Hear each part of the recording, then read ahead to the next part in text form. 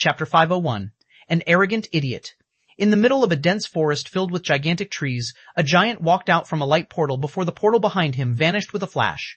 Jacob was startled as he smelled the affluent air around him, which was somewhat intoxicating, and when he looked behind, the portal was gone entirely, making him frown. Then he looked around him and saw hundreds of meters tall, towering brown trees giving the air of ancientness, and he was standing on a vein-covered ground without any trace of soil. Furthermore, the crown of the trees covered the entire sky, and it was pretty dark. Jacob felt ill at ease despite no enemy in sight. Where did it send me? Another section of the trial plane? Is it even possible? Thought Jacob with uncertainty. But if it's valid, then all I need to do is to search for another landmark like the ice mountain and the pyramid. Furthermore, now that I think about it, I have seen a tree in the mural. With such a thought, Jacob selected a tree to climb on because if he had been transferred to another section of the trial plane, this would have saved him a tremendous amount of time traveling here. However, before he could touch the tree bark, a panicked voice bellowed from somewhere. "Don't touch it, you fool, unless you want to die."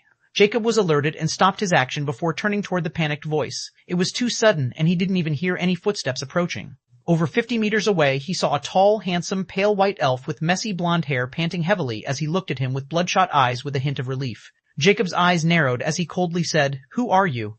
The elf caught his breath before he berated with pursed lips. "You fool, this Elder Grandmaster here. Just save your giant ass. You don't even know me."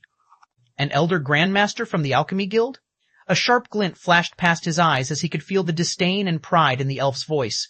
"Do I suppose to know you?" The elf frowned in dissatisfaction as he retorted, "You bumpkin, you didn't even know the great Ephraim." Jacob coldly said one word, "No."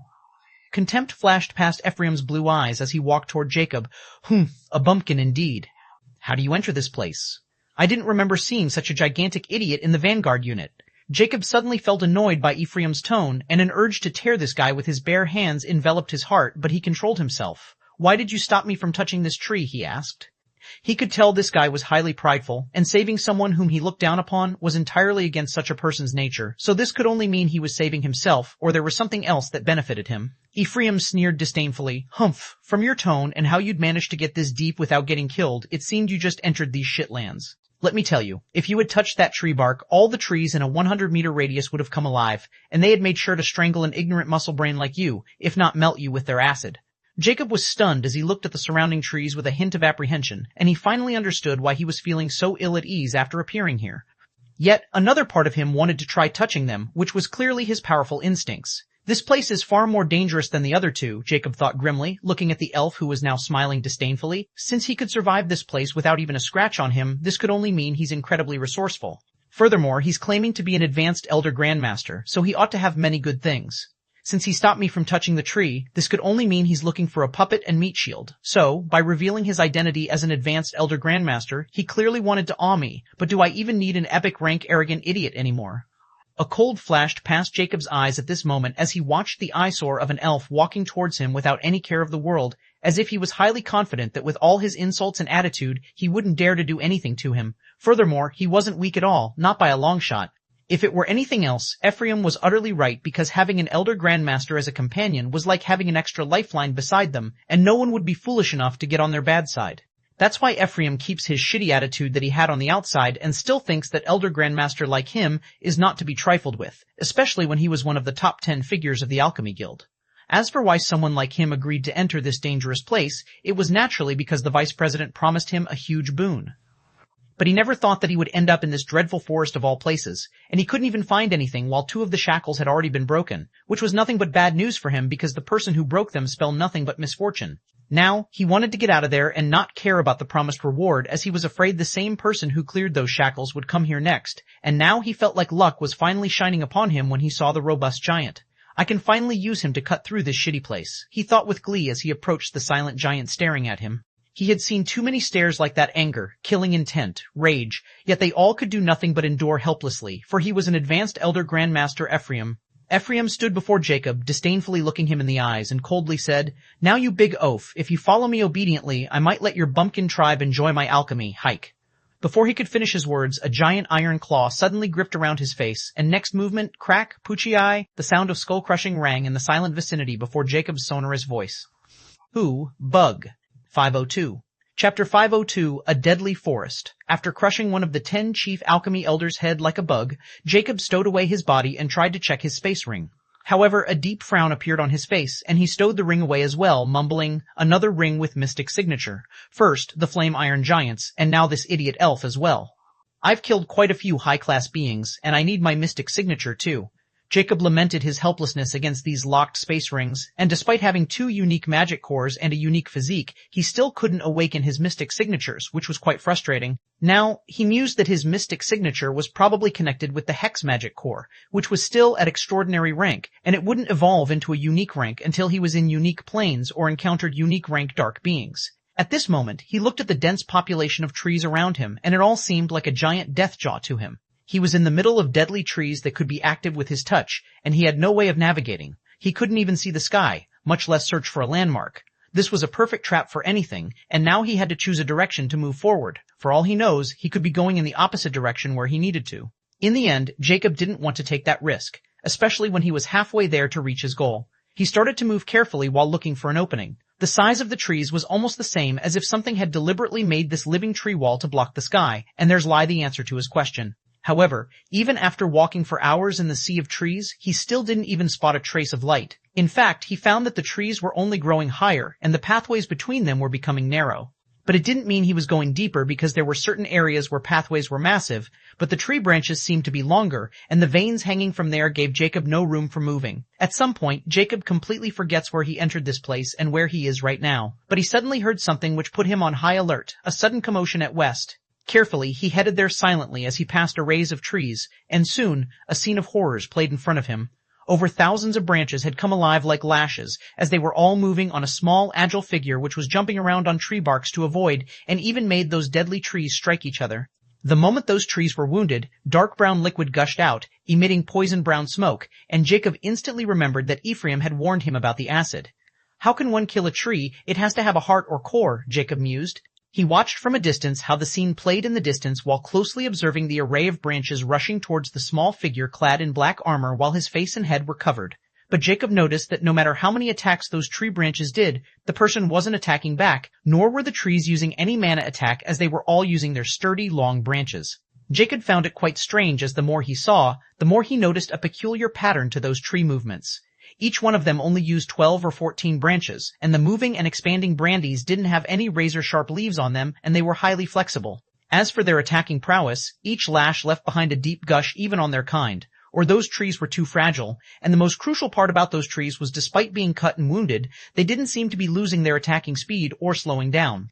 At this moment, the figure jumping in the middle of those menacing whips suddenly changed its movement pattern, and the next moment, a faint azure glow surfaced below the person's feet.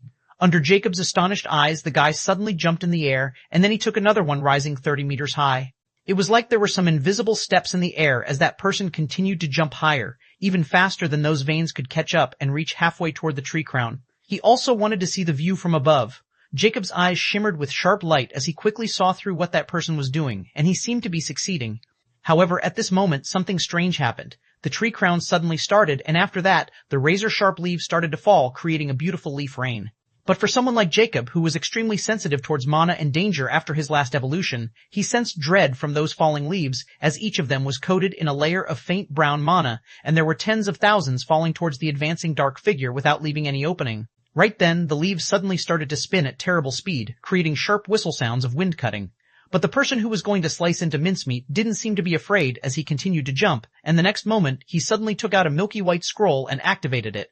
Under Jacob's narrowed gaze, beautiful white runic symbols started to appear in the air, forming a particular array circle pattern at terrifying speed, covering a 100-meter area. The runic array was completed instantly, and a powerful pressure suddenly descended in the vicinity. Then, an aura of destruction spread from the array circle as the white rune symbols started to crackle with white lightning.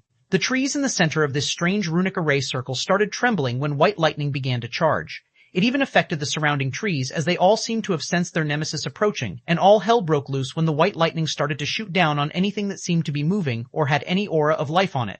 Furthermore, whenever the lightning lands, it leaves a strange white fire behind, which begins to burn even more fiercely once it comes in contact with trees. Moreover, the lighting suddenly surrounded the dark figure like a shield, and the mana-filled leaves couldn't even graze him anymore. This lightning range also targeted Jacob as he watched with a grim expression a few lightning bolts coming in his direction. 503, Chapter 503, Target Spotted. Just what kind of magic scroll is this? Not only did it activate like a runic array, but it also isn't showing any sign of disappearing, Jacob thought as he dodged the white lightning bolts. Although they were fast, in Jacob's eyes, they were a tad bit slow after achieving a unique rank physique, so he wasn't worried. On the other hand, the surrounding trees were static, and they experienced massive damage from this strange magic scroll as the white flames spread fast, and they seemed to be the bane of these trees.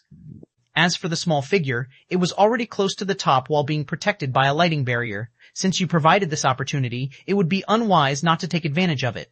Jacob thought coldly before he started to move. However, he didn't have any magic that could make him step on air, but he does have a low profile and effective method. A gray disc appeared below his feet. He started to fly above while some of the tree branches were heading his way, but they were not enough to match his prowess as he covered his blades in flames and sliced through them. The small figure finally noticed the strange movement amidst the chaos as his eyes landed on a giant burning figure moving upward like him, and he was even faster than him. A flame iron giant? But aren't their flames supposed to be crimson, and he's too large, not match the profile of the Alliance chairman? And what is that tool he's using to fly? Deep interest surfaced in the mysterious figure's eyes. So, he wants to take advantage of my efforts, huh? I'll remember it. A dreadful smile emerged behind his mask, and he stopped paying attention to Jacob. As more and more white lightning spread, more trees began to activate, and the fire was turning into a wildfire.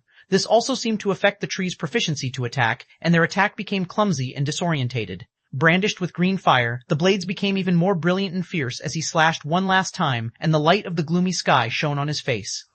Jacob maneuvered the disc and instantly escaped the web of trees. He didn't stop as he continued to go higher, and he only stopped when he was over 700 meters high in the sky. Now, he could see the dense forest filled with a sea of trees, and suddenly, he looked down, and his emotionless eyes locked with the small figure who was also looking at him, and the lightning barrier around him was also gone. However, unlike him, that person was only a few meters high from the burning trees, and that seemed to be his limit, or he didn't want to approach Jacob. His abilities and means are not to be underestimated. I should get rid of him while I have the chance before he gets in my way.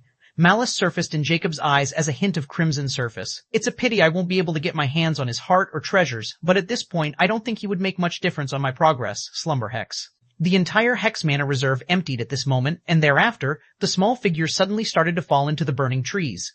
Jacob thought it was over and was about to avert his eyes when, right at this moment, something magical happened.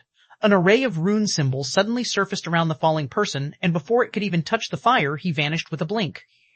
Shocked, Jacob narrowed his eyes and felt like he was hallucinating. Did he just vanish or teleported? His heart went cold as this was not what he expected, and the person who seemed insignificant became more mysterious and terrifying. First that magic scroll, and now this strange ability which literally saved his life. Who could have had this sort of means? Jacob thought gloomily. Anyhow, since my hex worked, this means that person was epic. There is no need to worry about him if he won't get in the way. But if he appeared again, killing intent flashed past his eyes, and he decided to put this matter back in his head for now since it was too late to do anything. He looked around and finally stopped when he spotted what he was looking for. There was an enormous silhouette of the tree a few hundred miles away from his current position, and it was as tall as the sky and a few miles in diameter as it stood in the center of the forest. Seeing the enormous tree on the horizon and then thinking about the trees below, he thought with a hint of apprehension, "Don't tell me that thing is also alive." Just thinking about it made Jacob fearful, as that thing wasn't something that could be killed quickly because its sheer size was enough to put anything he had ever faced to shame. A unique rank species of a tree.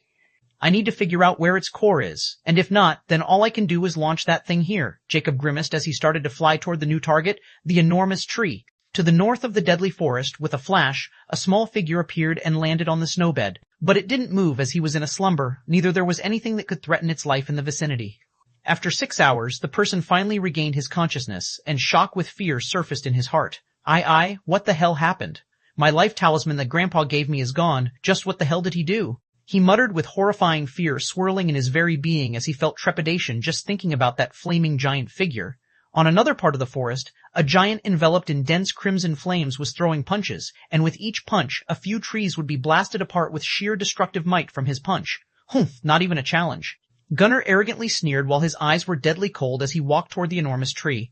Gunnar suddenly frowned before a vermin transponder appeared in his hand, and the moment he activated it, a sweet voice rang. "Dad, was that you who caused that commotion just now?" Gunnar couldn't help but smile faintly, and gentleness appeared in his eyes, but he didn't let it show in his stern tone. "What took you so long to come? Do you know how hard it is to find you in this place? But I know you won't sit still, so I just followed the commotion, and I was right on the mark. Just wait a moment. I've also found our people, and more," Charlotte cheerfully replied. Gunnar didn't tarry as he said, "Make it quick. We need to deal with that tree and make sure to claim the shackle. 504, Chapter 504, Blue X Sun Missile. Jacob continued his flight as he got closer and closer to the colossal tree, and he could finally see its wide and thick branches spreading throughout the sky. Each leaf was around 10 meters in size. Furthermore, the closer he gets, the more excited his mind is for the challenge in front of him, while his rationality makes him feel the opposite. Now, Jacob started to experience the actual effect of fighting the giant spirit as it was getting hard for him to keep his calm mind in front of a powerful opponent. At least this proved this thing is a unique rank existence on my level or even stronger than me. But how am I supposed to fight it? Jacob grimaced as he looked at the colossal existence before him with no visible weakness. Even the fire spread by the mysterious person won't be able to put a dent in it.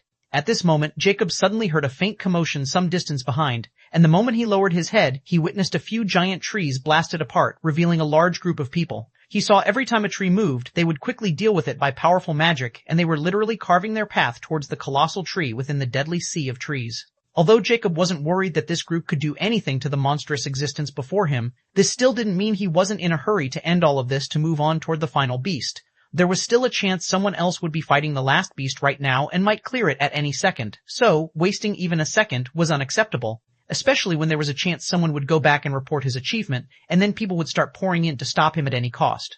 Just this group down below has more than 100 people, and they were all quite powerful, far more powerful than Andrew's group, and they might stand a chance against the Fiend Yeti or Deathstalker.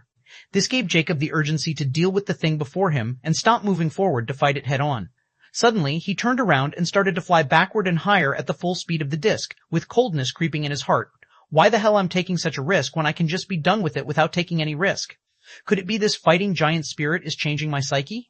Turning me into more reckless? Just thinking about it made Jacob feel chills in his spine while a sense of helplessness washed over him. He knew it was too late to regret, and this was far from his control. All he could do was to keep his mind in check, and he didn't believe this aspect could not be under his control as it was his aspect. So, he fought every urge he had to turn around and explore the ghastly opponent behind him as he was getting higher and further from the tree until he was tens of miles away and high up in the sky. The gloomy gray sky of the trial plane seemed to be endlessly huge as there was no sign of its ending. But at some point, Jacob started to feel strange pressure and low air, but he continued to go up high. At this moment, he could almost see the entire forest and the colossal tree in the center of it, while he noticed there were walls of mists on the four sides where the forest ends. This should be high enough, Jacob thought, as he was still completely fine and his mana wasn't even half deployed, and this was the case for only the water magic core. The next moment, a space ring appeared on his empty finger, and a 40 feet long and 10 feet wide blue missile appeared with some section of it glowing in neon blue liquid, and a small command panel was set in the middle. Jacob called this Blue X Sun Missile, and it was 10 times stronger than the White Sun Missile that blew off the Epic Star Void server and covered almost half of the Epic Plains into nuclear clouds. This was the strongest missile Jacob could create with all the available resources in his possession, and he knew this thing could destroy an entire continent. But the thing was, he didn't care because this wasn't a continent. Furthermore, Jacob didn't find any other way to blow off that tree, which was a unique rank existence, and the atomic grenades were lacking, and neither did he have any more White Sun missiles. Jacob activated the small panel, and he set it up on the timer because he didn't think it was necessary to use its rocket thruster and launch it when he was floating right above the target. Once the timer was set to 5 minutes, Jacob threw it like a spear toward the crown of a colossal tree with his mighty strength. This was another reason he didn't need to launch it. The Blue X Sun missile whistled through the air at terrible speed while approaching the colossal tree. At the same time, Jacob moved even higher and further away since he wasn't sure just how much aftershock he would experience. Still, he was confident in getting out of this without much injury with his new body and magic. He was 80% sure that this blast could not hurt him from this kind of distance. On the ground, Gunnar led a massive group of experts towards the tree as they were still over 70 miles away. Still, they could already see the colossal tree branches starting to cast a shadow above them as they were all recovering their mana. Walking beside Gunnar, the enthralling giant, Charlotte's eyes flashed with apprehension as she said, "Dad, do you really think we can take on that thing?" Even the people following them had the same question, and they were not as optimistic about this as Gunnar. "Tell me, do you think I'm not as competent as that faceless ancient?" Gunnar questioned sternly. This sudden, irrelevant question stumped Charlotte, and then she replied with narrowed eyes, "If you want an honest answer, I think you're no match for him regarding cognitive prowess. He's like the president regarding cognitive abilities, but he's just as powerful." Which is a deadly combination. Gunnar's eyes flashed with coldness while the others listening to them felt cold sweat breaking because only the fearless daughter of the Alliance chairman could talk to him so disrespectfully. "Aren't you being too tactless after meeting that coward?" Gunnar narrowed his eyes dangerously. Charlotte pouted sweetly. Don't get angry now. You were the one who asked for my opinion. Looking at his daughter acting cutely in front of him, he felt gratified, but his stony face remained the same. I'm not someone who doesn't admit his shortcomings, but despite all that, we need to clear at least one shackle no matter the cost. Even if I have to lay my life, I will kill this thing. Charlotte was startled seeing Gunnar's grim seriousness. Just why is it so important? Gunnar's eyes flashed with a hint of helplessness as he replied, Sigh, you won't understand, nor can I tell you before you become the chairman yourself. Just make sure you keep yourself safe if something. Before he could continue, a blinding light suddenly bloomed in the forest's depths. It enveloped everyone. 505. Chapter 505, Beast of West, Earth Calamity Tree. In the center of the deadly forest, an endless whiteness bloomed at a speed impossible to follow with eyes before it enveloped everything. Boo, A second later, a world-destroying sound that could make anyone deaf reverberated far and wide, and within that whiteness, a yellow fountain of destruction rose, and shockwaves turning everything into dust followed suit. Even miles above the sky, Jacob felt the might of his creation as terrifying heat that could even make him feel threatened enveloped him as the feeling of being burned alive overcame the giant. Still, it was not enough to burn his skin, and he only turned crimson with radioactive heat. The destruction continued for a few minutes before things started to settle down, and what was left of the once clear, overgrown forest was thick radioactive smoke. Jacob managed to endure it all with some skin burns before his body began to heal with his powerful ability. Still, the temperature was over 3,800 degrees Celsius, which was the case for the outer area of the terrifying explosion.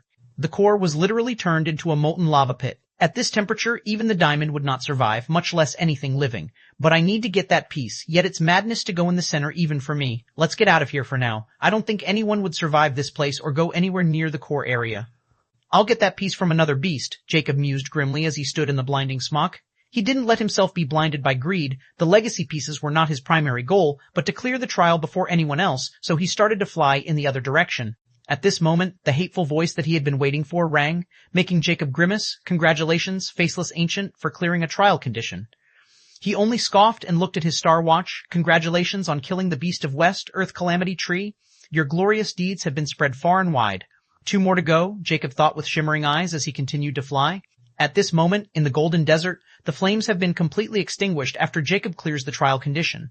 A tall elf in a white robe and cape appeared, and she heard the unexpected announcement. Congratulations, faceless ancient, for clearing a trial condition. An icy mist exploded from her, turning a 100-meter area around her into an ice field. Just how in the world is he doing it so quickly? She yelled in frustration. The next moment, a vermin transponder surfaced in his hand before it connected, and another woman's voice rang. Did you manage to enter without problem? The elf bit her cherry lip as she replied, Yes, mistress, but I just heard another announcement about the faceless ancient clearing another condition. What? The voice on the other side rang in shock before she asked, Are you certain? Didn't this make it the third one so far? The elf grimly replied, Indeed, it has not even 3 days since we received the news about him clearing the second condition from the president. I don't know how he's doing it. This is very bad for us. The gloomy voice rang. I'll send more people in and, in the meantime, find the president. He said he's in some dark swamp and I'll contact the chairman. Remember, we can't let that hateful rebel achieve the solo championship, or our entire organization will be shuffled and the current authorities will be punished heavily. Furthermore, if you find any dark beings higher-ups, try negotiating with them. At this point, I don't think they will try to pick up a fight with us since they would be as desperate as us. Tell them we're willing to form a temporary truce until we or they claim another condition. The elf's eyes widened with shock before she regained her composure. As you command, mistress. Within the dark swamp, a towering dark being emerged, donned in menacing dark armor and a long crimson cape, and the eye sockets of his dark helmet were ablaze in crimson flames as he looked like a harbinger of carnage. One after another, more and more dark beings appeared behind him. At this moment, the voice rang, Congratulations, faceless ancient, for clearing a trial condition. The crimson flames in his eyes suddenly burned high, and a terrifying aura of carnage enveloped a massive area. Is this some kind of mistake, Deadminster? His husky, eerie voice rang, filled with terrifying killing intent. A ghost-faced dark being behind him trembled as a quavering voice sounded from his empty mouth. I don't know, your majesty. The King of Dead, Onyx, stood there as his crimson flame eyes burned fiercely, and he finally spoke. Go back and tell Prime Minster to come here with reaming forces. This is not a time to hold back. This faceless ancient is far more capable than we gave him the credit for. Clap, clap, clap. Suddenly, clapping sounds rang as the King of Dead and the army behind him became alert as they looked in the direction of the sound with death glares. At this moment, a tall figure clad in pristine blue armor walked from the darkness like a phantom. He was a middle-aged man with purple skin and long blue hair, and his astute was filled with wisdom as he gazed at the towering King of Dead fearlessly. Onyx's eyes flared up slightly as he said coldly, You are the wise monk of Livingside, Nelson? Nelson's pale lips rose slightly as he nodded. It's an honor to be remembered by the King of Dead. I was under the impression you like scheming behind walls. But now you deliver yourself to me? Don't tell me you're here to plead fealty, Onyx coldly said with mockery as his aura locked on Nelson. However, Nelson remained smiling. Now that would be a sight to behold, wouldn't it? But I'm afraid we won't be able to make it happen anytime soon. Today, I'm here to form an alliance against our common enemy. Onyx's flaming eyes blazed fiercely. You mean Faceless Ancient? Nelson smiled darkly. Indeed, and that's why I applaud your majesty, because you know the threat this person poses. I'll be blunt and sincere with your majesty. There is a shackle in this place, and I'm willing to support you to clear it. Is that so? How did you discover this place? Onyx questioned. Just a trifling ability of mine. Trust me, I want the Faceless Ancient dead, and I'm willing to ally myself with you to achieve that. This person is far more terrifying than you can imagine, and it's in our best interest to get rid of him before we continue our traditional game. Nelson smilingly stated as if everything was under his control. Onyx's coldly replied with killing intent. And what made you think I'll agree to this insignificant alliance with the livestock?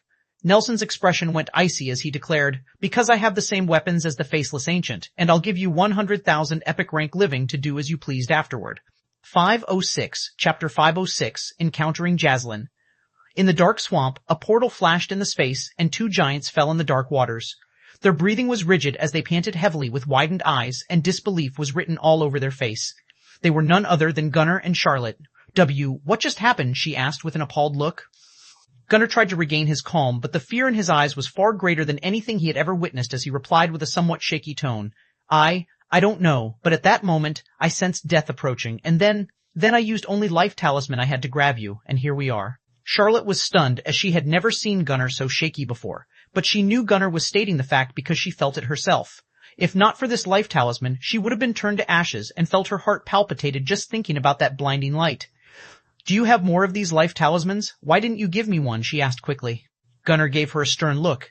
Do you think it's candy? I even bought it from someone after spending all of my savings. Besides, do you think just anyone can kill you? I would have given it to you if you had bothered to come to me before you entered this place. Charlotte blushed in embarrassment and quickly changed the topic. But what was that? Do you think the tree does something?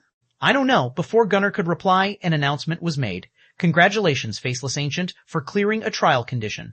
Both father and daughter looked at each other, gobsmacked by sheer surprise before that dreadful light surfaced in their minds. All of a sudden, their doubts were cleared as day. Jacob flew past the radioactive smoke at this moment, and in front of him, a familiar cold whiteness appeared, making him frown.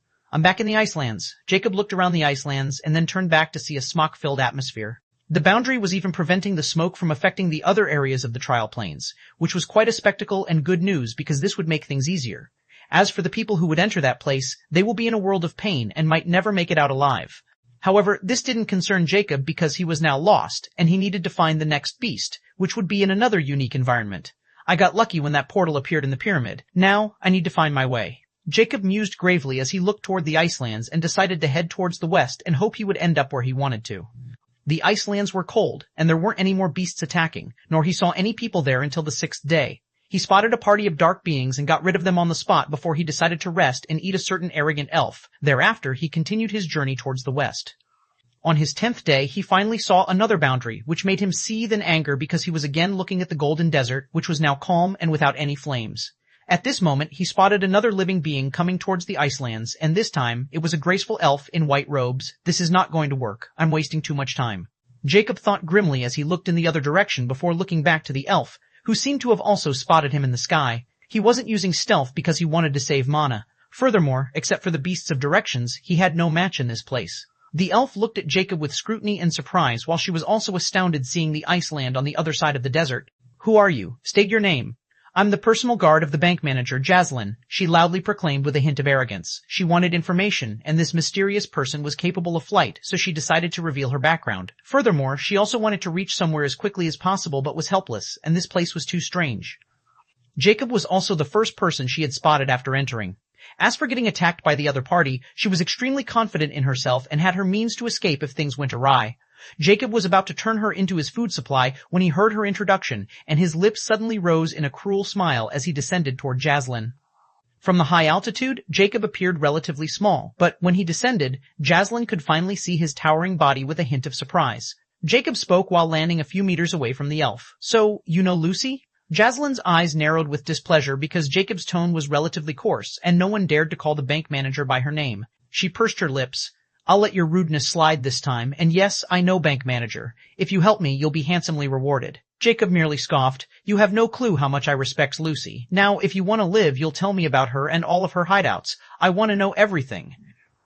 Jaslyn sensed an ominous feeling suddenly as a crystal green sword appeared in hand, and frosty mana started to emit from it. And why would I do that? She didn't know why, but she was feeling a deep sense of dread all of a sudden, and she knew this giant had ill intentions toward her because he held a grudge against her mistress. Still, she was elite among elites within the agency, so she wasn't afraid to fight. Jacob remained unfazed by the alert Jaslyn, and his killing intent suddenly manifested, causing her expression to turn appalled. He said coldly, because I'm faceless ancient and I'm an old friend of Lucy. If you don't tell me, I'll eat you bit by bit while letting you watch. And trust me, death will look like a blessing to you once we start. 507.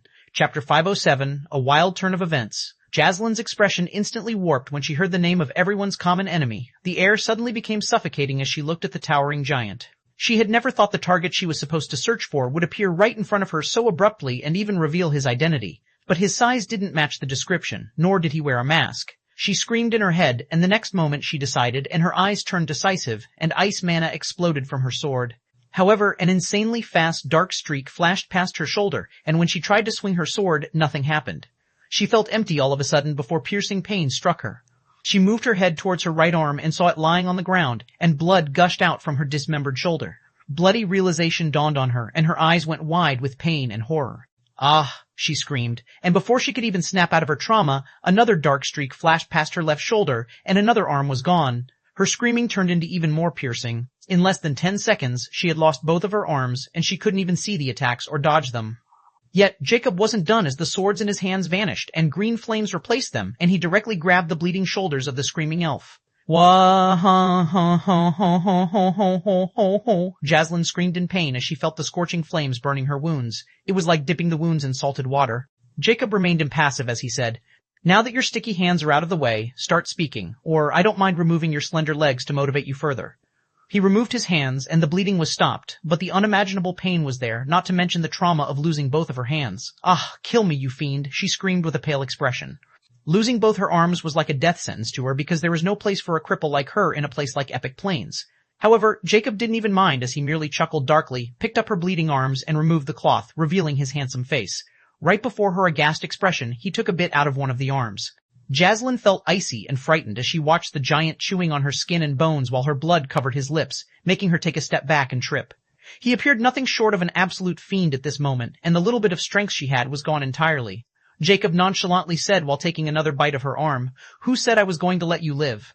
Didn't I say death will appear like a blessing to you? Now, the only question is if you really want that blessing or not. Trust me, I won't let you die until I eat you up right in front of you. Terror, boundless terror ran in her very being at this moment as she had never even seen something, much less experiencing it herself. Torture wasn't even the right word for what she was experiencing at that moment. The cruel giant in front of her was like a hungry beast who wanted to eat her but also wanted to cause her as much suffering as she could endure before breaking her mind. At this moment, death really seemed a blessing to her, and all that arrogance and bravado shattered like a dream as the light in her eyes dimmed, and they became empty as she started to speak without knowing what she was saying anymore. Huh, she breaks just like that, Jacob sneered as he listened to her information regarding the bank manager. He held a deep grudge with Lucy and Ellie, and he could ignore anyone but them, and they had to pay for what they had done. Jaslyn was Lucy's one of the 3 personal guards, and all of them were from the Ice Elf clan, just like Lucy. According to her, Lucy inherited her position after the old bank manager, who was also from the Ice Elf clan and Lucy's father. But in truth, she only managed to gain that position after her elder brother's mysterious death. The bank manager position was passed to the Ice Elf clan for generations in Lucy's family, and Jaslyn didn't know why. All she knew was her ancestors held pretty high positions in the higher planes. After she descended the throne, the bank and the Ice Elf clan flourished, and whoever opposed her vanished without any trace. Everyone feared her, and her secrets were many. Jaslyn only knew about a few of her hidden assets and hideouts, and they were all hidden all around the Epic Plains. It took her over half an hour to tell Jacob everything. Please kill me now, she demands with an empty voice. Jacob had a thoughtful expression as the arms of Jaslyn were already gone into his stomach. He questioned, Don't worry, I'm a man of my word. Last question, what do you know about Vice Alchemy President Ellie, and are they connected somehow? Jaslyn replied, Nelson and Ellie are from an unknown elf species, and they are the only ones present in the Epic Plains. She is the only daughter of Nelson, and her character is vile and shrewd. Mistress and Ellie are like fire and water. Jacob was intrigued. Reason? No one knows. I once heard a rumor from my senior. The president once had a relationship with Nelson, but then she found that he was also involved in an affair with her late mother, so it ended very quickly. I don't know if it's true or not, but Mistress seemed to hate both of them, said Jaslyn. Jacob's eyes flashed with surprise. Could it be she is her daughter? Jaslyn shook her head. No, Ellie's mother was actually Mistress's younger sister, and she eloped with Nelson. It was a huge scandal when they announced their relationship to the world, and Mistress almost declared war on the Alchemy Guild. Are you kidding me? That old man fucked the entire family? Jacob couldn't help but question in disbelief. The image of the prestigious Alchemy Guild president becomes nothing but that of a playboy. If any of this was true, that guy was a real player. Jaslyn shook her head. Nothing is clear. But Ellie's mother was assassinated when Ellie was around 10. Many speculate that Mistress was behind the assassination, therefore the hate between Ellie and Mistress. But Nelson never raised any finger or seemed to hate Mistress at all. All the skirmish between the guild and bank is because of Ellie. Jacob didn't know what to make of this, as it was all too confusing yet simple at the same time. Even he knew that Lucy was a vengeful bitch, so it won't surprise him if she was behind the assassination. Yet, if Nelson didn't do anything and endure all this time, then he was a terrifying person, the kind that Jacob wanted to avoid messing with if not necessary. Or he was just a coward, or he knew Lucy wasn't behind it. Whatever the case was, he wouldn't spear either Lucy or Ellie. If Nelson stood in his way, he'd be dealt with. All right, you did great. Jacob nodded before his sword appeared in his hand, and he slashed past Jaslyn's neck. But right then, when Jaslyn's head was rolling down, an unexpected announcement was made, making Jacob horrified. Congratulations, amenable wizened monk, for clearing a trial condition. 5508, Chapter 508, Next Best Thing. In the center of the dark swamp, there was a massive dark mountain. But at this moment, over half of the mountain was blown entirely off as radioactive smocks were spreading through the dark waters. A half-burned corpse of a massive pitch-black snake was lying there lifeless, while the corpses and bones of thousands of dark beings were scattered all over the place. It was like a sight of genocide. The King of Dead, Onyx, stood before the snake's corpse, and a gigantic crimson skull covered him like a shield. But the skull's jade-like surface was filled with cracks. Congratulations, amenable wizened monk, for clearing a trial condition.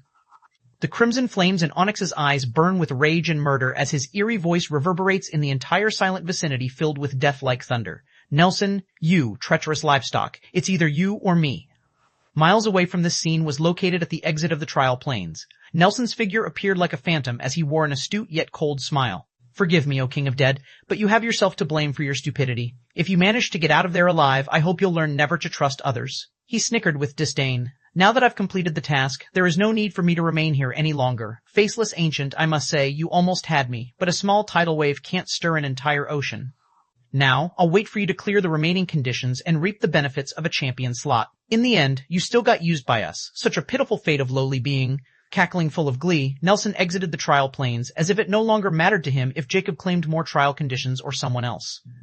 He had accomplished what he had come here to accomplish, and what happened next, he doesn't care. Stunned, Jacob stood there in front of the beheaded Jaslyn, having absolutely no idea how to react. All he could feel at this moment was disbelief, shock, helplessness, and seething anger. What he feared the most has ended up happening. While he was aimlessly wandering, wasting his time, someone else really managed to bring down a beast of direction, the Beast of East, Lesser Basilisk. Although he didn't know how they did it, one thing was clear. He was bested by none other than one of his enemies. Nelson really proved that he was a terrifying son of a bitch, and now he had cut off his way to go towards the unique plains. At this moment, something unexpected happened. The ice lands, the forest, the desert, and the dark swamp began to shake, and the barriers that divided these 4 different plains vanished. The gloomy gray sky started to lose its luster and begin to dim and turn dark. Tombstones began to emerge all over the trial plain. Jacob didn't have time to wallow in defeat as he used his disc to fly off the ground and observed with murderous eyes. The Beast of Necropolis. This name came into his mind as he knew only after killing the 4 beasts of direction would the final beast emerge, and it seemed it was happening. Do I really need to care anymore?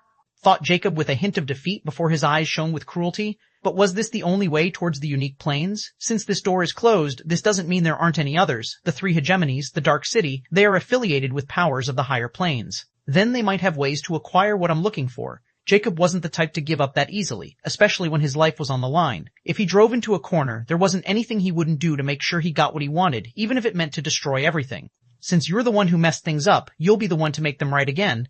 Jacob's mind became serene as he started to plan Nelson's doom. But first, he was going to finish what he started. Since the medallion was out of the question, he would take the best, the legacy pieces. Furthermore, the champion shop was on its own an opportunity. The transformation of the trial plane lasted for a short while, and now it looked like an old graveyard filled with tombstones. The atmosphere was silent and creepy, and the ground covered a faint mist. Now, it really looked like a necropolis. Jacob begins his hunt for the beast of necropolis, but he doesn't go on foot because those tombstones give him a bad feeling. Not only him, but everyone present in the trial plane were uncertain about this sudden change. A few hundred miles north of Jacob, the small figure walked between the tombstones with a deep frown. He was still in the middle of Icelands when the change happened, and now he really wanted to get out of this place.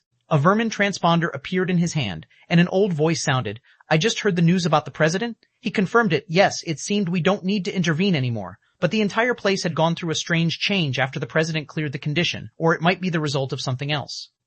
Since it's a hunting trial and 4 conditions have already been cleared, I suppose the change is either because the final condition has arrived. Nonetheless, we don't need to bother ourselves with it anymore. Return. The faceless ancient can do as he pleases now, the old voice solemnly stated. Nodding his head, he replied, "I'm also planning to, but I don't think it'll be easy. Still, since we don't need to intervene anymore, I can stay out of trouble until it all ends. I nearly got killed a few days ago, and I don't even know why." "What?" The old voice sounded concerned. "There is someone who can pose a threat to you. It was quite strange, I'm telling you, Gramps. I've encountered a 10-meter giant, and the next thing I knew, my life talisman was activated on its own while I lost consciousness," he told with a grave tone. "Was it Faceless Ancient?" the old voice solemnly asked. "I could be. His height didn't match the description, though. But one thing is sure, soon after that incident, another condition was cleared, so I'm 90% sure it was him." If you re-encounter him, just run. From my point of view, he was after the medallion, and if he knows that he can't get it anymore, he won't be pleased at this moment," the old voice stated. "That's why I'm hurrying to leave." The small figure was about to continue when he suddenly stopped because a 2-meter tombstone in front suddenly started to tremble, and the next moment, a bronze bone hand emerged from the ground. 59, Chapter 59, Chapter 59. The Undead Race. After the entire trial plane turned into a necropolis, Jacob slowly advanced towards the large tombstones. He noticed that after covering a certain distance, not only did the designs of the tombstones change, but their size and a strange dark aura emitting from them also increased. That's why he didn't want to touch any of them and flew deeper into the direction of large tombstones. Right then, Jacob stopped a few hundred meters away from him. He stopped at an ancient white mausoleum with 2 stone statues of vicious beasts on its square roof. The mausoleum sticks out because it was the only building or tombstone in the 500-meter radius, and in this darkness, the magic blue flame torch over its entrances could be seen from a vast distance. This was the first structure other than the tombstone that Jacob had come in contact with, and truth be told, his attention was drawn by the runes engraved on top of the entrance. Death is but a dream lead to Netherworld. Intrigued he may be, it doesn't mean he was going to investigate that creepy building. It didn't look like his target. At this moment, a commotion suddenly breaks out, drawing Jacob's attention. He spotted a few people running towards the mausoleum from the opposite direction, and his eyes widened ever so slightly when he spotted bronze skeletons riding skeleton horses galloping after those people. Furthermore, as those people passed the tombstones, one tombstone would suddenly shatter, and a bronze skeleton emerged on a skeleton horse from the underground. This scene was bizarre yet eerie, as tens of skeleton riders were chasing after the group of people like crazy, and it soon became clear why they were running instead of fighting. A lion orc desperately tried to attack the skeleton rider when it was about to pierce the chest with a bone spear. He activated an attack magic scroll, but surprisingly, the moment that magic spell landed on the skeleton, it instantly bounced off without leaving a scratch on it. Not even magic scrolls are working. These bastards really have magic deflection, and they are not like the usual dark beings with dead flames. Only physical attacks will work. We need to take a stand, or our enemies will continue to multiply if we keep running. Another wolf orc roared in frustration. Let's continue to move towards the mausoleum. There are no graves in its vicinity.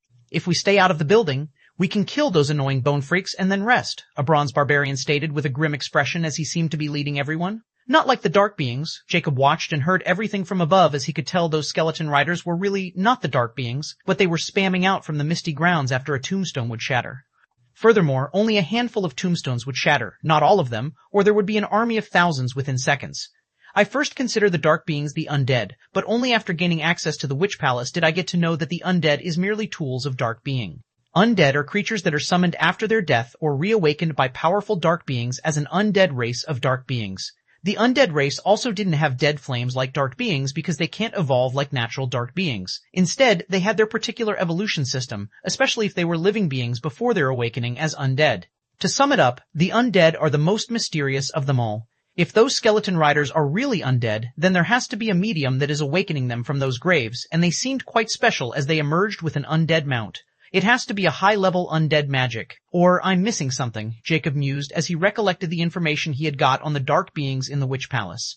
Witch Queen wasn't just interested in the living, but also the dark beings as well. She had numerous records of experimenting with dark beings because those guys have a natural affinity with curse magic rather than living beings. But she was only interested in researching the curses, not the origin of dark beings, or she just knew her limit. Whichever the case was, all that knowledge was under Jacob's control now, and he didn't even scratch the surface yet. He was in a hurry, so he only managed to get the best of everything. The undead race was one of those topics that Witch Queen was interested in because she assumed that the undead race was a bioproduct of a specific curse, and having no proof of it or aptitude, she didn't dig deeper into it.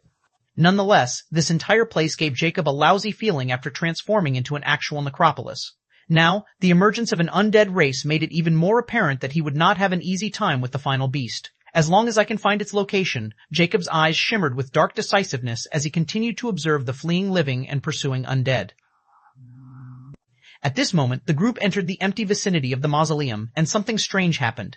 The undead skeleton riders who were furiously chasing after them abruptly stopped their skeleton hours on the boundary of an empty area. The group naturally noticed this, and they were both surprised and uncertain. But soon, relief washed over them as they ran for those skeletons for a while and at the end of their rope. This place was where they decided to go all out, but now, suddenly, those skeletons stopped, which was nothing but good news for them. Don't let your guard down, everyone. Since they are stopping at the edge, this means they are either afraid of something or this area has some special effect. Let's stay here and don't go closer to the mausoleum. Once we recover, we'll find a way to leave. The barbarian solemnly stated that he wasn't a fool to believe that they were safe. In fact, he knew it was the opposite, but they can do nothing about it. Step, step, step. At this moment, a powerful metallic sound of steps resounded in the entire vicinity, and it was coming from none other than within the mausoleum. Something unknown was walking out.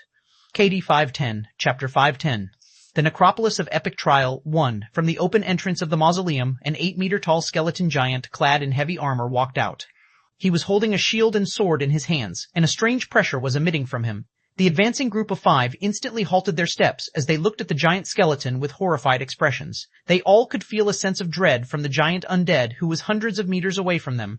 The giant skeleton moved his skull in their direction as his empty eye sockets were locked on them, and the next moment he moved and, like a blur, vanished before everyone's eyes. Dodge! The barbarian roared palely as he sensed death approaching and instantly leaped on his left side. But others were not as fast as him, and just after the moment he leaped, a gray streak flashed past 3 orcs in the group, and they weren't able to react before their bodies started to dismember. Only a troll and the barbarian were alive to witness the horror as they looked toward the giant skeleton standing a few meters behind them.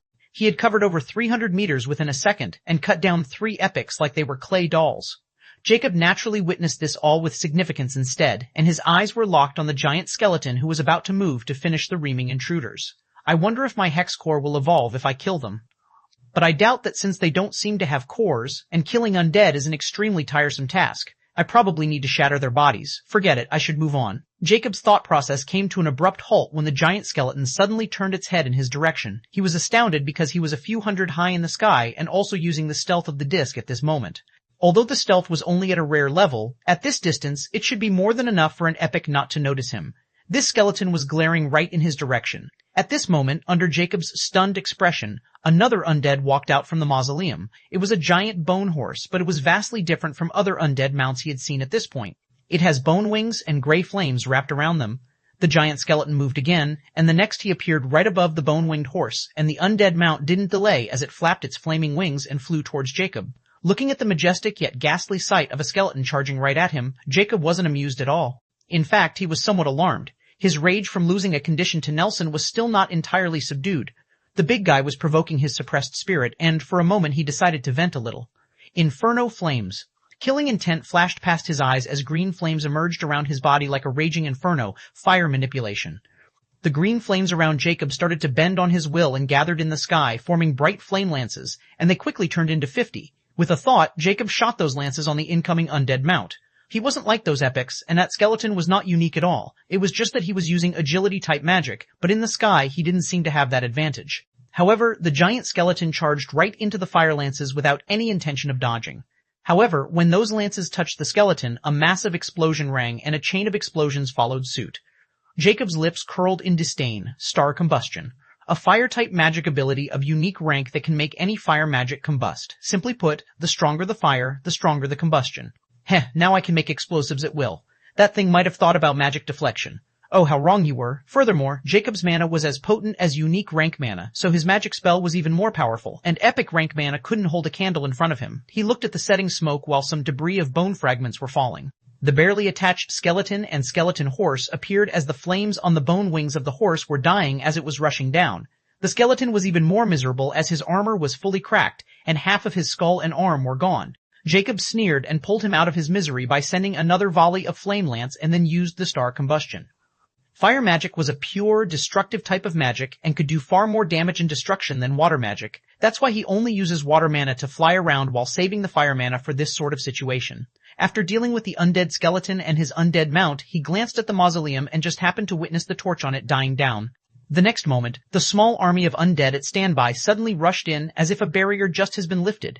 So, as long as the owner of the mausoleum dies, the restriction on the lesser undead would be lifted. This last part of the trial is far more complex and dangerous. I wonder what kind of monstrosity the Beast of Necropolis is, Jacob thought gravely, as he no longer paid those undead any heed. They were not worth his time unless they were Dark Begins. Jacob continued his journey towards the depth of the necropolis, and days passed. He now started to see more mausoleums, not to mention they were extraordinarily grand, and some of them were even the size of a small mansion. However, he tactfully avoided going above their empty territories because he mused if those undead were like the giant skeleton, they might not react as long as no one infiltrated their territory. On this day, Jacob again comes into contact with a massive undead army and another army as ghastly as the undead were fighting against them. It was the army of Dark Begins, and in the lead was a ghost-faced dark being. He was the White Dead Duke of Ghostwhite. 51-1, Chapter 511, The Necropolis of Epic Trial, 2. It was quite a strange scene seeing the dark beings and undead at each other's throats, and the dark beings had a clear disadvantage.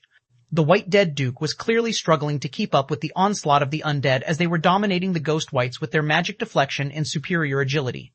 At this moment, the White Dead Duke, who was enshrouded in a dark mist, suddenly let loose a roar of fury, and a massive magic circle suddenly appeared behind him. Thereby, all of a sudden, more Ghost Whites begin to emerge from the sinister dark magic circle. Jacob watched all of this with an impassive expression. The number of dark beings was enough for his hex core to enter the next rank, but he knew if he entered the fray, he'd be exposed to undead as well. Besides, he knew once he was done with this trial, there were plenty of dark beings in the epic planes to serve his purpose, so he decided to move on. He could now see a massive mausoleum in the distance, which was the size of a castle. Magic torches surrounded its corners, and the statue of 4 beasts of directions was standing tall. There was a phrase written on its entrance. Life is full of limits, and death is at the end of each one. Furthermore, as he got closer, he spotted a massive army of undead skeletons wearing armor and powerful flying mounts guarding its open entrance. Observing from the above, he mused that it would be impossible to sneak in with all those undead as he knew if he got in specific distances, those undead would notice him. So, he decided to go all out from the start. He took out 3 atomic grenades and dropped them on the vast army from high above the sky. He wanted to confirm the Beast of the Necropolis was really inside that mausoleum by drawing it out. The best way to do it was to destroy its home and army. 4 massive explosions sounded in miles of radius, and mushroom clouds rose in the darkness. It was loud enough to draw everyone present in over 100-mile radius attention. However, Jacob remained at a safe distance, and this much radioactive smoke was not enough to harm him or the heat. He didn't directly go down and decided to wait for any movement. He was pretty sure his surprise attack wiped out the undead army, and the mausoleum was most likely destroyed. However, Jacob suddenly noticed something absurd when he saw the light of magic torches within the thick smoke and the silhouette of the mausoleum outlined within the light. Are you kidding me? It even survived 4 atomic grenades? Jacob was shocked as he wondered if he was imagining things, or if the mausoleum was made of something that even the atomic grenades couldn't blast off. Whatever the case might be, Jacob had to go down to make sure, so he slowly glided towards the entrance. The undead army was really blasted into smithereens, but the mausoleum was still standing tall without any scratch, and there wasn't any movement from the inside. Furthermore, the smoke seemed to be avoiding the dark entrance as if there was an invisible wall present. Jacob frowned, and he found this situation quite absurd since it was clear that he had to enter the mausoleum or he could try to launch a blue X-Sun missile. But the latter option was quite risky since he had to escape far away, and if it remained ineffective, he had to wait a long time to come back to check. That's why he first wanted to draw the beast out to ensure it was there before launching it. But the final condition has surpassed Jacob's imagination, and now he has to decide between risk and waiting. But deep down, Jacob was getting impatient because he wanted to get out of there as soon as possible, and there was no telling what would happen if he delayed this. There were many possibilities, and waiting might not be a good choice. So, biding his resolve, Jacob headed towards the dark entrance amid the intense radioactive heat. As he got closer and closer, he felt a peculiar aura that wasn't threatening, but filled with warmth, which was quite strange. At this moment, Jacob's disc finally crossed into the dark entrance, and suddenly, the high heat vanished, rather, a bone-chilling coldness engulfed him. He stood in a vast frozen space, and in the center of space was a black column, and above that column was a pitch-black egg wrapped in dark flames. Just looking at it made Jacob feel alarm like never before. He felt extreme danger just looking at that pitch-black egg. Furthermore, looking at it closely, there were few cracks on the egg, as if the creature within was still in the hatching phase. Jacob instinctively looked behind and was shocked when he found the entrance was gone entirely. There was nothing but a frozen wall. Now that he looked closely, those frozen walls were filled with magic runes, and most of them were unknown to him despite learning the unique rank rune language. His attention again retracts to the pitch-black egg, which made even him feel fear despite his overbearing aspect. Don't tell me the beast of Necropolis still needs time to hatch. Jacob came to a terrifying conclusion, and a part of him wanted to let it hatch so he could measure its strength, which Jacob instantly suppressed. Killing intent flashed past his eyes as his rifle appeared. Even if it wasn't the beast of Necropolis, he had to kill this thing before it could fully hatch. This much was clear. But before he could pull the trigger, an excessively gentle, ethereal voice rang directly into his mind. Wait, you're making a mistake. Jacob's eyes widened as he looked at the egg. He clearly didn't know the language of that voice, but he could clearly understand it. You? The voice rang again. If you help me, I'll grant your deepest dream. I'm the beast of primordial dream, entrapped in this place for eons. If you help me, I'll be your partner and help you achieve any of your dreams. Jacob frowned as he wasn't expecting to encounter such a situation in the trial planes. He was under the impression everything here was without intelligence or at least unaware of their situation. The trial planes were like an illusion, but at the same time, they weren't because it was all too real to be just an illusion. No one knows where the lands and being within the trials came from. It was one of the biggest mysteries of the zodiac planes. Now, this egg was telling him it was trapped for eons, and it seemed highly intelligent, so Jacob naturally hesitated. Still, from his experiences up to this point, he was sure that nothing in this world was free or without any price. I'm afraid we can't help each other. Whatever trapped you here won't let you walk out of here alive, and I have no intention of offending that kind of existence, Jacob coldly stated. He was telling the truth. This monstrosity was trapped here, and now his objective was to kill it. He didn't want to find the consequences of going against a trial condition. Not to mention, he has no way of confirming if this thing is even telling the truth and won't just kill him once it is born. The voice rang again. I know why you are here, and I also know it is impossible to escape my current situation. All I want from you is to form a contract with me before you kill me. I'll be able to escape my long nightmare. Sif T1, Tefter 5212 Primordial Nightmare Contract. Jacob was surprised by those words. Not only is this thing highly intelligent, but it also knows why I'm here and the purpose of this trial. Then it wanted me to form this contract before killing it? No, it's too risky. For all I know, it might be a trap to trick me. Jacob wouldn't listen to some unknown entity and form a contract with it just because it told him to. He knew better than anyone just how vast and mysterious the zodiac planes are, and believing something unknown was the biggest mistake one could make in this place. Like Immortality, he still couldn't completely trust it because too many things were hidden, and it was always the one in control. Adding another such existence was not something Jacob could handle. At least, in the Cursed Immortality case, he has some trust in its ability to grant him longevity and power. Furthermore, this thing was entrapped in this place for who knows when and couldn't escape without dying, while Immortality could hide whenever it wanted. So, it wasn't hard to choose which one was more powerful. Making up his mind, Jacob pulled the trigger. YOU. The voice was shocked at Jacob's decisiveness. He didn't even say anything and attacked. Almost instantly, the black flame around the egg suddenly burned intensely, and when the atomic bullets touched, no explosion occurred. 2 bullets just turned into ashes when they came in contact with the black flame. Boom, the sonic boom rang, but Jacob was shocked because the bullets were already gone without causing damage. Are you out of your mind? If you want to negotiate, say so. There is no need to attack. I'm more than happy to provide you with whatever you want as long as you agree with me. The voice sounded in a hurry, filled with indignation. Jacob narrowed his eyes as he looked at the black flames. Did those flames just become slightly smaller? He was paying close to the egg's movement, and it was impossible for him not to notice this change. He quickly guessed that to nullify his bullets, the black flames would have to use a portion of its energy. They were not everlasting. You think this little setback will deter me? I'm not interested in making contracts with unknown beings I can't understand. Jacob coldly retorted before he pulled the triggers again. The black flames again nullified the bullets, but just like before, they were slightly diminished. Fool, utter fool. The contract is of equal partnership. You can see for yourself. Our lives will be bound together. If one of us dies, the other will die as well. The voice shrilled with anger as it couldn't understand why a mortal like Jacob rejected such an honor. Jacob's eyes shimmered with naked disdain, and he scoffed. Heh, you call this equality? Why do I have to die if you die? The last time I checked, I'm not the one begging you to save me, am I? You are not my equal, not by a long shot. It's quite clear to me that all I have to do is to kill you before you creep out your egg, and I don't need to risk anything, much less connect my life with yours. This time, Jacob emptied the entire magazine of atomic bullets and changed it with diamond iron bullets. He was going to kill that thing no matter what. Are you serious? Can't you just let me at least reply before you attack? Didn't I say I'm willing to negotiate? Alright, I understand your point, and it was not right for me to put on airs while I'm seeking your help. The voice becomes flustered as Jacob now seems like a madman. Very well, we'll form a master and servant contract, in which you'll be my master and I'll be your servant for 1,000 years. You can order me to do anything except for taking my own life with the exception of... Before it could finish, Jacob started to shoot again with bone-chilling killing intent. Another magazine was emptied, and he changed it with another one while sneering, "You still dare to make demands? Do I look like I'm in the mood to bargain? Why, you scoundrel?" Rage leaked from the gentle voice as if it was on the verge of exploding, and even the egg started to shake like crazy. Jacob's heart went cold as he felt something was wrong, and he quickly took out the atomic grenade. He was closely observing the egg's movement, and he knew the moment it realized that Jacob would not listen, he would show its true colors. Even a corner rabbit would bite, much less this terrifying existence. However, before Jacob could even activate the atomic grenade, a pitch-black streak shot out from the egg at light speed, and the moment he realized that Steak had already come in touch with his forehead, Jacob's heart skipped a beat as he panicked, thought it was over, and was ready to fight. However, his expression changed multiple times when nothing happened. He was still in control of his body and feeling just fine. Did I imagine it? He thought with bewilderment. But right now, a vast torrent of information breaks in his mind, and foreign information starts to surface. What did you do? Jacob was horrified as he shouted while looking at the egg. The information was about a contract called the Primordial Nightmare Contract, in accord with, he was now the owner of Beast of Primordial Nightmare. It wasn't the Beast of Dream at all. Furthermore, he didn't have any say in it because the moment that contract came in contact with his body, it was finalized.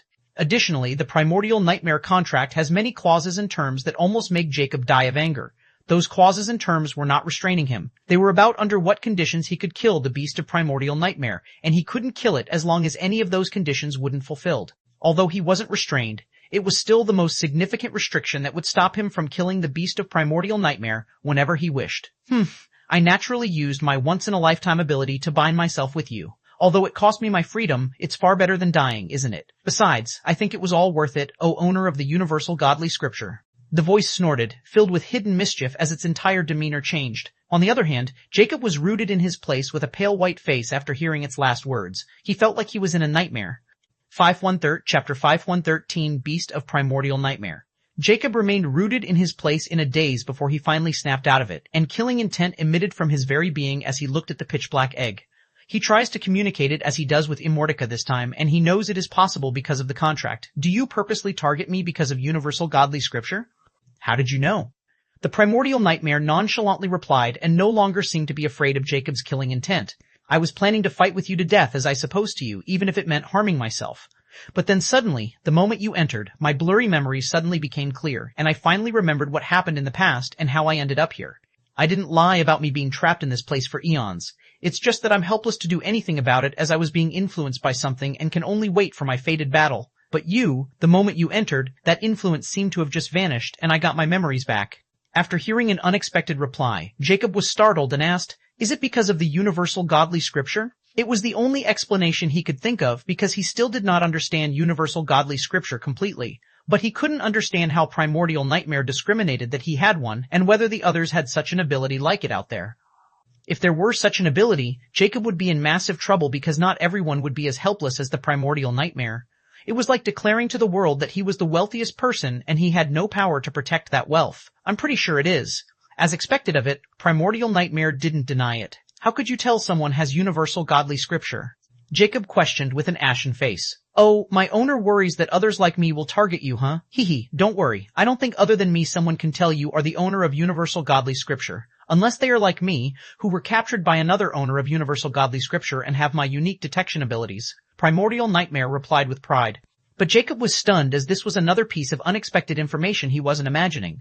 It was even more shocking than finding out Primordial Nightmare knows he has a universal godly scripture.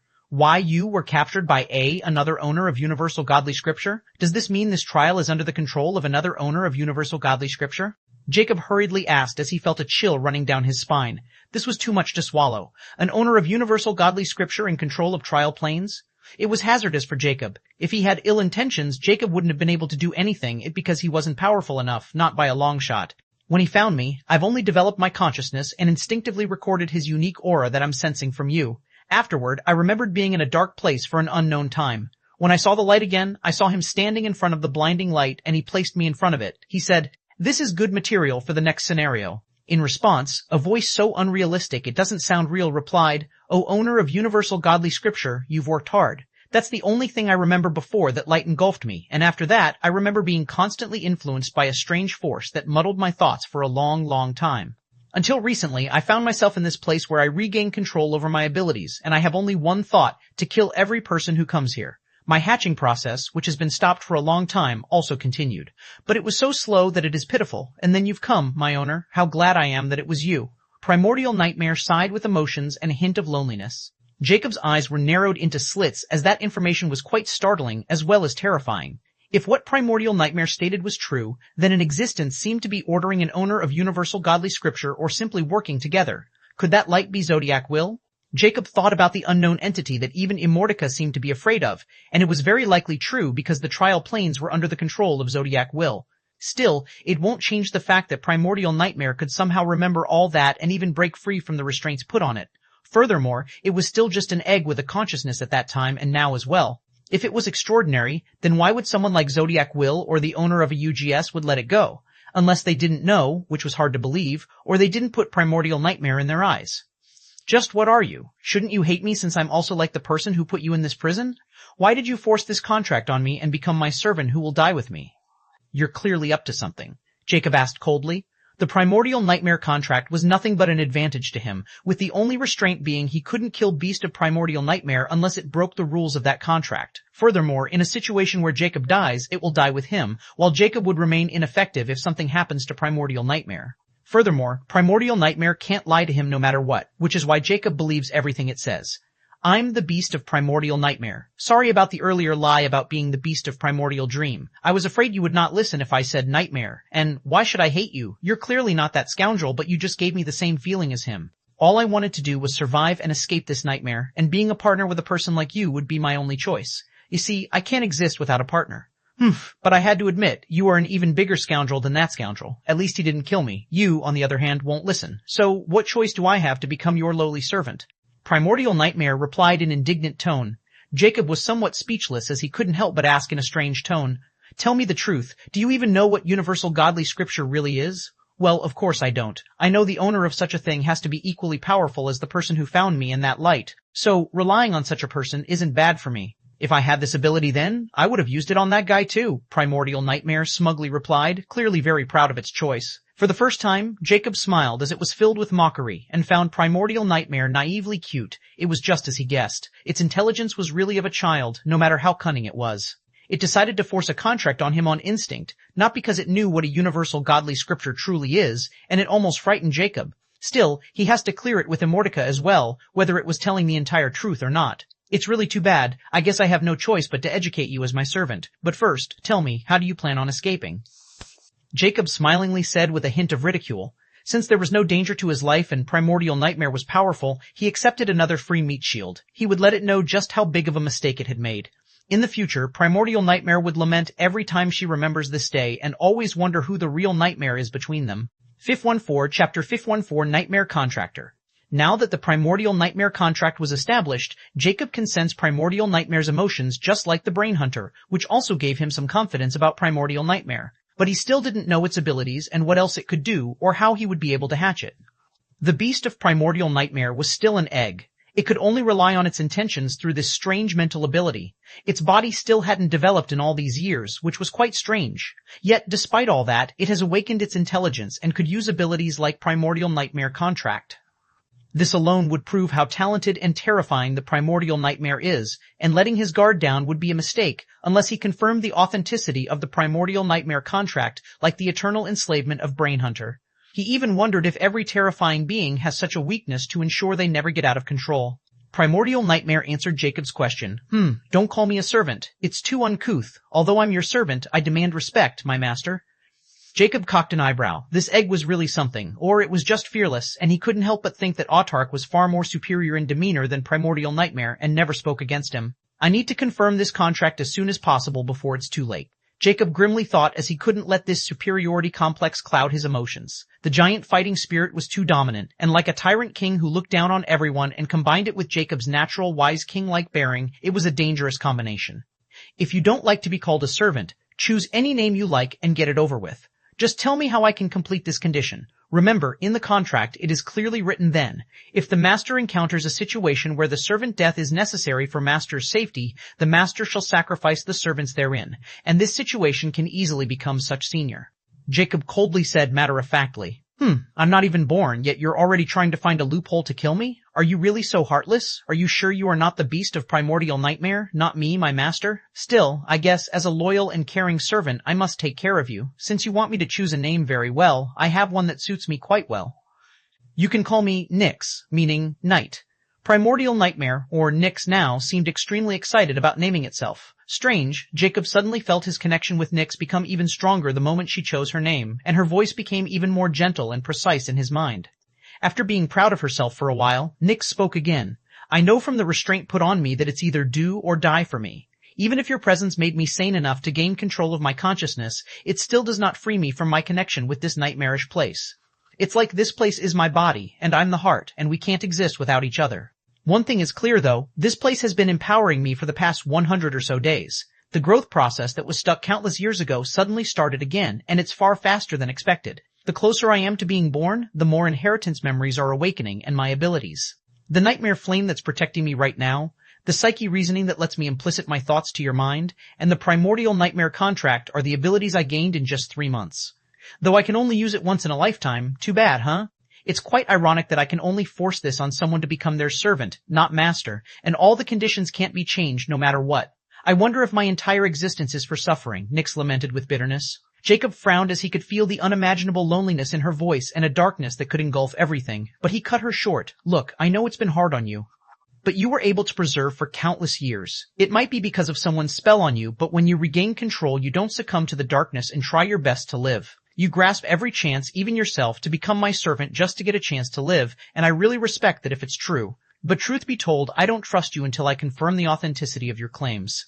In a sense, we might be alike, as I also don't want to die, period, and might have done the same thing if put in your shoes. But if your grit to live is true and you're sincere with your gesture, I won't mistreat you. However, if I discover even a hint of falsehood, I'll put in my entire being to ensure you won't implicate me and get in my way to longevity. This is my only goal, my dream.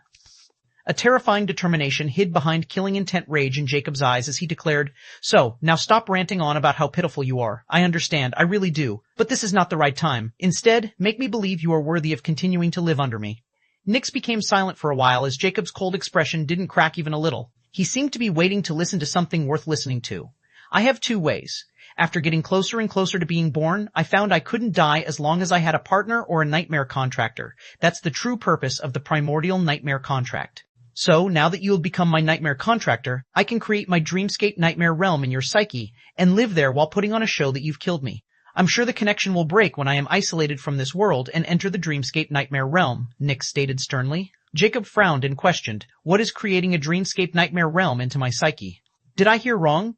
Explain more clearly. Nyx explained. Dreams are a product of a person's imagination or desires. Sometimes pain, grief, fear, or traumas would change these dreams into nightmares.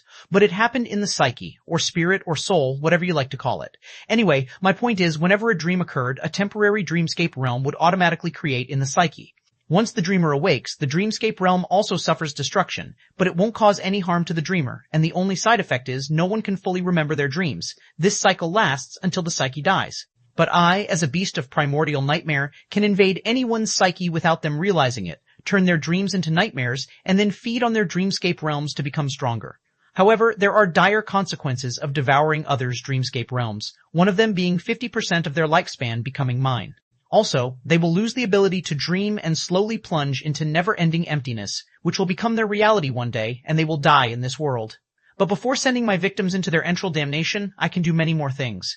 Like manipulate their dreams, turn them into powerful nightmares, and so no, my point is, I can do all this, but I need a nightmare contractor to do this, who can let me establish or turn their dreamscape realm into dreamscape nightmare realm. It's like a nest if you want to hear it in simple terms. Jacob couldn't believe what he was hearing. This thing was too dreadful, and the concept it just explained was mind-blowing. He never thought such a complex truth was hidden behind something as insignificant as dreaming. Not to mention, there was this beast that could feed on them and then left its victim to die. He had no idea why this beast was trapped here and not killed or put in legendary planes. So, you want to create your nest in my mind? Do you take me for a fool who court death? Jacob rebuked with vigilance. This was too dangerous. What if Nyx directly devours his mind and takes control of his body? It was like a sheep inviting a wolf into its house. What are you afraid of? I can't do anything to harm you, and you didn't even listen to the benefits you'll get from having a permanent dreamscape nightmare realm in your psyche. First, no one would be able to invade your mind, and mental attacks will not work on you as long as they are not stronger than me or the dreamscape nightmare realm. Second, since our contract is not on equal terms, but I'm your servant, every time I devour someone's lifespan, you will automatically get 70% of it added to your lifespan. Third, you can enter the dreamscape nightmare realm anytime and conjure whatever you imagine, practice magic skills with endless mana martial arts without physical exhaustion, research, and so on. Everything can be emulated in the dreamscape nightmare realm like reality. Fourth, time difference. The stronger the dreamscape nightmare realm, the slower time from reality. And this is just the tip of the iceberg that even I don't know how deep it can go yet. Nyx's words were filled with passion and temptation, sending Jacob into an utter daze when he heard about dreamscape nightmare realm. 15.5.5 Chapter 5.5 Final Condition. Jacob's heart raced on its own for the first time in many years after he heard about the lifespan part. This concept was completely mythical and straight out of stories and even sounded like a scam. But if it was true, didn't this mean as long as this thing continues to devour others, my lifespan would never run out? Jacob thought as he was really tempted now. But he didn't let the momentary greed cloud his judgment. Because as good as it sounds, it was still risky to let something unknown into his mind and create this dreamscape nightmare realm. At least not until he confirmed it is absolutely safe. So, controlling his emotions, he asked, "Sorry, but I can't agree to this yet. What is the second way? Oh, come on, you still doubt me?" Nyx's sounded perplexed. "You're overly cautious, my master. Sometimes you have to take a leap of faith. I know, but you should understand it is too risky, and I'm pretty sure you won't let something unknown enter your mind, right? I can't just take your word for it. I've known you for what, 5 minutes?" Jacob sneered as he found Nyx's protest incredibly ridiculous. He already had the cursed immortality, so being overly greedy would be a fatal flaw.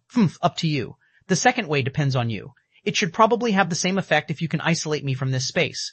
But it all comes down to whether you have a way to achieve the impossible. Because if you can't, then you have to wait until I'm born, and I'm pretty sure once I'm out, the restriction on me might become powerful, and then you don't even have to lift a finger, for I'll die for attacking you. So, decided quickly, I'm getting closer to it, Nyx told anxiously. Jacob fell into silence and frowned. Isolate it from this space? Will Infinity Pendant work?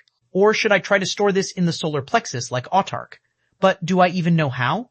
This thing is very different from Autark, but I definitely can't get it into my mind without being certain. Let's try first. Alright, I have a storage space that can keep you, but I'm not sure if it works or not. Or if you have a way to enter my solar plexus, this might work as well. If this doesn't work, he would have no choice but to find the exit from this trial and then ask Immortica and come back for Nyx. This was the only way he could think of to take Nyx away. What is solar plexus? Nyx asked curiously, as its knowledge about the living was quite limited. She was relying on her inherited memories and intellect to devise this plan. Jacob then shared his limited knowledge about the solar plexus. He also wasn't sure if it was feasible. Interesting. So, you think I can enter this space within you because I'm now contracted to you? Nyx asked with a hint of uncertainty. Jacob nodded. This is how it should work at least. Let's try to put you in the storage space first. I need you to put out those flames first. If that's not work, I'll try this method. You're not going to attack me, are you? Nyx asked suspiciously. She clearly understands Jacob's character now. This guy was too ruthless and cynical. Jacob replied impassively, as long as you won't give me a reason to. I guess one of us has to be trustful, Nyx said before the nightmare flames around started to vanish, and what was left was a pristine dark egg. Jacob then moved forward with anticipation in his eyes. Truth be told, he wanted this to work because storing Nyx in his body was still too dangerous. At least the Infinity Pendant was a place where Cursed Immortality was, so it was much safer. Jacob hesitated for a moment as he could feel strange warmth from the egg as he got closer to it and finally touched it. The moment his skin touched the egg's icy surface, he instantly tried to send it into the Infinity Pendant, and the next moment, it vanished. Jacob became anxious as he looked around in the cold space, ready to throw the egg out if something happened. But to his relief, nothing happened, and the egg was now lying in his pendant. The column suddenly started to shake as cracks began to appear, and the isolated space started to crack. I feel my connection to that strange power completely gone. I think it worked. Nyx's delightful voice sounded in his head again. Jacob was pleasantly surprised, but what was happening to the surrounding space? Could it be that this place loses its purpose now that the Nyx is gone? Jacob thought with scrutiny. But he still wasn't clear, at least not until something confirmed it. At this moment, the voice that Jacob was desperately waiting for finally rang. Congratulations, Faceless Ancient, for clearing the final trial condition. His eyes shimmered in excitement. It really worked. He quickly looked at the Star Watch. Congratulations on subduing the beast of Necropolis, unknown nightmare. Your glorious deeds have been spread far and wide. You have achieved something impossible. You have been rewarded with full Hunter's Legacy. Hunter's Legacy, unique rank, Night Hunter's aura and spirit, universal scripture. Jacob was astounded when he saw this notification. So subduing was an option from the start, but was it impossible to achieve? Cutting the connection with the trial planes resulted in subjugation, and maybe that's why it was impossible to achieve. After all, no brainwash being would be like Nyx. At this moment, a black vortex appeared in front of Jacob, and he knew it was time to reap his rewards and entered without hesitation. Outside the trial planes, Nelson was sitting in his luminous room chatting happily with Ellie, who had a clear, annoyed expression as she was tired of his bragging. Suddenly, Nelson's eyes flashed with surprise when his Star Watch vibrated, and before he could check, a black vortex appeared behind him, making Ellie jump in fright. Nelson's eyes widened when he looked back, but he didn't seem alarmed at all. Instead, his eyes shone with killing intent. He really cleared it in neck-breaking time. I guess it's time to meet the troublemaker. 516 Chapter 516. The awarding ceremony halted. In seemingly endless witness, 2 dark vortexes opened. Jacob walked out into a familiar space but was surprised to see another vortex a few meters ahead of him. His eyes widened slightly. Could it be? Killing intent crept into his eyes as he saw a slim man clad in light green walking out from the vortex. His face was hidden behind a white mask. Only his astute and curious eyes could be seen as they were entirely locked on Jacob as if he were some rare animal. Both men continued to gawk at each other without speaking, and the atmosphere was filled with murderous pressure. We finally met, fellow faceless ancient. I had to admit you even made me panic for a moment there, but I also didn't have that kind of fun in a long time, so I must thank you. Nelson finally broke the icy silence, sounding fearless, and even mocked him. However, Jacob didn't reply as he remained mute. He didn't want to speak because he knew he couldn't control his seething rage if he did. Just standing calm was taking everything out of him while his body was doing everything to attack the person who humiliated him. Only now, Jacob experienced how terrifying the will of fighting giant spirit was. It wanted to turn the enemy into dust, especially those who aggressively humiliated it. But Jacob still kept his rationality because he knew the sly fox in front of him wouldn't dare to come if he wasn't absolutely sure to be walking out of there alive. In fact, Jacob even suspects this guy was deliberately provoking him so he could attack him. However, he wouldn't be Jacob if he didn't see through this petty trick. It's just that his body was becoming its own enemy, and he had to find a way to subdue it completely. At this moment, Nelson was about to speak again when Saai's voice rang. Faceless, ancient, and amiable wizened monk, congratulations. You have completed all the trial conditions of Epic Plains trial, the Hunter's Necropolis. Faceless, ancient, and amiable wizened monk belong to the Life faction. The life being of other planes will now be freely given access to the Epic Plains as long as they aren't above the power cap until the next trial establishment. The restriction of the dark being of other planes continues to be 50,000 dark beings per decade. The protection barrier will now be lifted from Life Zone and Dead Zone until the next trial establishment. Alert! The awarding ceremony will now enter a temporary halt. What? Nelson sounded shocked when he heard the last phrase. Jacob also frowned because he clearly remembered this didn't happen the last time and couldn't help but think it might be related to Nyx and become vigilant. According to contingency KC-4948383831L, both parties are suspected of being involved in destroying the Epic Void Star server 15 days ago. The Zodiac Planes won't support criminals. Please prove your innocence before continuing the rewarding ceremony.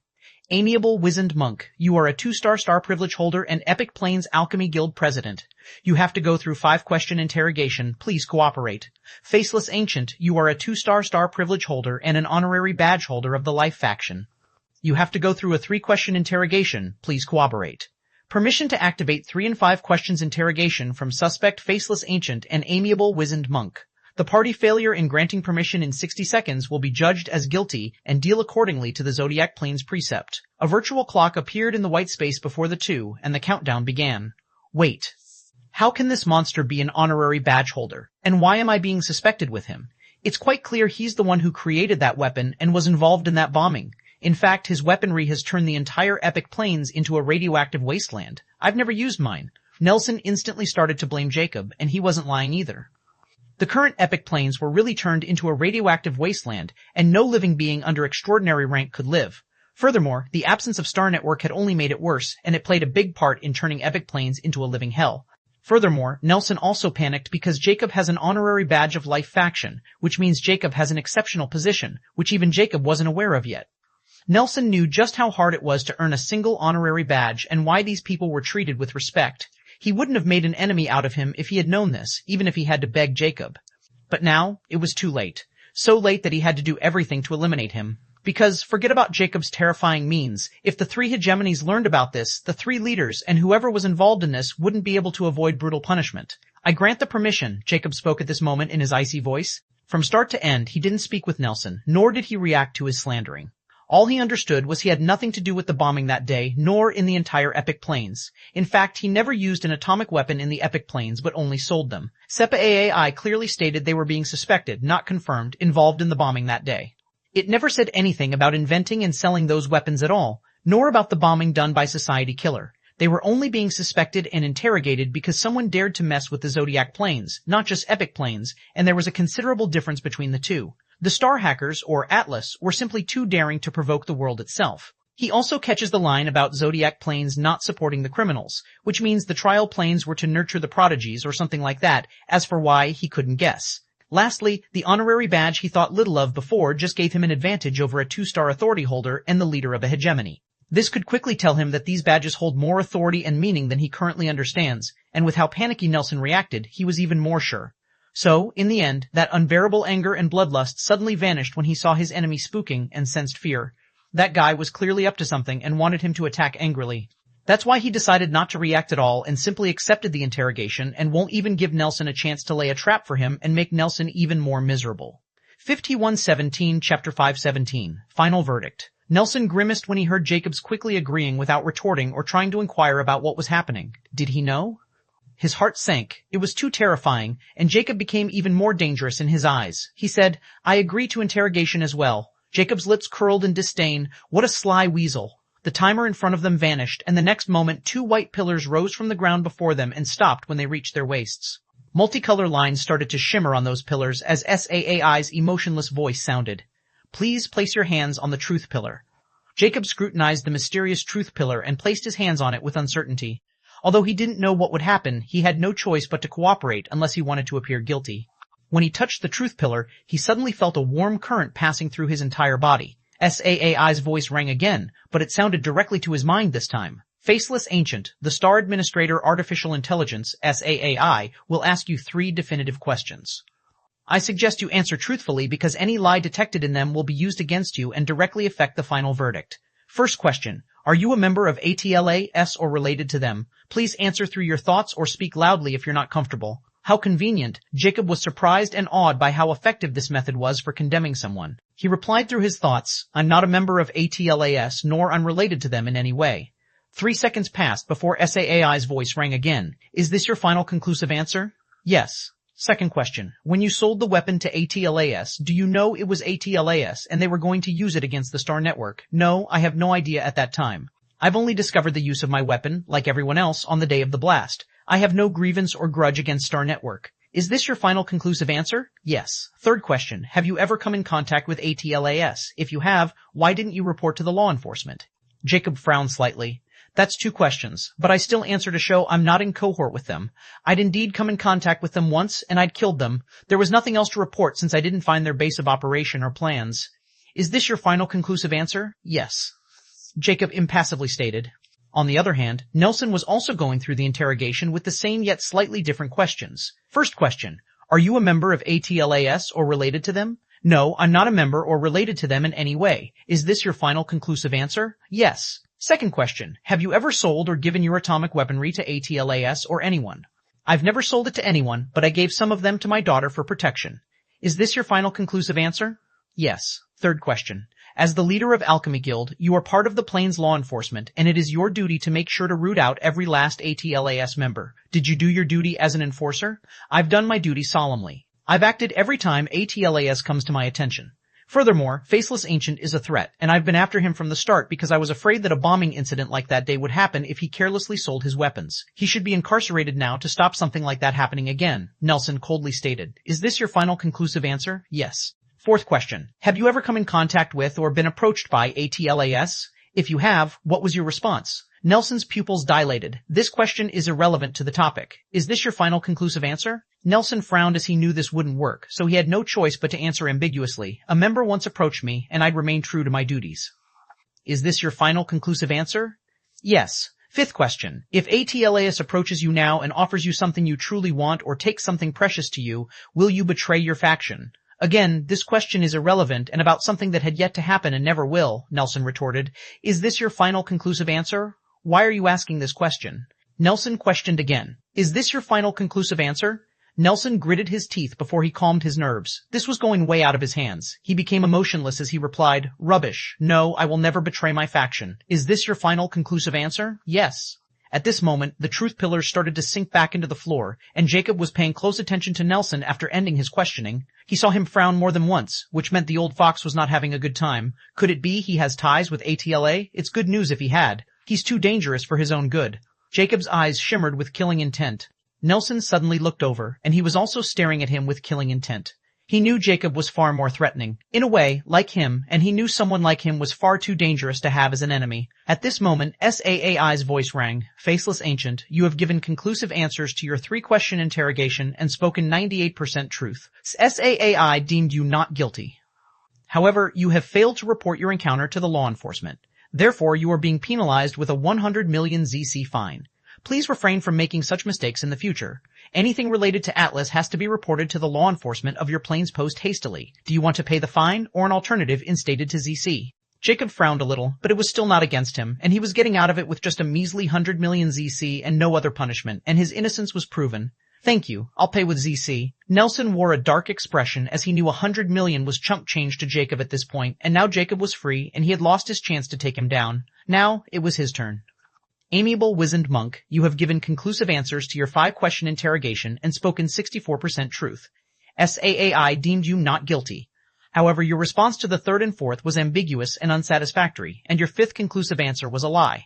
Therefore, SAAI deemed you unworthy of your current position as the president of Alchemy Guild. You are to forfeit your position to your successor within 7 days.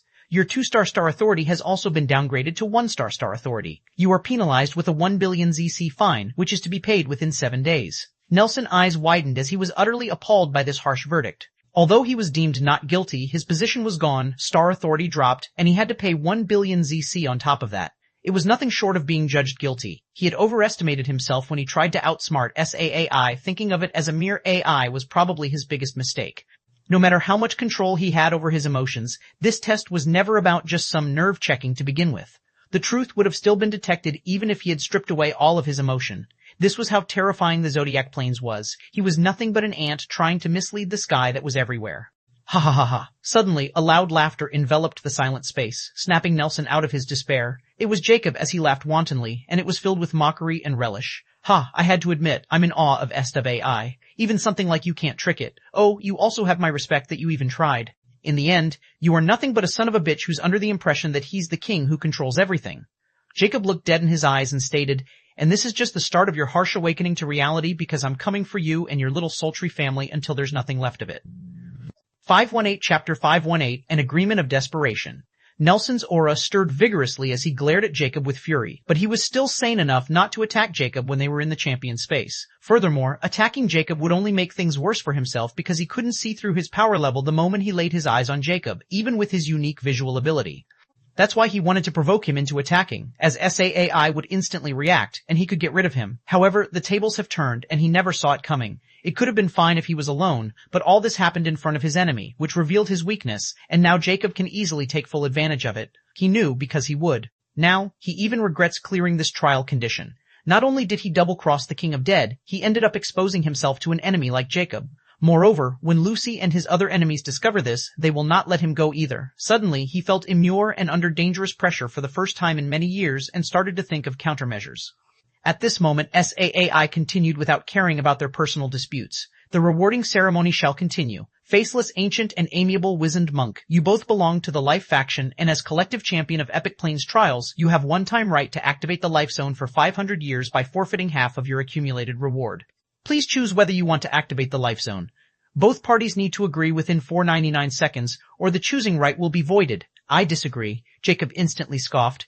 He had no reason to forfeit his rewards for these selfish mongrels, not to mention this would also give Nelson and his people all the time to focus on him. Although he wasn't afraid anymore, he wasn't foolish enough to believe he was the strongest in Epic Plains. He had learned his lesson in the Rare Plains. Nelson suddenly said as his tone was impassive, and it didn't seem like he was angry at all, I'm willing to give up my right to the final condition to you. All I want in return is for you to sign a non-aggression Zodiac Oath contract with me for 1,000 years. Jacob was astounded when he heard this unexpected proposal from a man who was enraged to the extreme and lost his power. He had to admit Nelson was probably the most terrifying man he had encountered after coming to Zodiac Plains. Is it even possible to do it? Jacob asked with uncertainty. He might disagree if it was anything else. But if he could get the final condition cleared, didn't this mean he could get back his chance to earn the unique Star Ocean medallion? This was his goal to begin with, and that's why he had taken all that risk. He was even going to torture Nelson later to beat another method to enter the unique planes out of him. But he never expected Nelson would propose such a deal, or it was even possible. No, only as long as the champions are from the same faction. I'll send this condition clearance message to you and give my verbal consent to SAAI. The right of the condition clearance will also be transferred to you. You can be the sole champion and reap all the rewards of it, especially the unique Star Ocean medallion. The way towards the unique planes, I have a feeling that you wanted that, and that's also why we want to stop you, Nelson stated. Jacob's eyes narrowed as he wasn't surprised that these guys knew about unique Star Ocean medallion. Is there a specific reason for your desperation? He asked. I can't tell you. Now, are you agreeing to this deal or not? Nelson coldly questioned.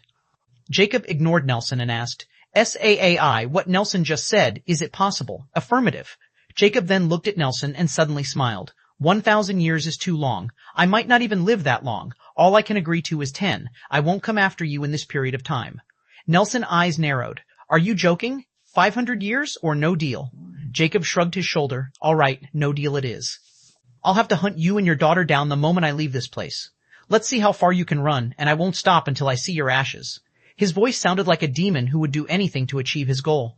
Nelson felt a chill down his spine when he heard those words. He gritted his teeth and said, 100 years. Jacob didn't think before saying, 10 or no deal. Just why are you doing this? Nelson asked through gritted teeth. I think you know the answer to this question. Jacob snickered coldly. He knew a guy like Nelson would have a grasp of everything happening around him, especially his daughter. He was most likely involved in Ellie's schemes against him. Nelson took a deep breath as he never expected Jacob to be so hard to deal with, and he wasn't confident in getting away in a short amount of time. He was being so desperate because he was afraid Jacob would launch more White Sun missiles in his direction. He wasn't afraid of his individual strength, he was afraid of Jacob's weaponry. 20 years, and I'll add an extremely unique universal magic scripture that can be used with all elements. You won't scheme or target me or my daughter for 20 years or use your weapons anywhere close to us as long as you know we are there or even have a little notion of it. This is my bottom line. If you still do not agree, then let's see who has the last laugh. Although I admit I might not be your match when it comes to hiding or strength, I'm not someone who will go down without at least taking a limb or two. Jacob looked deeply at Nelson, and at this moment he saw madness in his eyes. So, he's really at the end of his tether, huh? I have to admit, letting him go would be pretty troublesome. But I can't ignore unique Star Ocean medallion. Revenge is not as important as pursuing immortality. 20 years are enough for me to gain strength. He won't be my match then or not in the same plane. I might even forget about his insignificant existence. Alright, I agree with that, but you also can't do anything to me or tell anyone about what happened here today. Nelson secretly sighed in relief as his eyes shimmed in a peculiar light, and he nodded. I agree. 519, Chapter 519, Zodiac Oath. Nelson didn't delay but quickly started to manipulate his Star Watch, and a few moments later, a virtual contract was displayed over his wrist. He said, I want to make this official Zodiac Oath contract with Faceless Ancient. The next moment, something magical happens. Jacob's Star Watch vibrates, and the same contract emerges. Jacob was astounded because Nelson didn't send him a request or anything, but by just speaking his Star ID name, that contract appeared on its own. Zodiac Oath contract is unlike any other virtual contact in the Star Network. If you have one, it can be formed from anywhere, even without the Star Network. You must know the other party's actual name or Star Network ID. Once this contract is formed, SAAI or the world itself will bear witness to it, and no one can break it no matter where they are. Once the contract is breached, only death awaits the Oathbreaker. So, it's safe to say that neither you nor I can do anything against each other for 20 years. You can edit the terms if there is any loophole. My contract will automatically be updated as well.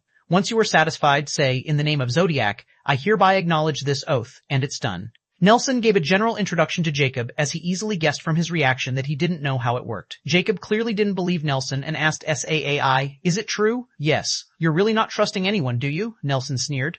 Jacob ignored him and started to read the contract, and it was not with any loophole. He won't do anything harmful or scheme against Nelson or Ellie, nor can he seek anyone's help to deal with them or look for their whereabouts for 20 years. The same goes for Nelson and Ellie once this contract was signed.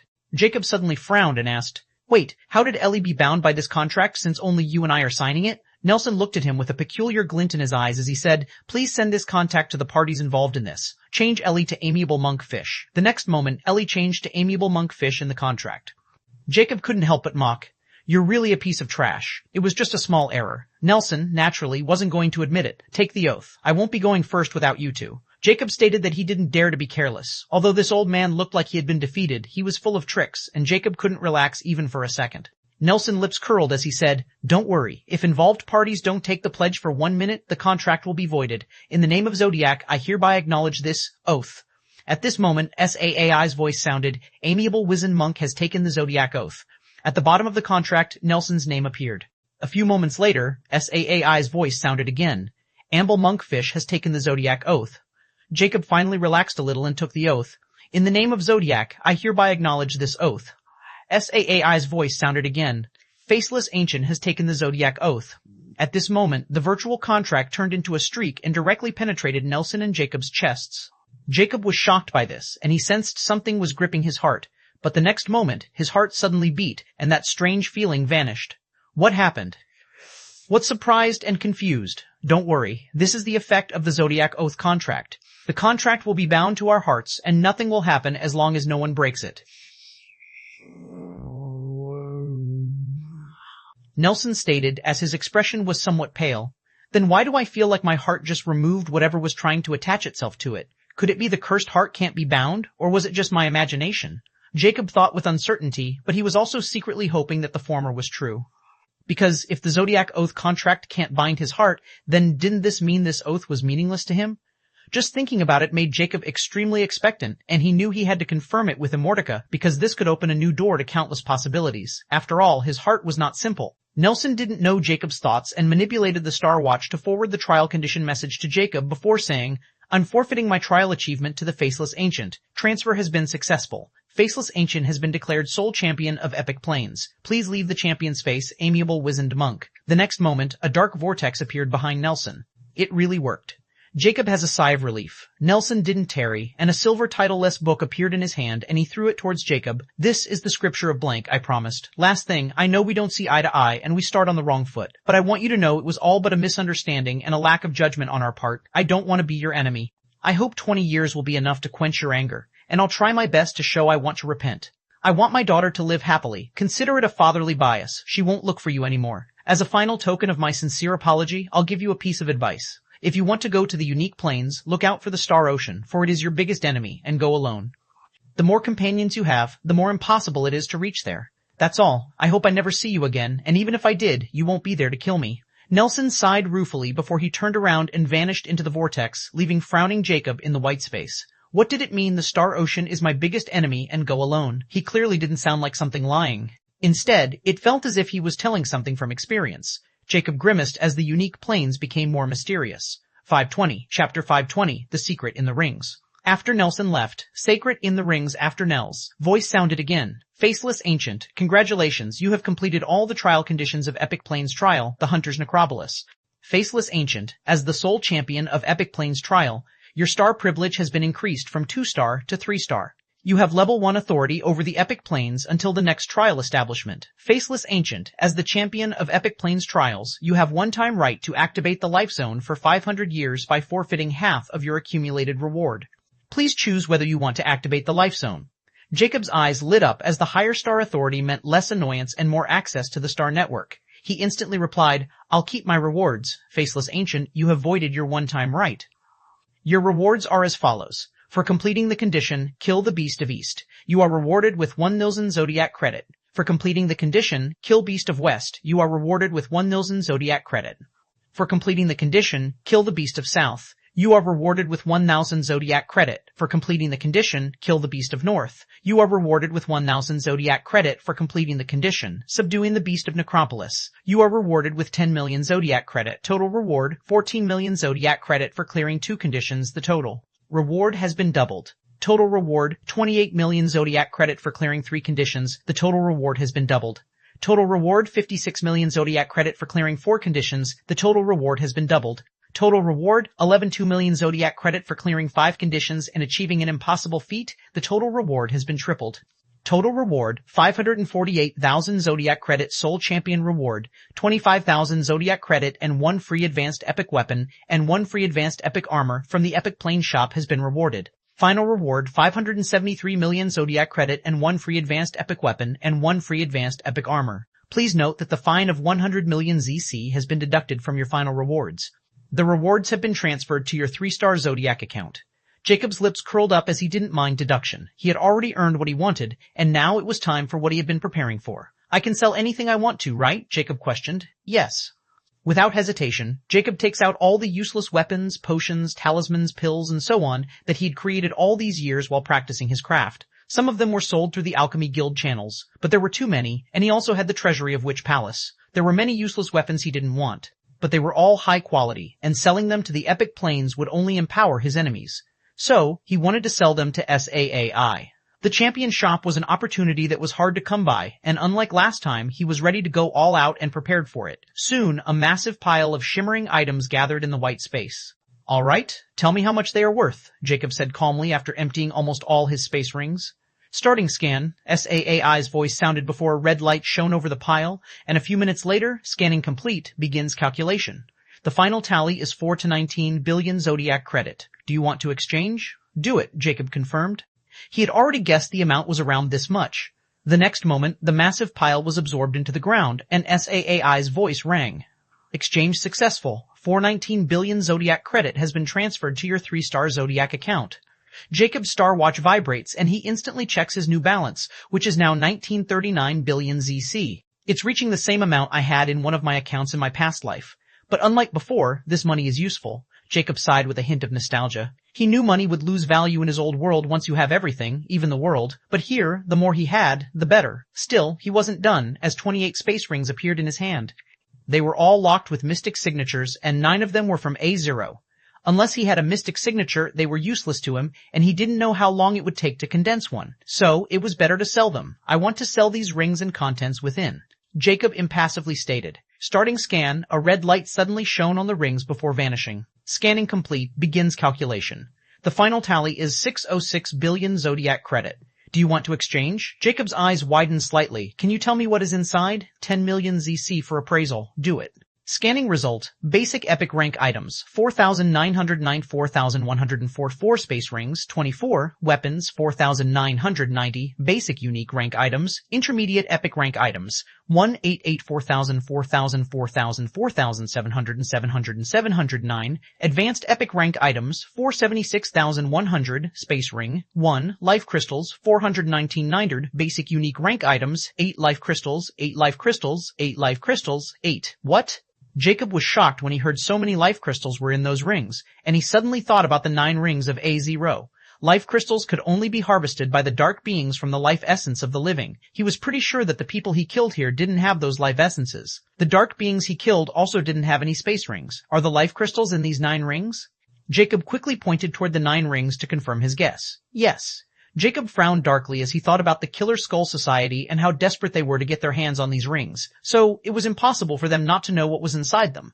But what he couldn't understand was how, in the world, A0 had so many life crystals, all of which were epic ranks, and 8 of them were unique.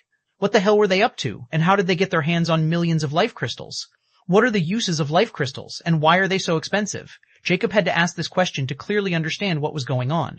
Furthermore, SAAI was buying them, and their price was higher than all those items he had sold just now. However, the answer from SAAI sent a chill down his spine.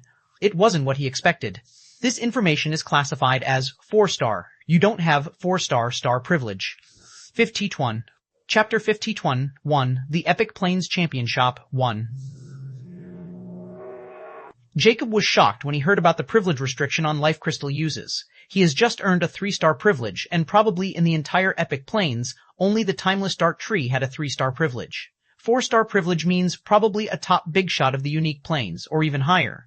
Just what kind of secret life crystals had to classify it as such, and how did the Clown Society get their paw on so many of them? It's too strange, first that mutant, and now life crystals. It's like they are trying to achieve something other than just creating some mindless puppets. What if the dark beings are also involved with them? It's not impossible to have traitors in a midst. The more Jacob thinks about it, the more he finds this topic complex and out of his league. He isn't someone with a narrow mindset. He knows if the dark beings have something that can genuinely allure him, he might temporarily side with them. It wasn't hard to imagine there were others like him. After all, in the Zodiac Plains, strength and benefits meant everything. The Killer Skull Society working with the dark beings won't surprise Jacob much. In the end, Jacob decided to put this matter on hold and seek Immortaka's opinion. Who knows, he might get lucky. Furthermore, now that he knew what was inside these rings and just how important they seemed, he quickly stowed away the 9 rings with life crystals and said, I want to sell the rest. The final tally is 919,400,000 Zodiac credit. Do you want to exchange? Why are those life crystals worth so much? Jacob was really curious now. Alright. He put the rings on the floor before they vanished and received the payment. Although the price has dropped substantially, he has more than enough to buy whatever he needs. He won't give away a precious resource if he has no choice, especially when this resource was highly regarded by the Zodiac Plains. He also decided to pay more attention to the Dark Being's treasuries in the future. Who knows what surprise awaits him? Now that he earned over 20 billion ZC, it was time for the main event as he said, open the Epic Plains shop. The next moment, a corporeal virtual projection appeared before him, the same as the last time. His star ID name and current balance were in the top left corner, which was 20,346 WCC. Then, there was a list below under the category of Level 1 Epic Authority, and there were 4 items. 1. Unique Star Ocean Medallion Description, a medallion of proof to pave the way for the champion towards Unique Star Ocean. Price, 500,000 ZC. 2. Life Zone Scroll, Epic Plains. Description, create a 100x100 life zone anywhere in the Epic Plains, and no dark being will be able to enter. Limitation, only usable in Epic Plains. Duration, 10 years. Price, 10,000 ZC. 3. Life Limit Breaker, 1 level. Description, break the power level limit on the Epic Plane by 1 level for every living being. While active, any living being with the same level can enter the Epic Plains. Duration, 100 years. Price, 1,000 ZC. 4. Escape Life Talisman Advanced Epic Rank. Description, an escape talisman made with space magic runes. It can be activated with magic, or whenever the user is in life-threatening danger, it can automatically activate as long as it is attached to the body and teleport the user 1,000 miles away in a random direction. Limitation, does not work in confined and locked spaces or against space restriction abilities. Available, 3, price 50,000 each. Jacob's eyes shimmered, seeing the unique Star Ocean medallion, while completely ignoring items number 2 and 3 before looking at another new item. So that's how that guy probably got away from me that day. These escape life talismans are indeed a life savior and quite annoying. What if my enemies started to come at me with these talismans? I won't be able to kill them at all. On the other hand, the same goes for others. Jacob was both thrilled to see this life-saving treasure and depressed about how this could affect him. He couldn't help but think about Nelson, and he guessed there were over 90% chances that he had this talisman. Space restriction abilities, huh? Furthermore, it said space magic runes. Jacob's eyes shimmered as he thought something and quickly ordered. I want to buy the unique Star Ocean medallion and all 3 escape life talismans. 650 million ZC was instantly deducted from his action, and the next moment, 2 small pillars rose from the ground and there were items on top of each. One of them had a pristine blue triangular-shaped compass with beautiful engraving, and there was only a single black compass needle within. There weren't any compass points. Instead, there were engraved sun, moon, and a 6-pointer star on its 3 corners, all glowing in different lights. On the other pillar were 3 yellow pieces of paper engraved with complex runes and patterns. So, the medallion was a compass? And how the hell am I going to use it? Jacob frowned as he picked up the cold compass. It was extremely heavy despite being only palm-sized. How should I use it? He asked SAAI.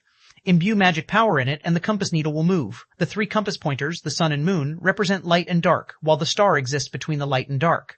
That is the only forward. I can't reveal anymore. So, all I have to do is follow the star? Just what in the world is the unique Star Ocean? Jacob wondered aloud, and SAAI remained silent. So, he knew he wouldn't be getting any more information. At least he knows how to use this thing and what to follow. Jacob quickly put away the compass and 3 talismans before asking, I want to know if I can buy anything that can restrict space and those space magic symbols as well. It would be even better if I could also buy the blueprint of Escape Life Talisman or anything related to space. The projection in front of him suddenly changed, revealing a few objects. Skylock Cube Advanced Epic Rank. Description, treasure that can lock space in a 100-meter radius. Limitation, epic rank price, 100,000, principles of rune artificer, space runes, advanced epic rank, price, 250,000 ZC, teleportation array, advanced epic rank blueprint, description, designed to set teleportation array between 2 points within 10,000 miles radius. Limitation, won't work in restricted space. Price, 1 billion ZC. Sky-breaking step, advanced epic rank talisman blueprint. Description, teleport 10 miles in any direction of eyes. Limitation, won't work in restricted space. Price, 250 million ZC. Jacob was flabbergasted when he saw those 4 items popping out. He wasn't expecting there really be something related to space to buy, yet he got all the things he wanted. Even though he didn't get the blueprint for Escape Life Talisman, he was content with the Sky-Breaking Step Talisman. 10 miles in his chosen direction was quite enough, especially if he added more than hundreds of talismans. Furthermore, the principles of Rune Artificer, Space Runes, seemed mandatory to create these space-related runic items. Now he finally understands why there wasn't anything about space runes in his previous manual related to runes. Those were just fundamentals, only now he was stepping into the actual domain of Rune Artificer. Mulling at this point, Jacob's eyes burn with the passion of a researcher who craves knowledge of the unknown. He said, I want all of them, and show me every manual related to Rune Artificer, Magic Smith, Pill, and Potion Alchemy. 1.522, Chapter 522, The Epic Plains Champion Shop 2. In the end, Jacob found that most of the knowledge related to the runes in the shop was already present in the Witch Palace, and the only thing that wasn't was the knowledge of space runes. So, he didn't waste his money and bought some runic blueprints that could really be helpful, as well as knowledge of Magic Smith and alchemy that wasn't in the Witch Palace. Afterward, he bought materials for those blueprints, recipes, and magic weapon designs, especially the magic guns. He knew it was time to move on to magic technology and combine it without his own. Jacob's future ideas and the most powerful weapons in his mind were straight out of fantasies, and the technology needed to create them was not something even the unique planes might have.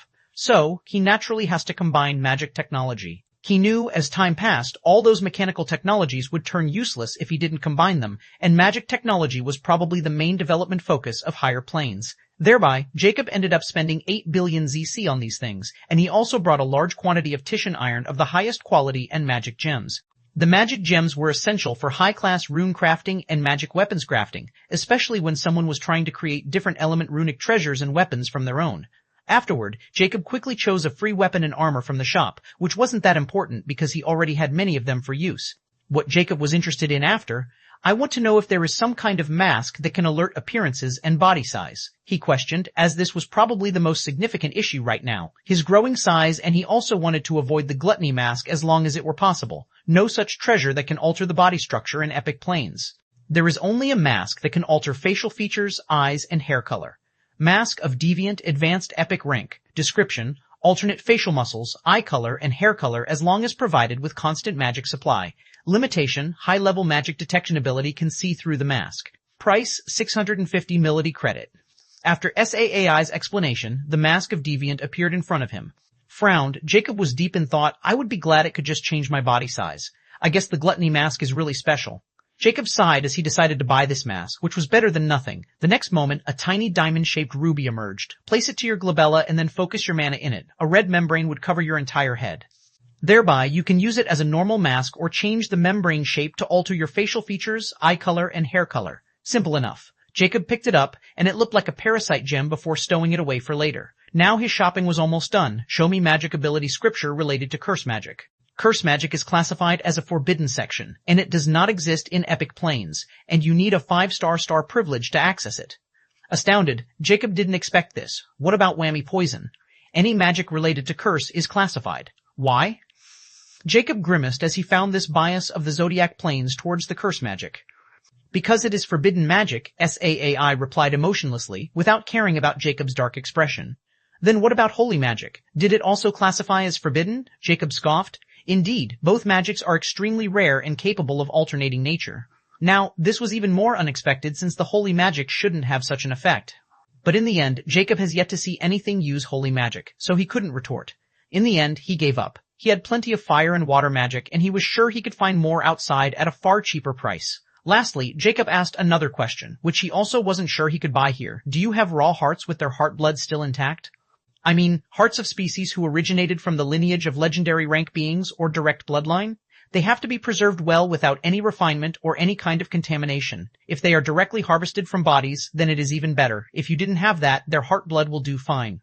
Jacob wasn't too hopeful about this still. If there was even the slightest possibility that there were such hearts or heart blood here, then he couldn't miss it. After all, he has money, and this was far faster and safer. But even if they were such hearts and heart blood, he needed to check first if they even worked. He wasn't sure if the zodiac planes had a preserving method like his infinity pendant. This time, without any explanation, the screen in front of him changed. Heart of Abyssal Lizard, Tier 1 Epic Rank. Quantity, 2 price, 35,000 ZC each. Heart of Infant Water Wyvern, Tier 3 Epic Rank. Quantity, 1 price, 45,000 ZC. Heart Blood 2 High Orc, Tier 9 Epic Rank. Quantity, 500 milliliter price, 50,000 ZC each. Heart of Lesser Shadow Basilisk, Tier 9 Epic Rank. Quantity, 1 price, 60 mils in ZC. Heart Blood of Ice Fairy, Tier 9 Epic Rank. Quantity, 100 milliliter price, 100 mils in ZC. Heart of Infant High Elf, Tier 9 Epic Rank. Quantity, 2 price, 150 mils in ZC. Heart of Infant Holy Barbarian, Tier 9 Epic Rank. Quantity, 1 price, 200 mils in ZC. Heart Blood of Winged Serpent, Tier 9 Epic Rank. Quantity, 1,000 milliliter price, 200 mil in ZC. Heart Blood of Infant Mortal Giant, Tier 9 Epic Rank. Quantity, 1,500 milliliter price, 1 million ZC. Jacob was astounded seeing the result. There was even the heart of a wyvern, and he knew it was a future legendary being and heart blood of many unfamiliar species. He quickly asked, are they direct descendants of legendary rank being or from their branch bloodline? They are from direct bloodline. SAAI emotionlessly replied before the screen changed, and an even more extensive catalog of hearts emerged. These hearts and heart blood belong to branch bloodline. Jacob didn't even look at them and quickly said, I want to buy the heart of Abyssal Lizard and blood of True High Orc. Jacob now wanted to test if those hearts worked or not, because if they did, then he was going all out. 523, Chapter 523, The Dark Alchemy. A vortex appeared in the misty epic plains, and Jacob walked out. Looking at the misty environment and hidden sky, and when he breathed, he knew what this mist was. Radiation mist in epic plains? Just how many atomic weapons do those fools use? Jacob couldn't help but sneered. He didn't feel pity or remorse for his actions. This has nothing to do with him. If even the Star Network or natives didn't care, why would an outsider like him? Selecting a random direction, Jacob started walking. His eyes shimmered elation at this moment, and he quickly summoned Immortica. Cursed Immortality. He quickly glanced at his progress. First phase of body transformation. Cursed blood condensing. Second stage. Cursed blood condensing progress. 49.98% description. Convert your blood into cursed blood until it reaches 100% completion by absorbing the heart blood of legendary beings or their descendants. Completion of this stage will result in 500 years of lifespan. Seeing he was already halfway there, he was extremely excited, and when he thought about what happened back in the champion space, a satisfied look appeared on his face. The pages of Cursed Immortality started to turn before a familiar haha began to cover the page manically. Jacob's happy expression instantly fell as he was highly irritated. Haha, bravo, bravo. Another triumph over Epic Plains trial and unexpected encounters. I thoroughly enjoyed it. I'm glad. Jacob pursed his lips before he got to the point. He has too many questions. First, tell my back then. When I eat that heart, it doesn't work. But when I drink the heart blood, it does. Why? Tsk, can't you just savor your moment of victory for once? How about you treat yourself to some women, food, and a 10-year holiday? Immortica suggested. Jacob coldly replied, I'm afraid you'll get bored, so I have to keep moving. No? Now cut the crap. You can't see how moved I am truly. Immortica was as playful as ever as it wrote. All right, I'll reward you instead. To answer your question, it's straightforward. The heart you consumed indeed belonged to a legendary bloodline, but the heart blood within has long been absorbed by the heart itself because they didn't have a method like the Infinity Pendant to keep it fresh. You see, heart blood is extraordinary. If you leave it within the dead heart for some time, even when well preserved, it will start to break down and be absorbed into the heart itself. This process varies from species to species and their prowess. Although, it's a good thing because this would make the heart even more powerful and turn it into a powerful medicine. But you need heart blood, not the heart, which has already absorbed the heart's blood. That's why that heart was nothing but high nutrition for you, while the heart blood turned into your cursed blood. It's as simple as that. Still, you got heart blood of 2 High Ore, Ice Fairy, Winged Serpent, and Infant Mortal Giant. I think it's incredibly fortunate. You've already experienced just 1 drop of true High Orc blood, which gives you tremendous energy. It turns 10% of your blood into cursed blood. You can only imagine what would happen when you absorbed these legendary bloodlines' heart blood and all those dilated bloodlines' heart blood that you bought like crazy. I had to admit, I didn't think you would even remember to look into the champion space for things like heart blood, and you even bought high-quality meat from a legendary bloodline as well. It seemed you were well prepared, still spending all that wealth without batting an eye. Now that is even more impressive. Ha ha ha. Immortica laughed, filled with the page thereafter. Realization dawned on Jacob as he finally understood why that heart didn't work. I can earn money as long as I live. His eyes burned with anticipation at this moment as he questioned, so tell me, are all those heart blood enough for 100% completion? Hard to say, but I'm quite optimal. Who knows, you might awake 1 or 2 more interesting aspects. Immortica wrote. Jacob's eyes narrowed. You mean crazy aspects like the fighting giant spirit? Whatever you say. You better explain what the hell is this aspect before I start going crazy, Jacob coldly asked. Now, where's the fun in that? Besides, if you have willpower, you'll be fine. Immortica subtly wrote. Jacob knew there was no point in wasting his breath, and he changed the question, life crystal, what are they used for besides being food for dark beings? Hehehe, it's finally come to this point. Immortality wrote, fine, I'll tell you a thing or two. Life crystals are refined using the life essence of the living. You do you this much, right? Dark beings use the life crystals to cultivate their powers and advanced in the evolution ladder. They all have an innate ability to create life crystals. The higher they ranked in the hierarchy of dark beings, the faster and more powerful life crystal they could refine. Some extraordinary dark beings, like a lich, can even combine low-rank life crystals and refine them into higher rank. But the living didn't have such ability because it would be too unfair towards the dark beings. They also couldn't increase their lifespan like normal living beings no matter how powerful they became. So, without life crystals, the dark beings will die eventually, extinct from the face of zodiac planes. Now here comes an exciting fact. What you don't know is life crystals are not just power and life source for the dark beings, but they are also beneficial for the living beings as well. Life crystals can be converted into life medicines by a dark alchemist. Dark alchemists are those who refine life crystals into life medicines, which can grant living beings a lifespan depending on the life medicine level. This lifespan varies from a second to 1,000 years. But this is a taboo among the living, because once a living being used a life medicine to increase their lifespan, they would turn into neither dead nor living, just an alive corpse who can't advance or evolve further. Furthermore, this is just one use of the life crystals, and the dark alchemy is a taboo subject among the living because it is a profession of the dark beings. No one with a sane mind would practice it unless they are courting death crazy. There are many more drawbacks of dark alchemy for the living, but I think this much is enough for you to understand just how important the life crystals are for both sides. The allure to live, even if becoming a living corpse. Why does it remind me of someone? Ha ha ha ha. Jacob's expression was grave as he finally understood the truth behind the life crystals, and he learned about a forbidden taboo subject for the living, the dark alchemy. 524, Chapter 524, scheming against Captain Freesword, so to speak. The Killer Skull Society is either working for the dark beings or they are exploring the dark alchemy, right? Ace stated as he finally had the insights about the life crystals. Who knows? And truthfully, who cares? I know you don't. Unless you have a change of heart and want to be a hero among the living? He, Immortality wrote. Jacob scoffed. No, a chance. Speaking of heart, tell me the Zodiac Oath didn't work, right? This was another matter he was most curious about. Ha ha ha, so you feel that? Immortality wrote matter-of-factly. I've told you, your heart is no longer just a simple heart. It is the central component of your physique, and nothing can taint it, whether it's a silly oath or some forbidden spell. Jacob's lips curled up in a cruel smile. You should have told me sooner. Next, the beast of primordial nightmare. What it said was true. This is a whole cluster of information you are not ready to know, or you'll be even more paranoid than you already are. Nonetheless, whatever it told you was true, and it is nothing but beneficial for you. Especially that contact of servant and master. It's incredible how it was willing to lower itself to you because of your threats and special circumstances. Ignorant are truly fearless. I don't know how they let such a thing escape their clutches. Probably it's been too long since the last beast of primordial nightmare was born and killed in the cradle before it could unleash its true nightmarish horrors.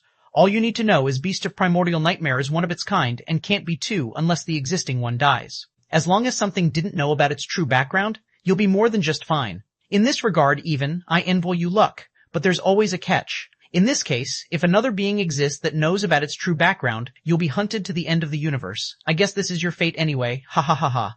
Immortality started to laugh hysterically. Jacob's expression darkened as he didn't dare to take this subtle warning as trifle matter. Although he was displeased by the lack of information, he knew better than to ask and waste his energy.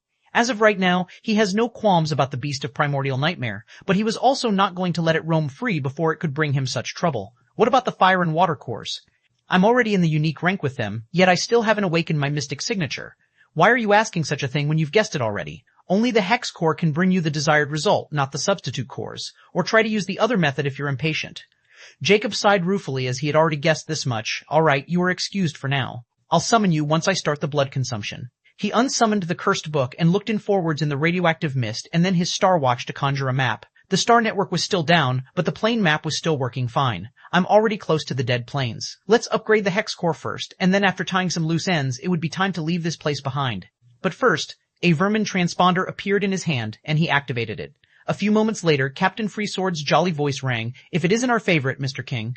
I thought the last time I told you to contact me after you've done with the trial planes or something urgent came up that could impress me, I even told you there's no longer a need to search for the traitor since it's been dealt with. Don't tell me you're still having a hard time completing the simple task? Towards the end, his voice becomes cold. Jacob impassively replied, I want to ask if the star network is down in the epic planes. Can you enter? Oh, there's such a thing? First, it's almost impossible because Star Void server is almost impossible to destroy, right? Jacob cut him short. Captain Freesword became silent for a moment before he said, "You have my attention. Tell me more." So, this bastard also knew about the Star Void server? Heh, it'll be even more easy now.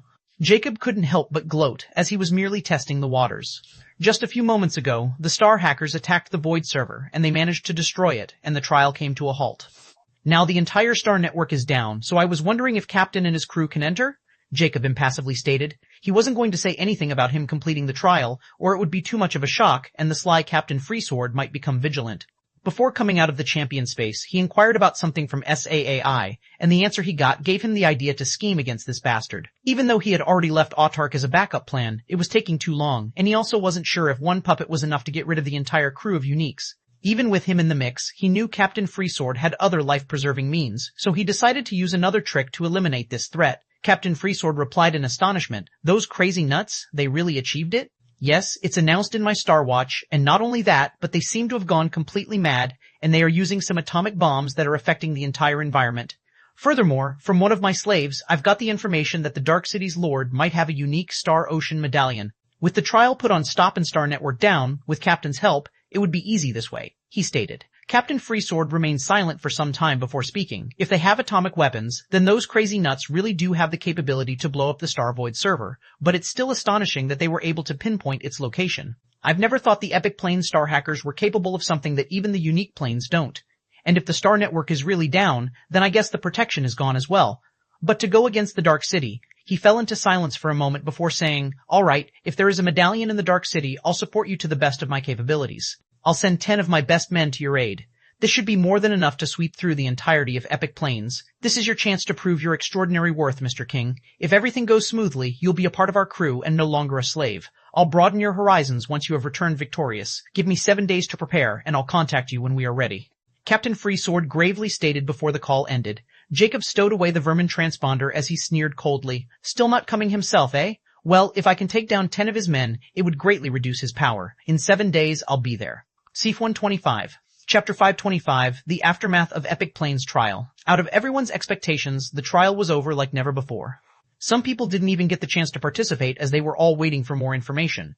The most enraged about it was none other than the King of Dead, Onyx, as he just stood on his spot where he was kicked out of the trial plane while a terrifying bloodlust was emitting from his giant body. The dark beings around him trembled on their knees and didn't dare to make a sound, afraid to get crushed under the king's rage. At this moment, Onyx roared, creating a terrifying magic ripple in the area. "Prepared the armies. It's time to put a leash on every livestock in these wretched lands." While the King of Dead was planning on going on a rampage, the situation of the alive planes was somewhat different. Gunnar, Nelson, and Lucy gathered together, and this meeting was called by none other than Nelson after he returned from the champion space. Gunnar's eyes were shimmering with hatred and humiliation as he wanted to rip apart Jacob while Lucy was subtly staring at impassive Nelson, who wanted to see through him. Nelson calmly said, "I'm going to resign from my position as the chairman." Gunnar didn't even bat an eye on this news as he asked coldly, "Did you meet him?" Nelson glanced at him and nodded, "Yes, and for all of our sake, don't provoke him anymore. Wait until he leaves the Epic Planes. Everything would turn to normal once he's gone. There is no Star Network in the Epic Planes, which means he can't continue his business, so he'll leave. Let's forget about we have ever known a calamity named Faceless Ancient." Lucy's eyes shimmered as she asked, "You seemed pretty confident about him leaving. Can you kindly tell us what happened in there? I'm pretty sure with your underhanded methods, it hadn't been difficult for you to trick him into attacking you and then getting rid of him. Yet here you are with the air of defeat and telling us to back down. It seemed you finally met your match." Nelson smiled wryly. "I'm just an old man looking out for people I care about, even if you are one of them. But there is always a time you should give up, and this is exactly what it is. I can't tell you what happened there, but all I can say is I made a deal with him, and as long as we don't bother him, he won't look our way." "What did you pay?" Gunnar wasn't an idiot. He knew if Jacob could even make someone like Nelson submit, then the price he had demanded would be unimaginable, especially when he had the entire champion shop in front of him. Nelson smiled and ambiguously replied, "Goodwill. Just let it go. You and I both know you are not his match." "Not until he had his weaponry, and after facing him, I can say for sure that even without any weapons, you still can't beat it. He's a one-man army, and a terrible one at that." Gunnar's expression darkened to a great degree, but he didn't have words to retort because, deep down, he knew Nelson had no reason to lie to him. Even his own daughter thinks that Jacob might be on the same level as him, even stronger. Lucy looked deeply at Nelson. "So, you're finally going to let Ellie fill in your shoes, huh? But I don't think she is qualified yet. She's too impulsive and arrogant." Nelson gave her a meaningful glance and smiled. "I'm afraid she'll kill me if I dare to try to take her birthright." In this regard, she's just like a certain someone who I know.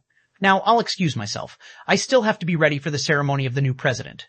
Done saying, he stood up under Lucy's murderous glare and left. Gunnar and Lucy didn't stop him. They were really nothing they could do at this point. Suddenly, Lucy said something. Believe it or not, something is wrong with that perverted schemer.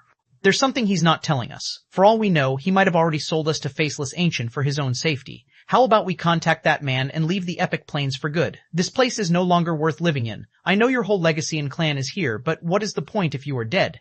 I'm also a native of Epic Plains, but it's time to leave this place and enter a new and higher playing field. This way, you will be able to surpass Faceless Ancient and think about your daughter as well. She's still young and full of talent as well as beautiful. I don't believe there aren't any places for us in the unique plains. I don't trust that man even if he killed himself in front of me, and you shouldn't either. For old time's sake, I'm giving you this sincere advice, and I'm leaving as soon as possible. Lucy declared and left without turning back. Gunnar sat there with a gloomy expression for a long time before a rueful sigh escaped his mouth. Sigh, what if I hadn't kicked you out that day? Smiling bitterly, he also left towards his tribe with full of raging emotions in his heart. After leaving, Nelson quickly found Ellie, who seemed to be waiting for him. She had an anxious expression as she asked, "So, how did it go?" Nelson chuckled slyly. "As always, your auntie would not believe me. There is an 80% chance that she would either go to hiding or leave the Epic Plains, while the rest of the chance is she would still antagonize Faceless Ancient. As for Gunnar, I don't think Faceless Ancient has any deep grudge against him, but his actions are not worth monitoring. She is a bitch, not my relative." Ellie hissed angrily before her expression turned gloomy. "Are we going to leave everything and flee?" Nelson sighed. "I know it's very hard to leave everything behind you work so hard for, but baby girl, sometimes we must choose between pride and survival. The former will mostly lead to death, while the latter only exists for those who cherish their lives." His expression turned emotional.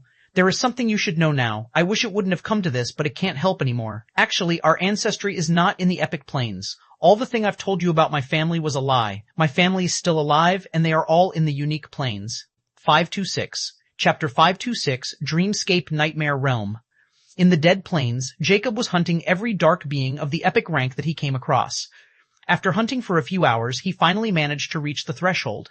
Epic rank Hex Core and 99 new rectified stars were unlocked, and a new innate hex. This hex's name was Berserker Hex. This hex, unlike his previous hexes, didn't affect others but Jacob himself. By using this hex, his physical strength would triple for 5 minutes. But once this hex effect is over, his body would be weakened by 70% for 15 minutes, and this time period can't be removed by any healing magic or item. Although this hex was extremely potent, its side effect would put him in a vulnerable state, so it was a double-edged sword that Jacob wouldn't use unless necessary. Thereafter, Jacob didn't linger and found a seclusive area and took out Nyx. While still in its egg state, Nyx cheerfully exclaimed the moment Jacob took it out, "No more restraints, I'm really out. But what took you so long, my master? What was that place?" "It was so dark that even I couldn't see anything or use my powers. It was extremely suffocating. If not for my connection with you, I would have been scared to death."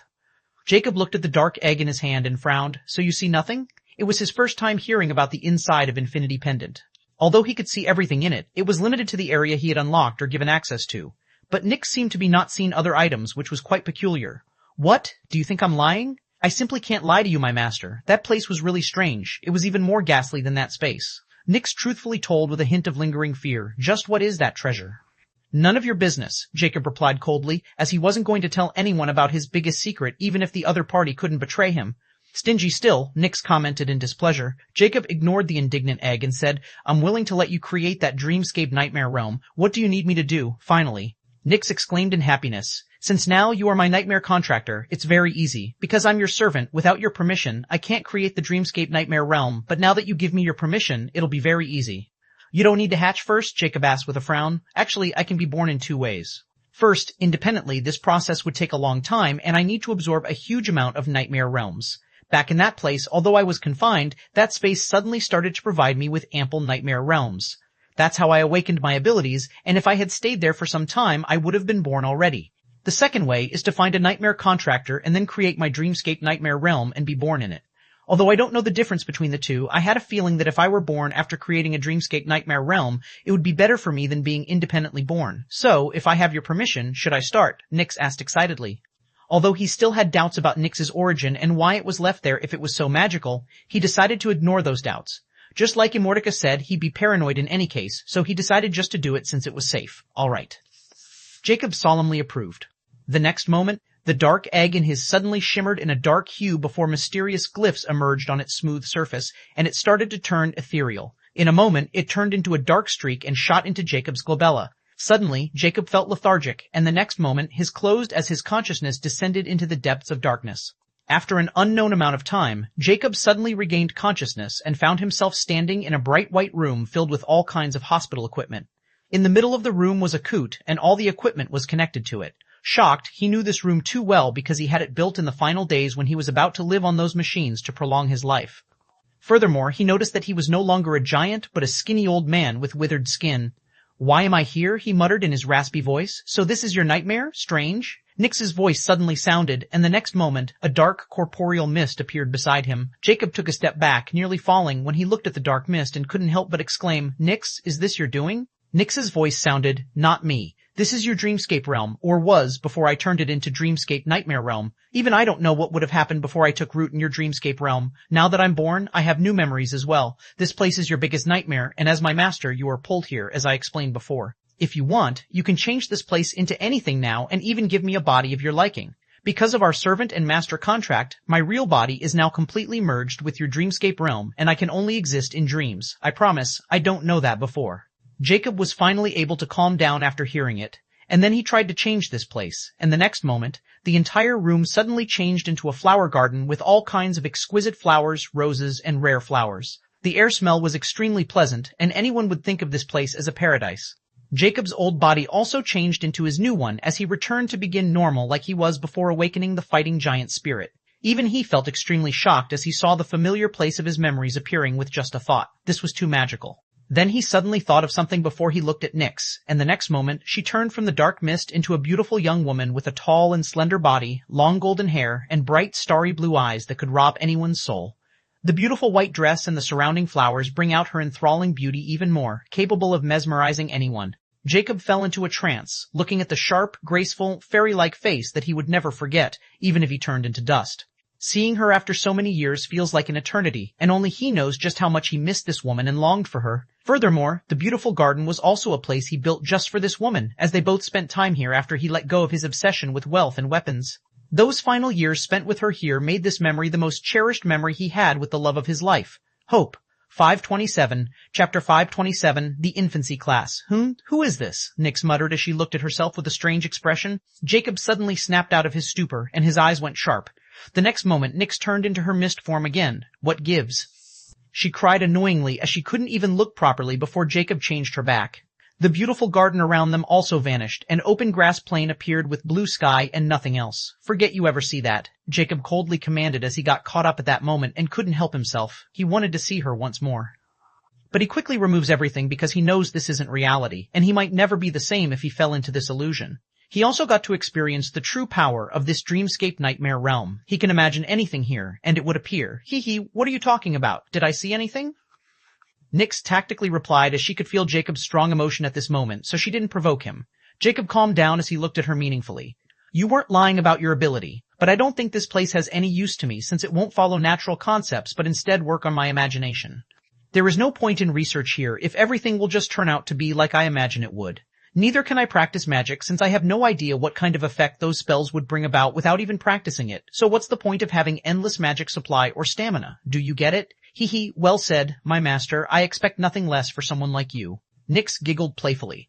"But don't underestimate my dreamscape nightmare realm and, of course, me. The thing you just described is a nightmare contractor authority over this realm. Since you are the master, you naturally have full authority over it. But I am the origin of this realm, which means you have authority over my abilities to turn anything into reality in this place. Although the nightmare contract can imagine anything, turn it into reality, and even bend it on its whim, it can also be temporarily cancelled at will, which will give me the control of this realm back. You can call it an authority switch, which you can whenever turn on and off. As for how it will benefit you, once you're in control, you can do anything here. You are the god. But as you said, your imagination would affect this realm, and if you want to research or train, it would be very hard. However, when I'm in control, you will just like as you are outside. Furthermore, as long as you let me scan the things in reality or from your memories, I can recreate them here, and I can guarantee they will be the same as reality no matter what you do with them. If you want to research magic, let me scan the manual or equipment.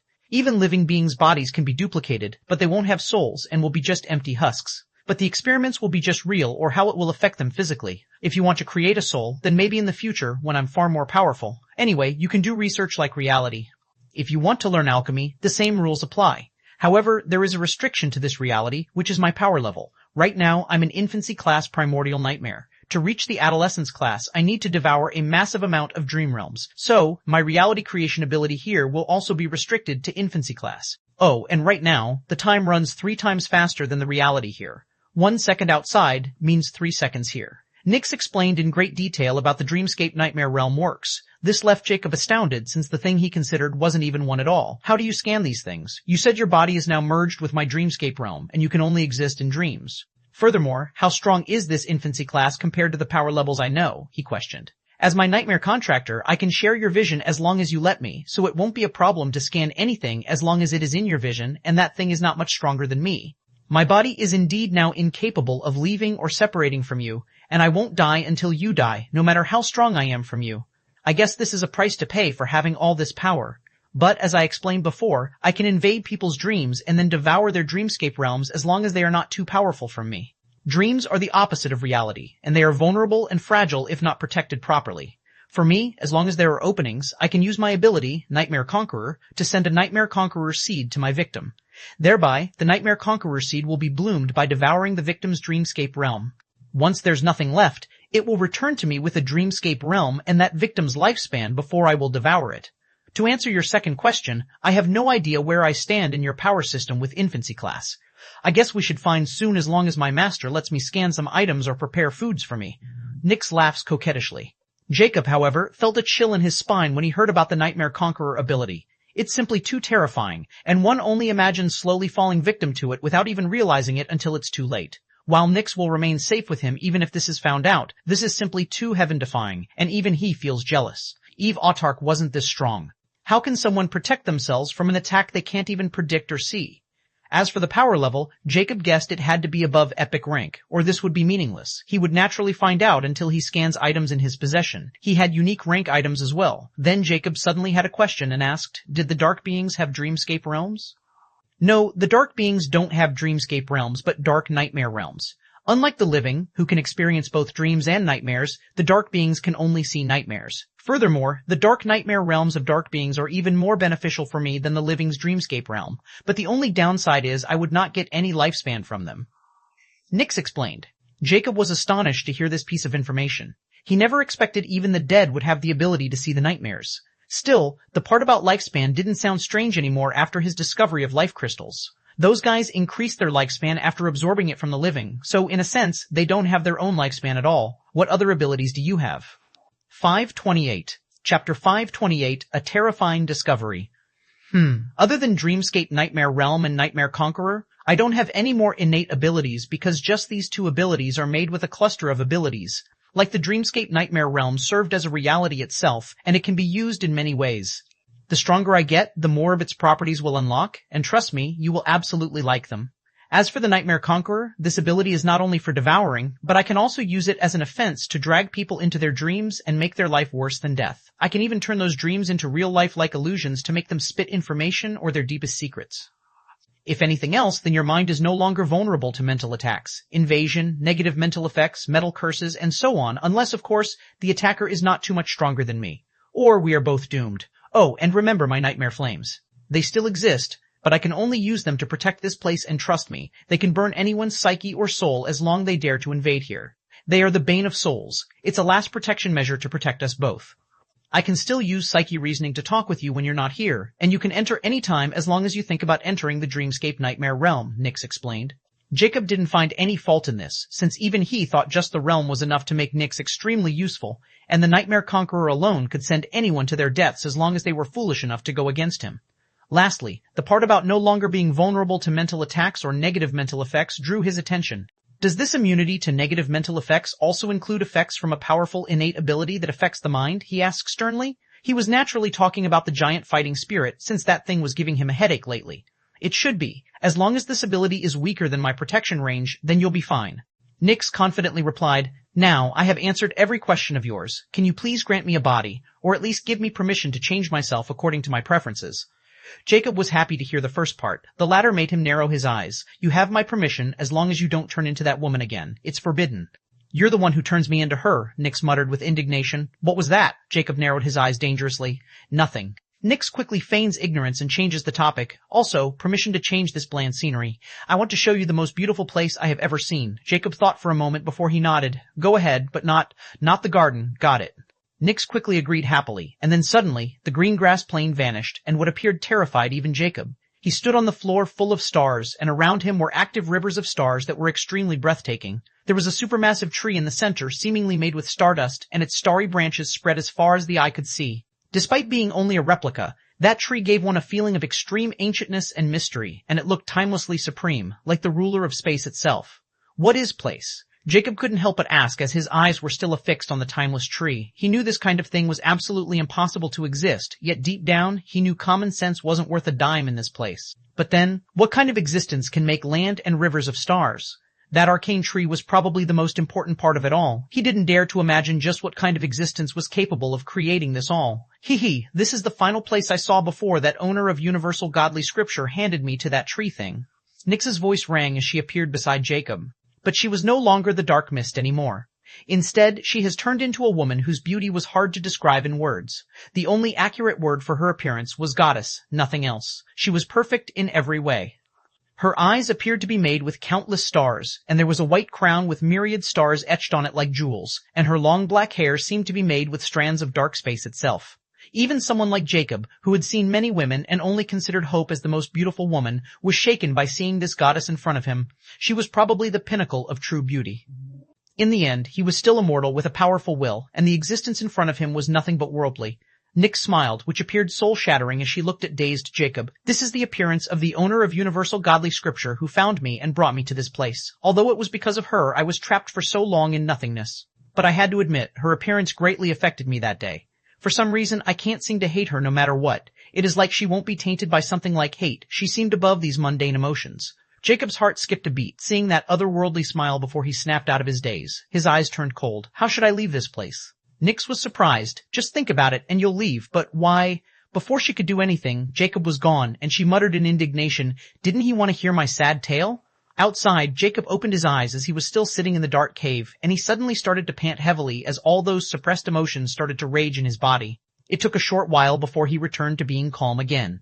How can that kind of woman exist? He wondered in a trance as her face appeared in his mind again, and his heart trumped before he quickly snapped out of it. No, this is just the carnal desire of a mortal. She's too strong for me, so it's only natural she has had such a massive effect on my mind and wasn't even the real thing, damn it. Not to mention, she is the owner of another universal godly scripture. The question is, what hers? Universal godly scripture do, and how far she has gone into it to travel in that kind of place. Just thinking about that starry scenery and that tree made Jacob extremely uncomfortable. Nyx had no idea that she had just revealed a terrifying secret to Jacob that was only known by a few scary existences throughout the entire zodiac planes, and their ends were not pretty. 529, Chapter 529, A Weapon Emperor as Mentor. Far, far away from the epic plains, in the boundless dark space, a pair of starry eyes were revealed, wrapping the entire space. A mystical voice resounded in the entire dark space with uncertainty. What is this strange feeling as if, someone knows about me? Very strange. Who could it be? There shouldn't be anyone alive to know me. Did the cycle become chaotic? Impossible? Still, I should check. It's been a long time since I feel this way. The entire dark space suddenly shredded, revealing an unimaginable scenery that no one dared to guess was hiding in this darkness. Jacob slowly returned to his calm self.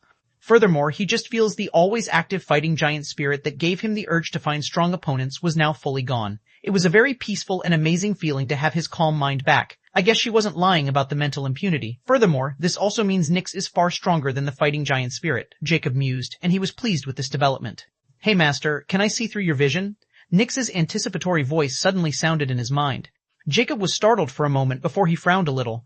Nyx has already told him that she can share his vision, but she needs his permission. If she can share my vision, can she also see Cursed Immortality? He wondered. I guess I can always cut her off. She's extremely intelligent and in no way a fool. She can be very helpful if I nurture her right. Now that her life is in my hand and connected with mine, there's no need to be hard on her. Jacob sighed as he still couldn't get that woman out of his mind. If she can share my vision, can she also see Cursed Immortality? He wondered. I guess I can always cut her off. She's extremely intelligent and in no way a fool. She can be very helpful if I nurture her right. Now that her life is in my hand and connected with mine, there's no need to be hard on her." Jacob sighed as he still couldn't get that woman out of his mind. "All right, you can see." Jacob communicated with his mind. "Why aren't you leaving?" Nix unhappily asked as Jacob was still in the dark cave. She clearly wanted to see the outside world.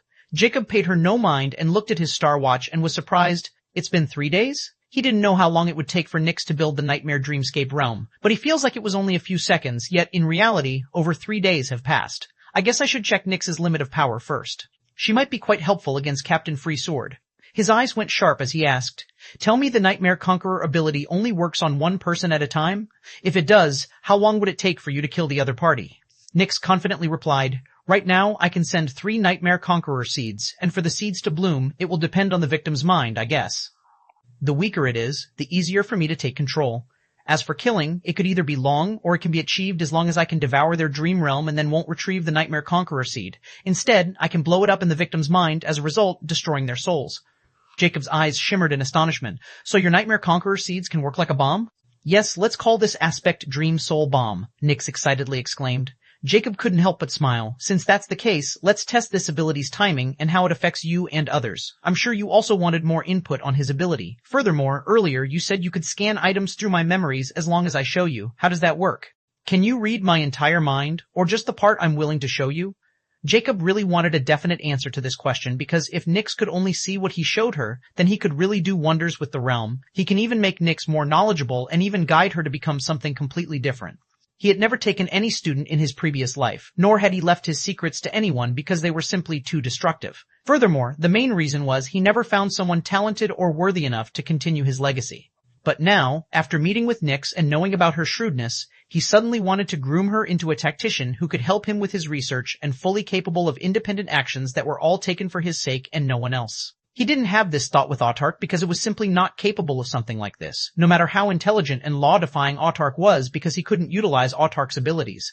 However, Nix's Nightmare Dreamscape realm and other abilities were a completely different story. He could do anything in the realm, and Nix was the same. This opens a massive door for new opportunities for him, and as long as he nurtures her according to his plan, she can be the deadliest tool in his arsenal. Furthermore, Nix can also give him more lifespan, even more than Cursed Immortality, in a short amount of time, and the best thing was, she was completely under his control. "I can only see what you want me to see." "So, what do you want me to see, my master?" Nix inquired with a hint of childlike curiosity. Earlier, she only saw a fragment of Jacob's life, and she was very curious about her master and who he was. Furthermore, she was even more interested in knowing about what Jacob had accomplished and how he was compared to the woman who captured her. In her mind, he had to be extraordinary, like her. Alas, she didn't know that the illusion was going to break very soon, and she'd know just how wrong she was. As the saying goes, when you have expectations, you are setting yourself up for disappointment. Jacob was elated since it would make it even easier. "And you can remember everything?" "Yes," Nix proudly declared. His smile grew even more. "All right, in the future, I'm going to show you my life's worth of knowledge about weapons, my research, and even some impossible theories. Try absorbing them all. Afterward, I'll show you my magic research until you catch up, and only then we'll move to the next part. I won't lie to you. I'm someone who develops weapons of mass destruction, and I've almost spent my entire life perfecting the art of killing through weapons. But I never had a successor because no one was worthy enough. Now, after meeting you, I think you can be that successor because you have an amazing ability that can be used to research almost anything to the pinnacle or beyond. I want to groom you into the most brilliant researcher in the field of weapons, even more so than me.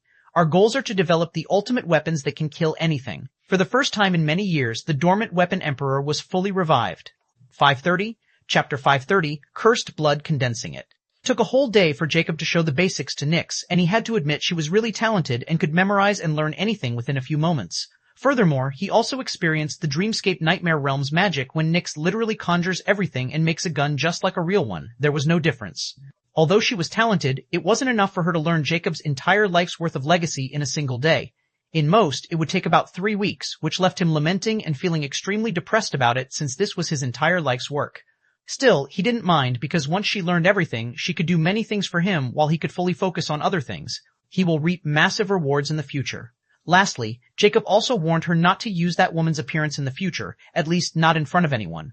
As for himself, he found it a good way to increase his immunity against someone like her. Because just her appearance left him in shambles, which wasn't a good thing. What if someone on the same level appeared and tried to charm him? He won't be able to resist at all, not to mention he might come in contact with the real thing in the future, so it was prepared in advance. Afterward, he left Nyx, who was extremely excited after learning the basics of gunsmithing, and started to make all sorts of guns. It was like toys, and she really liked the destructive sounds and bullets like a child, and she really seemed into it. Jacob woke up again and couldn't help but smile with a hint of nostalgia. I was just like her once and couldn't stop myself from learning more about guns. I still vividly remember I wasn't able to sleep for 3 days and was obsessed like a madman. Jacob shook his head as he really saw the young himself in Nyx, and it was a new feeling that was hard to describe. His expression turned solemn at this moment. I have only 2 days left before that bastard contacts me. Cursed Immortality. First, I want to ask if Nyx would be able to see you through my eyes, he questioned before the book could start laughing. Only the inheritor can see me, and that is you, isn't it? Immortica dismissively wrote. Can you enter the dreamscape nightmare realm? Not interested. So, you can't? Jacob pushed further. Why are you making a fuss? That place is not yours, so how could I enter? Besides, what is so great about living in a dream? In the end, it won't change reality. Jacob couldn't help but be startled before he chuckled mockingly. Why do I feel like you are very dissatisfied right now? It's really a first. I don't even know if you're capable of such a thing. He. Don't overthink things that are beyond your comprehension. You are still far too young even to understand me completely, Immortica wrote. Jacob didn't mind because it was a fact. Alright, I won't tease you since I'm not interested in teasing a crazy book. The reason I summoned you is simple. I'm about to start, so if anything new comes up, keep tabs on them until I'm done. You can report me once I'm done. I just hope this much blood is enough to reach 100%. Having said that, Jacob was still doubtful, but he stopped hesitating, and a vial filled with ruby-like blood appeared. He opened it before emptying it in his mouth. This was far from enough, and one after another, a vial appeared, and then he would instantly empty it in a heartbeat. As the vials of heart blood were being emptied, the progress on the second page began to increase rapidly as Jacob could feel his blood boiling like a volcano, and a terrifying power current was seeping into his entire body. Cursed blood condensing progress, 51 to 11, 44 6E26, 6E26, sexy 20C26. At this moment, Jacob's entire skin was crimson as smoke was rising, and his body had increased all the way up to the 14-meter mark, and at some point, his eyes had turned completely pitch black, but he didn't feel any discomfort. On the contrary, his entire body was filled with strength as he continued to absorb heart blood of extremely rare bloodlines across the zodiac planes. He had bought 118 vials of the heart blood of the descendants of the legendary beings while he kept the direct bloodlines for the end to make sure their effect would not be deterred. Now, at 83%, he finally takes out the first vial of the legendary bloodline and drinks it emptied, and then another, cursed blood condensing progress, 85.89, 0.93, 0.94, 0.95, 0.96, 0.97, 0.99, 0.99. At his point, his crimson skin was almost black, and his entire body was shimmering in dark hue as a powerful ghastly aura was rising. Suddenly, his cursed heart began to stir, and the crimson pule changed into black, and a crimson glyph emerged on the heart, and as the blood passed through the heart, its color began to change from crimson to black until it was completely pitch black like ink. After an unknown time, Jacob felt a huge volcano just erupt within his body. His height directly crossed 16 meters, and his muscles became more refined and glossy as his skin color began to turn back to normal. However, something had greatly changed. When his eyes turned back, they were no longer just amber. Instead, they were completely golden, like purest gold without any impurities, and if something looked carefully, there were tiny silver flames flickering within them. It was extremely strange, as Jacob felt his entire view had been changed, and he saw endless colored particles around him. Before Jacob could comprehend what was happening, a sharp pain struck his head like a sledgehammer, and his golden eyes instantly turned back to his amber eyes, which appeared to be filled with tiny golden stars. Confused, his vision returned to normal as he looked at the progress. Cursed blood condensing progress, 100%. The pain just blown away like a winter breeze when he saw the cursed blood condensing at full completion. 531, Chapter 531, First Phase, Third Stage. Jacob was extremely ecstatic, seeing he had taken another step towards immortality and a new stage had been unlocked. Cursed Immortality, Cursed Immortal Physique, 9 phases. Current phase, first phase, body transformation. Stages of body transformation. 3 first stage, cursed heart emergence, complete. Second stage, cursed blood condensing, complete. Third stage, cursed bone marrow, amalgamation, incomplete. Inheritor, Jacob Steve, current phase, first body transformation. First stage progress, complete. Second stage progress, complete. Third stage progress, 0%. Lifespan, 750 years, all youthful. First phase of body transformation, cursed bone marrow amalgamation. Third stage, cursed bone marrow amalgamation, 0%. Description, amalgamate your cursed blood into bones to change your bone marrow into cursed bone marrow by sculpting longevity schema on your bones. Longevity schema, picture, completion of this stage will result in 5,000 years of lifespan and genesis of cursed immortal bloodline. Jacob was shocked to see the description of the next stage, especially the picture of the longevity schema. It was a three-dimensional picture of a human skeleton filled with mysterious runic lines, and he had no idea how he was supposed to sculpt them on his own skeleton. Still, he was excited about the lifespan he would earn after this, which was 10 times greater than the previous stage. 5,000 years was an extremely long time in his view, and to live that long was any mortal's dream. Taking a deep breath, he quickly flipped to the empty page and said, "Well, what are you waiting for? Congratulations, you are finally at the final stage of the first phase, and you've reached it quite quicker than I'd expected. I'll start then. First, my summoning time has been increased from 3 hours to 12 hours, and the Infinity Pendant's 25 cubic meter space has been increased to 100 cubic meters. I bet you've been waiting for this for a long time." Jacob's eyes shimmered with excitement as he knew this meant his hex mana had increased, and now he should be able to use his hexes against a unique rank being. What about the physical aspect? What did I awake? Especially that vision. It wasn't just normal, right? He questioned as he still felt a faint headache from that strange vision. You've awakened 3 physical aspects. A unique rank agility from the winged serpent, it's like your wyvern's endurance. Second, a unique rank ability called Mortal Danger Sense from the infant mortal giant. This ability isn't at the level of your fighting giant spirit, but still useful nonetheless. It can allow you to sense life-threatening danger 2 seconds prior to its arrival. You can even consider an ability that could help you look 2 seconds into the future, but only when that danger could claim your life. The third physical aspect actually didn't have anything to do with other bloodlines at all. Instead, the optical vision ability you had just used is awakened from your very bloodline, the fairy human, the Eyes of Judge.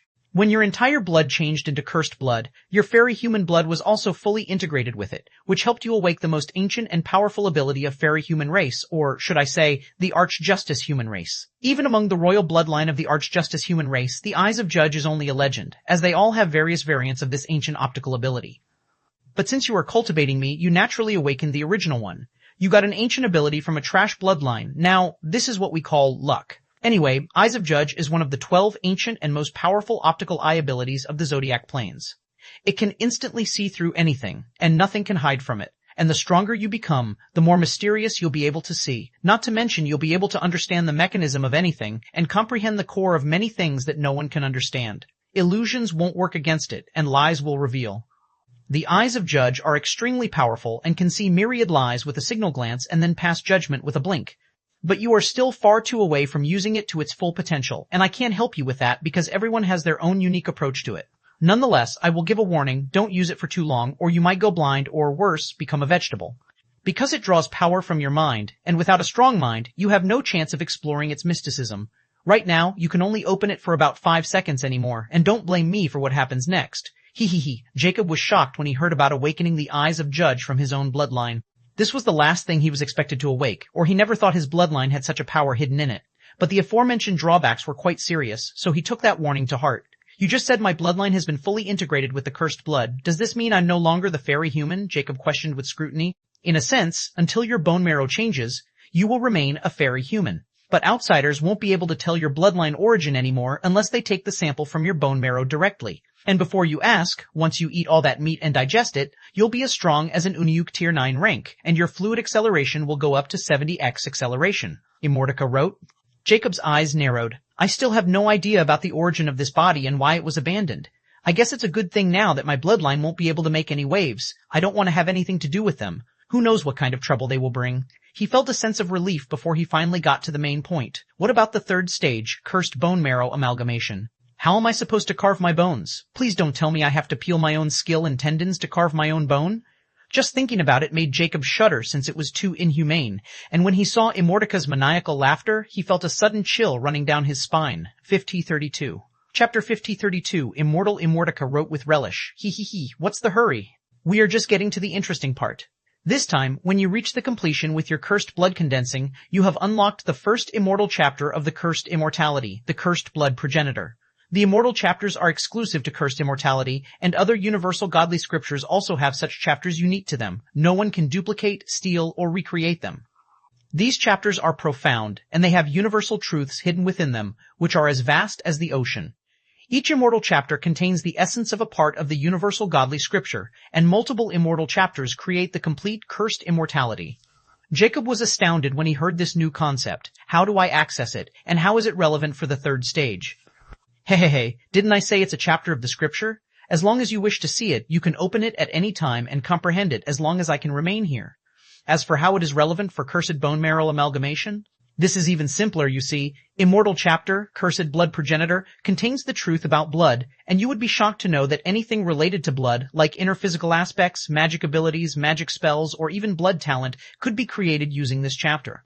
Simply put, as long as you can understand this chapter, you can create anything related to the mysticism of blood, and once you fully understand it, you'll be the true progenitor of blood, and no one would be your match in blood play. There also lies your solution for cursed bone marrow amalgamation. All you need to do is to create a skill or ability using this chapter, and then use your own blood to sculpt the longevity schema on your bones.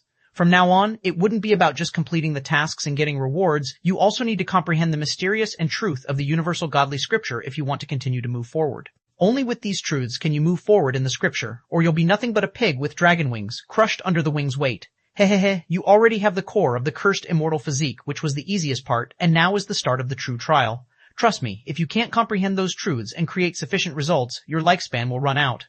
Oh, I should mention that one of my last inheritors failed at this very stage because he had a pig brain. Oh, how he begged and cried for me for help, and when failed, he then threatened me to seal me. He. You have no idea how fun it was. I hope you won't be the same. I expect more from you.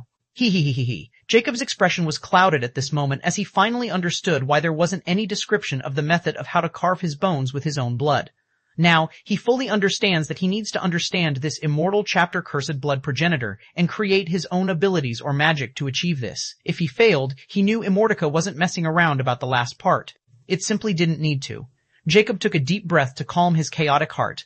You made it quite clear that this chapter can't be understood within days or even years, and according to what you just revealed, there are more such chapters. It all depends on the person's cognition ability. Now, a true universal genius can understand within a few months, and some old monster won't even be able to understand what it is his entire life. It's not about strength or experience, it's about the ability of cognition. As for your latter question, you'll naturally found with time. There's no point in revealing them when you haven't even comprehended the first one. Can my eyes of judge help?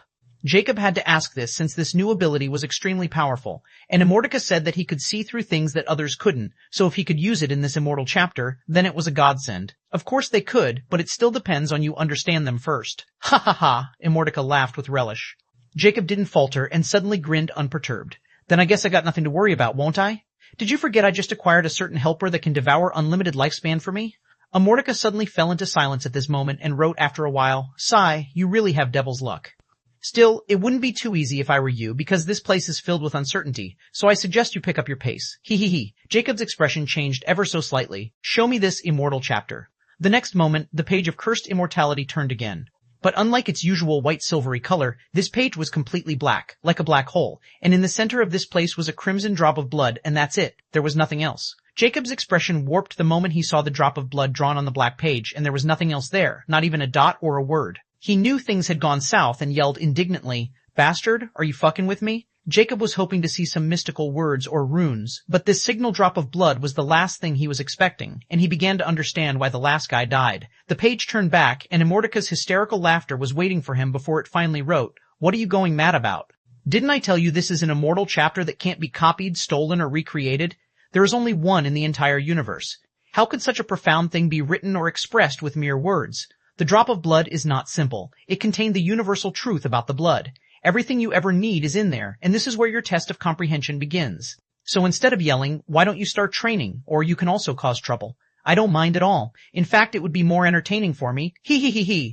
Jacob was completely speechless with a dark expression as he glared at the cursed book. He knew things were really beginning to get complicated for him, and this was still the first freaking phase 1 among the 9.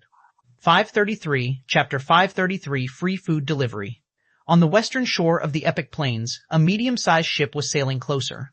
On this ship were 8 giant figures giving a powerful aura. They were all horned ogre, and 2 of them were dwarfs. They were sent here by Captain Free Sword. The Vice Captain Harold was in command of this group and the mission. Vice Captain, do you really think this would be fine to enter the Epic Plains? An ogre with a stern expression questioned. Harold replied confidently, Don't worry, the Star Void server no longer exists in the Epic Plains. Now, it's just like a continent without the Star Network's protection. We'll be fine. Sixth brother, you're worrying about nothing. We are not going to claim the Epic Plains, but just to plunder the Dark City before going home. Aren't you feeling suffocating breathing in this thin air? Another ogre snickered. The sixth brother spoke uncertainly. Sigh, going against Dark City is nothing but trouble. Don't worry, they won't even know what hit them. They would have even dreamt about a bunch of uniques raiding their turtle den in the Epic Plains. I've always wanted to drink those conceited bastards' blood. Another ogre chuckled with bloodlust in his eyes. Everyone began to smile as they were all extremely confident in this endeavor despite some minor misgivings. Tell me about this slave. He's the one receiving us, right? And the source of our information? A dwarf asked as her voice was extremely pleasant. Harold replied, he's just an ant used by us. Not worth anything. We are ordered to bury him once we're done with the mission. He seemed quite interesting, though. He was able to get this information so quickly. Won't it be a waste? The dwarf replied. Harold shook his head. It's all because of the captain's mercy. Nothing much. Without the treasures bestowed by the captain, he wouldn't be able to do anything. In the end, he's just an epic, and it would be too much trouble to take him back. We don't have a lack of people like him in the unique planes. In the grand, unique planes, he's just a speck of dust not worth a dime. Everyone chuckled maliciously since they completely agreed with this statement. In their eyes, epic planes wasn't anything, and the amount they had plundered could topple any power in the epic planes. In the end, Jacob was just an expendable pawn of Captain Freesword, nothing else. Well, you're right, but I'm more worried about Masha. She's been acting weirdly of late. Another ogre said with concern. Don't worry, she's probably fantasying about some gruesome experiment on that traitor. She's always like this, and just like always, she won't care about you, old eighth. The sixth brother teased, making the old eighth blush. You're just playing with fire. That woman is completely anomalous and not worth your affection. If you want beauty, there are plenty of them out there. Stop lusting after that lunatic, or the next thing you know, she's experimenting with your dick. Harold teasingly stated, making everyone burst into laughter. They were more like family than just a crew and always teased each other. At this moment, the second dwarf, who was also a sorcerer beside the woman dwarf, blurted, "Someone is flying above us." Everyone was startled and quickly approached the deck and looked at the starry sky, but there was no one. However, they trust this dwarf's senses because he's a powerful spirit user, and his senses are for show unless a treasure that could surpass his level, nothing can hide from him. Show yourself, Harold coldly uttered as his aura skyrocketed. He was a unique Tier 7 combatant just below Captain Freesword. As expected of unique ranks, my rare rank disc stealth is worth nothing in front of your bunch. A cold, sneering voice rang before a figure was revealed in the sky, and his shadow covered the entire ship. Even the giant ogres looked like ants in front of this gigantic figure. Who are you? Harold asked as he had a very bad feeling seeing this 19-meter-tall giant. He had only seen this size of a giant once in the unique planes, and the person could inflict fear even on the captain. Their natural size always measured the giant's prowess, and any giant above 15 meters in size was a confirmed unique rank. Still, there were also magical abilities that could increase size, so they were uncertain. Furthermore, it was epic planes, so how could a unique rank giant be here?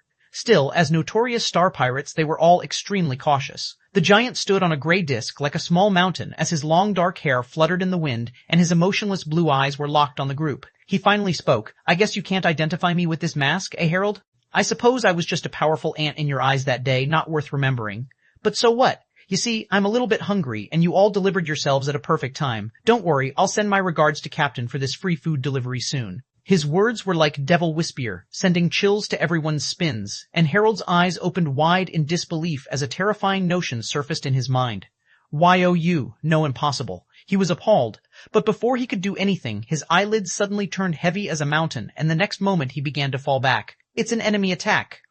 The sixth brother, who was second in command, yelled in horror as he didn't even see what happened before Vice Captain Harold was down. Alas, it was too late since the next moment, he also fell victim to the same hex and fell on the deck. Appalled, the others quickly tried using their spells, but the next moment, both dwarfs who were the sorcerers and another powerful ogre suddenly gripped their heads and began to scream. Ah ha ha ha ha ha ha ha. The remaking ogres were scared out of their minds. Instead of fighting, they all decided to jump in the ocean. This person was simply too terrifying, as he took down the most powerful members of their group in a heartbeat. They all thought that this was a huge trap. Alas, they realized it too late as swords appeared in Jacob's hands before green flames ignited on sharp blades, and the next moment he had already vanished from his spot. On the ogre, who was still in the air, felt his heart palpitated, and the next moment a green streak flashed past his neck. The others who were in the ocean began to dive. But how could they be matched with Jacob in water? His eyes shimmered with a blue hue, and the next moment 4 thick water pillars rose from the ocean, and within those pillars were trapped the reaming 4 ogres like caged rats. Without wasting a signal movement, Jacob easily decapitated them all as their blood dyed the ocean before collecting their corpse. He landed on the ship's deck, where the 2 dwarves and another ogre were still clenching their heads and scheming. Jacob sneered. It seemed your ability worked on unique rank quite effectively. A jolly voice replied in his mind, Hee hee, I'm nothing in front of you, my master. 5034, Chapter 5034, Unique Tier 9. Jacob merely chuckled before knocking down the 3 victims of Nyx. He had no intention of killing them until Nyx was done with them. So, how long would it take for you to devour their dreamscape realms and lifespan? Jacob asked as he took control of the ship, which was actually a basic, unique rank ship. The seeds have already taken root in their dreamscape realm. The two short fellows would take around 6 or 7 days, while the big fellow would only take around 2 or 3 days. Nyx replied with some uncertainty. Jacob was surprised. It only takes you half a day to devour a dark being's nightmare realm, and the same goes for the living the other day. But 2 days for this ogre and 7 days for those dwarfs? Why is that? I don't know. Those two dwarfs have stronger minds than that ogre thing, she replied hesitantly. Jacob suddenly thought about something. It might be because those two dwarfs are sorcerers and had awakened their spirit, while that ogre is an aura user. Don't tell me spirit also affects mind prowess? Jacob was startled when he thought about it, since he had been thinking about ways to increase his mental strength to use his eyes of judge.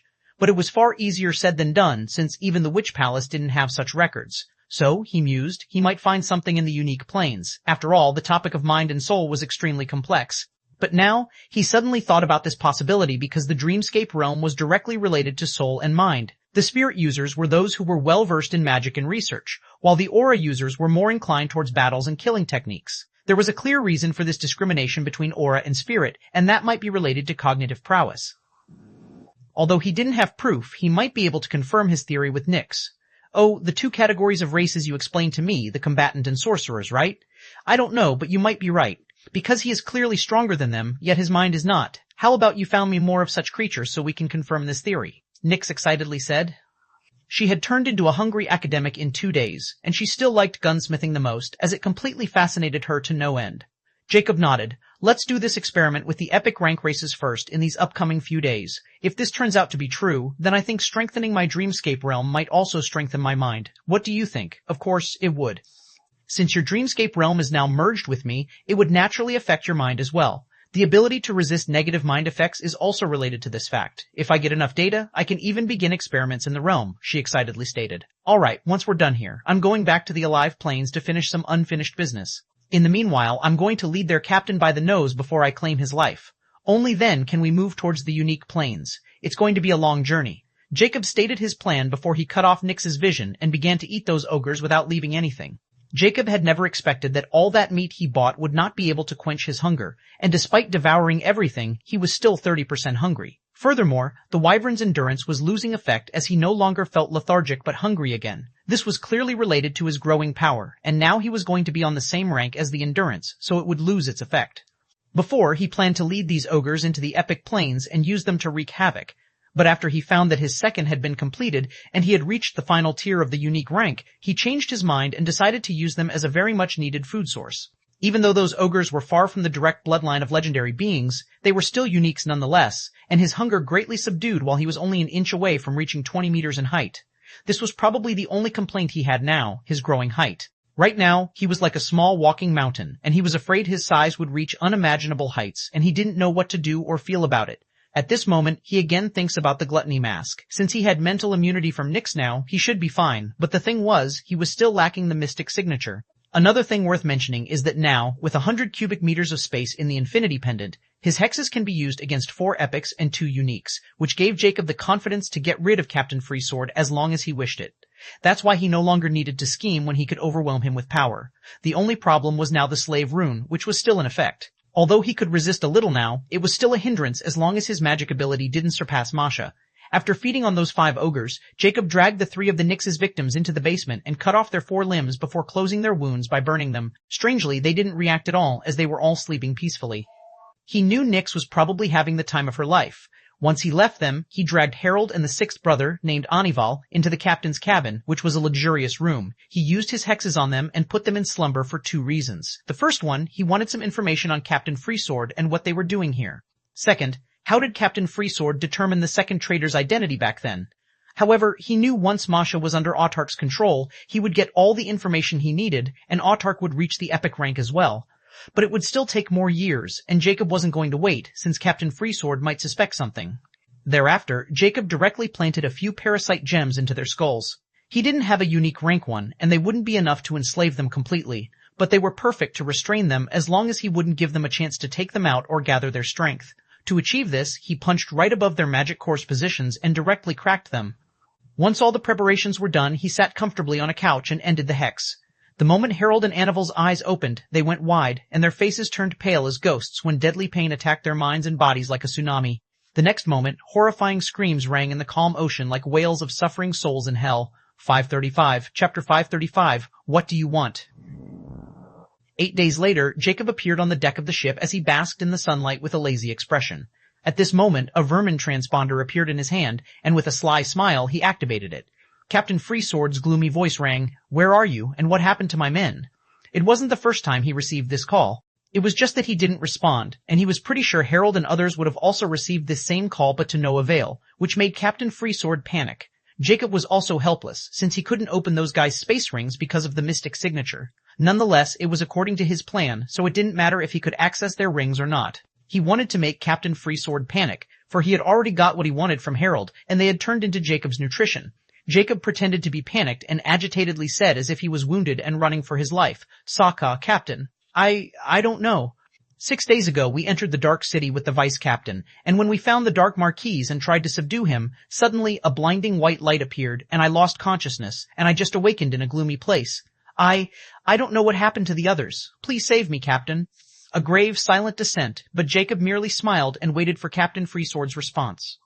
"So, you're saying something was strong enough to overwhelm my men, and somehow they let you live, and not only that, they even left you with your transponder? Did you take me for a freaking fool?" Captain Freesword bellowed furiously. Jacob was already prepared for this as he quickly responded, Aye, please believe me, I have no idea what happened, but I woke in this strange place, and my space ring was still there. Oh no, there are skeletons here, Captain. You must save me. If this is true, then I need more information. Search for Harold and others. You better make it fast, or I'll show my other side, and even if you were able to escape alive, you won't be able to escape me. Captain Freesword then directly cut off the call. Jacob couldn't help but sneer. We'll see about that, don't we? Storing away the transponder, Jacob also stored the entire ship away since it was extremely useful to him before he used his gray disk to fly towards the Epic Plains. A few hundred miles away from the Epic Plains was Captain Freesword's gigantic ship, completely hidden from others because of its terrifying stealth. Captain Freesword, at this moment, was extremely livid, and another ogre was standing beside him with a dark expression. Was he telling the truth? The ogre who was below Harold in seniority questioned. Everyone called him Vile Horn. Captain Freesword furiously retorted, or what do you think he is capable of handling 10 unique ranks? Vile Horn also winced his brows as he knew how silly this question was, and he knew better than anyone just how treacherous Harold was, so an epic rank slave can't even scratch him, much less inflict any harm to 10 of them. Going after Dark City was a bad idea, he muttered, since he knew just how mysterious and dangerous the Dark Cities were, and underestimating them was a huge mistake. Captain Freesword ground his teeth. You think I don't know that? There was only a signal shot for us to return home, and I had to take it. But it still doesn't make any sense. Not to mention us, no unique rank person could stay in the Epic Plains. So, the only explanation is there was an extremely powerful magic scroll in the Dark City possession as its trump card. But why did they leave that slave alive? Vilehorn's expression changed as he said ponderously, the information about this came from that salve, right? So could it be he's working with the Dark City against us? They might have gotten rid of his slave rune for his loyalty. Captain Freesword's eyes shimmered with dangerous light as the chance of this happening was very high if it was the Dark City.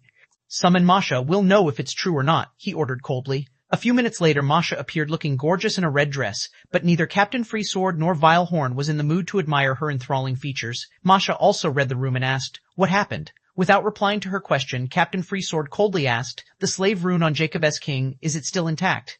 Masha didn't tarry and quickly closed her eyes before she mumbled in incomprehensible language, and the next moment, a crimson rune shimmered on her forehead.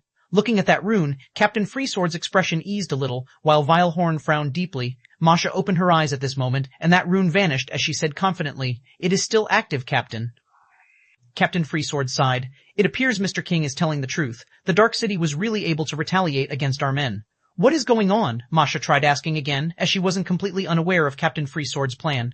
Captain Freesword didn't hide and told her about what happened to the group. Masha's expression shifted as she was also shocked. What do we do? Let's wait for Mr. King's further findings. Since the enemy left him be, they are clearly confident against him and might want something. Captain Freesword replied in a grave tone. A few hours later, this time, Jacob sent Captain Freesword a call, and Vilehorn and Masha were also present. Captain Freesword activated the transponder, and a woman's voice sounded filled with mockery. So you must be the mastermind behind that little mishap. I know leaving this guy alone would gain your attention. Captain Freesword narrowed his eyes as he coldly questioned, who might you be? I'm someone you don't want to mess with. Oh, my mistake, you have already messed with me. Tell me, how should I punish your group of misfits? She asked dismissively, sounding extremely arrogant. Captain Freesword and others' expressions went extremely dark as they never expected someone from the Epic Plains to dare to talk to them like this. But Captain Freesword controlled his boiling fury as he asked coldly, I admit I've underestimated the dark city of Epic Plains. But since you're talking to me, I can presume you have something in mind. I'm a very reasonable man, and I can admit my fault and accept responsibility. So, let's be frank and cut to the chase. What do you want? Hee, as expected from a star pirate. Alright, I'm also easy to talk with. Your men are completely fine and under my care. But how long it will last depends on you. If you want to deal with me and free your men, come to the Epic Plains. I don't like to talk business on calls. Done saying, she cut the call, making Captain Freesword even more pessimistic and enraged. 536, Chapter 536, S. Augmented Reality, Lane 1. In the Vile Witch Valley, the core city of this region, number 42, in the headquarters of the Alchemy Guild, Jacob was sitting comfortably, and in front of him was none other basic Elder Grandmaster Sophie holding Jacob's vermin transponder. When Jacob showed up out of the blue, she was shocked since she didn't remember Faceless Ancient being a massive 20-meter-tall giant. Furthermore, he had turned even more unfathomable than the last time, as if his power had no depth, and she felt like an ant. Afterward, he had her read a script to trick Captain Freesword. She now looked at Jacob with dread as she had no idea who she was talking to, but the other party seemed quite furious and wondered how that person had offended this dark star, and that person thought she belonged to a dark city. One thing was clear though, Jacob was planning something big. Jacob looked at Sophie's apprehensive expression and chuckled. You did great. Even I almost believe you. Sophie pulled a bitter smile as she appeared even more beautiful. Lord, what are you truly planning, really? Although he was still apprehensive of him, she had worked for him now enough to understand him slightly and ask questions. Jacob merely smiled as he replied, just spreading a net to catch a big fish. Don't worry though, your life is completely guaranteed as long as you follow me. After this, you'll get your freedom. Sophie's eyes shimmered with happiness before she hesitated and said sheepishly, See, can I say something? Go ahead. Jacob dismissively said, as he no longer put anyone in the Epic Plains in his eyes because he was already at the peak of unique rank. Not even Captain Freesword can threaten him now. If not for Masha's slave rune, he would have already gone to him to settle his score. Sophie took a deep breath and resolutely said, I want to follow you. Jacob narrowed his eyes upon hearing this unexpected answer, making Sophie quiver as she lowered her head. Are you serious? Following me means forfeiting your authority and even your luxurious life as a member of the Alchemy Guild. Moreover, you might die at any moment, or I might sacrifice you. Jacob plainly stated, and he wasn't joking. Sophie took a deep breath to calm her widely beating heart. If I remain here, I think this would be the limit of my achievements. But following you means I might achieve something. As an alchemist, my goal should be to pursue the mysteries, not living comfortably. When I became an alchemist, my goal was to unravel the mysteries of magic. But as time passed, my goal became blurry, and with all the authority and riches, I didn't know what I was doing anymore. But when my Lord Ensel, when you took me in, I finally understood how I took my freedom for granted, and my little power and authority didn't mean anything in front of a true master. She looked deeply into Jacob's eyes as she stated, Please give me a chance, and I should prove my worth. In return, all I want is a place by your side. Jacob narrowed his eyes, looking at the beautiful elf full of convictions and a new fire in her that wasn't present when he enslaved her that day. It's not like I look down on you or anything, but without your authority, what other use do you have for me? Furthermore, your strength is nothing in the place which I'm aiming for. You are nothing but a burden, Jacob mercilessly stated without holding back. Sophie was slightly pale, but it wasn't like she hadn't expected this response. She inhaled deeply and said, I know I'm useless in your eyes, but I'm still willing to be your maid. You need someone to take care of your business, and you. She begins to blush at this point. Please let me serve you, and if I die, I won't blame anyone. You can use me as a sacrificial pawn. Jacob looked deeply at the elf, as he knew it would take all the willpower to state one's desire and submit to someone. I'll think about it. You are dismissed for now. If you receive another call, report me to first before doing anything, he stated impassively. Sophie smiled brightly. Although Jacob didn't accept her, he didn't reject her either. She quickly bowed before she left the room, which was actually hers. Jacob couldn't help but sigh. A follower, huh? In the long journey to immortality, do I even need to consider it when everyone will just die before me? Am I even capable of caring about others anymore? He didn't know why he was thinking, but dismissed those strange thoughts since he knew, in the end, he would be alone, and he couldn't tarry from this path for anything or anyone. At this moment, outside the waterfall in the core area of the Vile Witch Valley, where one of the entrances of the Witch Palace was located once, two giant figures appeared. This is the place? Star-Lord asked emotionally with great pain. The Vice Star-Lord, also his wife, replied with a quavering voice, Yes, this is the place where some vile brute murdered our children. There was endless hate in her voice. Star-Lord took a deep breath to calm his boiling hatred, and a white brocade box appeared in his hand. He emotionally said while creasing the smooth, jade-like surface of the box, It took them 5 months to deliver this S-augmented reality lane to us. Now, we can finally find the murderer of our children. But we are only given 2 more weeks before the containment unit of Destiny Star Corporation would arrive here. My star ID might have already been exposed, so we need to change our identities before departing. So, I want you to be open-minded. Just in case we can't track down the killer, we'll leave. We can't die. We have to live for our children, he sternly said. The Vice Star Lord closed her eyes as tears began to stream down before she nodded. I know. I don't want to die before killing that vile brute. Even if he could escape our revenge now, once we climb the ladder at the unique planes, it would not be too late to destroy the entire epic planes. The Star-Lord nodded in stratification and gently said, now that's my wife, but I don't plan on giving up this time. The next moment, he opened the brocade box, and a blinding crimson light suddenly gushed out like a stream of endless water and quickly began to cover the core region of the Vile Witch Valley. 537, Chapter 537, S Augmented Reality, Lane 2. As the crimson light covered the entire core area of the Vile Witch Valley in front of Star-Lord and his wife, time seemed to be played in reverse as images of beasts being two appeared drinking water from this place. It continued to go backward until the virtual images of Vice Star-Lord and her people came into play from her last visit.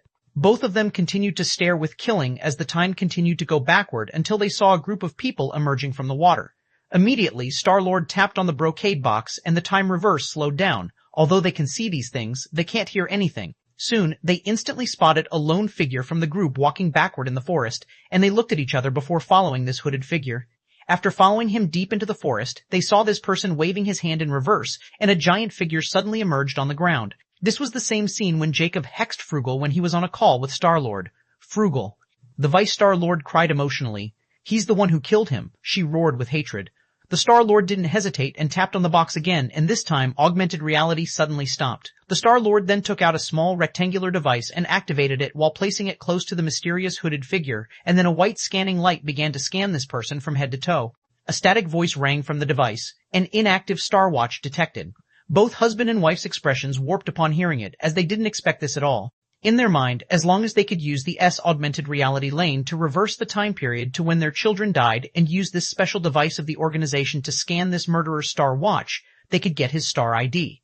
But the murderer was even more cunning than they had thought, as he didn't wear his active Star Watch but an inactive one.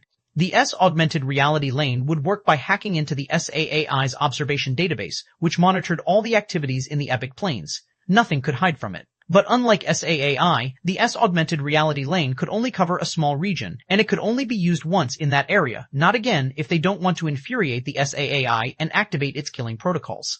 Furthermore, they can't hear sounds, and the limit to this augmented reality was 999 days, and they can only go back once. They cannot play it forward. They had already turned back time to 997 days just to reach this point, and they only had one use of this thing before it would teleport back to whence it came. It was a security measure to keep this extremely precious device safe and not be used by another unauthorized person. However, now things were going south. I don't believe it. I can't accept it. Vice Star-Lord was on the verge of a mental breakdown at this moment. Let's use the reaming time and hope that bastard left some clues. Star-Lord took a deep breath to calm down and played it again. They watched the murderer jumping back on the tree while Frugal turns back and begins to talk with Star-Lord before they begin to turn back again. They both walked with them, and this time they saw the person headed back into the forest again while Frugal was still present there, and they knew this was the time when he got rid of Avon. So, they followed him and soon arrived where Jacob dealt with Avon and Vice Star-Lord, who couldn't hold back her tears seeing her precious daughter. The Star-Lord tried again, but the result was the same. Jacob was still not wearing his Star Watch. So, they continued to play the keeping, watching how it all played out. They even saw Jacob going into the water with another mercenary and coming back alone before the group again walked back into the forest. As the time of the S augmented reality lane was coming to an end, they saw them camping, and for the last time, the Star-Lord tried to scan Jacob again, and the result was still the same. At this point, they were filled with despair and helplessness, and once the S augmented reality lane time was up, the brocade box in his vanished with a flash. Hateful. Star-Lord roared fully of unwillingness. Despite getting the S augmented reality lane, they still weren't able to get another on their children's murderer. It was like someone had ripped open their barely healed wound again. In the end, Star-Lord tries to console his wife and says, although we didn't manage to catch the killer, I'd observed the way he took them. They weren't given the chance to fight before they were killed. This person has an extremely bizarre magic, and he knew who he was targeting. Even we might not be able to take him down easily. This kind of person and magic is very rare. Let's search for him this way. He can't hide forever. The Vice Star-Lord nodded with teary eyes. I know. I would never let this go until I flay his skin, pull his tendon, grind his bones, and drink his blood. Her very word was from her heart, which was filled with hatred and vengeance. Both of them then left dejectedly. They came with hope, yet they left with even more despair. Jacob had no idea his decision to switch his Star Watch back then had suddenly saved him from becoming the enemy of the Star Hackers, or his Star ID would have been on their blacklist as well. Although he might not care about the Star Lord and Vice Star Lord of the Epic Planes, the Atlas in the Unique Planes was not something to be underestimated. Even the Star Network can't do anything to them as they are simply too discreet, and the powers there also have secret dealings since their gadgets are simply too helpful and unique. They were far above the Killer Skull Society, and being their target was not something that even Dark City could handle. Right now, he was still waiting for Captain Freesword's response before taking another step to take down the notorious group of star pirates that had even evaded the pursued big powers from the Unique Planes. In the meanwhile, he finally got the chance to pay attention to the hunter's legacy he earns in the trial plane, the Night Hunter's Aura and Spirit, a universal scripture of unique rank. 538, Chapter 538, Scripture of Blank. The Night Hunter's Aura and Spirit was an extremely rare universal scripture that could be cultivated with all the elements and compatible with both Aura and Spirit paths. This universal scripture was a stealth-type scripture with 5 abilities for both Spirit and Aura, and the rectified stars needed for them were 900. Jacob was really fascinated by this scripture and wanted to cultivate those abilities. Still, he needed to have either Aura or Spirit glyph to cultivate it, which poured cold water on his expectations. Then he put it away and checked the Scripture of Blank that he got from Nelson, which was also like the Night Hunter and compatible with every element. However, when he started to read the details of the Scripture of Blank, he was startled because it was not what he was expecting it to be. The Scripture of Blank is actually a magic ability scripture that could help a person gain a fake aura or spirit glyph called the Blank Aura Glyph or Blank Spirit Glyph. However, unlike the realm aura and spirit glyphs, this blank glyph would emerge within a magic core, not etch on the skull, and this glyph can't etch any abilities like the real one. Its only purpose was to provide either aura or spirit. But for Jacob, the ability to etch was not as important as having aura and spirit because the only disadvantage he had over unique rank is they had either aura and spirit while he only had plain mana. If he could have an aura or spirit, that disadvantage would vanish in smoke, and he could be a true unique rank and also raise his power to new heights. Jacob also suspected that Nelson had already cultivated this scripture and had either aura or spirit, and that's why he was able to hunt down a unique ranked beast in the trial. That old fox was really hiding it well. Just where did he get this? Furthermore, this scripture could grant any type of glyph one desires. This means that if someone had an innate aura glyph, they could also have a spirit glyph, and they also didn't need to be a unique rank at all. Even star or epic star rank magic cores could form these glyphs. It is even more advantageous to me since I have 3 magic cores. I can have 3 types of auras or spirits or either have both. No, wait, I might also have a natural spirit glyph from the hex core, so it should have 4 glyphs. And once I cultivate the art of nature to its full potential, I would have 6 magic cores. Just thinking about it made Jacob's heart race, as the Scripture of Blank was tailor-made for him, and he could do wonders with it. A content smile appeared on his face. It seemed the old fox was really sincere about making amends.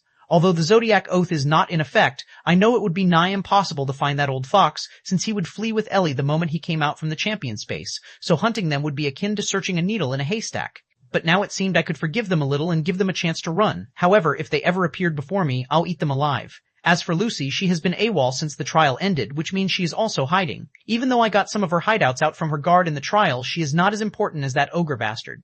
Jacob smiled coldly as he still wanted to hunt down both Ellie and Lucy, but he knew it would take too much time to search for them, especially after meeting with Nelson. They might be hiding in the Star Ocean, so he didn't bother and focused on the target in the view. So, without any further ado, he begins to cultivate the Scripture of Blank with his fire core first. He chose to form the Blank Aura Glyph of Fire because of fire's destructive properties, and it would directly raise his attacking power. But forming this Blank Aura Glyph would take about 6 to 12 months, and he needed to meditate while channeling his mana into the fire core. Still, he wasn't in any hurry since he had already played the dice, and now it was Captain Freesword's turn. Furthermore, he was also planning someone before starting his voyage to Unique Planes after dealing with Captain Freesword.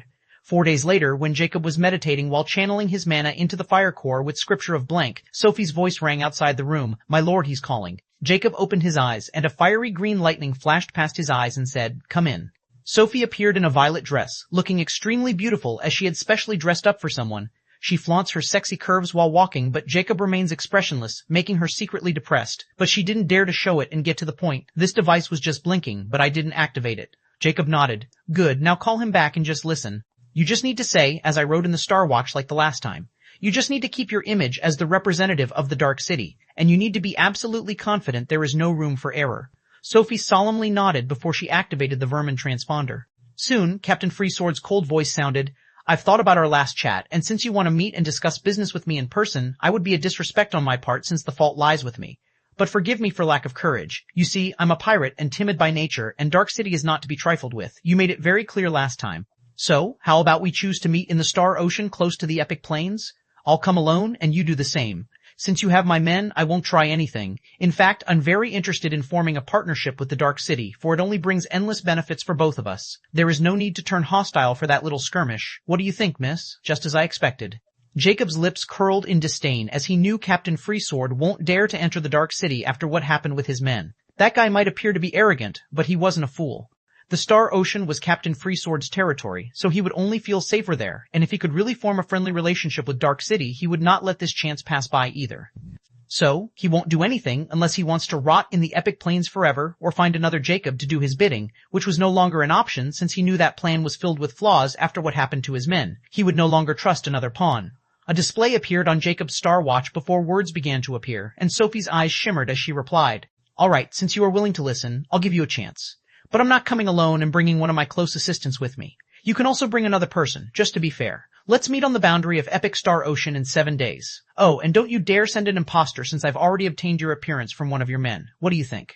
Sophie calmly stated what Jacob wrote. Captain Freesword didn't reject either and replied in agreement. "Very well, I'll see you there, miss." 539, Chapter 539, Freedom or Profit. In the boundary of Epic Star Ocean, a ship was cutting through the water and approaching another big ship, which seemed to be stopped and waiting for their arrival. In this moving ship, Jacob, in a dark cloak, stood behind Sophie, who was also hiding her appearance. But Jacob stuck out like a sore thumb because of obvious reasons. He looked at the big ship with hidden killing intent. He's been waiting for this day for a long time now. After his first meeting with Captain Freesword, he had come a long way from being a Tier 1 Epic to Tier 9 Unique, and he was finally at this point where he looked down on the other guy for being utterly helpless. "What is your plan?" Sophie asked with a hint of apprehension. She had no idea what kind of scheme Jacob was hatching, but she knew if even Jacob was so careful, then the other party was to be trifled with. She also knew her role was very important in this, and if she messed up, she might be the first one to die. However, she didn't complain. She wanted to show her resolve to follow Jacob through thick and thin so he could accept her. Jacob plainly said, "If the person I'm aiming for is really in that ship, then I'm going to put him to sleep. But if it is not, then I'm afraid it'll be a bloodbath. In fact, I'm not afraid of him, but there is a person who can affect my movement, so capturing him would make it even easier to deal with that person. I'm even hoping he would be foolish enough to take that person with him here, which would free me from those restraints. Then there's no need to play tricks, and it seemed luck is on my side," he said ambiguously. Sophie was astounded and asked, "What kind of restraint?" Jacob merely glanced at her and replied, "It doesn't matter anymore." Sophie didn't pry further if Jacob was unwilling to reveal it. At this moment, Jacob's eyes narrowed as he spotted a figure covered in a cloak like them standing on the dock of the ship, and he seemed to have spotted them as well. "Who do you bring, and did you dare to come yourself?" Jacob wondered as he was hoping it would be Masha since Harold was already gone, and he had a feeling that Masha should be next in command, and her ability of charm would make her an ideal candidate for this trip. As for Captain Freesword, as long as he appeared, he was as good as Jacob's dinner tonight, and Masha would be imprisoned until Autark was done with her. Lastly, Jacob would get rid of the entire crew of Captain Freesword and take over his massive ship and all the treasures they had ever plundered. This was for revenge, as well as for the unimaginable profit he would get from it. Furthermore, Jacob wanted Captain Freesword's ship because that ship has sailed the Star Ocean of Unique Plains, and it might be the safest ship in the entire Epic Plains for the voyage towards the Unique Plains. Jacob stopped the ship at some distance from the other ship before the other person on the other deck beckoned them to come. His heart raced as he sensed something now that he was this close. They both jumped on the ship and landed on the wide deck. The cloaked person seemed to be looking at the unusually granitic figure of Jacob with astonishment and great interest. Jacob's heart thumped when he appeared so close to this figure, and his lips curled up. "She's really here." He instantly knew it was Masha because he could sense Autark's presence in her head as clear as day. Now, all that was left was to confirm if his other target was here or not. "You, my friend, are really a giant." A familiar, jolly voice of Captain Freesword rang as he walked out from the cabin and looked at Jacob with fascination. Even he wasn't as tall as him. From that familiar, snarky voice, Jacob glared at Captain Freesword icily, but he didn't react and summoned his trunk card, Cursed Immortality, to make a final confirmation. "Tell me, is this Ogre Tier 8 unique or not? And this other person, is it a charm siren race?" He directly questioned since he clearly remembered Captain Freesword and Masha's traits. Although he was clear about Masha, it couldn't be said the same for Captain Freesword because that guy might play some trick. Immortica laughed as usual before playfully wrote, "Oh, how long you've waited for this, huh? Revenge is a dish best served cold. What a good way to put it. but I'm afraid you have to wait more to get it even colder. This ogre is not tier 8. In fact, it isn't an ogre at all. Heck, there isn't even a second person present in this place. All you see is a puppet made with runes and wearing a very well-crafted skin, and to make it even more real, the charm siren is using her bloodline ability to cast a charm on the puppet, which makes it look as good as the real thing. As for the actions, this puppet is voiced and controlled by a real person far away from here. Ha ha ha ha. I had to admit this guy is really something. He's even wary of someone whom he considers an ant. Now, what will you do? If you take down this woman, you'll be free, but this might scare away the guy, and your plans will fall apart. I love this kind of choice. Jacob's expression changed as killing intent flashed past his eyes. He never expected Captain Freesword to be such a turtle.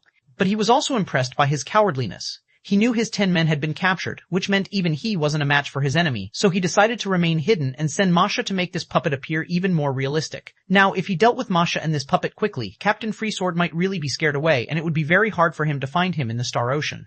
However, when it comes to his freedom, he is very decisive, and profit means nothing. Besides, it's not like he wasn't prepared for the worst already. He still has another method to draw Captain Freesword's ship. So, without hesitation, he looked at Masha with killing intent, sending chills down her spine, and both Captain Freesword and she sensed the strange atmosphere with Sophie and Jacob's lack of reaction. Alas, before they could do anything, Masha was already falling on the deck while Jacob appeared in front of the puppet and threw a full power punch, blasting it into smithereens. 50-40. Chapter 540, Second Chance.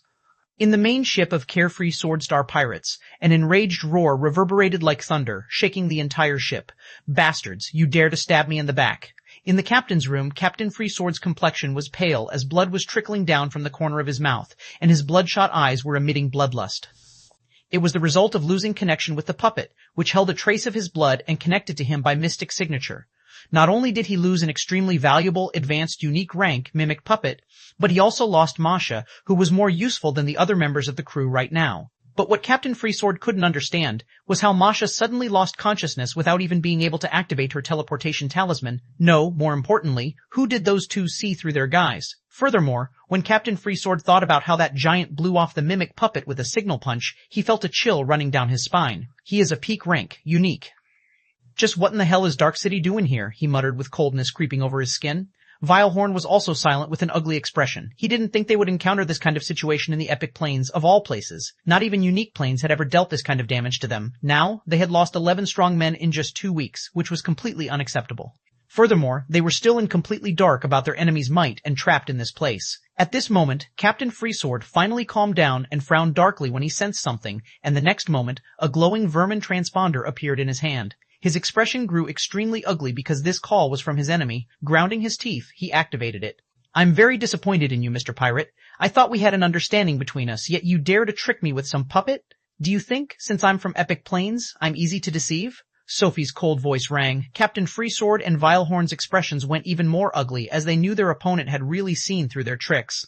They had really underestimated the Dark City, and they finally understood why no one dared to mess with them. Now all they could do was to blame their own damn poor judgment to poke this hornet nest. I'm willing to compensate you for this transgression, and I still want to negotiate with you. Please give me another chance, and this time there will be no tricks. Captain Freesword stated with suppressed killing intent in his eyes. He felt an ant of epic planes had shattered his pride. He has been bested. Hee, so you seek forgiveness again? It is your second offense, yet you still dare to seek partnership with me? What a shameless little coward you are. Sophie's voice was filled with disdain and mockery. Vilehorn trembled with rage, while Captain Freesword was on the verge of spitting blood with anger. No one had dared to ever talk with him like that. Sigh, I really need a coward like you this time, so I'm willing to give you another chance. Come here, I'm waiting for you in the same spot, but you have an hour before you won't get another chance. Don't make me send information about you back to the unique planes. I know, since you guys are hiding like cowards here, you had a pretty nasty enemy back there. I wonder if they hate you enough to cross the Star Ocean to hunt you down. Furthermore, I'll get rewards the same, so this is really your last chance. Hehehe, the call ended with her mocking laughter. Captain Freesword and Vilehorn's expressions changed when they heard about the last part. They didn't think about this problem until now. This bitch is too much. Vilehorn gritted his teeth as he never expected he would feel like this for someone from the epic planes. Captain Freesword muttered darkly, "We are dealing with a true big wig." Whether it's in epic planes or unique planes, these people had minds of crooks, and they never let benefits go. This woman knows what she's doing, and from start to end, everything is under her control. She even dared to stay, and this time she didn't say to come alone or with my entire crew. She just said to come. At least this confirms that she is not afraid of our crew and really needs something from us. Vilehorn's eyes narrowed as he felt a sense of danger. So, is it really okay to go there? What if she is just baiting you there? Captain Freesword's eyes went deadly cold as he replied, yes, there are high chances of this as well. But we have no enmity between us, and she knew I needed something from her, so she probably wanted to take advantage of our situation. We are more useful alive than dead to her, so there is a 70% chance she will talk. But if she's really just trying to play hunter, she's too green to make me her prey. Go, sail the ship in her direction. Let's meet this wily bitch and find what she's after. He ordered Vilehorn while he left toward a secret room to prepare for this meeting. Captain Freesword wasn't an idiot, and he cherished his life more than anyone else, so he had to make sure nothing happened to him. If he sensed even a trace of danger there, he'd escape without hesitation. On Masha's ship, Jacob smiled looking at blushing Sophie as she felt embarrassed from her acting in front of Jacob. But she tried her best, and it seemed the other party really fell for it as well. You did great. Now, let's see if he comes alone or with his entire ship. If it's the former, it would be troublesome a little, but if it's the latter, I need you to escape through the sea. I'm going to claim that ship for myself, and this battle is not something you could participate in. I'll find you once I'm done, Jacob ordered. Sophie hesitated for a moment before she nodded and agreed to this arrangement. After all, earlier, she felt Jacob's power when he blasted that puppet for a moment, and she knew this man was probably invincible. 54-1, Chapter 541, Lifespan. About half an hour later, Jacob stood on top of the ship's sail, and his head suddenly shifted in the northeast direction, and his eyes narrowed. Although there wasn't any movement on the sea, he could sense a vague fluctuation in water in the air and ocean. The next moment, Jacob tried to focus on his eyes when suddenly his amber irises glowed in golden light before they suddenly expanded, covering his entire eyes and turning into pure golden, and tiny silver flames were flickering within them. The world around him instantly changed as countless strange particles appeared before him, and he finally saw an outline of a gigantic ship made with these colorful particles. Instantly, Jacob closed his eyes, and when he opened them again, they had turned back to normal. But his complexion was slightly pale, and sweat was beaded on his forehead. I've only opened them for barely 2 seconds, yet I felt exhausted. Jacob thought bitterly, as he knew the eyes of Judge were not something he could carelessly use. But still, after barely using them, he knew just how terrifying they were, and the strain they left on his mind afterward was not to be laughed at. Immortal's warning was not unjustifiable. Although it was his second time using them, he had to admit nothing could hide from them, even an advanced unique rank stealth mode ship. Gulping down a rejuvenate potion, Jacob's lips curled in a malicious smile as he jumped down and found Sophie, who was waiting anxiously for his order. He's coming with the entire ship. The moment I jump on that ship, escape through the sea without hesitation, Jacob ordered as he clearly remembered the first time Captain Freesword captured him. That guy has a powerful method to teleport someone into the ship directly, so he doesn't dare to be careless or let Sophie flee first. He was afraid that the guy was monitoring them with some unknown device to make sure there wasn't any ambush. If he saw Sophie escaping, then he might not come at all, so she had to be here as bait until he succeeded in neutralizing him. Furthermore, he hadn't forgotten about the teleportation talismans. He had bought a treasure that could block space, Skylock Cube, for this exact reason, and Masha just happened to be in possession of an advanced space talisman, not a unique one, and her downfall was also because of it. This also reveals just how precious a space-related treasure was. But he can't underestimate Captain Freesword, since that guy would not be stingy with himself. Now, Masha was in his infinity pendant, and upon his thought transmission with Autark, he found that he needed around 6 more months to completely devour Masha if she remained in that state. And Jacob wasn't planning to let her escape at all, so it was all in his favor. In the end, Jacob knew he only had a single chance to capture Captain Freesword, and he couldn't miss the timing, or he would be really gone once he escaped through a space treasure. All of these calculations were accounted for, and he also has another helper this time around. Nyx, I want you to plant a seed the moment you see Captain Freesword. Focus your entire power on him, no need to care about others. Once I capture him, you can stop and focus on the others. There should be around 20 more enemies on that ship, and we need to kill them all. What about my food? Nyx asked, as she clearly was implying for a living prey. I'll see what I can do about it. It's not easy to retrain so many uniques. Or do you think I want to give away the free chance of getting so much lifespan? Jacob retorted, since he no longer thought about killing others first. From the last time Nyx absorbed those 2 dwarfs and 1 ogre's dreamscape realm, he got 1,100 years of lifespan. Even Jacob was in disbelief when he saw that number adding to his own lifespan, and he knew he had hit a jackpot with Nyx. Now, as long as Nyx was alive, and he let her continue to feed on the living beings, his lifespan would continue to increase. Furthermore, he knew the more powerful a species is, the more lifespan they would have. Like a goblin, even an epic rank, could only live for 200 to 300 years. At the same time, an epic elf or giant could live up to 1,200 to 1,500 years. An epic magic beast and orc's lifespan was around 500 to 1,000 years, depending on their bloodline. Lastly, Nyx could only get half of the remaining natural lifespan of her victim. It would not be deducted from the years the victim has already lived. For example, if a victim has lived for 1,000 years and he only got around 100 years more to live, Nyx could only get 50 years, not 550 years. Furthermore, those victims can also replenish their lifespan with medicine, but Nyx would not devour this lifespan because it is not a natural lifespan. Lastly, both combat and sorcery could affect lifespan differently. A combatant could live more than a sorcerer because they had stronger bodies. So, the younger and more talented her victim is, the more lifespan she can gather. A unique species' average lifespan is around 500 years, and a species like a unique ogre and dwarf would have an average lifespan of around 4,000 years. That's why Jacob got over 1,000 years despite Nyx getting the other 30% from just 3 of those victims. This was the reason Jacob now wanted to prioritize capturing the uniques than just killing them. After all, lifespan was far more alluring than just temporary meals. Furthermore, it wasn't like he wouldn't get to eat them once Nyx was done with them, so he wanted to get both lifespan and their meat now. Still, he knew this time deaths were unavoidable, even if it was a waste. But it wasn't like he didn't have a shot at it, and all of this depends on whether he could subdue Captain Freesword or not. At this moment, in few meters away from Jacob's ship, a gigantic ship suddenly appeared out of thin air, and on top of the ship's ugly figurehead, Captain Freesword stood tall while coldly glaring at Jacob and Sophie. 54-2, Chapter 54-2, Takeover 1. Captain Freesword spoke without having any intention of moving from his spot. I humbly apologize for my previous offense, and this time I've come with sincerity. I invite Miss and Sir to my humble ship to show my hospitality. Not leaving your turtle shell, huh? But you're only inviting the wolf into your house. Jacob smiled coldly, as he had already predicted this outcome. Captain Freesword would naturally not leave the safety of his ship and crew after knowing Jacob's strength, and he would feel secure with them, so he invited them over. But Jacob was also ready, and a gray disk appeared under his feet before he began to fly towards the ship. Captain Freesword's eyes contracted to see this, but he didn't panic. Jacob was on the same height as Captain Freesword. He looked down on the guy, making him uncomfortable, and said, "Since you show yourself, I'll naturally return the courtesy." Led the way. So, he is the one in charge. Captain Freesword's eyes shimmered with understanding, as he had already suspected this, since this giant was too powerful. How could someone like him listen to an epic? Sophie was just a front to keep him hidden, which was completely justifiable since Captain Freesword would do the same. Please. Captain Freesword didn't pay attention to Sophie anymore and directly led him into the ship's meeting hall. Jacob nonchalantly entered, and he also felt many eyes on him. Immortality was right in front of him, and he confirmed that Captain Freesword wasn't a puppet and all the crewmates were hidden and keeping a close eye on it, ready to react the moment he showed any malice. However, Jacob had already acted. It was just that Captain Freesword and his crew didn't detect anything. They both enter a spacious hall with a table full of rare delicacies and mana fruits, and all of them are unique rank. This also shows Captain Freesword's wealth.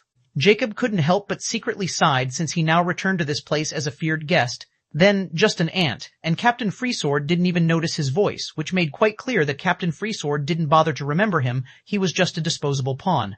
Captain Freesword also felt a little bit at ease when he saw Jacob calmly sit down, which meant he really wanted to form this partnership, and he was at fault from the start. Still, he didn't dare to let his guard down, and men were closely monitoring this place. At this moment, Jacob picked up a golden fruit, carelessly removed his mask, and bit it while coldly stating while glaring at the corner, "Tell your man to stop hiding there and scram before I change my mind, or do you want to repeat the same mistake?" Captain Freesword was shocked as his heart trembled because Jacob was staring at the same place where Vilehorn was hiding using an advanced, unique rank stealth treasure, but Jacob saw right through him. Furthermore, Jacob didn't even bat an eye before eating that fruit, so he wasn't worried about poison, which gave him an air of mystery. Just who is he? He thought gloomily and quickly said, "Ha ha, it seemed my man was quite curious about, sir. Don't worry, it won't happen again. Vilehorn, if you've seen enough, now leave our guest alone. I'll accompany, sir." The next moment, Vilehorn's figure appeared, wearing a gray cloak, and his eyes were filled with doubt and a hint of fear before he bowed his head and left the hall. He didn't dare to refute it, as this person was really not to be messed with. If there's someone monitoring, tell them to stop, since what I'm about to say is not something just anyone could hear. Or do you think I need to put up this act if I want to deal with you? Jacob coldly stated while picking up another fruit. Captain Freesword was now really impressed, and he no longer had any thought about suppressing this person. Since he dared to come, this could only mean he was fearless, and he didn't need to bother with all this if he had ill intentions, so he was slightly convinced. In the end, he gives a signal that only his crewmates can understand before smilingly replying, "Haha, I trust Sir completely. There is nothing here but my sincerity. I wonder what instructions Sir has for me." He calmly sat down on the other side of the table, as he still didn't dare to sit close to Jacob. Jacob smiled slightly as he asked, "Tell me, how did you end up here?" Captain Freesword didn't find this question unreasonable and replied, "My comrades betrayed me, and they disclosed my whereabouts to a powerful enemy, so having no choice, I was forced to use a trump, and I ended up here." Although he was subtle, he still gave a reasonable answer. Since your enemy was willing to spend so much time with you, then this could only mean you have something that interests them, or you've done something unforgivable, right? Jacob asked. Captain Freesword smiled bitterly and masterfully dodged the question. Sir, you should know we star pirates are outlaws, and there are hefty rewards in our heads, so anyone would be interested in calming them. I'm just a little pirate, just living in fear of others. How could I interest others? It's just that some people wanted to be heroes by dealing with a bunch of nobodies like us. We are not evildoers. On the other hand, I'm quite curious about how someone like Sir is doing here, and what do you want from a nobody like me? As long as I can do it, I'm willing to work for you since all I want is to go back. He quickly changed the topic. What a sly bastard. He clearly has something that others want, and he is forced to flee. It seems he is hiding something terrible. Jacob thought as he easily saw through Captain Freesword's fa-ade. Even an idiot could tell that Captain Freesword was hiding something, which forced him to use something important that could send him directly to the epic Star Ocean. So, it wouldn't be just some random item. In the end, Jacob decided to capture him first before taking his sweet time investigating it. He had already won some of Captain Freesword's trust by lowering his guard. How is it? Jacob questioned Nyx. Yes, he's not powerful enough to even detect my seed entering his dreamscape realm. Now, even if he runs, I can easily find him. Nyx confidently replied. This was Jacob's true goal from the start. Even if Captain Freesword could teleport away, Nyx's seed would be in his mind, and he couldn't escape Jacob's tracking no matter what. He was now completely in his palm. The next moment, a ruby color cube appeared in his before crimson light flashed past Jacob's eyes as he used his hex. Slumber Hex, 54-3. Chapter 54-3, Takeover 2. The moment Captain Freesword's eyes begin to shut, Jacob doesn't even waste a second and instantly moves his hand toward Captain Freesword. His plan was simple. As long as he could touch Captain Freesword, he would instantly send him into his infinity pendant. Because once he was inside, Jacob was 100% sure that there was no space talisman or any kind of space treasure. Jacob even used fluid acceleration on his blood to increase his speed to maximum, and his hand appeared to be teleported directly to Captain Freesword's face. Before his eyes even closed, Jacob's giant claw was holding his face, and at this moment a purple light seemed to be emerging from Captain Freesword's chest. However, Jacob was fully prepared and instantly tried to send him into his infinity pendant, and Captain Freesword's body vanished. With uncertainty and anticipation, Jacob quickly looked into his infinity pendant to confirm if Captain Freesword had vanished into his pendant or if the teleportation treasure was even faster. His eyes instantly brightened with ecstasy when he saw Captain Freesword's slumbering figure lying in his pendant, and he almost roared with excitement. In reality, only a second had passed, but for Jacob, this second was filled with anxiety and exhilaration. He had been preparing for a long time for this signal, second, and now Captain Freesword was finally at his mercy. It was the same kind of feeling that he felt when he escaped Decker's clutches, and their situations completely changed. From being a slave to a master, this feeling was something he could never get tired of. However, Jacob quickly calmed down as he knew this wasn't the time to celebrate because, despite talking down the ringmaster, his puppets were still very much alive, and the true battle would now begin. It was now a matter of how quickly Jacob could get rid of them all. Instantly, he begins to recharge his hex mana since no one has noticed that Captain Freesword is now gone. He wanted to capture as many alive as he could for Nyx. After 5 minutes, Jacob stood up and headed towards the closed door, and he could clearly see a few heartbeats outside. Once he opened the door, Vilehorn and 3 other ogres instantly looked over, and when they saw Jacob coming out, they were confused since not even 10 minutes had passed. Could it be the meeting was over? Vilehorn thought as he didn't find anything suspicious. But the next moment, he and another ogre lost consciousness, startling the other 2 ogres, and they were alarmed since it was too strange. At this moment, swords appeared in Jacob's hand, and his killing intent manifested, making those other 2 ogres tremble. He coldly said, Captain Freesword is gone, and if you guys are sensible and don't want to end up like these guys, surrender, and I promise I'll spare your lives. I'll even let you guys join the Dark City and get rid of this lowly status of pirates. Captain Freesword wanted to sacrifice you all, but I'm not like him, as I need capable men for a voyage to unique planes. Now, decide if you want to be a stubborn fool like your captain, or a sensible person who knows how to bend with the flow. Both ogres paled as they couldn't even breathe because Jacob was simply too powerful, and his killing intent was something they had never experienced in their lives. Jacob was like a grim reaper, ready to reap their lives the moment they chose to go against him. This was Jacob's first plan to try to scare them into submission by getting rid of those 2 in front of them. They didn't know he could only use the Slumber Hex twice before running out of hex mana. However, no matter what, they were no longer a match for him. If he didn't want their lifespan, he wouldn't even bother to try subduing them. So, by giving them false hope, he could buy ample time and slowly eat them away. Furthermore, he was sure that this place was being monitored and there were many hidden presences around, so his words were for everyone listening.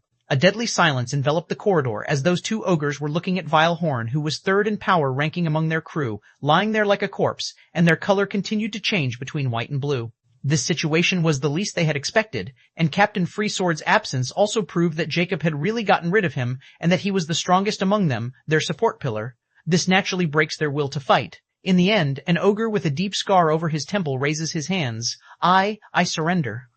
The other one was startled for a moment before he did the same. I'll listen to you as long as you don't kill me. Jacob was secretly elated seeing this working before he coldly stared at the end of the corridor. What about you six? The hidden pirates' hearts trembled when Jacob easily discovered their presence. This made them even more appalled, and they were now sure Jacob wasn't bluffing. In the end, they were all pirates with no morals and values. They all cherished their lives, and loyalty came second. So, one after another, they appeared in the corridor and surrendered. Jacob nodded. Good, now you six go and bring everyone to the main control room. If someone resists, detain them. I'm sure some of you were not satisfied with Captain Freesword, but I'm not like him. As long as you all cooperate, there are rewards for you. I won't mistreat my people. The six of them looked at each other before they quickly received his command and left. Jacob coolly stowed away those two slumbering ogres, making the reaming ogres panic a little. Lead the way to the control room, Jacob coldly commanded. This way. The one with the scar quickly gathered his wits and led Jacob towards the ship's main control room, which was the heart of the ship, with the other ogre. At this point, things were going quite smoothly and far better than Jacob expected. These guys really have no backbone, and they were zealous enough to seek revenge or bend their knees in submission. Jacob liked dealing with these kinds of people the most in both lives. The control room was the heart of the ship, and it was well protected, but right now, no one obstructed Jacob's way. Because just as he suspected, he was being monitored, and since others had already submitted, others didn't dare to resist. Without Captain Freesword, they were all fish on the chopping board as they fully cooperated. Once Jacob entered the high-tech control room of this ship, he saw there was an elf and two more ogres already waiting anxiously for his arrival. He didn't even need to tell them before they quickly bowed their heads in submission. Jacob's lips curled up, seeing the control room filled with monitors and all sorts of unknown magic technology he wasn't familiar with. It was a flawless takeover. 544. Chapter 544, A Mythical Secret. 1. At this moment, Captain Freesword's eyes opened with bewilderment as he found himself in a familiar gloomy room with dim red light. If his memory serves him right, this should be the torture chamber. The confusion in his eyes suddenly vanished and was replaced with absolute horror. His eyes darted around before stopping at the giant figure sitting not too far away on a chair, and beside that chair was a metal table filled with strange torture tools. Those tools weren't normal as they were made specially to torture unique ranks people like them, and Captain Freesword never let collect rust. But today, he wasn't sitting on that chair and grinning at his victim. He was stark naked with his precious armor gone, the 5 space rings on his fingers were gone, and the strangest thing was a rectangular piece of his skin about 1 foot in size had been cut off from his chest, and blood was stopped by charring the skin. Jacob looked at Captain Freesword's appalled expression and couldn't help but smile with derision as their positions had really been switched. Captain Freesword finally felt a burning sensation on his chest, and he felt even more terror because he knew his trump card had been rendered useless by this unknown monster. Completely appalled, he tried to ask and appeared calm. Is there any need for all this? I know I shouldn't have offended the Dark City. But I'm willing to work for you to repent. I'm no use for you dead, and I promise I can be extremely useful. He still wants to talk his way out? Jacob couldn't help but admire Captain Freesword's will to live. It was almost akin to his, but alas, he wasn't as stupid as to let a possible threat walk free, especially if that threat was of a completely unknown origin. Suddenly, a piece of skin appeared in his hand, and there were black rune symbols carved on it, and blood was still dripping from it. Seeing that piece of skin, Captain Freesword's chest burn was even more painful as he knew it was cut out from his chest, and he had paid a very high price to have a terrifying rune artificer engrave those runes. I never thought that it was even possible to engrave runes on our own body. If I'm guessing right, this should be your life-saving trump card, a space teleportation talisman, right? I have to admit, I almost let your body escape just now. These runes are quite impressive, and now, thanks to you, I'll be able to use your talisman if I ever fall into trouble. It's really amazing. Jacob was telling the truth. When he takes out Captain Freesword's body despite removing his space rings and clothes and his infinity pendant, the runes on his chest almost get activated the moment he comes out. If he hadn't been alerted enough, Captain Freesword might have already slipped away from his grasp. Only then did he notice those runes, and he knew they were not just tattoos, but a talisman that had been carved into his skin, and it was directly connected to his magic core. Even Jacob didn't know it was possible, and whoever did this had to be a terrifying rune artificer with a profound understanding of his craft. Even Jacob admired it. Please, I'm willing to submit and reveal my secrets. There's no need to go too far. Captain Freesword pleaded again, as he was now completely sure that this person was a terrible existence that could even interfere with space runes, or that he had an extremely rare space-restraining treasure. In any case, he knew he had to get out of this mess, and the only way he could think of was to lower his head.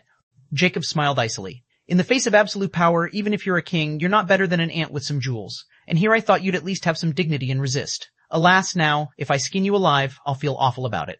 A chill run down Captain Freesword's spine as that terrible smile reminded him of Masha's sadist smile. He was too familiar with it. But I'll give you a chance. Tell me the true reason you were teleported here. Oh, and I know many things from your crewmate already, so if you dare to lie, know this, I won't hesitate to skin you alive, Jacob coldly stated. He still didn't reveal his true identity since he really wanted to know why Captain Freesword was here, just what he was hiding, and also some more about the unique planes. He definitely knows more than any more.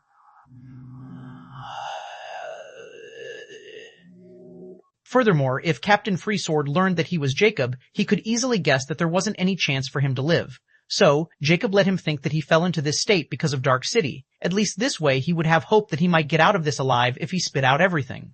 Jacob has already learned from Harold that Captain Freesword uses a very precious treasure to teleport so far away from the epic planes because he was chased by not only a single power but the entire unique planes. Even 3 hegemonies and dark beings were involved. As for why, Harold or anyone else had no idea, but they all know that it all started after Captain Freesword sneakily entered the unique planes trial and then, 4 months later, even managed to escape.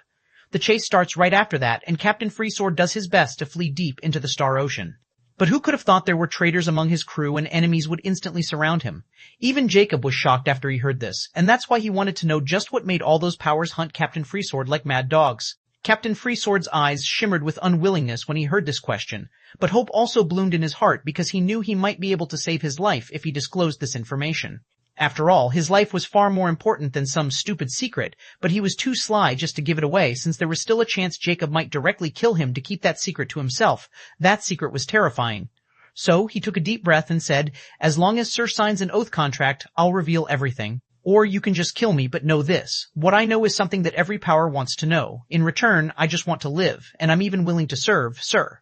Jacob's eyes narrowed dangerously, making Captain Freesword shudder. But unexpectedly, Jacob nodded the next moment and dismissively said, "All right, 5045, Chapter 5045, A Mythical Secret to Do." There were 2 types of Zodiac Oath contracts, the virtual one and the physical one. The virtual Zodiac Oath contracts were more common, and as long as someone had at least a 2-star privilege, they could buy it directly from the Star Network, and each cost 100 million ZC. As for the physical Zodiac Oath contracts, they were rare because only champion shops could produce them, and their prices were also higher than the virtual ones, 150 million ZC each. But their effects were the same nonetheless. After his encounter with Nelson, Jacob brought 5 virtual and 3 physical Zodiac Oath contracts for himself. Now that Jacob has plundered Captain Freesword's everything, his advanced unique rank star watch wasn't an exception, and he claimed it for himself as it was more advanced than the epic one. Furthermore, he didn't dare to let Captain Freesword use a star watch since that guy might sneakily do something, so Jacob took out a physical Zodiac Oath contract. Looking at the translucent blue sheet with white rune writing before him, Captain Freesword was even more shocked since he knew just how rare these physical Zodiac Oath contracts were. One of the reasons they were rare was because the parties involved needed to drip their blood on them to bind the oath, and there was no need to say, "In the name of Zodiac, I hereby acknowledge this oath as well." These contracts were so miraculous that if someone weren't willingly dripping this blood on it, the contract wouldn't activate no matter what. Furthermore, to write on them, one needs magic energy and knowledge of magic rune language. The terms of the contract were very simple. As long as Captain Freesword told the truth without hiding anything or omitting any details, Jacob would not kill him as long as Captain Freesword wouldn't scheme or betray him. Jacob has already dripped his blood on the contract, and all left is Captain Freesword to do the same. Captain Freesword didn't expect Jacob to agree to this so quickly, but he didn't dare to miss this chance to preserve his life and instantly sweep blood from his chest and place it on the translucent sheet. The very next moment, the contract turned into 2 streaks of blue lights and penetrated into both of their hearts. But like before, the moment the contract tried to attach itself to Jacob's heart, his heart beat powerfully, and that feeling of something gripping his heart shattered. Jacob hides his mocking expression, looking at the ecstatic Captain Freesword. He was probably thinking that he was now fully safe. "Now go on," Jacob said impassively. Captain Freesword no longer hesitates and reveals. The unique planes trial has been active for over 800 years now, and to this day, only one shackle has been broken by the dark beings. The Life faction is furiously trying to do the same and leveling the field. They were even recruiting independent experts for the sake of it. I'm a 3-star criminal, so stepping on the unique planes will alert many authorities. But I have an offender ring, another product of the Star Hackers, which will allow anyone below 4-star criminal to hide from the scrutiny of the SAAI, so I can enter the unique planes without incurring another's attention. Since they were letting people enter the unique planes trial, I also wanted to go because the trial this time was kingdom type. Sir should know that a kingdom-type trial is where an entire kingdom exists in a trial or even more. The kingdom-type trials are very difficult as well, as they contain far more opportunities than any other type of trial, because there are living civilizations with different power systems than us. Sometimes they also have different types of treasures and extinct materials, lost technology, and miraculous medicines. That's why whenever a kingdom-type trial occurred, both life and dead factions would go crazy, and they do everything to plunder from the kingdom while searching for shackles. I even heard a story that the last time when a kingdom-type trial appeared, it lasted for 10,000 years because it was filled with rare precious minerals loads. So, both sides signed an agreement that no one would fight for shackles until the life faction extracted those loads, and they would let the dark beings kill the natives of the trial without interfering. This time was probably the same, as the life faction needed as much manpower as they could muster up. I wanted to try my luck as well. So, when I entered the Unique Planes trial with the help of an associate, I was teleported into a hall that was filled with murals. At this point, Captain Freesword's eyes were filled with emotions. Even Jacob was startled when he heard about this trial planes of kingdom type. His knowledge related to the trials was extremely limited, and Immortality only revealed limited knowledge suitable for his circumstances. Now that he has heard about this kingdom-type trial, he is quite shocked since he doesn't think there will be an entire civilization in the trial planes and can't help but think about Nyx. According to her, she was put on trial, not born there, which clearly means the trial was some kind of farming grounds for the natives of the Zodiac Plains. As for their purpose, it was still a mystery. Anyhow, he let Captain Freesword continue. In those murals were multiple battles recorded, and they were extremely vivid, and I can only describe those battles as godly. But in the center of that hall was a stone tablet filled with bizarre information. It describes the structure of the world, the Zodiac Plains. At this point, Captain Freesword sneakily looked at Jacob. Jacob's eyes were narrowed as his heart trembled. He never expected there would be this kind of secret hidden in trial planes. Continue, he coldly urged. Captain Freesword took a deep breath and said, I don't know how much was true or how much was fake, but according to those writings, the Zodiac Plains is divided into 12 grand absolute galaxies named Aries, Taurus, Gemini, Cancer, Leo, Virgo, Libra, Scorpio, Sagittarius, Capricorn, Aquarius, and Pisces galaxies. These galaxies are further divided into higher, middle, and lesser galaxies. Furthermore, all of these galaxies are connected and connected with each other through none other than the star ocean. Together, they made the Zodiac Plains. There was no information about the higher and middle galaxies or their structures, but it was written that the kingdom in the trial plane was located in the lesser grand absolute galaxy of Taurus, and they worshipped the Taurus demiurge who rule the entire Taurus grand absolute galaxy. C546, Chapter 546, A Mythical Secret 346. At this point, Jacob was absolutely shocked, and he didn't know what to think. This was simply too much for him to swallow. But then he calmed down and looked at Immortality, who was still in front of him. He didn't unsummon it just in case he needed it. He only asked one question. Is it true? How interesting. Yes, he's telling the truth, Immortality wrote. Jacob took a deep breath as he asked another question. Can you explain? All I can say is, although you know about the structure of Zodiac Plains, you are still not qualified to learn the entire truth. Just continue what you're doing, and who knows, you might find something very interesting. But this matter is still something I can't speak about because you merely scratched the surface.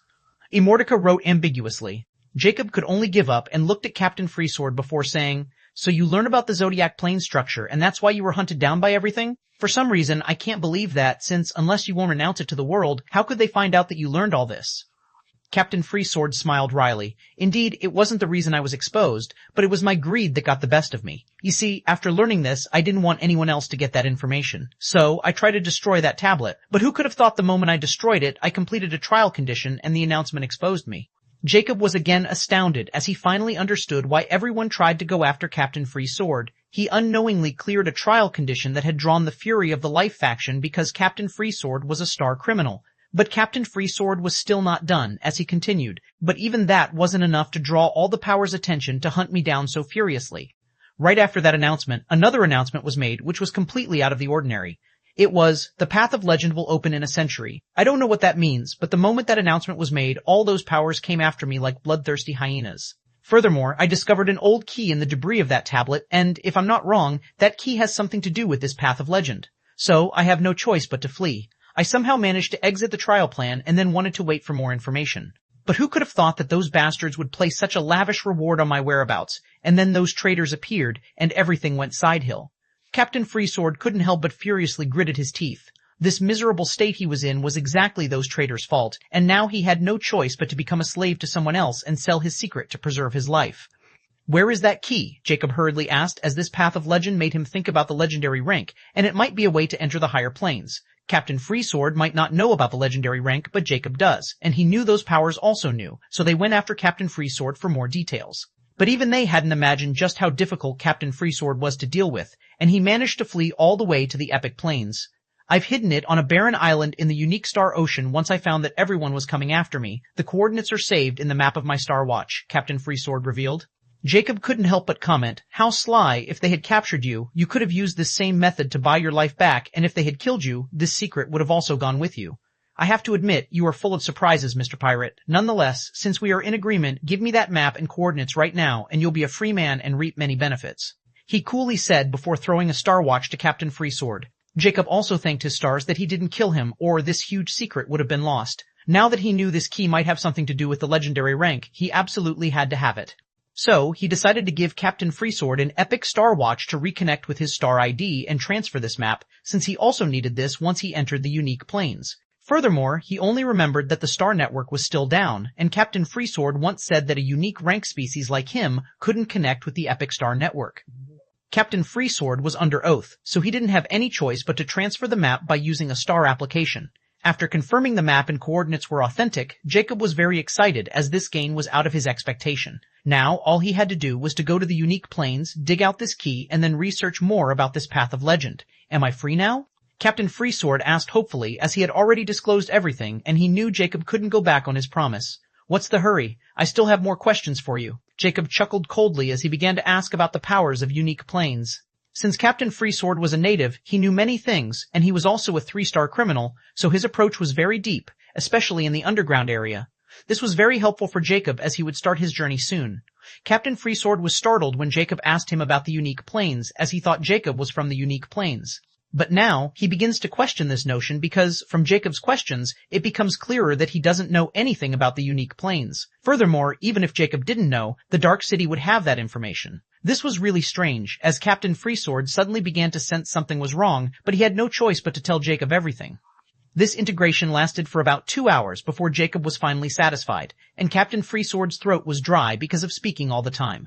He was now fully sure that Jacob wasn't from the unique planes. Once Jacob was done, a sword appeared in his hand, startling Captain Freesword, and blurted, "What are you trying to do?" Jacob smiled coldly as he suddenly removed his mask, and upon seeing Jacob's face, Captain Freesword's eyes fully widened.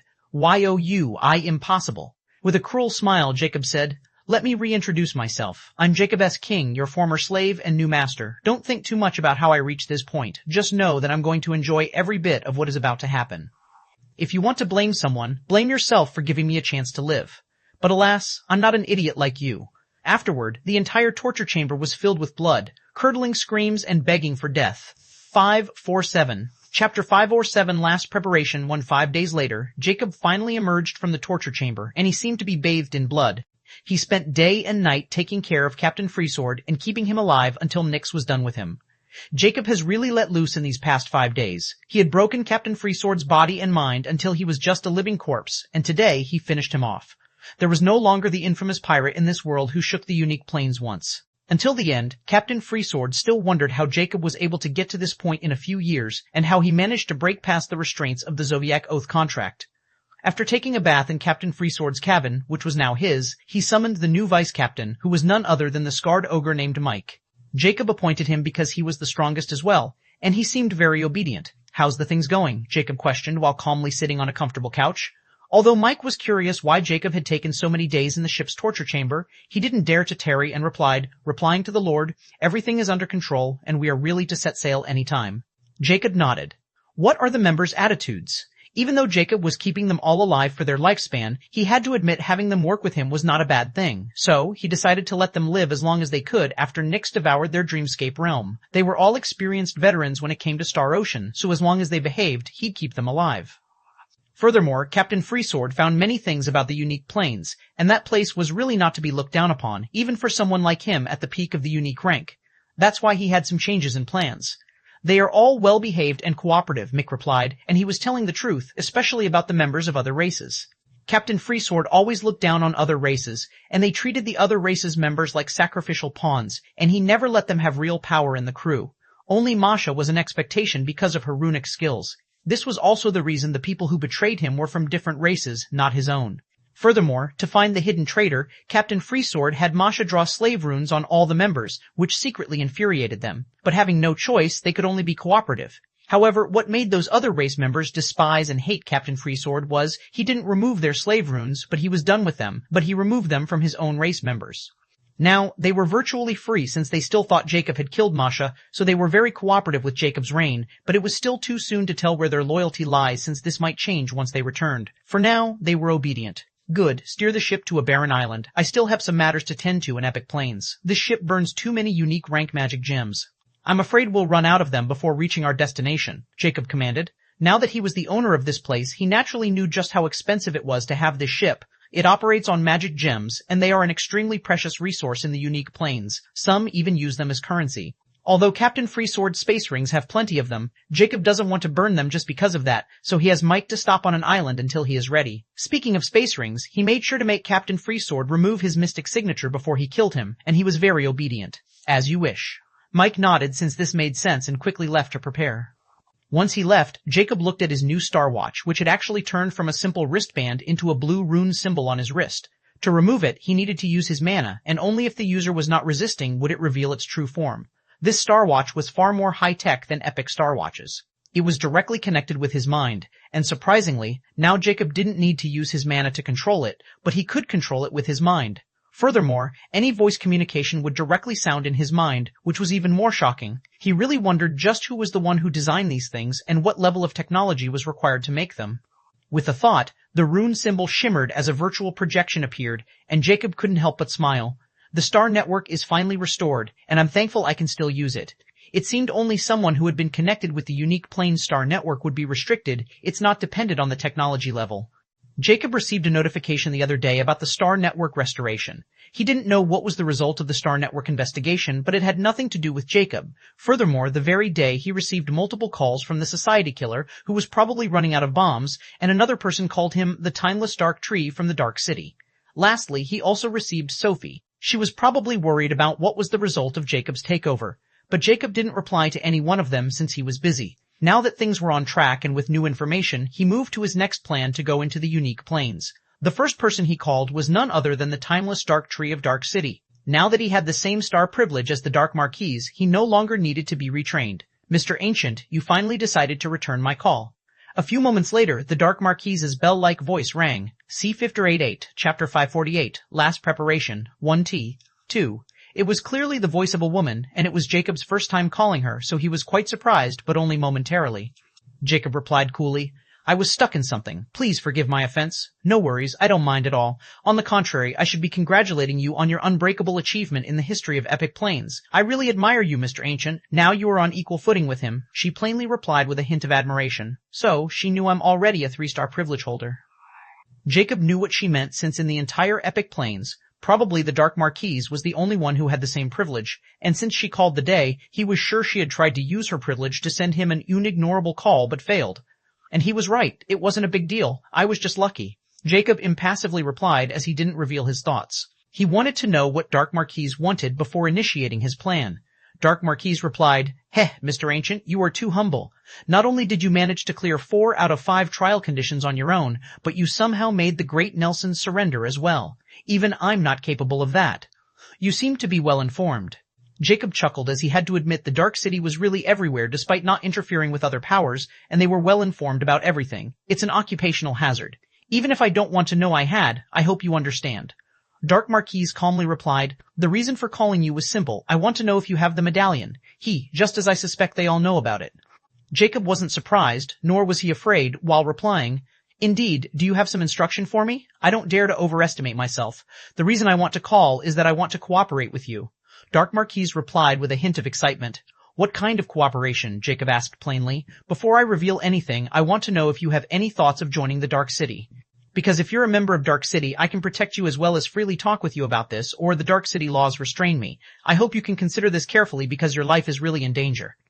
Dark Marquise revealed with confidence. Jacob's eyes narrowed as this unexpected and Dark Marquise didn't sound like she was threatening him at all. Whatever it was, it had to be related to the medallion. He had already figured out that someone didn't want anyone to have that. Even the three hegemonies tried to do everything they could to stop him from competing in the trial solo. They even succeeded, but who could have thought that Nelson would yield and still make Jacob whole by surrendering his benefits? Even Dark Marquise was shocked when she found this, and since the Star Network was down, she was helpless, since it was impossible to find Jacob. So, the moment Star Network recovered, she instantly contacted him. "Can you at least tell me what kind of danger?" Jacob asked. Dark Marquise refused without hesitation. "I'm afraid without joining the Dark City I can't disclose his information because this topic is too sensitive. I'll be instantly harming myself. Just revealing this much is already putting a very huge pressure on myself." Jacob's eyes narrowed dangerously since he didn't expect even the Dark Marquise to be afraid. "Well, I was already planning on joining the Dark City before going to the unique planes since this matter of Path of Legend is too huge and every power is after it. So, going alone would be too dangerous in the long term. Furthermore, I still need to investigate, and Dark City is clearly more reliable than the three hegemonies. I was just waiting for the right time to bring this matter up." Jacob thought with scrutiny. After his talk with Captain Freesword, Jacob knew the unique planes were far from simple, and even if he was powerful, those powers there were not to be trifled with. Furthermore, even if he could suppress the entire unique planes, his goal was the legendary planes, and having an enemy there meant certain death without a backup. The Dark City was an existence that even three hegemonies were wary of, and he didn't have any enemy there except Halberd, and he seemed to have already been taken care of by Dark Marquise. So, joining them was not a bad idea, and he would have a background in the unique planes as well. What kind of benefits would I get joining the Dark City, and how much freedom do I have? Jacob finally asked, as he wanted to know if he could move freely even after joining the Dark City. He doesn't want to be overly restrained because of the rules. Now that he didn't need to kill anyone for immortality, he could work with them as long as they won't get in his way. Dark Marquise quickly replied when she sensed Jacob was interested. She had personal dealings with Jacob, and she knew how treacherous and wily he was, and his weapon technology was peerless. If she could recruit such a person, it would bring her huge benefits, especially now that he could go to the unique planes anytime he wanted. There are two kinds of members in the Dark City, outer and personal. The other members are those who can join any power as long as they won't harm Dark City. But the benefits are also very limited, as they don't have access to the true resources of the Dark City, and even if they die, the Dark City won't interfere or seek justice for them. They also won't have any say in Dark City matters. But the personal members are different, like the three hegemonies. Once you become a personal member, you can't join another power. It is akin to betrayal, and Dark City will hunt down traitors no matter where they hide. The personal members also have freedom, but they have to put the Dark City before their personal gains, and they can't leave the Dark City no matter what. They will live and die with it.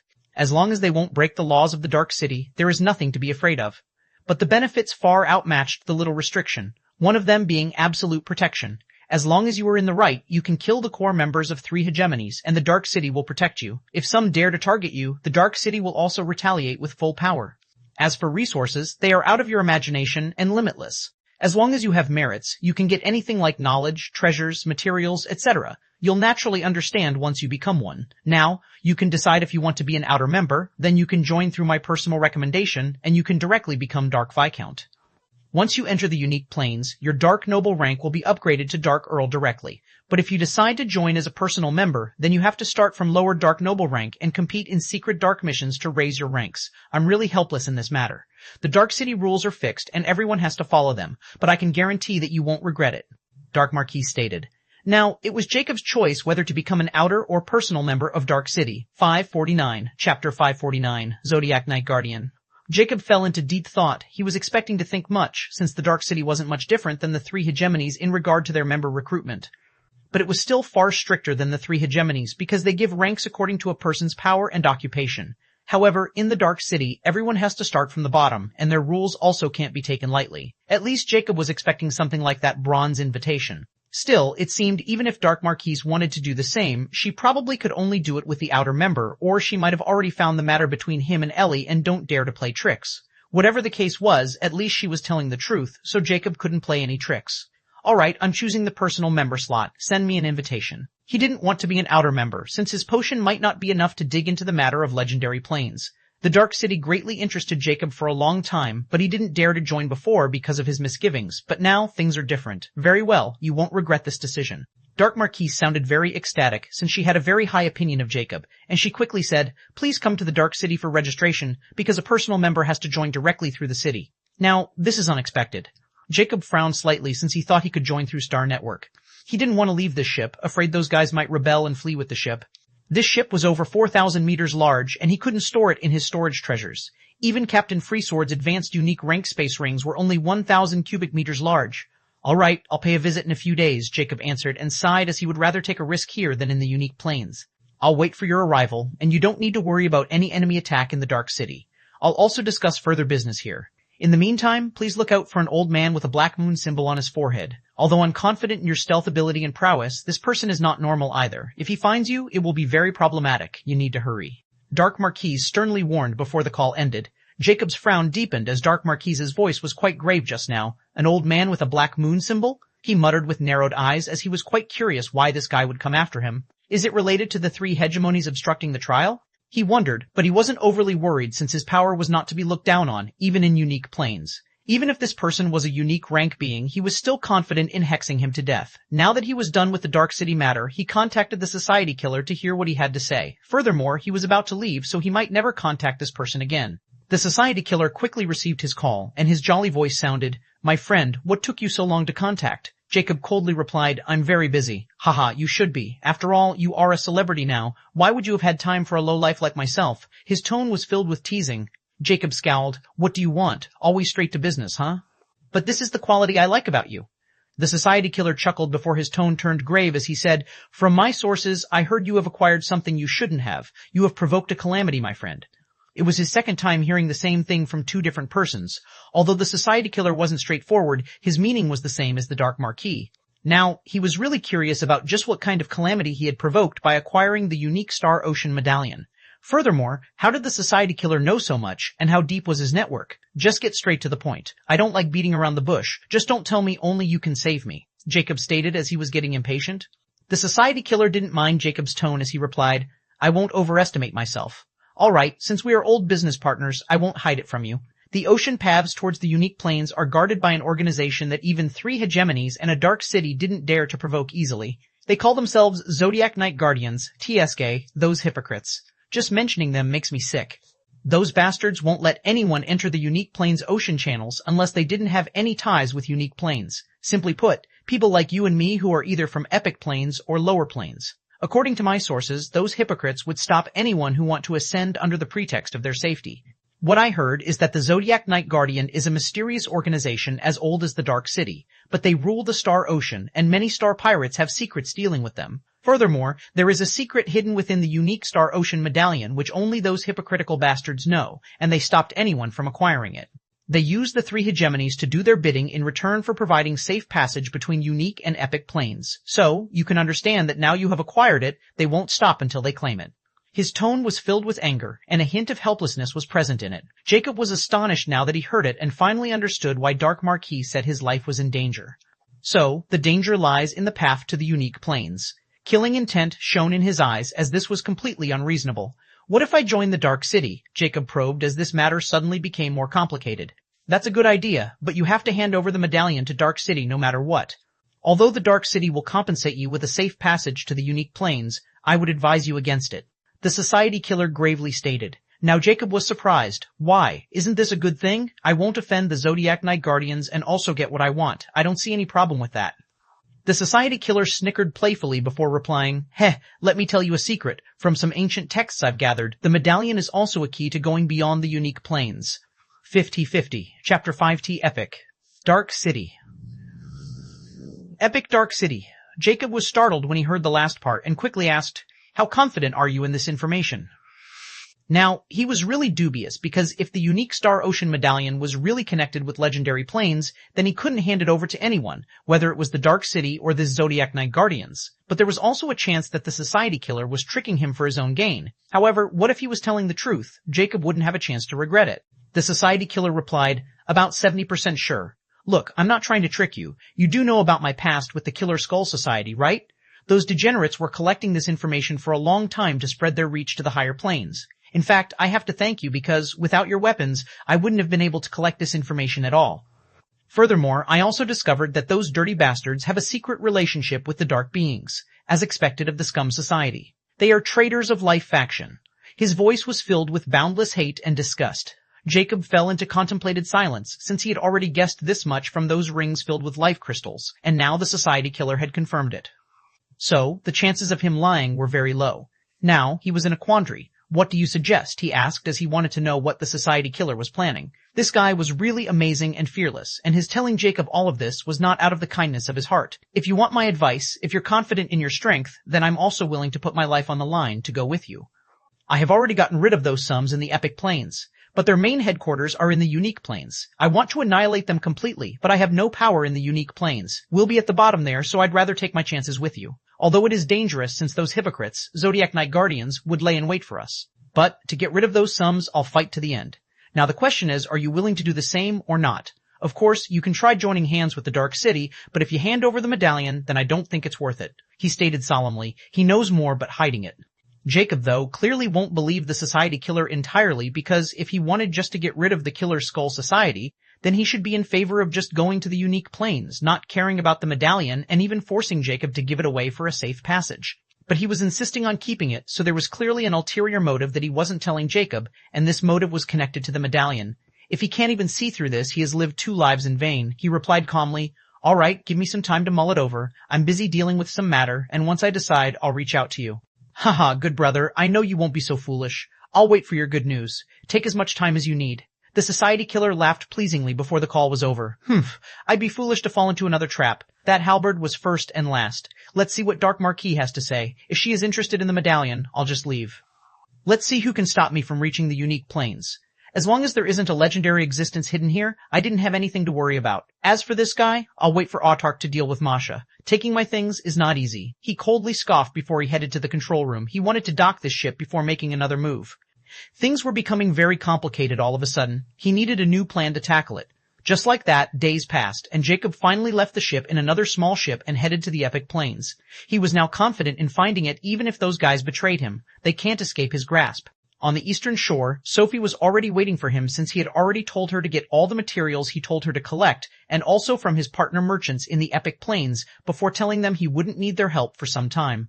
Jacob didn't tell them that he was leaving and abandoning their partnership since they were no longer useful. As for Sophie, he had told her to finish any business she had with Epic Planes, which meant he was going to take her with him, which made Sophie elated. Seeing Jacob's gigantic figure approaching the shore, Sophie's eyes shone with reverence. She knew Jacob had claimed that ship, which meant he was extremely powerful, and now he was ready to set sail.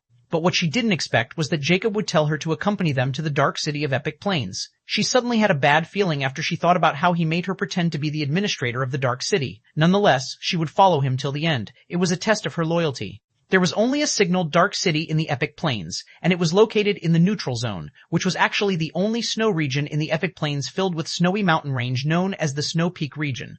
In the center of the region was an extremely tall snow mountain reaching the clouds, and on top of this was the dark city.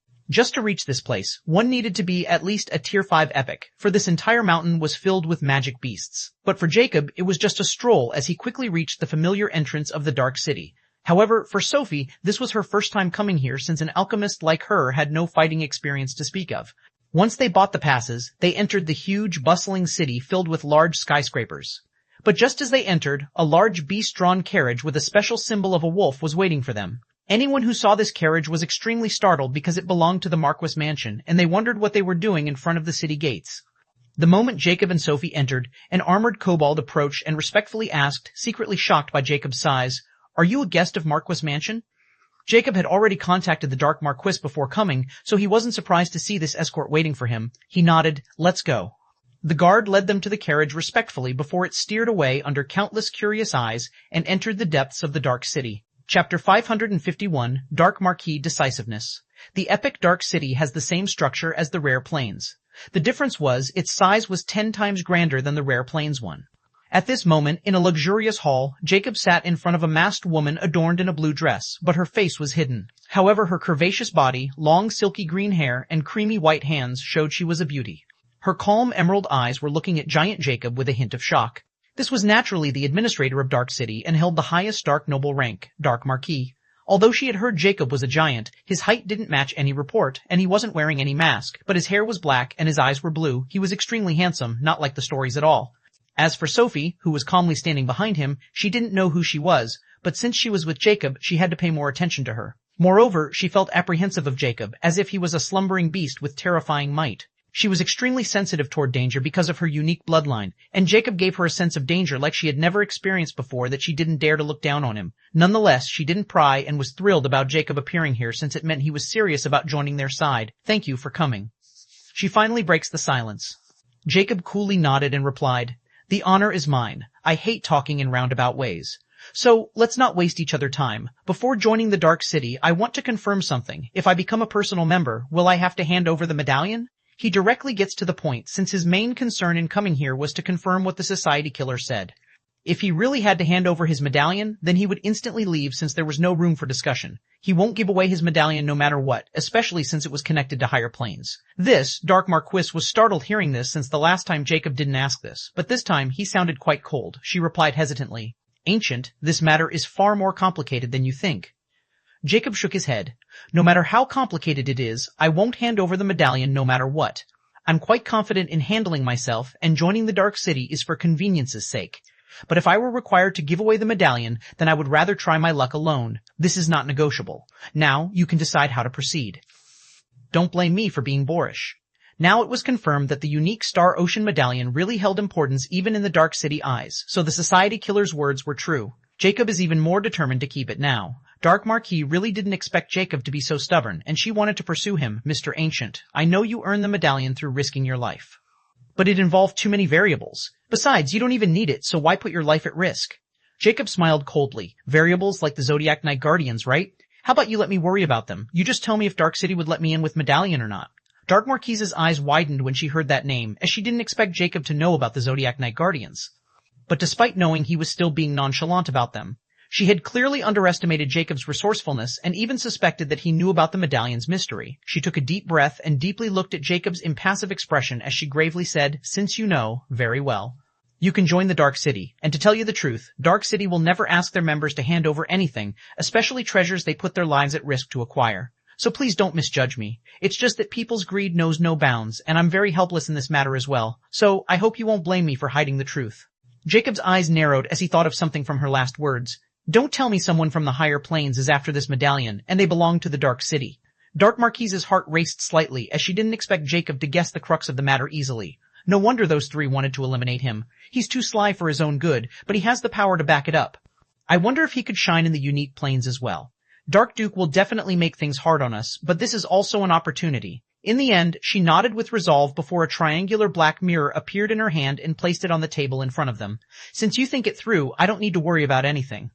I'm not a coward either, and Dark City is not a place where anyone can run amok as they wish. This is the Dark Registration Codex. It will record your entry in the Dark City, and you'll be a personal member. By putting your hand on it, you will be agreeing to all the Dark City rules and vow never to betray it. You can't kill fellow members of Dark City as long as you don't have proof of their crimes. You can't disclose sensitive information or secrets of Dark City to anyone. In times of crisis, you will help the Dark City the best you can. You can't leave the Dark City until Dark City betrays your trust, and you can't scheme against it. If you agree, then place your hand on it. She solemnly moved the mirror towards Jacob. Jacob was surprised as he didn't expect Dark Marquis to be so decisive. Even Sophie were moved by her determination. Despite knowing Jacob would trouble her, she still dared to accept it. This woman is not so bad, Jacob thought. It was his first time encountering such a person in the Zodiac Plains. Without hesitation, he placed his hand on the Dark Registration Codex. The mirror was warm, and suddenly its surface rippled like water before gentle red light covered his hand. Dark Rose's static voice sounded, Do you accept Dark City rules and regulations for personal members? Please note, if you continue, you won't be able to back off. Jacob suddenly felt something gripping his heart. This sensation was just like the Zodiac Oath contract. This surprised him and also made his smile grow slightly, and he answered, I accept. 55T2. Chapter 5T2. Joining the Dark City Personal Member Registration. Start. Detecting like signatures, star ID, faceless ancient, life faction honorary member.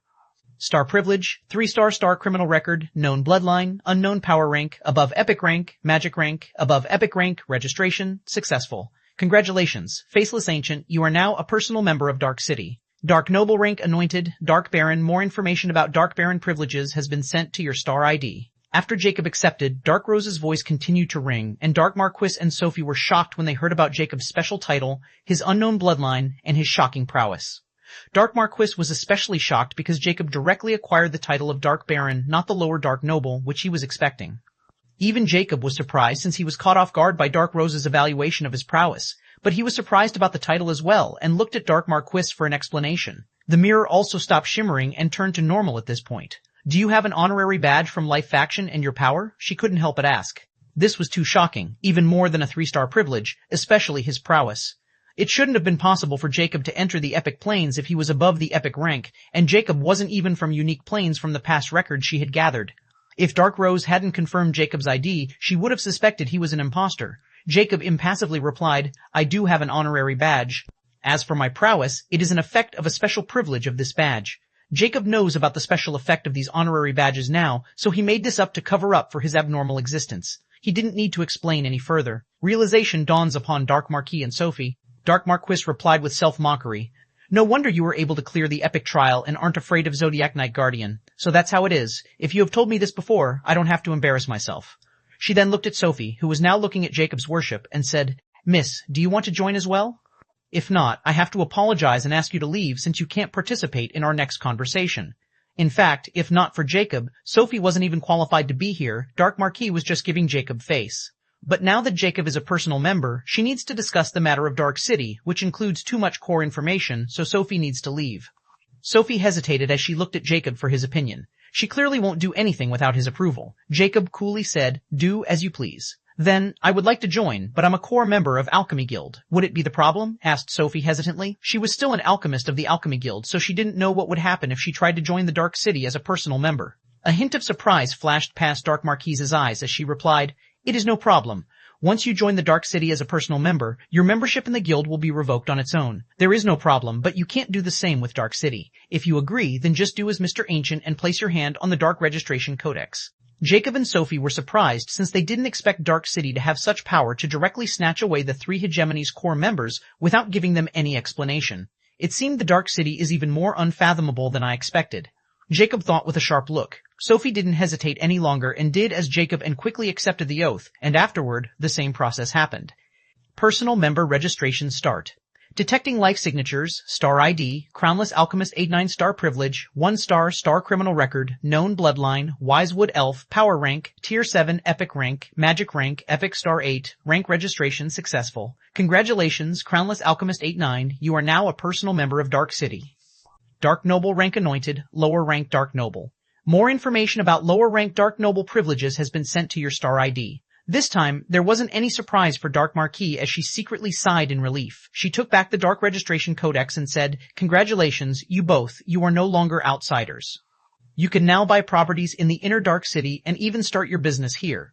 I don't have time for such a thing. Now, you should start talking since there is no need to hold back. Jacob stated that he didn't have any more reason to stay in the Epic Plains. Dark Marquis didn't tarry any longer since she wouldn't be punished if she said another out of the line anymore. First, let me reintroduce myself. My name is Zoe Hartfelt, and I'm from Spirit Tree Race of Unique Plains. I was sent here by my family over 300 years ago to climb up the ranks and become the administrator of the Epic Dark City to prove myself. My clan is also in charge of Unique Dark City, and I'm one of their successors. If I want to fight the Unique Dark City administrator position, I need to go through many hardships. The Dark Duke of the Unique Dark City is also my grandfather, and he's also the one who asked me to get the medallion from you. In return, he offers his protection, so I had to ask again if you want to take the deal. My grandfather has vast influence all over the Unique Plains, and if you take this deal, no one will make things difficult for you. Dark Marquis or Zoe stated solemnly. Jacob was surprised since he wasn't expecting this twist, but he replied firmly, My decision is the same. On the other hand, I want to ask you something. Are you really willing to do your grandfather's bidding? I can tell you're an ambitious and daring woman, and since you were able to come here for the experience, you also want to rule the Unique Plains Dark City as well, right? Sophie was shocked as she looked at Jacob, for he was too direct. Dark Marquis's eyes narrowed slightly since Jacob didn't say anything wrong. 55-3, Chapter 53, 3 Absolute Factions. In the end, she nodded. Indeed, I want that position as well. But it's not so easy to become an administrator since you need achievements and merit worthy of this position. The higher the plane, the more difficult it is. Just the requirement of Dark Duke rank can put people in despair. Furthermore, in the Unique Dark City, there are 3 Dark Duke clans, and despite our clan being in the leading position, the other 2 clans won't remain still as anyone can fight for the city administrator position as long as they meet the requirements. Just my own clan has 8 possible successors, not to mention the other 2 clans. The competition in Dark City is very fierce, and my chance of succession is very low. But after meeting you, if you are willing to lend me a hand, I think I might be able to pull it off, she revealed as she looked at impassive Jacob. Jacob lightly nodded as he got to the crux of the matter. I never thought there was an internal struggle in the Dark Cities on this level. But you guys never let it show, huh? I'm impressed. Tell me your plan. Where do I fit in this? Zoe had just told him about the internal structure of the unique Dark City and where she stands. But the main point was what she wanted from Jacob. Although her clan was powerful, she wasn't the only successor, and from her tone, it was also clear that the Dark City was unbiased towards them. As long as someone meets the requirements, anyone can fight for a high position, but people in power won't allow that easily. Jacob could understand this better than anyone. The taste of power was simply too addictive, and it was the hardest addition to get rid of. Zoe candidly replied, Mr. Ancient is really straightforward. Until a few minutes ago, I didn't even think about it, but after meeting you, I decided to take my chance. Before, I was told to take the medallion, and then I was cleared to return to my clan. But now that I've taken your side, I'm willing to break free from my clan's control. Since you are confident, I'm going to abdicate my position in the epic Dark City and take the plane ascending trial with you. You should be aware of it. Jacob instantly thought about the trial by fire Halberd hired him for in the rare planes, but in the end, he backstabbed him for his own benefit and laid a trap. Will you be promoted to Dark Duke rank if you take this trial? Jacob asked. Zoe shook her head. It's not so simple to promote to Dark Duke rank, but I'll be very close to it. On the other hand, you will be promoted if you take this trial. As a personal member, you will receive secret dark missions of Dark Baron rank. Only by competing in these SDMs can you increase your rank or rack achievements like your honorary title, star privileges, or donate something noteworthy to the Dark City. Since you are already prepared for the journey, you should also take this trial since it is available for every personal member. Since you are a Dark Baron, you can take 4 outside helpers while Miss Crownless can take 10, while I, on the other hand, can't even take one. But I can be one helper from the inside as long as their Dark Noble ranks are below me. What do you think? She meaningfully looked at Jacob.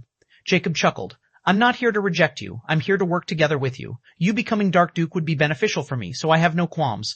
But since we are working together, I have a few suggestions. Please speak freely. First, we need to pacify your clan.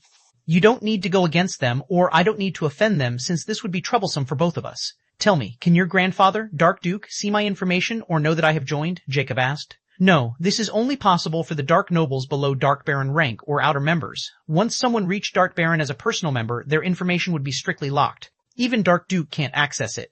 Zoe replied as she didn't know what Jacob was planning. Jacob was pleased when he heard it, and then he asked another question. How is Dark City's relationship with the Zodiac Knight Guardians? The Zodiac Knight Guardians are from origination called Zodiac Knight Federation. Oh, you might not know this, but the Dark Cities didn't belong to any faction. Like us, they are also not part of a life faction or a dead faction. We are one of the 3 great neutral powers of the Zodiac Planes. Meaning, we deal with both life and dead factions and won't interfere with any of them. You know the difference in the unique planes since the unique Dark City allowed even Dark Being to enter. The reason you had never seen such a thing happening in the epic or lower planes is because of an ancient contract between the Dark Cities and Life faction. Their members in the lower planes are too pitifully weak. Even dark beings of these planes are unaware of this fact, but the Zodiac Knight Federation is different. They accept both living and dead. But they didn't accept their members from the conflict planes. Zoe revealed top-secret information that was only available to the unique plane's top powers. Both Jacob and Sophie were shocked as this was absolutely stunning. What do you mean conflict planes? Jacob quickly asked. We called the planes under the protection of SAAI conflict planes. Because these planes are the only ones that have plane trials, life zones, dead zones, and neutral zones, these planes are filled with endless resources, and both life and dead factions do their utmost to keep the balance. But there are other inhabitant planes besides the conflict planes, and they are either under the protection of life or dead faction. Each faction attacks each other on those areas for domination and resources. The Star Ocean is too big, and both factions are always in contestant search for such planes to increase their territories. As for our neutral powers, we mind our own business and stay away from their territories since we have our own. Together, life, dead, and neutral faction, we made 3 absolute faction. Only in the unique planes you'll know about these matters. Now you should know just how massive this maelstrom named Zodiac Planes is, Zoe revealed solemnly. 554 Chapter 54 Zodiac Knight. Guardian. The discussion and planning with Zoe lasted for over an hour before Jacob directly left the Dark City with Sophie. Zoe wanted to introduce Jacob to the Dark Council, but he declined since time was pressing. He gave Zoe the coordinates of his ship, and she'll come when she is ready to depart. If anything, he directly bought all the Titan iron from the Dark City since he's going to need it soon. What a mysterious man. Zoe couldn't help but mutter as she found Jacob quite terrifying after hearing about his plan. Even she didn't think of it like this. Once she returned after bidding Jacob temporary farewell, she headed directly to a secret room and called someone. Soon, a blurry dark projection appeared in front of her, and a husky voice rang. How did it go? This person was one of the top figures of the unique planes and also Zoe's grandfather, Dark Duke Thomas. Tomas was the one who told Zoe to confiscate the medallion from Jacob by any means necessary, and he knew without even Zoe telling him about it. At that time, Zoe was quite thrilled since Tomas contacted her on his own for the first time ever, but she was only disappointed when she learned he didn't contact her to learn about her granddaughter's struggles or ask her to come back. Even her parents never contacted her. However, she still foolishly followed his instructions, hoping to prove her worth. But after meeting Jacob, it was like a veil had been lifted over her eyes. She understands she was just a pawn of her family to be moved as they wish. She replied respectfully, I just met him, and he didn't have it. What? Thomas's voice was icy. Don't you make yourself clear enough? Don't tell me you don't even know how to handle this little matter. What were you even doing here all this time? Zoe's heart turned cold hearing Thomas's harsh voice. She coldly replied, according to him, he was approached by a middle-aged man with a moon symbol on his forehead. I don't need to tell you what he was referring to. Furthermore, that man wasn't alone. He had surrounded himself with 50 people. He had no choice but to exchange it with a passage to the unique planes. How was I supposed to do then? You should know the Zodiac Knight Federation is fastest in the Star Ocean. It's not my fault. She responded according to what she had discussed with Jacob. Not only would Jacob overthrow the target on his back to the Zodiac Knight Federation, but they would have a perfect reason that no one can find fault with. Now, if Dark Duke or anyone wanted that medallion, they could find the Zodiac Knight Federation. Just as they planned, Dark Duke's anger subdued a bit as he cussed. Those unscrupulous bastards have no restraint. Again, they meddled in this matter. It seemed my dark cities are silent for too long, and they think we are toothless tigers. After venting his frustration, he asked about Jacob. What about that guy face, whatever? How did you handle him? He was pretty shaken up after his encounter with Zodiac Knight Federation, so he begged him to join the Dark City for protection. So, didn't refuse him, Zoe stated. What a coward. Tomas scoffed. You did the right thing. Since he's proficient in causing trouble, he'll be useful here as well. When will he leave? Zoe's eyes shimmered coldly as she replied, in a few months, I guess. The Zodiac Knight Federation gave him a specific time and route. Oh, and I'm going to come with him as well. No, there is no need for you to come. You have failed your mission, which means you still have not experienced enough. Tomas directly rejected her without hesitation. There is nothing here to experience anymore. I'm already at the border of unique rank. If I stay here, I'll waste my time and talent. Zoe retorted with resentment. Actually, she was in this state for decades now, but never had the guts to say it. Her talent would be ruined in a few more years if she didn't grab this chance, and that was also one of the main reasons she agreed to work with Jacob. You will be at the bottom if you return. Think about it, Thomas coldly said, as he clearly wasn't happy about Zoe talking back. He could sense she was different from before and more daring. I can live with that, but there is nothing for me here. I can do more there, and I won't be a burden to the clan, she replied without hesitation. Even if Tomas had not agreed to this, she was going to do it. She didn't want to live in suppression anymore. Furthermore, Jacob's existence gave her confidence. Tomas remained silent for a few moments before he impassively asked, what if I won't allow it? Zoe's heart sank as Tomas was clearly bullying her. She took a deep breath and said, even without your support, I've already accepted the mission, and I'll leave with Faceless Ancient. I'm no longer a child, and I can make my decision. Ha ha ha, Thomas suddenly burst into laughter. Good, you at least have guts now. Very well, come, I'll be waiting for you. Without waiting for Zoe's reply, the projection vanished. It was still not clear if Tomas was happy or furious. But Zoe didn't care and left to prepare. She still had many matters to tend to, like appointing a new city administrator. There were 2 people who were close to Dark Marquise's title, and whoever became first would succeed in her position. After Jacob left the Dark City, he headed towards the Star Ocean direction. The epic plains right now were filled with chaos because of radiation and the Dark Being's sudden war declaration. Many people were fleeing the epic plains. Half a day later, Jacob and Sophie suddenly stopped because someone had blocked their path. It was an old man in silvery robes with long white hair and gray skin filled with fish-like scales. His blue eyes were without any pupils and icy, and he had a crescent black moon symbol on his forehead. Jacob was astounded since he instantly recognized that black moon symbol. He's a Zodiac Knight Guardian Dark Marquis warned me about. But how did he find me? 555. Chapter 555. A Dangerous Game. Jacob could sense this old man was at the peak of epic rank, so he wasn't worried. But he still pretended to be surprised as he coldly said, Who are you? Sophie kept her mouth shut as she knew Jacob would handle it. Zodiac Knight Guardian suddenly put on an amiable smile, bowed towards Jacob, and said in his elderly voice, Mr. in his elderly voice. Faceless Ancient, you are really hard to get in touch with. Please forgive my crassness to meet you this way. I hope you won't judge me for this. Jacob was surprised as he expected this guy to be arrogant, but he was quite polite so that he couldn't slap a smiling face. Still, he had already planned for this with Zoe, so he was ready. We'll see about that, won't we? How did you find me and know it was me? Jacob asked coldly. The Zodiac Knight Guardian didn't mind Jacob's tone and said amiably, We were looking for you, and Dark City is also under our radar. Since the Dark Marquis sent an escort to greet you, I don't think of anyone else but the famous faceless ancient to be worthy of such grandeur. They had eyes all over the place. Furthermore, they just guessed that it was me but weren't sure before, so they took the risk, Jacob mused. You still don't tell me who you are? Jacob asked again as this guy was avoiding this question. Didn't Dark Marquis tell you? He asked smilingly. I still want to hear it since I don't work well with speculations, Jacob replied. The Zodiac Knight Guardian's smile grew as he nodded. You are just as the legends described you. Let me formally introduce myself. I'm Black Moon rank Zodiac Knight Guardian from Zodiac Knight Federation Brogan. Faceless Ancient, you can call me Jack. Jacob nodded in acknowledgement. From Zoe, he learned that the Zodiac Knight Guardians are divided into 5 known ranks in public, from the lowest black to purple, red, violet, and highest white. They can be easily identified by the color of the moon symbol on their forehead. The Black Zodiac Knight Guardians were the lowest rank, and they were in charge of the outer world matter of the Federation, while the upper ranks would rarely take action and meddled in material affairs.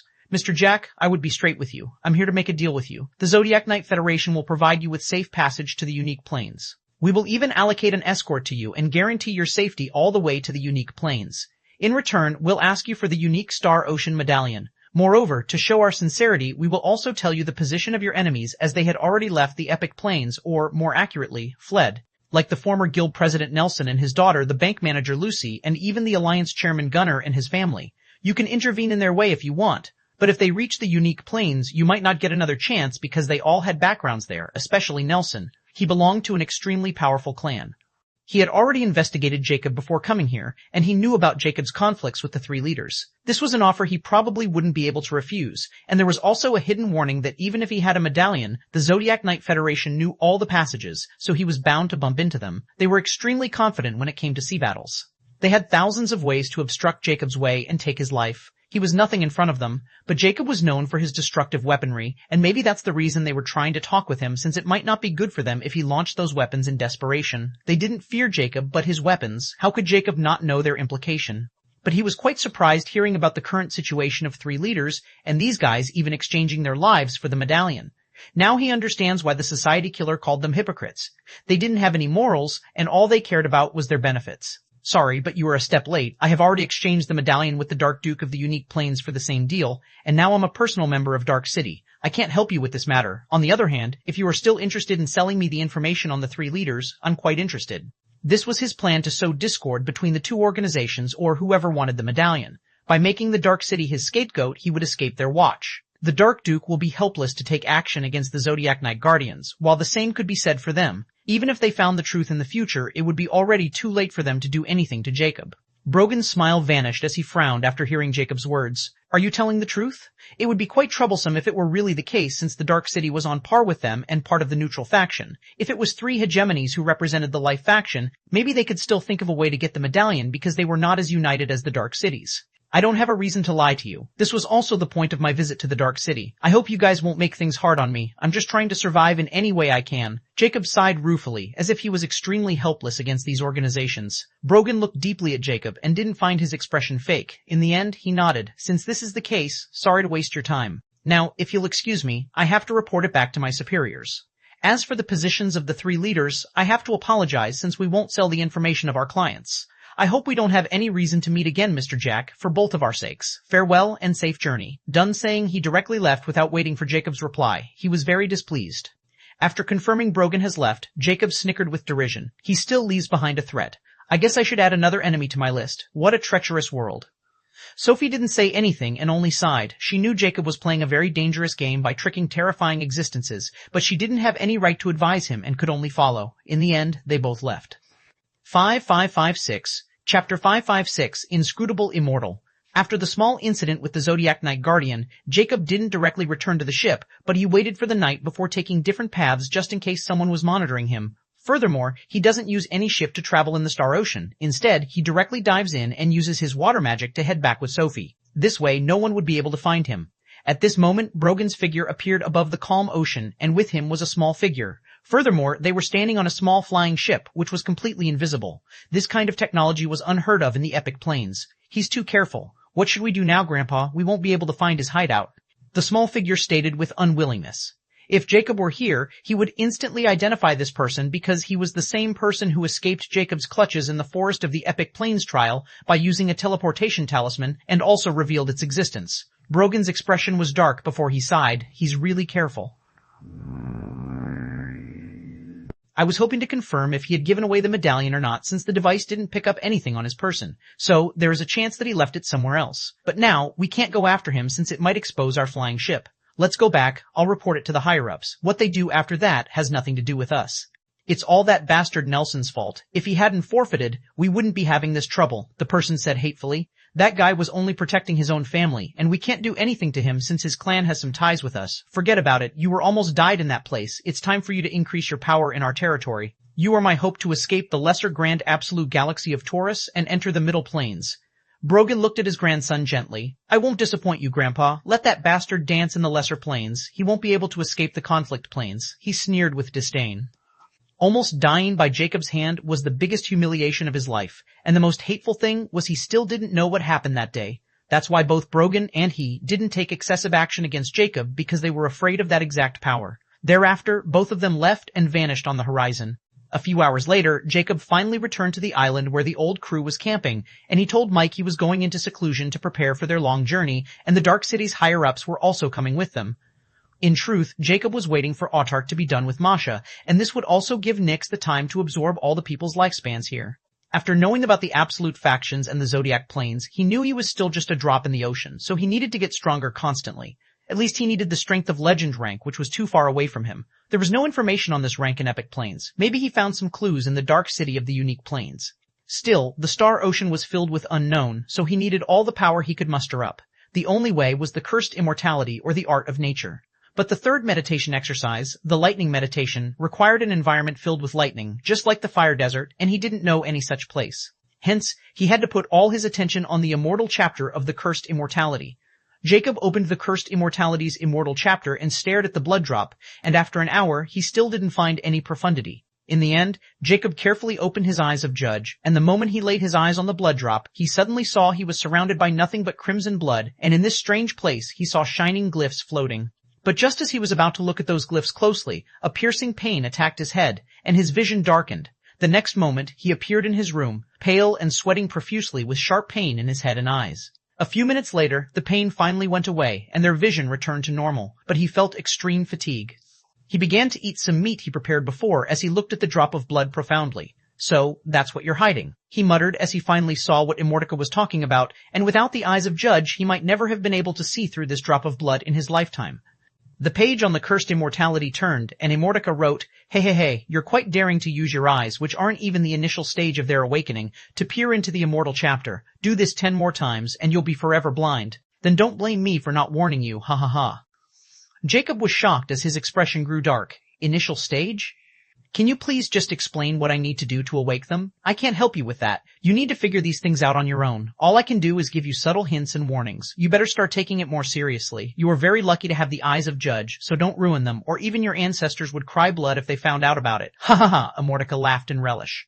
Jacob frowned when suddenly a realization struck him. My ancestors don't tell me I need to investigate this bloodline to learn their secrets. I was really stupid. All I have to do is to look into my bloodline, and I'll know the answer. Ha ha ha, I didn't say anything. Immortica still didn't admit it, but it had clearly given Jacob a very precious hint, like always. Jacob didn't mind since this was all he needed. He couldn't help but sigh. I guess my confrontation with the fairy humans of the Unique Planes is unavoidable, huh? Since he can't see through the immortal chapter, he decides not to waste time and focus on the scripture of blank to increase his power. Time passed, and on this day, Jacob waved his sleeve, and Masha appeared in front of him. She suddenly opened her bewitching eyes, which were completely emotionless, and seeing smiling Jacob in front of her, she kneeled in front of him and emotionlessly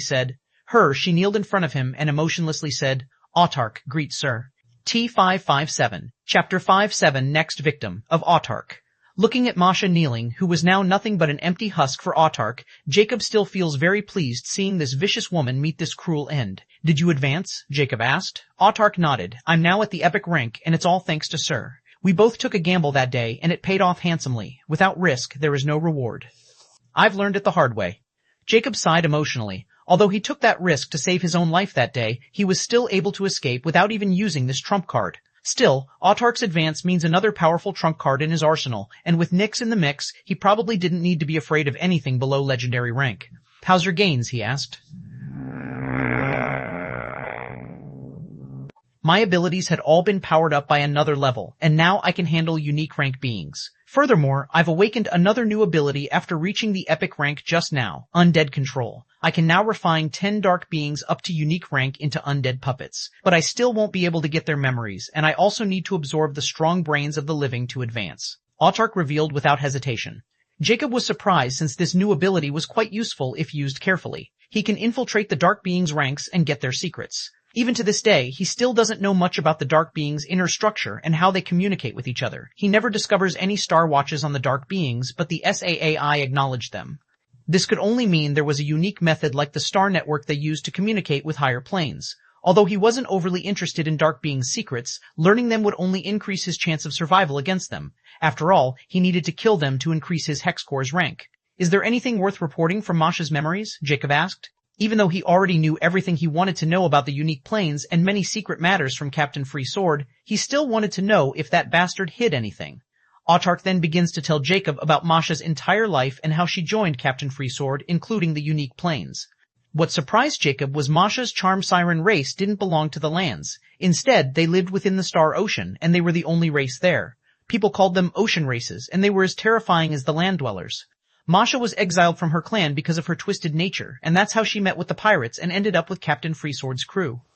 Autark also told him about the ocean races that avoid the lands and don't interfere with their matters, but they also won't allow any land dwellers within their territories. The offenders would meet instant retaliation and death. Furthermore, these ocean races were extremely vengeful as they were easily provoked, and if someone killed their members, they wouldn't stop until they got revenge, and they went as far as to declare war. So, no one wanted to provoke them, whether they were living or dead. I get it, we need to be careful of these ocean races now. Jacob sighed as his eyes were slowly opening to the new world now. Alright, remove this slave mark on me. Although his physical body had broken the limit of the epic rank, his magic rank was still not sufficient, so he was waiting for this for a long time now. That's also why he didn't dare to let Masha out before Autark fully devoured her. If Autark weren't fully loyal to him, he would have directly killed her without taking any chances. Autark didn't hesitate and combined her hands together before a crimson rune lit up on Masha's forehead. Simultaneously, Jacob also felt a burning sensation on his back as the slave rune appeared. Break. Autark coldly stated before the rune on Masha's forehead vanished, and Jacob also felt that burning sensation go away. He felt instantly refreshed and lightheaded, as if some huge burden had been lifted from his back. He was finally free from the damn slave rune. Good.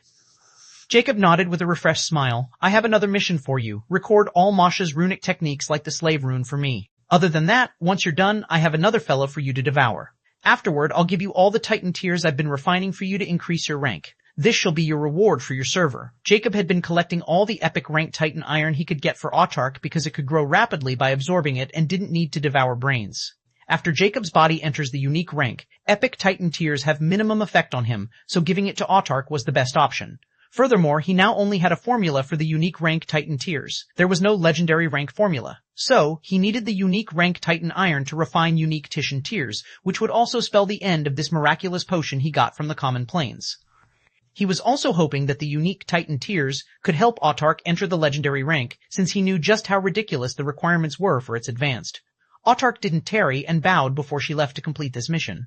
Many crew members were surprised to see Masha appearing again, and some even tried to talk with her, but she seemed completely different and cold and didn't reply to their greeting. Once Autark left, Jacob's eyes shone sharply. Now that my fire aura glyph is about to condense completely, I should create a water spirit glyph next. Fire for fighting and water for defense and healing. Perfect combination. Just like that, days passed, and on this day, Autark returned with a thick book and handed it to Jacob. Upon skimming through it, Jacob was elated as all Masha's runic knowledge of talismans, arrays, and formations was in there. Keeping the book, he then takes out a barrel filled with dark liquid. It was Titan tears, and seeing it, Autark's emotionless eyes shimmered with desire. Alright, you discard this body now and start absorbing this barrel. I still have 28 more of them. In the meanwhile, I'll summon your next target, Jacob ordered coolly. Autark nodded before a dark streak flashed past Masha's ear and vanished into the barrel, and the next moment, Masha's lifeless body began to fall on the floor. Jacob sneered coldly and threw a green flame ball on her body, incinerating it into ashes. Thereafter, he called someone, and a jolly voice rang. Is it time? Jacob's lips curled up wickedly. Of course, I'm sending you my coordinates. Hurry over, we'll be leaving in 3 days. 5558, chapter 558, Never Trust, a Goblin? A day later, Jacob stood at the beach of the island as a cold sea breeze brushed past his body. At this moment, a ship's silhouette appeared in his view as his lips curled up. He really came, he muttered. Do you need my help? Nyx's voice sounded in his head as she was done with the ogres and others, and she was busy learning different things Jacob had taught her. Still, she was a predator and couldn't help but get hungry when she saw fresh prey. Let's see, if he's alone, then let Autark handle it, and if he's bringing others with him, you can have the rest. Jacob chuckled as he had his own plans. I never thought you were an insect person, Nyx replied with a hint of displeasure. When she learned about Autark's existence and its talent, she was clearly jealous since she thought Jacob only had her and didn't need anyone else. Don't make a fuss. Autark has its own uniqueness, and you have yours. It can absorb the memories of others, which is extremely helpful for me. As for you, you are still learning to control your abilities, said Jacob impassively. Who do you like more, me or that insect? Nyx asked, as she didn't like being put in the same category as an insect. She had her own pride, and her background was probably bigger than fantastic insects. Jacob shook his head helplessly as he didn't expect Nyx to react this way. She was like a brat, while Autark was very obedient. He clearly likes the latter more. Of course, I like you more since you have more potential than Autark. Still, we have to use every available tool in our arsenal to get what we want. Don't forget what I teach you, Jacob coolly answered. Hee, you should have said this sooner. Nyx instantly becomes happy. Jacob chuckled as Nyx was very easy to trick. Soon, the ship finally reached the beach, and 3 cloaked persons landed on the sand.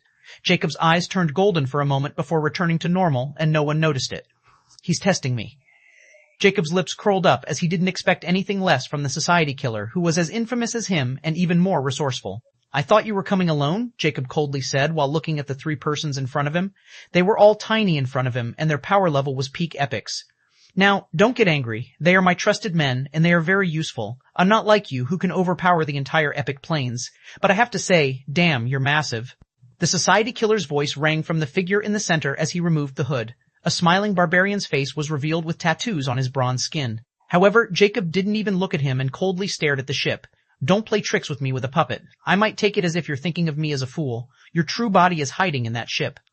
If you want to cooperate with me sincerely, then come out or scram, he coldly said. How could he not be on high alert in front of the society killer? He didn't even need Immortality to see through this Fa 80, as just activating his eyes of judge for a moment could tell him everything. He instantly saw all 3 of these people in front of him were attached through strings of magic, and the source was hidden in that ship. Furthermore, Nyx instantly told me these 3 didn't have any dreamscape realms, which meant they were dead.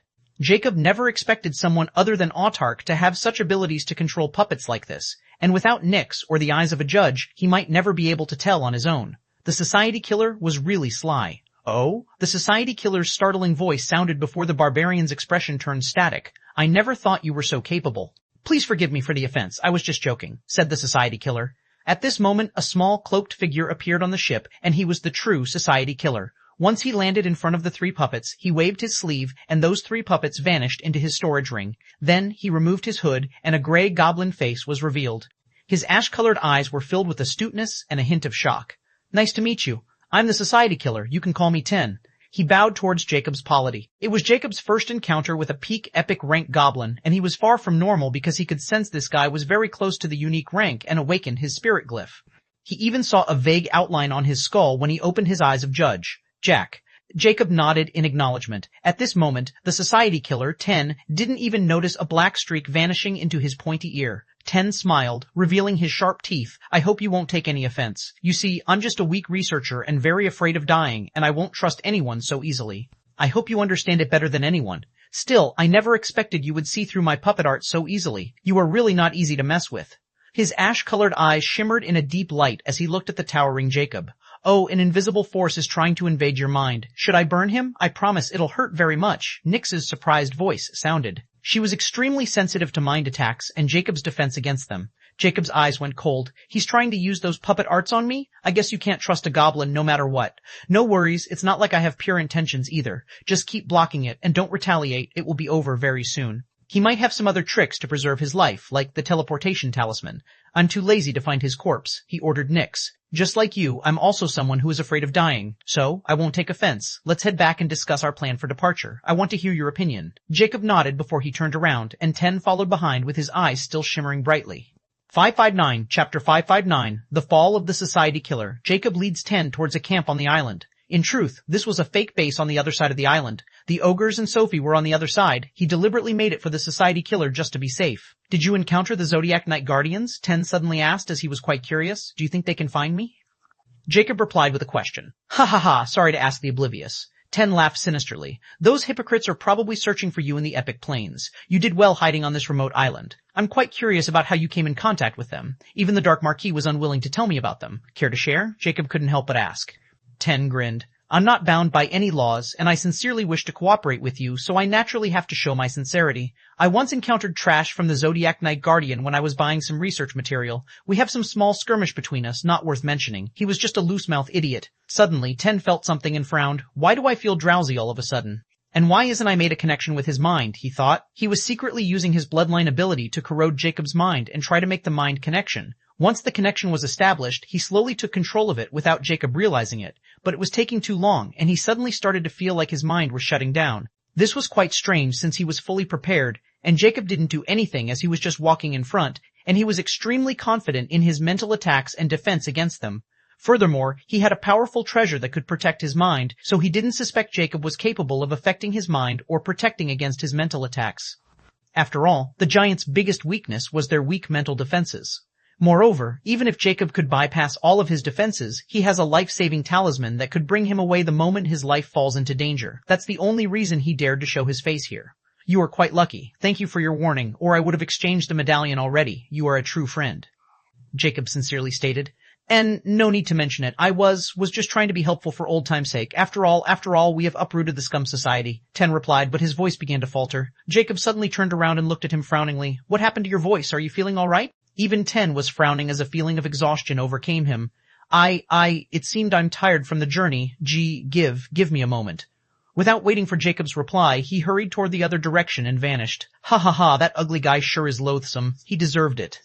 Nix's disdainful voice rang. Jacob's lips curled up in a vicious smile. Just a schemer who thinks he has everything under control. He's just like me, but I win this time. Now you get why I said Autark is important? He didn't even notice it despite his powerful mental capabilities.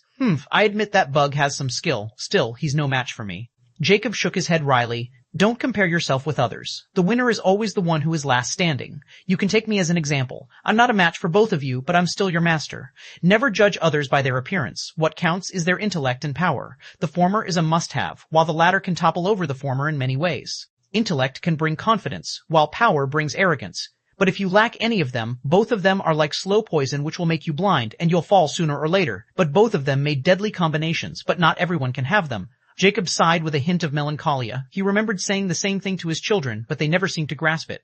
Nix suddenly asked as she was connected to Jacob. Jacob chuckled, just lamenting about past nothing much. Emotions are ephemeral, always fleeting, and ever-changing. At this moment, 10 walked out of the forest, but this time, the sly light in his eyes was gone, and he was completely emotionless. Seeing the familiar, emotionless gaze, Jacob merely smiled. Let's go. We have many things to discuss. 10 silently followed Jacob towards the camp, and once they were inside, he sat down and looked at him and asked, What is your name? Autark. He replied emotionlessly. You were pretty quick this time. Jacob smilingly commented. He was weak, Autark plainly stated. Nodding, Jacob's expression becomes serious. Tell me about his life story without leaving anything. Autark nodded and began to reveal the truth behind 10. He belonged to a unique goblin race, Puppeteer Goblin, who was captured by slave traders in the Epic Plains and later bought by SC0 of the Killer Skull Society. He was her test subject for many years before she set him free and instated in the Killer Skull Society's ranks. Although he appeared obedient on the surface, he hated S0 and the Killer Skull Society to the core, especially when he later found that those slave traders had a close relationship with the Killer Skull Society. He worked for them for 20 years before he awakened his bloodline, got rid of the brain chip, and gained his freedom. It was mostly because they had underestimated his bloodline and abilities. By doing this, he was hunted by the Killer Skull Society because he knew many of their secrets. But he was extremely cunning, and his special abilities allowed him to control others, so he was never found and became a thorn in the Killer Skull Society way. He killed many of their members, uprooted their hideouts, and spread their weakness all over the Star Network. It was his life's goal to uproot the Killer Skull Society completely. But later, he found that the Killer Skull Society was not so simple, and he almost lost his life. Thereby, he was forced to flee in a no-return zone. But that calamity brings him a huge fortune. He found a mysterious inheritance in the no-return zone, and his abilities soared after that. When he returned, he wanted to continue with his revenge. But alas, the Killer Skull Society was not a den of fools, as they had completely changed their structures and hideouts by the time he returned. It was extremely hard to hunt them down, so he began to make connections and money by selling alchemy pills all over the Epic Plains in secret. He has also dealt with the Atlas. Furthermore, he slowly investigated the Killer Skull Society's new structure and even managed to plant a puppet in their 2-digit S ranks. He was really patient as he slowly gathered all the information and waited for a chance to strike at once. He got that chance when Jacob arrived, and his weapons were the exact thing he needed to start his revenge and deal a killing blow to the Killer Skull Society, and he succeeded. 560 Chapter 560. Greed is curse. Not only did Ten completely uproot the Killer Skull Society in the Epic Plains with Jacob's weaponry help, but just before contacting Jacob, he even managed to kill SC-0. When she was trying to flee the Epic Plains after trial, he hated her the most in the entire world since brought him into this mess. Furthermore, he also got the entire treasury of the Killer Skull Society from their headquarters. But greed knows no bounds, as right after competing for his revenge, he sets his sights on Jacob and his secret. He had done deep research on Jacob, and by adding the information the Killer Skull Society had gathered on him, he found that Jacob was ascending from the common planes.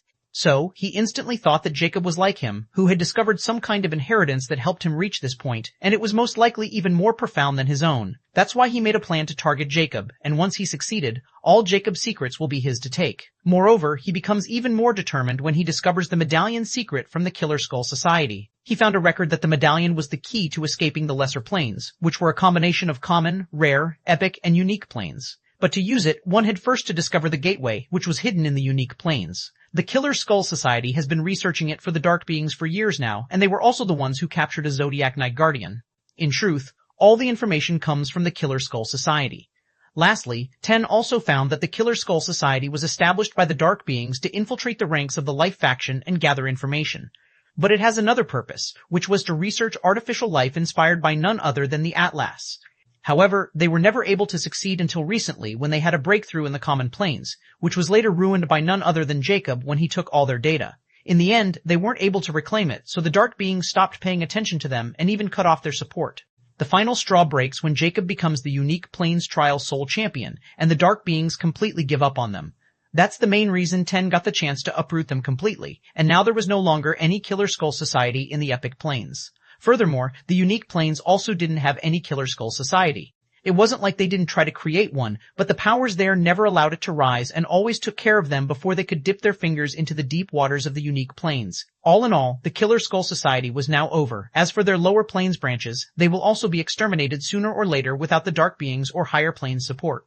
Anyhow, Ten came here for Jacob to get a new start so he could shine in the unique planes with Jacob's secret. But alas, he had never imagined that Jacob was even more ruthless and cautious than them, and he ended up becoming the prey. After listening to all of this, Jacob was quite moved by Ten's tenacity and determination. But he also scoffed in the end since he picked up the wrong target, and now everything he had belonged to Jacob. So, lesser planes are the combination of 4 conflict planes. If combined with all the uncharted territories scattered throughout the Star Ocean, then this should also be considered a lesser galaxy of Taurus. Still, a gateway to the higher planes exists in the conflict planes, which means if someone wanted to go to the legendary planes, they had to go through the unique planes first. What a mess these Zodiac planes are, and I seem to be in the epicenter of them. Jacob sighed as he mulled over all the information he got from Autark. At least he knew the journey ahead wouldn't be so simple. What kind of fortuitous opportunity does this guy get? Jacob asked, as he was quite interested in this, since this opportunity helped Ten to become the society killer of today. He discovered a ruin of some ancient civilization of a race called Cosmic Goblins. He only managed to find a broken totem, which, upon touching, merged with his brain. It was because of this totem that his bloodline showed signs of atavism, and he awakened the bloodline abilities of his race. But for some reason, he was stuck at the peak of epic rank, and he felt that something was missing. That was one of his reasons to capture you, sir, for he thinks you also have some kind of totem. Autark emotionlessly replied. Jacob was surprised, and realization dawned upon him. A mysterious totem, huh? Whatever, since it is gone, it's useless to us. But his puppeteer art was quite astounding. You should see if you can learn them since your abilities are quite compatible. Indeed, they are quite insightful, especially his research on making substitute puppets, which Sir saw upon his arrival. Alright, leave his space ring behind and transfer all his money into my account. Then, you can continue with the absorption of Titan tiers. You have reached the tier 7 of epic magic rank with 4 barrels. Once you're done, I want you to turn all the crewmates except Sophie into your puppets. They seem to have noticed that they can't sleep anymore. So, getting rid of them now will save up some inconvenience, and we don't have to worry about their loyalty. Jacob commanded coldly. Autark didn't hesitate to give Ten's space ring to Jacob and then transfer all his wealth to Jacob as well, which was a staggering 88 billion ZC. He then left to complete his new task, leaving Jacob alone, since this is out of the way. All that is left is to invite the Dark Marquis. I'll start once Autark is done. Jacob's eyes shimmered with anticipation. He was about to start his voyage to the unique planes. 56-1. Chapter 56-1 Unique Odyssey begins today. The massive advanced unique rank ship left the remote island and headed towards the boundary of the epic Star Ocean, where another small ship was waiting for its arrival. Jacob stood on the deck in his signature black outfit, accompanied by Sophie, adorned in a silky violet dress, and the ogre Mike, who had an expressionless face. Soon, another charming woman in a long white sleeveless dress embarked on the ship. She appeared exceptionally charming and graceful. She was none other than the Dark Marquis of the Dark City, Zoe. At this moment, shock was written all over Zoe's beautiful face as she looked at the ogre standing beside Jacob. She was extremely knowledgeable and knew about races of the unique planes, so she easily identified Horn Ogre. How did he manage to subdue this fellow? No, where did he discover them? This ship is an even higher rank than my basic unique rank ship, which I got after spending so much wealth and connections. Just how many secrets is this guy hiding? She was extremely curious about Jacob, and now she felt somewhat terrified. She had received Jacob's message about them being ready to leave the epic plains and give her coordinates of this place. She had already tied up loose ends and was fully ready. She thought that they would be using her ship for this voyage, but now, seeing Jacob's ship, she felt she was thinking too little of him and was embarrassed. Welcome to my ship. I've prepared the best room for you. Please follow Sophie, and she'll bring you to it. If there's nothing else, should we start? Jacob stated smilingly. I'll be in your care then. I hope you both have activated the secret dark mission. If you don't mind, Mr. Jack, I would like for you to accept this invitation to connect my ascending mission with yours, and then you can connect with Miss Sophie the same way. This way, you will benefit from mine, and Miss Sophie will be from yours, according to our Dark Noble ranks. Furthermore, at that time, even if someone raised questions about this mission, we'd be in the right, and no one would dare to make things difficult for us, Zoe explained. She was talking about the mission to ascend the plains, which only allowed to bring a number of helpers according to the Dark Noble rank. Although failing it won't have any consequences, the easy benefits will also be lost, which was not worth it. Furthermore, if someone cleared it alone, they would receive even more rewards, but ascending a plane was not an easy matter, especially when it came from the epic planes to the unique planes. Jacob didn't reject this idea and accepted the invitation of Zoe. As for Sophie, he had already learned all the rules and how the secret dark mission works, so he had connected her mission with his long before Zoe came. The benefits of this mission were quite generous. Not only their Dark Noble rank will be raised by another rank, but Jacob will get a Dark Viscount estate in the unique Inner Dark City upon his arrival, and also 1,000 Dark Credit. Sophie would get a small house in the Inner City and 100 Dark Credit according to her upper Dark Noble rank. The Dark Credits were the special currency of the Dark City allocated to only the personal members, and with it, they could access and shop in the Dark Shop of the Dark City, only open for the Dark City personal members. When Jacob saw this shop, he almost thought that he was browsing the champion shop as it was identical and almost everything was available. Once he ascends the plains, the dark shop will also upgrade to a unique rank. This made me excited, but his excitement was short-lived when he noticed the dark credits. For joining the Dark City, he got 100 dark credits because he was a Dark Baron, while Sophie only got 10. Furthermore, he found that dark credit could only be earned through secret dark mission or by trading materials, medicines, pills, potions, etc. directly to the Dark City or personal members. They were not tradable between outer members or transferable. Furthermore, anything bought with dark credit can't be traded with other than the personal members or leaked. This was the huge violation of the Dark City rules, and punishment could be as serve as death depending on the value of item or knowledge. Nonetheless, he knew as long as he could sell his stuff to the Dark City, he could earn as much as he wanted, and this was his specialty. Set sails, Jacob ordered Mike beside him, and he expressionlessly nodded before heading toward the control room. Why don't we control those women as well? Did you trust them? Nix's curious voice rang at this moment as she was talking about Zoe. Jacob glanced at Zoe and Sophie leaving before he replied, I don't trust anyone besides myself. As for them, Sophie is quite useful, and refining her into a puppet would be a waste. I can't bother to found a new one. Besides, I want to see if she's capable of being loyal or just all the people of this world are cursed for being treacherous. Zoe is the same. Furthermore, even if I want her knowledge, I don't dare to take the risk because she is from the Dark City, and her Dark Noble rank is extremely high. According to the Dark City rules, every Dark Noble is being monitored by the Dark City AI, Dark Rose, through their Star Watches. If they died, the Dark Rose would send back those records to the headquarters, and the higher the Dark Noble rank, the more attention would be given to their death and cause. If they had died because of their own stupidity, then no one would care about them, and the matter would end at that. But if someone dared to scheme against or assassinate them, even if they were a member of the Dark City, it would bring endless trouble and punishment. Furthermore, to kill someone like Zoe, you need an excellent reason and evidence. That's why it's not worth it to kill her without any good reason, at least not until she makes a move first, then I torture her without worry. As for now, let's just see how she would handle the situation in the unique planes. As I said, I wanted to see if this world is cursed with treachery and greed. A hint of coldness crept into Jacob's eyes when he thought about his several encounters with people like Hallberg and Ten. Why bother? Nix couldn't help but ask with uncertainty, as she didn't understand why Jacob was even bothering to test this. Wasn't he a cold and heartless person who only put himself before others? Jacob's lips rose as he looked into the endless star ocean ahead of him. Lately, I don't know why, but my emotions are going through a strange change. I don't know if it's my imagination, but I'm beginning to reminisce about my past. If I want to reach my goal, emotions and relations will only slow me down. Whatever the case is, once I get the answer to this question, I think I won't have any sliver of hesitation to do the unimaginable, cruelest things. 56.2. Chapter 56.2. Star Ocean Boundary months have passed since Jacob began his voyage to the unique planes. The advanced, unique ship was moving forward without any hitch because of its stealth barrier. At this moment, Jacob was sitting on the captain's seat in the ship's control room with a pristine blue triangular-shaped compass, which was shimmering in blue light as the black compass needle was pointing straight ahead.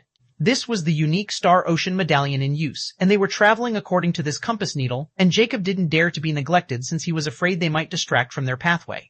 3 of the ship controllers were moving the ship and keeping an eye out for any anomaly day and night with their listless expressions. According to Zoe, the voyage to the unique planes from the epic planes should take around 8 years if nothing untoward happened, Jacob muttered while looking at the compass before stowing it away. In these past few months he was sitting around doing nothing, but he was using the scripture of blank to form his water spirit glyph, and now his hex aura glyph was almost done. Moreover, Autark was on the verge of achieving unique rank after absorbing all the Titian tears he had and also new ones he made for it from the materials he gathered, but still missing a little bit. But Jacob reckoned that the problem didn't lie within the epic Titian tears. Autark might need unique Titian tears to break into the unique rank after all the fantastic insects were out of the norm, and it wasn't easy to raise them, especially the brain hunter. Another thing worth mentioning was Nyx's progress in gunsmithing and other occupations that Jacob knows. She was already at Jacob's level, and with the Nightmare Realm she could endlessly progress and research. Jacob also benefits from her tremendously, as he has already gasped much of the Witch Palace knowledge about the curse magic. But sadly, he can't research and emulate the Eyes of Judge since he doesn't have lots of information on it and how it works, nor can he imitate the Immortal chapter. So, now he was planning on comprehending the Night Hunter's aura and spirit once his Hex Core was done. Since he had 3 magic cores, he was going to reshuffle his magic abilities, especially the curse abilities for using the Imbricate and Whammy Poison. Furthermore, he also tried to open that mysterious book he found in the rare planes with the cursed Pathglory gem, but failed again. He also discovered that only the Hex mana can make the book react, not the others. But he wasn't far off. He reckoned that he might be able to open it once his Hex Core evolved into a unique rank. All in all, he was making huge progress every day, and his unique rank strength and magic were fully assimilated, and he was now a true unique rank expert. Just like that, time continued to pass, and, on this day, Jacob was immense in his fire aura training in the Nightmare Realm as he spoke with Nyx, who was also using the same power when she stopped and cried in alarm. "The ship is shaking." Jacob quickly stopped, and the fiery blades in his hand vanished. He disappeared from the Nightmare Realm, opened his eyes in the control room, and frowned. He quickly vanished from the control room and reappeared on the ship deck with compass in his hand. He saw they were on the right track and then looked outside. He was startled when he saw the stem of the ship seem to stuck in the mid-air and couldn't move forward like it has encountered an invisible wall. The ship was shaking because of it. Before he could comprehend what was happening, a stern voice rang. "Undo the stealth barrier. You are trying to pass the Star Ocean boundary. We are from the Zodiac Knight Federation. Show us your authorized permit and we'll let you cross over or surrender for investigation. This is not a place that anyone could enter on a whim." At this moment, Sophie and Zoe also appeared and were startled when they saw the invisible barrier and heard that voice. Jacob frown deepened as he looked up and surprised when he saw a medium-sized flying ship with a black moon symbol slowing descending. This was the trademark of the Zodiac Knight Federation. "Mr. Jack, this is the Star Ocean boundary I told you about that stopped others from crossing over from both sides. We can only pass either with the help of the Zodiac Knight Federation or with the medallion, but I never thought these guys would be here so soon." Zoe's expression was grave as she walked over. Realization dawned upon Jacob at this moment, and he finally understood what was happening. He looked at Zoe and asked, "What should we do? We don't have this permit, and if we use the medallion we'll be exposed. Should I take care of him? Furthermore, I like that ship. It'll be quite easy to travel through the air." Jacob's eyes were focused on the flying ship as it was his first time seeing this technology. Although he could make flying projectiles like the missile, this ship was completely different, just like his flying disc. It was made with magic technology. He was already in the process of reverse engineering the disc and had very little progress. Now, seeing this ship, he saw an opportunity to break through. This ship might be unique to the Zodiac Knight Federation, so he wants it. As for the people on the ship, he only senses 2 uniques with the hunter sensibility of the Night Hunter scripture, which can allow him to sense others within a 100-meter radius as long as they are on par or weaker than him, and he can easily take care of them. Zoe was startled by Jacob's words. It shouldn't be a problem as long as our identities won't reveal.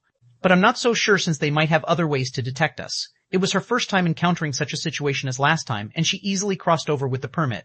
But now, they had the medallion, and she knew Jacob didn't want to give it up, so she left it to him to decide. Jacob suddenly smiled coldly. If that's the case, then it won't be a problem. He then sent a mental message to Autark. Go and bring along your puppets and take care of them. I want their information and that ship. Autark's emotionless voice rang. Affirmative. 56-3. Chapter 56-3 Clash of Puppets and Guardians Within the Flying Ship. Two white-robed men with black crescent moon symbols on their foreheads were looking at the giant ship arrogantly. It's clearly an unauthorized ship. We didn't get any heads up from headquarters. Do we really need to indulge them? A dwarf man with a long gray beard asked. The other man with green scales and beastly eyes chuckled as he replied, Newcomer, you should remember this lesson. Although we have claimed over the unique star-ocean boundary, we still can't just attack others. At least we should give others a chance to speak and then have a valid reason to attack. Furthermore, this ship is a unique rank, which means the person on it isn't so simple. I also received words that a medallion had gone missing and that 10 unique rank patrols were dispatched to claim it at all costs. As long as this is the missing medallion, we can easily claim the benefits before others arrive. Today seemed to be our lucky day as we caught this unauthorized ship so quickly. Even if they are not our target, just this ship will fetch a good price. As long as you follow me, I won't let you suffer. I have my own style to handle things, so learn carefully, he arrogantly proclaimed. The dwarf was startled as he finally realized why unique rank members of the Federation were dispatched to patrol this place. A hint of excitement flashed past his eyes as he looked at the large ship as if it were prey. Thank you for your pointer, Senior, he quickly thanked the man. However, both of their haughty expression changed when 8 cloaked figures suddenly jumped off the other ship, and they were directly coming toward them. They had deactivated their ship's protective barrier to reveal themselves as they didn't expect anyone stronger than them present on other ships, much less someone would dare to make a move against them knowing their identities. Yet, the unthinkable had happened. Bunch of brutes dare to retaliate. The other man quickly recovered from his shock and roared furiously. A long spear appeared in his hand, brandished in a sharp brown aura as he thrust it towards the 8 incoming attackers. Aura Spear Rage. Multiple spear phantoms directly rained toward the attackers, creating powerful, sharp currents. However, one of the attackers took out a blue staff with a white orb imbued on top and waved it as a static voice sounded, Water Spirit Protection. An ethereal barrier blocked the phantom spears. Not good. She can use spirit magic. The dwarf and other man's expression finally changed as it was a clear sign of a unique rank expert. Earth Beast Rush. The dwarf instantly used his own spirit magic ability etched on his spirit glyph to cast this instant magic spell. Green ethereal energy gushed from the dwarf. It took the shape of a tortoise and clashed with the water barrier. Boom! Powerful expression happened as blue and green sparks filled with air. At this moment, the other 7 figures finally emerged within the blast. Their cloaks were tattered, and some of their body parts were injured as blood was leaking out, but for some reason their expression was completely stoic, as if they didn't feel any pain. Horn Ogres. The scaly man finally identified the giant attacks, and his expression was warped. The ogres were holding spears and broadswords as they all brandished them with their aura and hacked them down toward the 2 guardians. Aura Spirit Shield. Earth Beast Defense. Both of them cried almost instantaneously to block those powerful aura attacks. But to their dismay, those ogres were on par with them, and they were no match for 7 of them at all. Their defensive magic was instantly broken, and they were sent flying while hacking blood. Bastards, don't even think about escaping. Just wait for the wrath of Zodiac Knight Guardian. The scaly man palely barked before he commanded, use the talismans. We are no match for them. The dwarf nodded grimly as he knew they had met terrifying opponents. But they didn't understand why these kinds of people were in this sort of place, and there were so many. However, before they could take out and activate their protection talismans to escape, a pair of icy amber eyes seemed to lock on them, Slumber Hex. They didn't need the talismans on their bodies since they had never encountered such a dangerous situation before, and this was before their first and last fatal mistake that sealed their fates. The 7 ogres and a cloaked elf landed on the flying ship deck at this moment and quickly apprehended them, stripping their clothes, watches, and rings before taking over the entire ship. Jacob was still standing beside Zoe and Sophie on the other ship as he sent a cold message. You were too slow. Forgive me, sir. Autark's stoic voice sounded in his head. No worries, it wasn't entirely your fault. I thought those talismans were rare, but it seemed I'd made an error. Have your puppets search the entire ship and throw away anything suspicious we don't understand. We don't want them on our tails, Jacob commanded. I'm on it. Is it over? Zoe asked with a pale expression as she clearly felt the power of aura and spirit just now, and that was quite scary. Furthermore, she hadn't expected Jacob to have such a fighting force under his command. Sophie was also ashen, but she was more compassed since she had already known about the crew that Jacob subdued, but she was still shocked after witnessing their true prowess. Just how strong was Jacob to subdue all of them? His position in her heart rose even more. Jacob nodded as he gravely said, It is over for now, but I think this won't be the last of them we'll see. Let's get out of this place. Once we are on the other side, it won't be easy to find us. After searching the ship, Jacob stowed it away in a space ring before putting it away in his pendant just to be safe. He then stood over the ship's figurehead with the medallion in his head as it shimmered brightly before ordering the ship to move forward. This time, the invisible wall didn't stop its advance, and they vanished into the star-ocean boundary. 564, Chapter 564, Wondrous Space. As the ship passed the invisible star-ocean boundary, Jacob suddenly felt the entire atmosphere change and powerful pressure descend. But what he saw on the other side made his eyes widen with shock in disbelief and trepidation as if he were watching a dream. How is this possible? On the other side of the star-ocean boundary was no ocean. Instead, it was a vast pitch-black space filled with countless stars, as if the ship had directly entered the starry space itself. But the strangest part was the ship was easily moving forward, and he could still breathe in this place, just the gravity had increased by over 20 folds. Furthermore, the magic energy in this place was extremely dense, over 10 times more than the epic planes. One had to know that the Star Ocean's magic energy density was half of the epic planes for some reason, but this space was filled with magic energy. Is this the true Star Ocean? Jacob shuddered, seeing the strange phenomena in front of him, and he also thought about what Immortality told him about the zodiac planes being an entire universe. Soon, he calmed down, but he still was looking at the vast, endless space filled with stars while the compass in his hand shimmered brightly. Cursed Immortality. He couldn't help but summon Cursed Immortality at this moment as he was very confused. What is this space? He asked emotionally. Ha ha ha ha, what can it be but the Star Ocean? Immortality replied with relish. He had guessed as much. Can you explain more clearly? How can an ocean be connected with space, and what about those stars in the distance? Are they planets? He. This is the true wonder of zodiac planes. Your common sense is useless here. The more you try to understand it, the more confused you get, so just let it go and enjoy the view. As for those stars, if you dare, why don't you try to go towards them? Jacob rolled his eyes perplexedly. Don't try to egg me. Just directly say it is dangerous to go there. Still, at least tell me, if this is the space, what is above the atmosphere of the sky outside? Heh, you'll know eventually. What's the hurry? You should be focused on crossing over and praying that no zodiac beast took a fancy on you, or ha ha ha ha. Immortality begins to laugh maniacally. Jacob's expression finally changed. Zodiac beast? Now what the hell are they? They are space wonders of the zodiac planes with no mind of their own, and they only have the intent to devour. So, they are called the zodiac beast or void calamities that exist between the star-ocean boundaries. Not even a legend can escape if they stumbled upon one. But you didn't need to be overly worried about encountering a zodiac beast. You either have to be overly foolish or extremely unlucky. Consider this information as a gift for you to enter the higher planes. Ha ha ha. Jacob wasn't the least happy after learning about the zodiac beasts. Instead, he was fearful now and wary of this wondrous space. He quickly commanded to increase the speed to the fullest while tightly clenching the compass. He no longer dares to have any stray thoughts of exploring this place. At this moment, within a large flying ship, another group of Zodiac Night Guardians were respectfully looking at a 17-meter-tall burly giant with stony skin. His muscles were bulging in his robes, and his expression was gloomy. We lost contact with patrol ship number 8, he gloomily revealed, startling everyone in the room. What? How is it possible? A scarred face, Cobalt exclaimed. I'm also curious about it. This is the edge of the star boundary between the epic planes and the unique planes Star Ocean. No, 6 to 7 and 8 were sent on the other side while we remained on this side. But now, the sign from number 8 has vanished, and the Guardians seem to be still alive, or we would have gotten their death transmission. The headquarters order us to keep an eye out for any unauthorized travelers, and they even dispatch unique rank Guardians like us. However, we didn't take it seriously since we thought about what could go wrong in this kind of place and why there was a need to dispatch a unique rank like us. But now, it seemed the higher-ups weren't kidding around. Since I'm in charge of this mission, it's my responsibility to take care of my men. This is our first and last blunder. From now on, I want everyone to take it seriously. Our enemy is cunning and most likely unique rank. Release my orders. Every from no. 2 to no. 2 will now pair up. And if they spot any anomaly, report it to me post-hastily. Sent number 9 and number 10 to number 9's last known location for investigation. I want to report as soon as possible. Also release the Night Guardian net. There is no longer any need to hold back. It is not easy to mess with our Federation. He solemnly ordered with killing intent swirling in his eyes. Yes, everyone solemnly yelled before they quickly took their leave to pass the giant's order.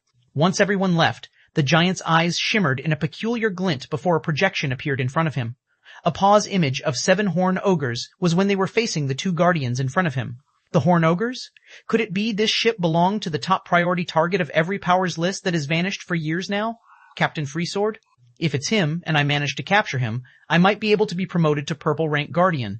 But why is everyone looking for him so desperately? Even those old men were agitated at that time but didn't reveal anything. Just what did he take from the trial? Is it worth exchanging for a promotion, or should I just take it for myself?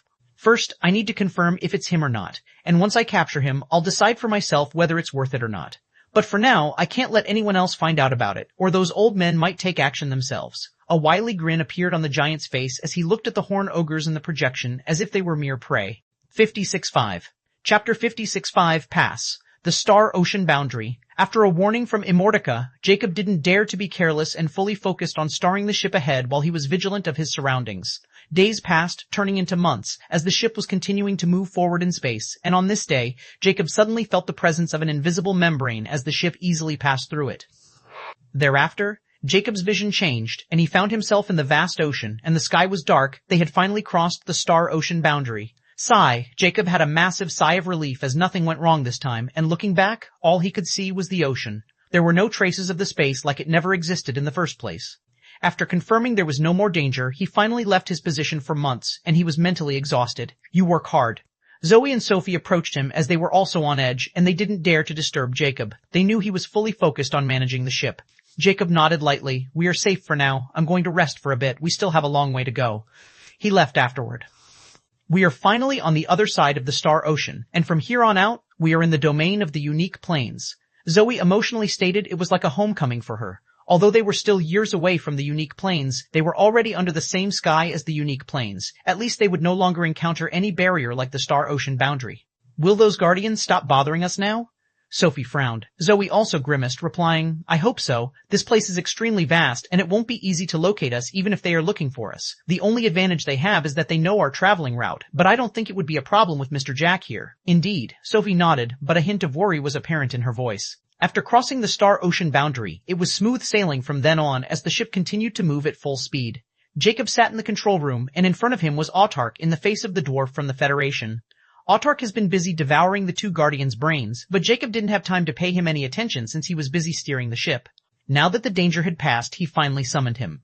Tell me about these guys, he coldly asked. Autark quickly divulged the information about the Zodiac Knight Federation, but to his surprise, even those two didn't know much about the core secrets of the Zodiac Knight Federation. According to him, the Zodiac Knight Guardians of Black Rank were akin to outer members who handled worldly matters. The true secrets about the Zodiac Knight Federation were in the hands of the Purple Rank Guardians. They were the ones who were pulling the strings behind the curtains. There were thousands of Black Rank Guardians, but only 500 Purple Rank Guardians in the unique Plains Zodiac Knight Federation. On the very top of the Zodiac Knight Federation was the Federation Master, who was the only Red Rank Guardian present in the unique Plains. 10 teams were dispatched to investigate and found the missing medallion, but they were not told who had it. Their orders were to reclaim it if they found it. Jacob was sure that this so-called missing medallion was just a pretext to claim his medallion. As for its secret, even these guys didn't know about it. All they knew was that the Zodiac Knight Federation had many medallions, and each one of them was guarded with the highest security. As for where they came from, only the Purple Rank Guardians know. But when Jacob asked how if these two had a medallion since they were able to cross the boundary, Autark revealed that they didn't have any. The reason they could travel through the Star Ocean Boundary without the medallion lies within the flying ship of the Federation.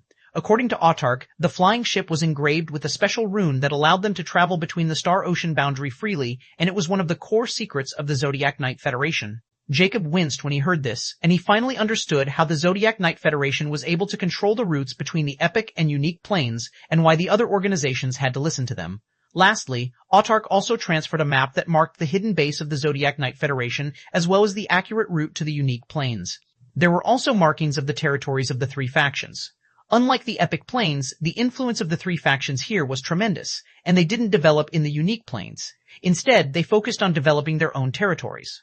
The unique planes were filled with wars between the life and dead faction, and only the strongest forces of the two sides could live there. That place wasn't for the weak.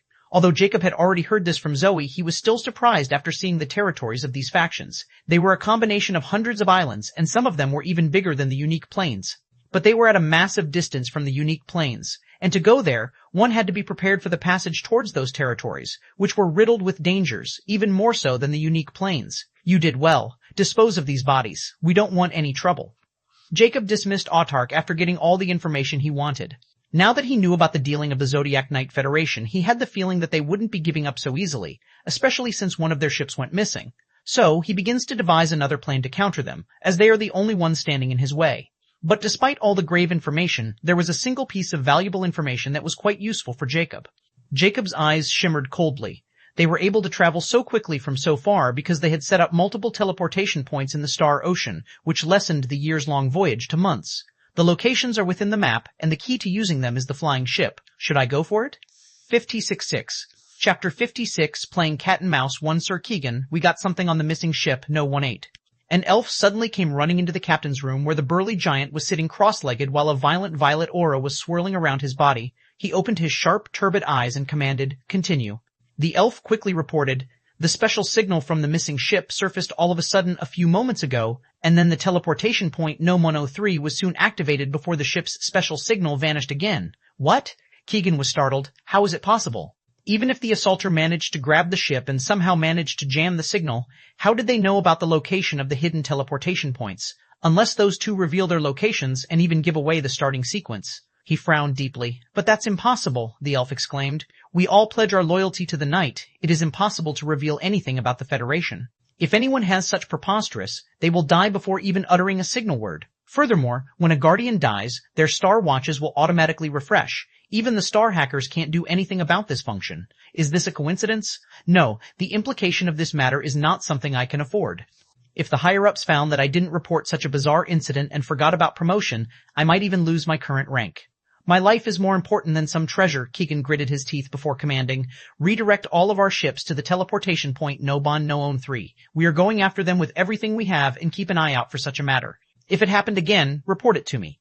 Noted. The elf hastily left. Keegan's wrist lit up, and soon a wizened-faced blue-skin life-form appeared. On his forehead was a purple crescent moon mark, and his beady eyes were icy cold. Paying respect to Purple Guardian Reginald, Keegan respectfully greeted. "Since you disturbed me, you better have a damn good excuse," Reginald coldly uttered.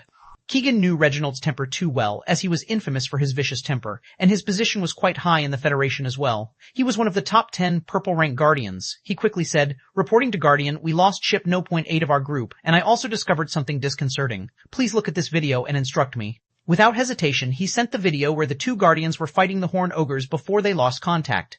This video feed was recorded through the moon symbol on their forehead, as it was not just for show but a special totem of their Federation, which has many mysterious uses. One of them is that it stops their members from betraying the Federation. It was like the brain chip of the Killer Skull Society, but far more effective and reliable. Once imprinted by this symbol, it can't be removed. That person will die and live with the Federation. In fact, the brain chip was designed after it. Another use was the supernatural recording through the eyes. A Guardian can use it to record whatever they see and, with a thought, send it back to the special server of the Federation. That was the biggest reason no one wanted to mess with them, since the chance of walking away with it was very low. Since Keegan was in charge of this mission, he had received this video instantly before Jacob cast a hex spell on them, but he didn't report it back for his greed. But now, things have taken an ugly turn, so he had no choice but to come clean, or he'll lose his life for insubordination.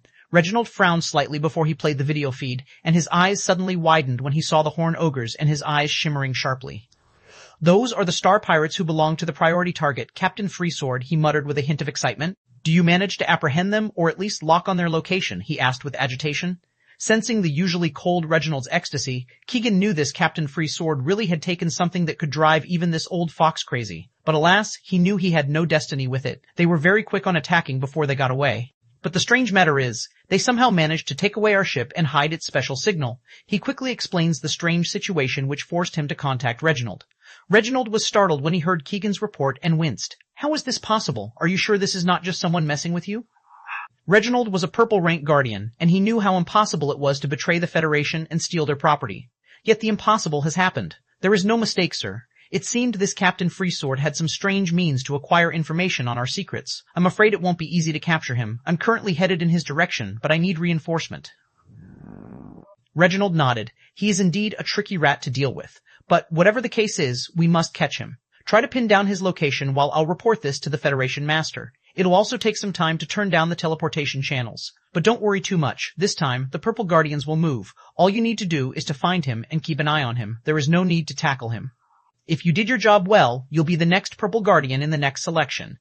Now, I'm going to find the Federation Master and report everything related to this as soon as you get something. He quickly turned off the call as Reginald was in a hurry to report this finding. This matter was simply too big and important for them. Keegan sighed before his eyes shimmered viciously. Captain Freesword, so what if I don't get to take you down personally? You can't escape from us now. At this moment, an ethereal white circle filled with complex runes shimmered on the water's calm surface. The next moment, a ship with a moon symbol appeared in the vast ocean before the white circle vanished. Thereafter, another large ship appeared right beside it, and a few figures quickly jumped on the large one before the other ship vanished without a trace. Won't this draw the attention of the Guardians even quicker? Zoe couldn't help but frown as she questioned Jacob. Jacob replied, "It might be a little dangerous, but we just covered 50,000 miles of distance within a second. The longer we stay within these waters, the more danger we'll be in. Since the Zodiac Knight Federation had set their eyes on us, it didn't matter if they knew where we were as long as we remained a step ahead of them. As long as we are careful, it won't be easy to find us. I'm planning on using these teleportation points until they stop them. This way, they also won't be able to use them to send more people after us. Even if they prepare an ambush, let me worry about dealing with them. You just have to follow my lead," he declared coldly before he began to steer the ship toward the next teleportation point. Jacob's eyes shimmered viciously. Let's see how quick they react. 567, Chapter 567, Playing Cat and Mouse 2. Within a week, Jacob and his crew used 8 more teleportation points of the Zodiac Knight Federation. The teleportation points were actually platforms engraved with teleportation formations hidden within the depths of the Star Ocean. To use them, one needed a corresponding key rune and a special starting sequence only known to the Zodiac Knight Federation. They are hidden 50 miles away from each other and are almost impossible to find without accurate coordinates. Each teleportation cost 1,000 advanced unique rank magic gems. That was supposed to be the well-guarded secret of the Zodiac Knight Federation, but it is now in the hands of Jacob. He was taking full advantage of it, and he shortened his 8 years' worth of voyage into 5. As for the Zodiac Knight Federation's 9 ships, they were always a step too slow, and before they could even pin down his location, he had already used another one, and this made them flustered. The reinforcement from the headquarters would also take some time before they could catch up to Jacob's location. Still, if this continued, they were bound to cross each other's paths. Moreover, they can't stop them either not till the reinforcement reaches the target, or it would take many years to catch up to him. Jacob knew this too well, and he wanted them to stop those teleportation points because this way they wouldn't be able to send more reinforcement in a short time. That's why he decided to take such a risk to expose himself. Although it was still dangerous, he didn't want too many pursuers on his tail. Furthermore, he knew they might not give up and continue to tail him all the way to the unique planes and blow the matter. Once that happened, it would be the same situation as the epic planes for him, and the Dark Duke of the unique planes might also see through the fog. That's why he decided to take a detour to get rid of the Zodiac Knight Federation, or at least steer them in another direction. This way, by the time they realized what was going on, he would already be long gone. Furthermore, this detour was very beneficial for him, so after using 3 more teleportation points, Jacob headed north at full speed, completely steering away from the route of the unique planes. On this day, a massive flying ship with a purple crescent moon symbol, even larger than Jacob's, appeared above this teleportation point. There were 50 purple-rank Zodiac Knight Guardians in this massive ship, including the Purple Guardian Reginald. This force was enough to shock the entire unique planes, since purple-rank Guardians never make a move. Alright, this is the last teleportation point that was used 3 hours ago. All the other teleportation channels have been blocked. Our target should be in our range now, and they can no longer run anymore. Where is Keegan's ground? Reginald coldly declared in front of the purple-rank Guardians in front of him. There was another person standing beside him, which meant they were equal in terms of status. It was a snake pupil woman with diamond-shaped orange scales, and 2 poisonous fangs were creeping out of her pale blue lips. Her gaze was cold and bloodthirsty. She was also like Reginald, another purple guardian who belonged to the top 10 in the Federation, Elspeth. Elspeth hoarsely replied as her voice sounded quite eerie, "I've contacted him. He seemed to have discovered trails of the target and was now following them." A hint of ecstasy flashed in Reginald's eyes. Where are they going? Did they spot them? From the report, they are heading north, but they still weren't able to spot them. But occasionally, the flying ship's signal would appear. It is very strange. I think we are deliberately being led in this direction. After all, we can only track the ship's signal when it is used in teleportation, but now, all of a sudden, the signal would appear in short intervals. Don't you find it strange? Elspeth impassively stated. She had been carefully studying the information she was receiving, and she knew just how strange this situation was. First, their enemy was able to hide the special signal that even a space ring can't at will. Second, the enemy somehow got accurate information on their hidden teleportation points and even the activation sequence.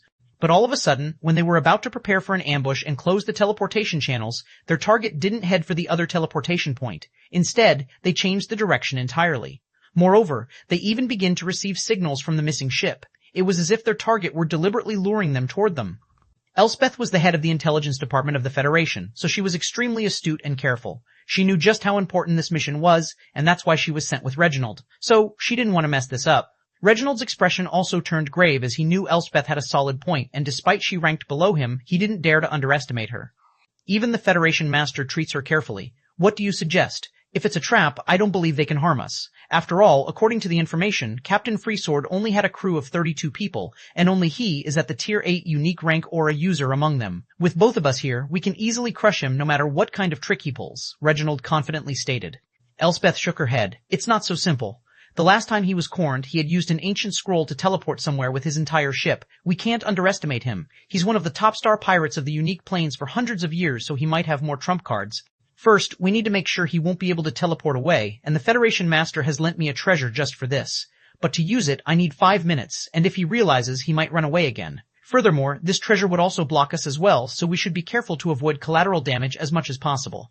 Her snake eyes turned sharp as she looked north. Besides, if I'm not wrong, this direction leads to the territory of the dead faction, and all life forms are forbidden there. C568, Chapter 568, Overbearing at Dead Faction's Door. While the Zodiac Knight Guardians were in full pursuit behind Jacob, a small ship was heading east at full speed without anyone noticing it. Will he be fine? A beautiful elf asked with worry. She was none other than Sophie. Zoe was controlling the ship replied solemnly, Mr. Jack is a capable and unfathomable man, and I don't think he'll put his life in danger like this. Although I don't know what he's planning, since he put his mind to it, all we can do is trust him and take full advantage of this chance he has provided us. Sophie sighed with a tingle of guilt. I guess your highness is right. We are nothing but a burden to him, so he sent us ahead.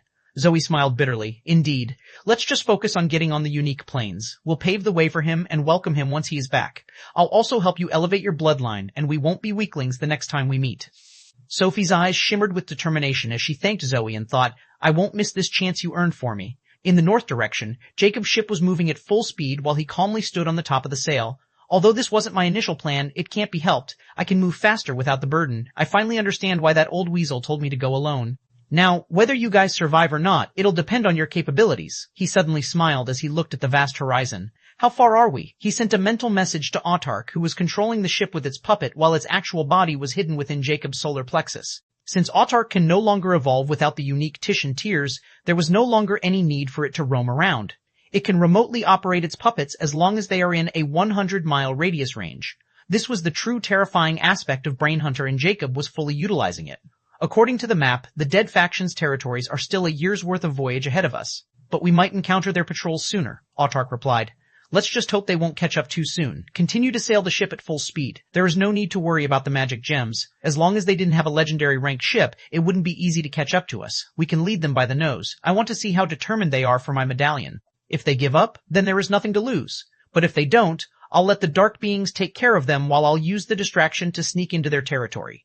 Jacob stated confidently. Since he already has the map and knows where the den of the dark beings is, he decides to change his plan and go there first to evolve his hex core to a unique rank. After all, this was beneficial for him in the long run, and he would have more trump cards to rely on. Furthermore, he needed the mystic signature as well, so he sent Sophia and Zoe off under the pretext of drawing the Guardians' attention. After all, they would be a burden and die eventually if they went with him. At least they would feel grateful and indebted to him this way. As time continued to pass, Jacob would release the flying ship each day for a few minutes before storing it in the Infinity Pendant. This way, the Zodiac Knight Guardians won't get lost. On this day, Jacob suddenly made the ship stop because, far ahead of him, there was mist. We finally arrived at the purlieu of the dead faction territories. This mist should be a protective measure to keep the intruders from entering unescaped. All right, found a place to hide this ship, Jacob commanded impassively. This ship was simply too big to store in a space ring, so Jacob had no choice but to hide it in the open and hope no one would find it. Once that was done, Jacob gathered Autark's puppets and stored them in his space ring. Since they were essentially dead, they can be stored in space rings. The next moment, he took out the flying ship of the Zodiac Knight Federation and began to operate it as it being to rose in the sky. He had already learned the method to operate it from Autark, so it wasn't a mystery to him anymore, and he also let Nyx analyze it so they could research it. Now that he was already at his destination, he no longer had any qualms about using it, and he headed directly toward the mist far ahead while keeping the ship in stealth. He knew the Guardians had a special method to track it, and truth be told, if he wanted, he could have easily gotten rid of it a few months ago after he fully understood its mechanism, but he didn't since it wasn't the right time yet. As soon as he entered the mist, Jacob felt a strange, depraved sensation creeping into his body and mind. Oh, this is some kind of mental invasion.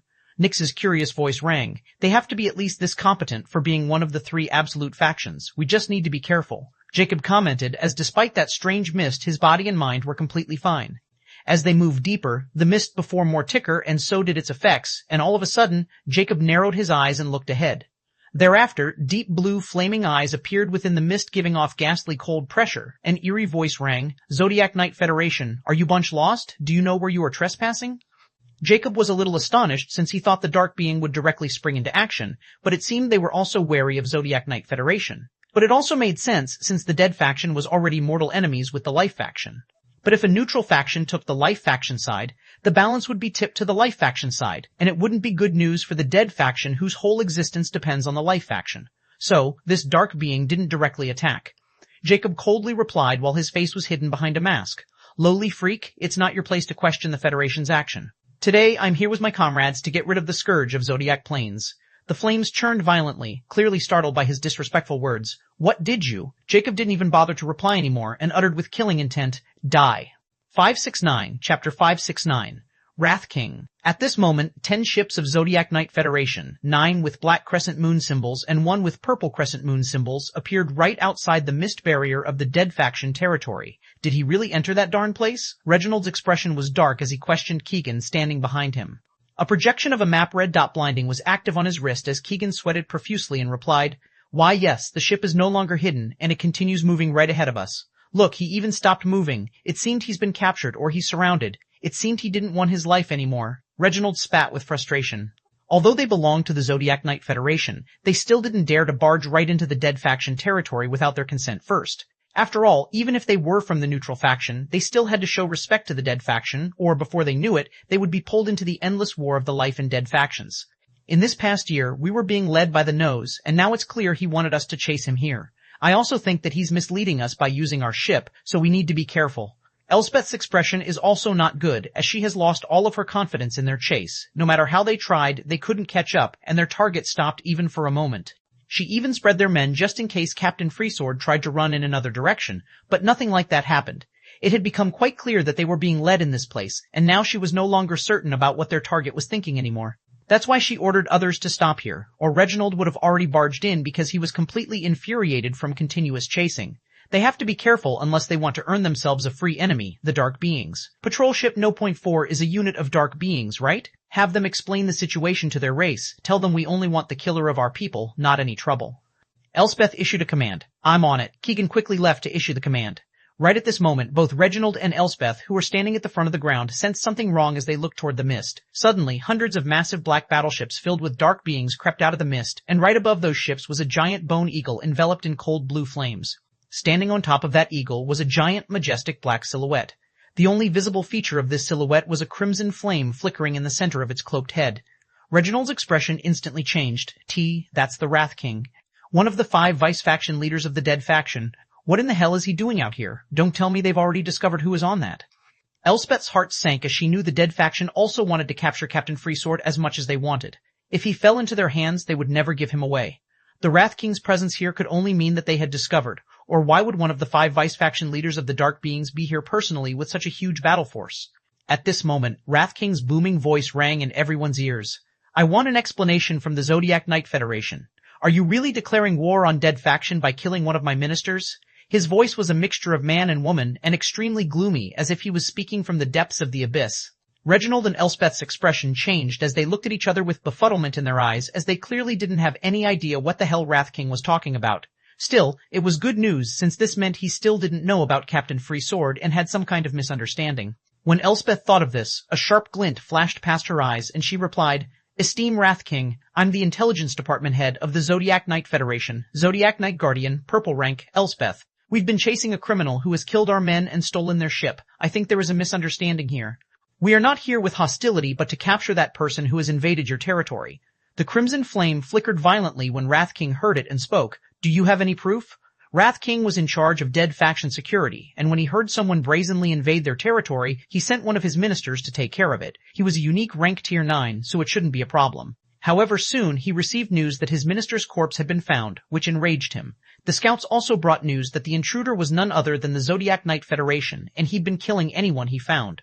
Enraged, he quickly gathered his men and tried to capture the brazen bastard, but to his surprise, that person had vanished with his ship, and no matter how they searched, they couldn't find him. Then abruptly, he heard that more of Zodiac Knight Federation's ships had stopped outside their territory, so he quickly hurried over. But since they didn't directly attack, he decided to find the reason for their blunt provocation.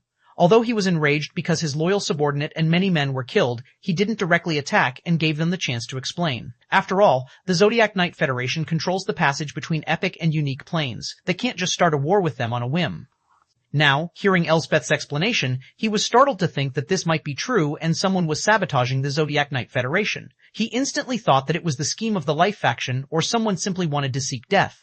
But he wasn't going just to believe whatever Elspeth said, since it was a known fact that the flying ships of the Zodiac Knight Federation could only be controlled by the Guardians. Elspeth clearly said that it was a criminal, not a traitor, so he demanded proof before coming to any conclusion. This? Elspeth clearly hesitates, since showing them proof means revealing the Horn Ogres to the Dark Beings. Although this might stop them from falling out with the Dead faction, they will also lose the chance to capture Captain Freesword forever. She was again stumped by Captain Freesword's shrewdness. What should we do? If we don't show him, he'll attack, and we are clearly outnumbered. Reginald said as he knew they were in trouble, and his hate for Captain Freesword reached a new level. Elspeth calmed her nerves and replied, "Before anything, I want to ask Vice Leader, did you manage to capture the criminal?" Wrath King harumphed coldly, "It won't be long before we sniff out that degenerate. Why are you hesitating for? If you have proof, then show me and leave. Since that degenerate dares to kill my men and invade our territory, he's no longer your concern. Once I find him, I'll send back your ship. But first, you need to give proper proof of your innocence, or don't even think about leaving." 570, Chapter 570, Dark Beasts. After hearing Wrath King's threat, Reginald and Elspeth's expression turned unsightly. They knew it was now almost impossible to capture Captain Freesword. On the contrary, if they didn't give him a proper explanation, they might never be able to leave here alive. While the Dark Beings and Zodiac Knight Guardians were on the verge of life and death battle, the person who incited all of this calmly stepped outside the watch on a gloomy shore. It was none other than Jacob. Looking at the dense forest with dark trees and sky covered in thick fog, he muttered, "I'm finally in the territory of the Dead faction. I wonder if my action incites a war between the two factions, but it's highly unlikely since it would mean sending the Federation to the Life faction side. Well, at least those who followed me won't be able to leave without losing a limb or two. They would have no choice but to give up on following me." With a small smirk, he moved toward the forest as he was very confident in his ploy, and now he can hunt the Dark Beings en masse and then leave after evolving his Hex Core. At the same time, the Federation will have to take all the heat for his actions. Right at this moment, he sensed a little vibration on his wrist before SAAI's stoic voice rang in his head. "You have been connected with Unique Star Network." Startled, he activates his Star Watch and sees it has indeed been reconnected with the Star Network. Could it be the territories of the three factions are also considered a part of the Unique Planes? Jacob was astounded as he thought he had to wait before entering the Unique Planes to reconnect to the Star Network. But who could have thought the moment he stepped into the Dead faction territory, he regained the Star Network? At least he wasn't expecting this from the Dead faction since Dark Beings didn't have Star Watches. Nonetheless, it matters little to him, and he closes the Star Watch and moves forward since this isn't the place or time to explore the Unique Planes Star Network. Jacob carefully made his way into the depths of the strange forest. There was no sign of life, and even the trees were giving off a strange, gloomy air. If not for his excellent vision, he might not be able to see anything in this dark place. Although he has the ocean route to the Dead faction territory, it has no details about its inner structure. All he knew was that the Dead faction territory was a cluster of 109 islands, and the smallest one was around 50,000 miles large. These islands were divided among the different races of Dark Beings. But this information was superficial, as no one knew how large the territory of the Dead faction was, and it was the same case for the other factions as well. Furthermore, unlike the other factions that were controlled by multiple organizations, the Dark faction was one united entity under the control of the Dead faction leader. At this moment, Jacob's footsteps suddenly came to a halt as an agile phantom suddenly lunged towards him. With his quick reaction, he throws a punch brandished with green flames. Boom! A small collision happened, and the mysterious phantom was sent flying into the trees, blasting many before it finally stopped. Jacob's eyes were cold as he looked at the blasted trees, and dark green liquid was pouring out of them.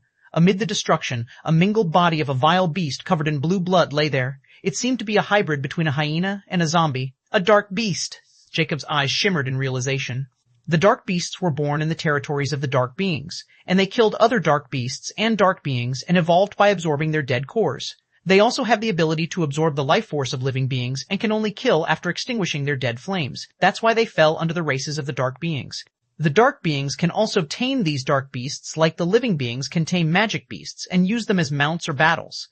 But these dark beasts can only be born under dense dark energy, and the environment of the epic planes was only enough to rear common and rare rank dark beasts, so the dark beings wouldn't bother to tame them. But the dark beast that Jacob just killed is a peak epic rank dark beast, which means this place is perfect for nurturing dark beasts.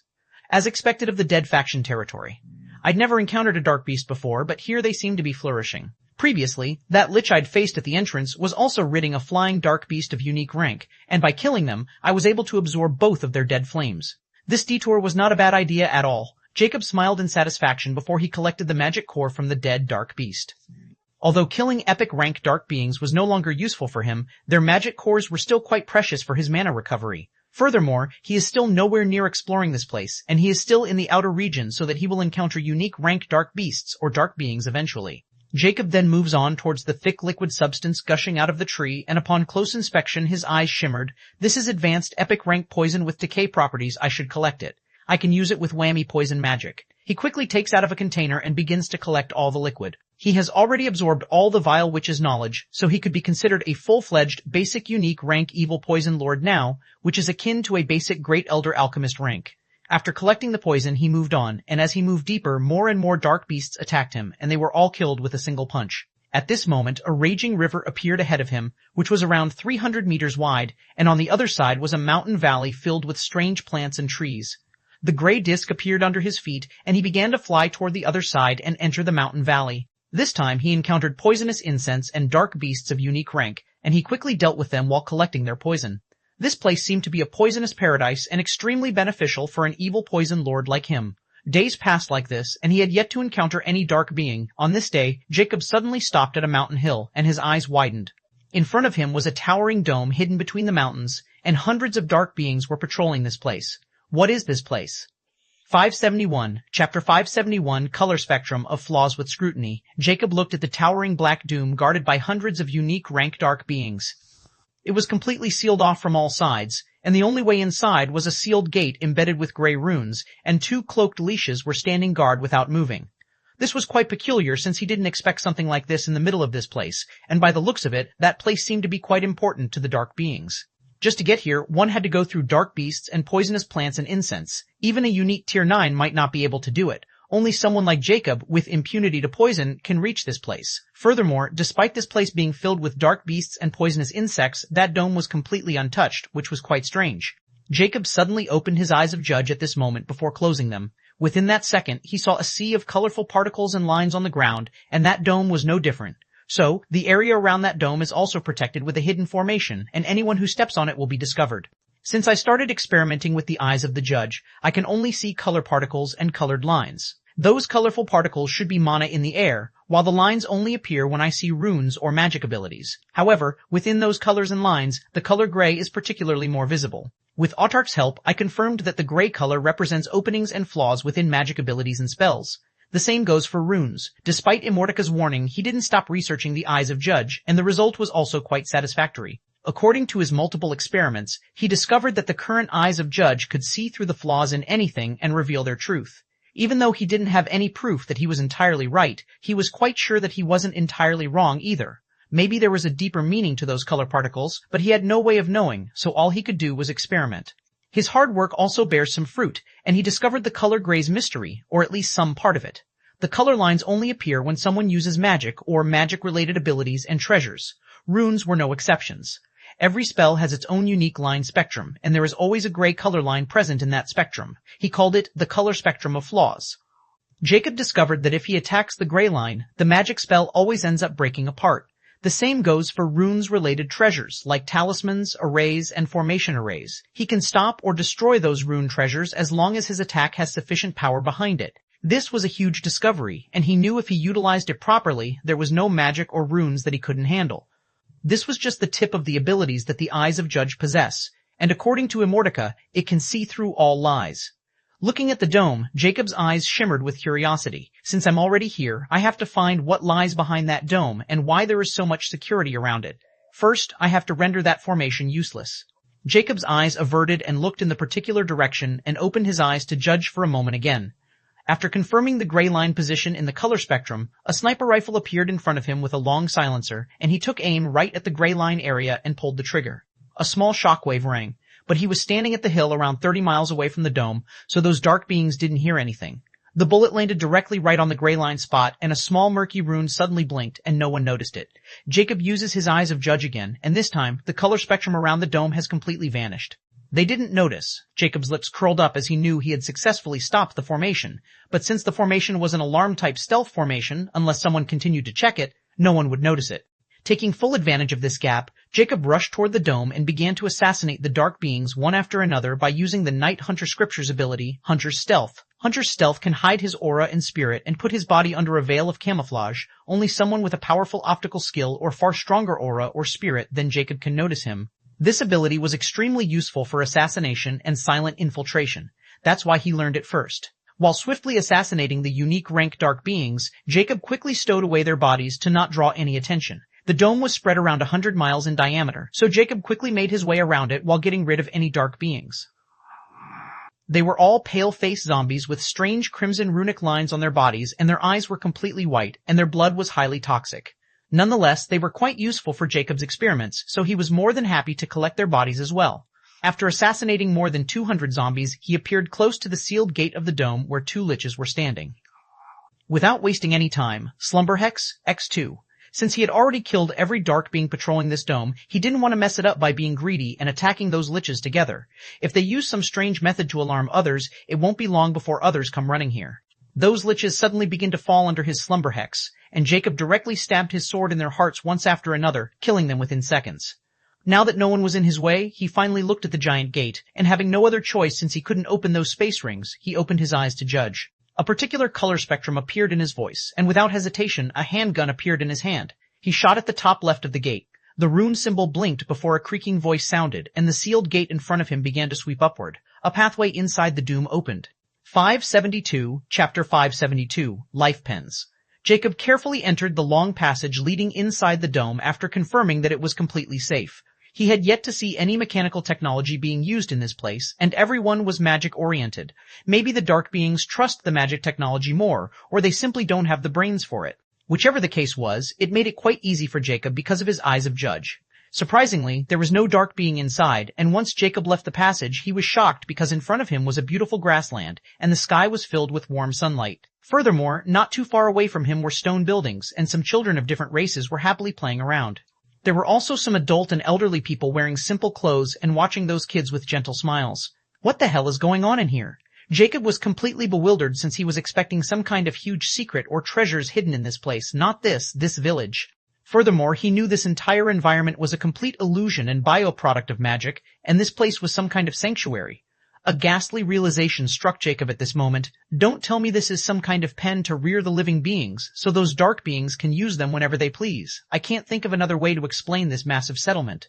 They clearly won't be doing this out of the good of their hearts. For dark beings, the living beings are food. Jacob's heart was cold as he looked at those blissful villagers. They clearly had no idea what kind of place they were living in. They were just cattle being prepared for slaughter. Furthermore, no one seemed to notice Jacob standing in front of the huge passage. It was like they couldn't see it, which means the passage was also hidden within the illusion. In the end, Jacob merely shook his head. He didn't have any pity for them, he wasn't here to save them, and even if he had such thoughts, he knew the moment they went outside, their entire world would crumble, and they would die in the poisonous environment outside. Their entire world was this tiny dome, and the way to liberate them was to end the entirety of dark beings, which was completely impossible. There might be even more such pens out there, and this was nothing but a pipe dream to save them. Jacob then looked within the passage. Since the inside was a huge illusion formation, there has to be some kind of control room where this illusion formation was being controlled. He can't leave empty-handed. Since he had already used the Eyes of Judge for around 4 seconds, he could only use it for another second before he had to rest, or it would start to affect his mind and vision.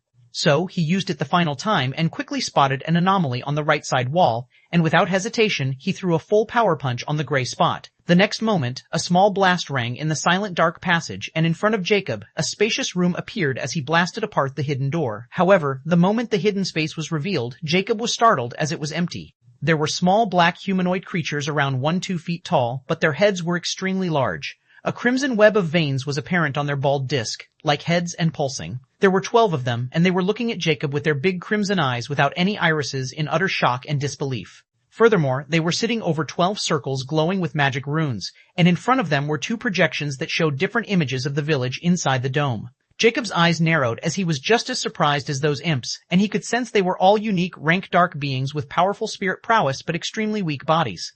Without giving them a chance to react, he dashed towards the closest imp with 2 short swords, which were quite long, around 4 meters long, but completely perfect for someone of Jacob's height. Just when the first imp reacted, 2 large heads of the imps were already flying in the air. Mental shock. A powerful, invisible ripple suddenly surfaced in the air.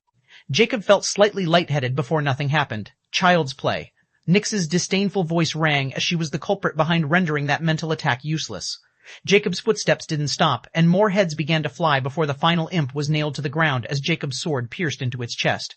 "Tell me, what is this place?" Jacob asked while sending fire aura into the imp's chest, making the latter shrill in pain. "P-pen, this is life pen number 432, located on the dead island number 108. The imp quickly replied as the pain from the fire aura was driving him crazy. He was just a small fray, and their race, the brainy imp race, was one of the weakest races among the dark beings, who were only proficient in mental attacks. They had high intelligence, but their bodies were as weak as a common rank goblin. That's why they were used in researching and handling the formations. They were no fighters, so their pain and endurance were almost non-existent. As for loyalty, the brainy imp race was quite indignant for always being laughed at by other races and treated like mere tools. So, he quickly begins to answer Jacob's questions. Jacob learned that there were 1,200 life pens like this one, and just on this island there were 49 more such places. These life pens were used to nurture the living beings before they were taken by the powerful and talented members of the dead faction to raise their powers. His previous guess has been spot on. As for lost living beings' origin, their ancestors were prisoners of war, some were kidnapped, and some were even sold to the dark beings by the slave traders. The life pens were also divided by the bloodline of the living beings. Those who could rise to the unique rank were kept in the life pens from number 1 to number 500, while the epic ranks were kept in life pens above number 500. The smaller the number, the higher quality and powerful the bloodline of the living beings. There were 80 islands devoted to raising living beings, and they were all spread throughout the dead faction territory, which was a combination of 470 islands. 573, Chapter 573, Dead Islands. After getting all the information, Jacob turned the brainy imp into ashes before collecting its magic core. Life pens, huh? Although this place is a treasure trove for dark beings, it has no use for me at all. Instead, I need to head into the home bases of the dark beings if I want to earn some profit. The dark beings of unique rank present here around 5,000, and all of them are like these, guarding the life pens. It won't be long before they notice this place, and if they thought I come here to liberate these people, they will come in droves. Instead, if I begin to hunt on the inhabited islands of the dark beings' races, I have more room for breathing. Since they would hesitate to report their own incompetence, after making his decision, Jacob took a look at the projection of the village in the dome, and he was about to leave before an idea popped up in his mind. He used his star watch and began to make a video of the entire life pen. Once he was done, he quickly left in the same way where he came from. He was no longer interested in hunting here anymore and used his flying disc to head toward another dead island in the south, which was 200 miles away from this one. Just half a day later, after Jacob left, a crimson-cloaked wraith appeared outside the life pen's open door like a ghost. Without hesitation, it directly entered the life pen, and when it saw the open door of the hidden control room, it entered, and upon seeing the corpses of brainy imps, he checked the goods. After confirming none of them were missing, the fiery eyes under its crimson hood jumped. Someone killed all the guards and these controllers but didn't touch the cattle. What is going on? I've heard an intruder snuck in. Could it be he's here? I need to report it back. The next moment, it began to mutter a spell in its eerie voice, and soon a magic circle with crimson runes shimmered in front of him, and a ghost-like figure materialized. The wraith kneeled and quickly exclaimed, "General, someone killed all the guards and controllers of the life pen number 432. I think it's the intruder." The general replied in a coarse tone, "What about the cattle? They are all here," the wraith replied. "Strange. All right, I'll send 10 vice-generals. You should contact the other life pens as well." Wrath King ordered to capture this degenerate as quickly as possible. It seemed he had some skill. If you found him, don't approach and wait for reinforcement, just tail him. The general commanded before the magic circle dissipated. Jacob has no idea that his movement has already been discovered. At this moment, he was already approaching the cliff of another dead island hidden within the mist. If not for the brainy imp's accurate direction, it would be very hard to find this place. Surprisingly, the dark beings didn't have maps, and they used some kind of spell to find these places unique to them. Furthermore, he also discovered that the dark beings use a magic network to keep in contact with each other called the Dark Network, and they can access it by using their special dead signature through magic. They didn't need star watches like living beings, and according to the imp, this network was just as advanced as the Star Network, and their origin seemed to be the same as well. This was a huge discovery, but alas, Jacob couldn't use it to his advantage since he didn't have the dead signature, which only emits from the dead flame. Nonetheless, he now knew that dark beings also have a way to communicate with each other, so he can't be too careless and give them a chance to reveal his location. The island's environment was just the previous one, dark and gloomy. According to the imp, these dead islands had their own overseers, and they were known as island generals and under the direct command of vice-faction heads. This mist was a gigantic formation, and anything alive would be instantly detected by it. It also had a hallucination effect on living beings, so they would lose their way if they entered it. But for some reason, Jacob wasn't being detected by this formation at all, nor did it have any effect on him, which was quite strange. The core of this formation was in the central dead continent, which was the headquarters of the dead faction, and all the dead islands were connected with it, and it existed in the very center of the dead faction territory. Jacob might be the first person to acquire so much accurate information on the dead faction, and if he sells to the life faction, he'll be greatly rewarded. He descended on this new island and quickly made his way to its depths, and he was surprised when, not too long after his arrival, he was attacked by a pack of dark beasts, all of them in a unique rank. He was hiding his life aura as he wanted to attract these dark beasts and save his mana. This plays right in his favor since the dark beasts were even more sensitive toward the life aura than the dark beings. This pack of dead beasts had skeletons like a wolf, and their dark flames were emitting from their bodies. With his swords, he sprang into action and cut down around 50 of these skeleton wolves and collected their cores before moving forward. He was still far from evolving his hex core. He needed to kill them in close quarters, which meant he couldn't use his long-range weapons. Soon, Jacob crossed the gloomy forest and stopped as ahead of him were the towering black walls of a city. This was exactly the place he was looking for, an inhabited city of the dark beings filled with thousands of unique rank dark beings. Using the hunter's stealth, he flew on top of the city walls and saw crude buildings and dark beings moving on the paved roads. There were even stalls where they sold many things, and their currency was none other than life crystals. Carefully, he descended within the city, landed in a remote corner, and slowly vanished into the crowd of dark beings while using his hunter's stealth. He waited for the night before he started the hunt. 774, Chapter 574, Wreaking Havoc in Dead Faction. The central dead continent was as large as the unique plains, or maybe slightly bigger. This place was the core of the dead faction, and only true elites of the faction were qualified to live there. It was divided into 5 king domains overseen by the vice leaders of the dead faction, also known as 5 dead kings by the dark being, and above them was the mysterious faction leader, also known as dead emperor among the dark being, who seldom showed his face and only the dead kings were qualified to meet him. Each dead king handles a different department of the dead faction. Like the Wrath Dead King handled the security, the Spirit Magic Dead King was in charge of the Dead Faction Spirit Magic research, the Aura Dead King was in charge of combat and army, the Illusionary Dead King was a magic rune expert, and the formation around the Dead Faction territory was also developed by him, and lastly, the Charmless Dead King, who oversee the matters regarding the unique plains dead. Zone. The central dead continent was usually peaceful, and all the matters regarding the dead islands were handled by the underlings of the 5 dead kings. However, a few weeks ago, the Wrath King personally moved because someone dared to barge into their territory and handle the matter. As for what happened, no one knows since the Wrath King refused to reveal the details, and no one has any right to question him except the dead emperor. At this moment, within the Wrath domain, the towering Wrath King sat on his bone throne within the gloomy Wrath Castle. The flame under his cloaked head was burning fiercely while a giant lich in crimson and black robes was kneeling in front of him, trembling in fear. How many times has it been now? Wrath King's overlapping eerie voice rang, filled with bloodlust. 23, Your Majesty, the giant lich hastily replied. A heavy dark aura oozed from the Wrath King, making the lich almost planted into the floor. 23. Yes, it's been 23 times now that the intruder has massacred our unique rank brothers, and somehow there is still no clue about his whereabouts. Tell me, if the others were to find out, wouldn't I become a laughingstock of our race? What if the dead emperor finds out that my men can't even handle pesky livestock and let him run amok? Do you know the consequence of it? His voice was filled with rage and mad fury. It's been over 3 weeks since his encounter with the Zodiac Knight Guardians, and he still wasn't able to get rid of the intruder. Although the Zodiac Knight Guardians refused to show him any proof, he doesn't dare to go too far and massacre them all since it would really start the war. In the end, he destroyed 5 of their ships before letting them go. But when he came back and discovered that Jacob was still alive and even running amok in their territory, he almost exploded in anger. He heard the news that Jacob had entered a life pen before he vanished without a trace. Then he tried pinning down his location by using the formation, yet they found nothing at all, and they thought he had some kind of treasure to help him conceal his life aura. He thought they would get rid of this ant very soon. Yet on the very next day, he heard that someone had massacred every unique rank dark being of a city on another dead island, and this didn't just stop there. Another such incident took place the next day in another city.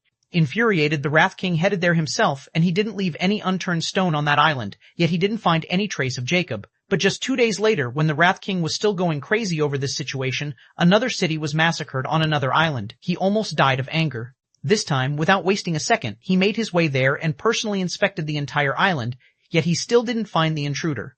But what made him almost rampage was that another city on the same island was massacred at night and right under his nose. This was a blunt slap on the Wrath King's face and a challenge to his dignity. If the other Dead King found out about it, he wouldn't have any face to show, and he might lose the authority he had built for thousands of years if this angered the dead emperor. But he was utterly helpless against this mysterious degenerate who had strange abilities to elude the formation in his senses. He seemed like a ghost, and he even suspected that this person was not a living being but from their own race.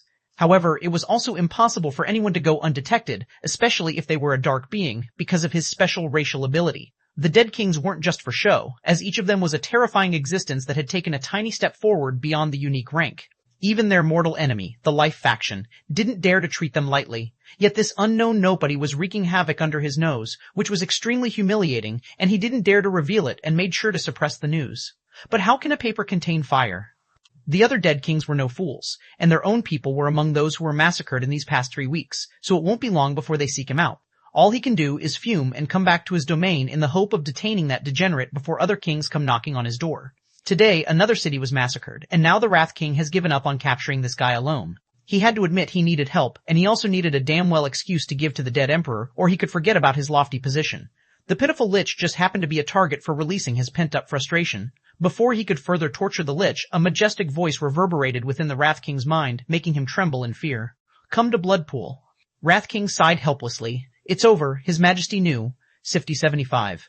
Chapter 5075, 3 Steps of Legend. Over 1,000 miles away from the central dead continent was Dead Island number 87. As a double-digit island, it was quite large in comparison with 3-digit islands, and it could also be called a medium-sized island. In contrast, the 3-digit islands were small-sized islands. As for the single-digit islands, they were large-sized islands, and they were at least 40% the size of the central dead continent and closest to it. Jacob successfully stepped on Dead Island number 87, and unlike the other islands he had seen in these last 23 days, this place wasn't surrounded by gloomy forest.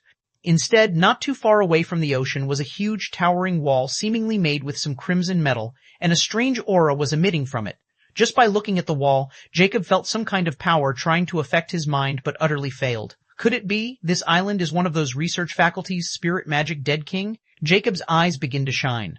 It had been 23 days since he had entered the Dead faction territory, and he was now quite familiar with it because of excessive hunting and torturing the information out of dark beings. It could be said that everything was smooth sailing until a few days ago when he entered the giant Lich, not any less tall than him. When he tried to hex him, Jacob was shocked because the hex didn't work on him at all, which made Jacob startled. Then he tried using Nyx to infiltrate its nightmare realm, and again, to his surprise, for the first time, Nyx said that Lich's nightmare realm was out of her reach right now. His blood nearly ran cold, and he thought he had encountered a legendary dark being. But the strange thing was that Lich wasn't able to see through his hunter's stealth despite passing a few meters away from his hiding position. Confused and somewhat terrified, he asked Immortality. He found that the giant Lich wasn't a legendary rank expert, and he had a huge sigh of relief. According to Immortality, that giant Lich had taken a tiny step beyond the unique rank, but it was still far, far away from the legendary rank. To clarify it further, Immortality divided these steps that were important to become a complete legendary rank, calling it 3 Steps of Legend. The first step was the Beyond Unique rank, which was to start converting the mana into the body into either aura or spirit, and fully assimilated with the aura or spirit glyph. However, this step was extremely dangerous and a milestone in the path to becoming a legend. To convert the mana into a body was akin to converting one magic orbit so they could directly produce spirit or aura without any need to go through an aura or spirit glyph first. This step needs one to have a deep understanding of their element glyph since it was the key to fully converting the magic orbits into spirit orbits or aura orbits. If someone prematurely dares to take this step, their entire magic orbits will blow off in an explosion.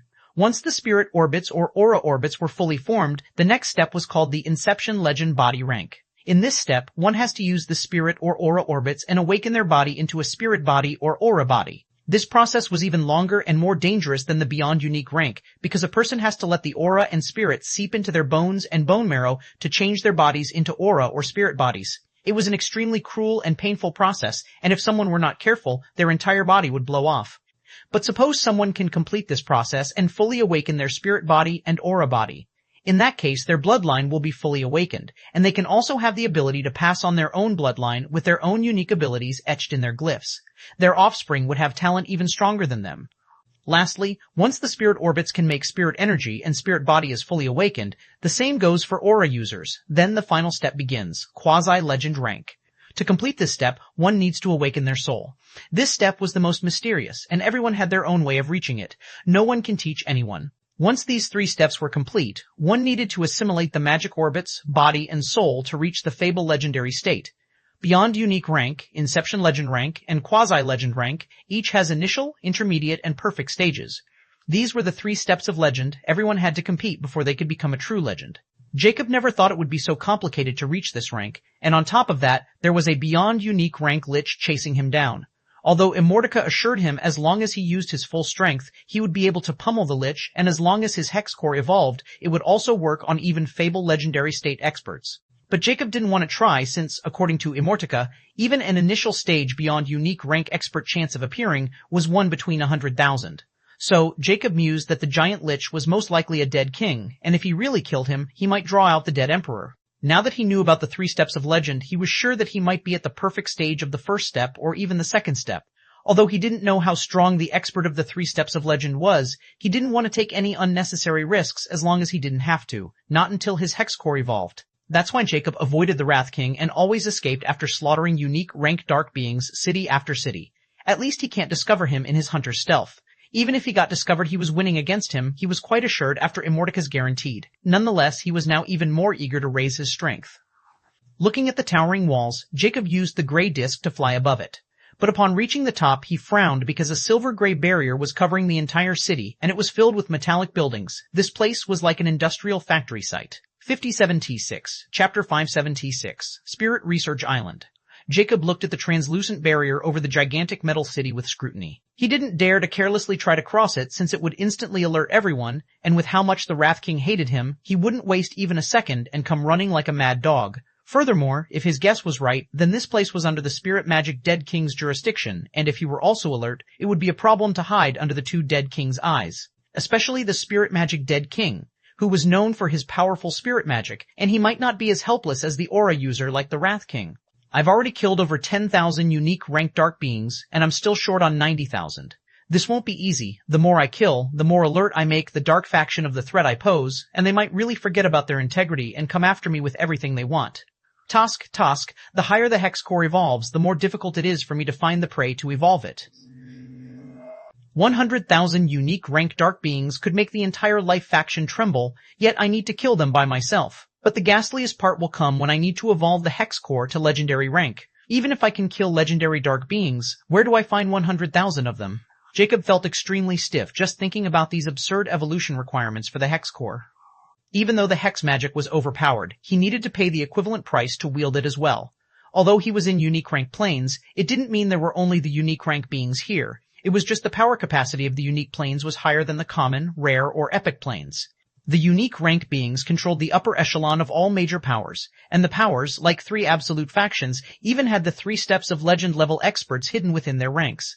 That's why now Jacob was in even more hurry to upgrade his epic hex core into a unique rank hex core, so his hex magic could also work on even the legendary rank beings. Once he wields such power, he won't have anything to worry about, even if the 3 steps of legend-level expert comes after him. So, he could do nothing but continue with this conquest. Jacob didn't try using his eyes of judge at this moment since this city was simply too large, and he needed more than a second to measure this formation. Instead, he flew around it to find the door since it would be far more convenient to take advantage of the flaws at the entrance. Soon enough, he stopped in front of a white metallic door, and huge words were engraved on top of it in dead language of Dark Being, Spirit Research Island, number 87, Dark Alchemy Branch. Jacob's eyebrows shot up. Dark Alchemy? He had heard its vague details from Immortality. Apparently, the dark alchemy can be used in refining life medicines that prolong the living being's lifespan by using the life crystals. Furthermore, only the dark beings could practice this profession while it was a forbidden taboo for living beings. Jacob never thought he would come in contact with it so soon, but it wasn't so surprising either. He was in the dead faction, and since the dark alchemy was their bread and butter, he would have come across it sooner or later.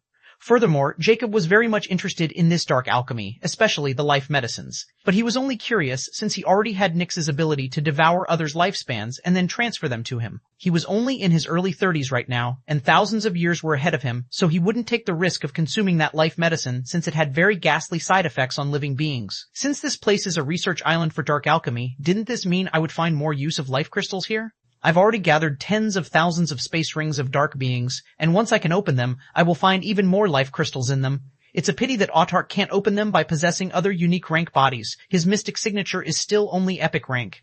At the same time, Nyx is clueless about it.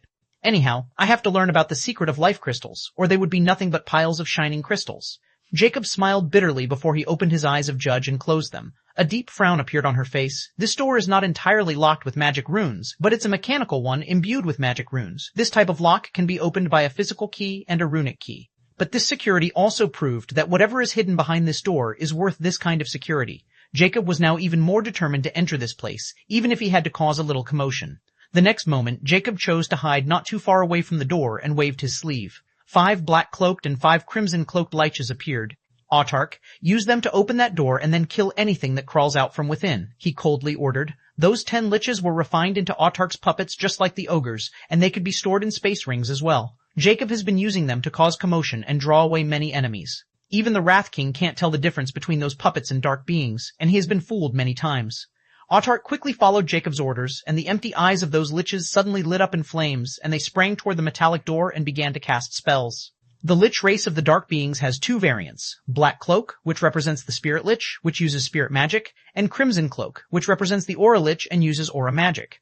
Nonetheless, the Lich race's innate magic talent lies in their dark summoning magic, and Spirit Lich can summon Spirit-type dark beings while the Aura Lich can summon Aura-type dark beings. Both have their own benefits and flaws. But if both variants join forces, they would cause mass destruction. Soon, within the magic circles of the crimson-cloaked liches, magic robes and skeletons holding magic staffs begin to appear, and from the magic circles of the black-cloaked liches, armor skeletons with weapons appear. At Autark's behest, they all initiate an all-out attack on the door in front of them. 5777 Chapter 577 Midget White. Within the metallic walls of the Spirit Research Island, number 87, a group of brainy imps were sitting in runic circles in front of dozens of projections which showed different facilities in the Spirit Research Island, number 87. At this moment, one of the brainy imps suddenly jolted as the runic circle under him began to blink furiously. What the hell? He roared furiously as he watched the projection in front of him with utter shock and fury. Are those fuckers cracked their skulls? Why are they attacking the entrance? Everyone's attention was drawn to this brainy imp, and they looked at the projection and saw 10 leeches ordering their summoned soldiers to attack the entrance gate. Does Aura Dead King send his minions to cause trouble for His Majesty since he refused to sell him advanced unique life pills the other day? One of the briny imps muttered in astonishment. The tension between the Aura Dead King and Spirit Magic Dead King was an open secret between the dark beings. Since the Spirit Magic Dead King was in charge of magic research, he had allocated ample life crystals, and all the dark alchemists of the Dead faction were under him. The supply of life pills, which was as potent as 10 life crystals, was a holy medicine for the dark beings to raise their prowess. A large portion of these life pills was allocated to the Aura Dead King because he was in charge of nurturing the dark faction forces.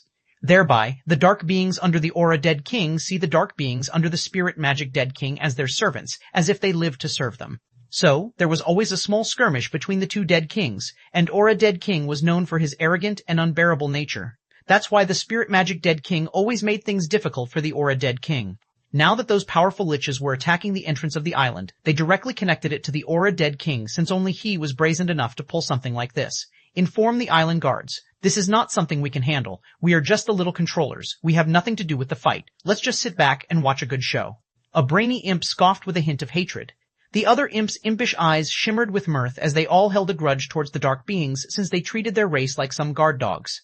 Within a brightly lit hall filled with all kinds of strange equipment and glass tanks filled with bodies of living beings, a midget crimson skeleton with a small purple horn on his forehead, wearing dark lab clothes, was sewing a strange dark skin filled with rune symbols on an elf's chest.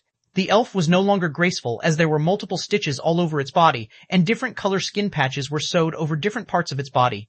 Even half of his face was a mixture of different skin patches. Once he was done, he nodded in satisfaction as the white flames in his eye sockets glowed in excitement. He seemed very pleased with his handiwork. Flipping his bony hand, a few crystal needles appeared and he began to pierce them into the rune symbols on skin patches. However, right at this moment, a hurried voice rang. General Thone, we just received words from the controlling that 10 leeches probably belong to the Aura Dead King forces are attacking the entrance.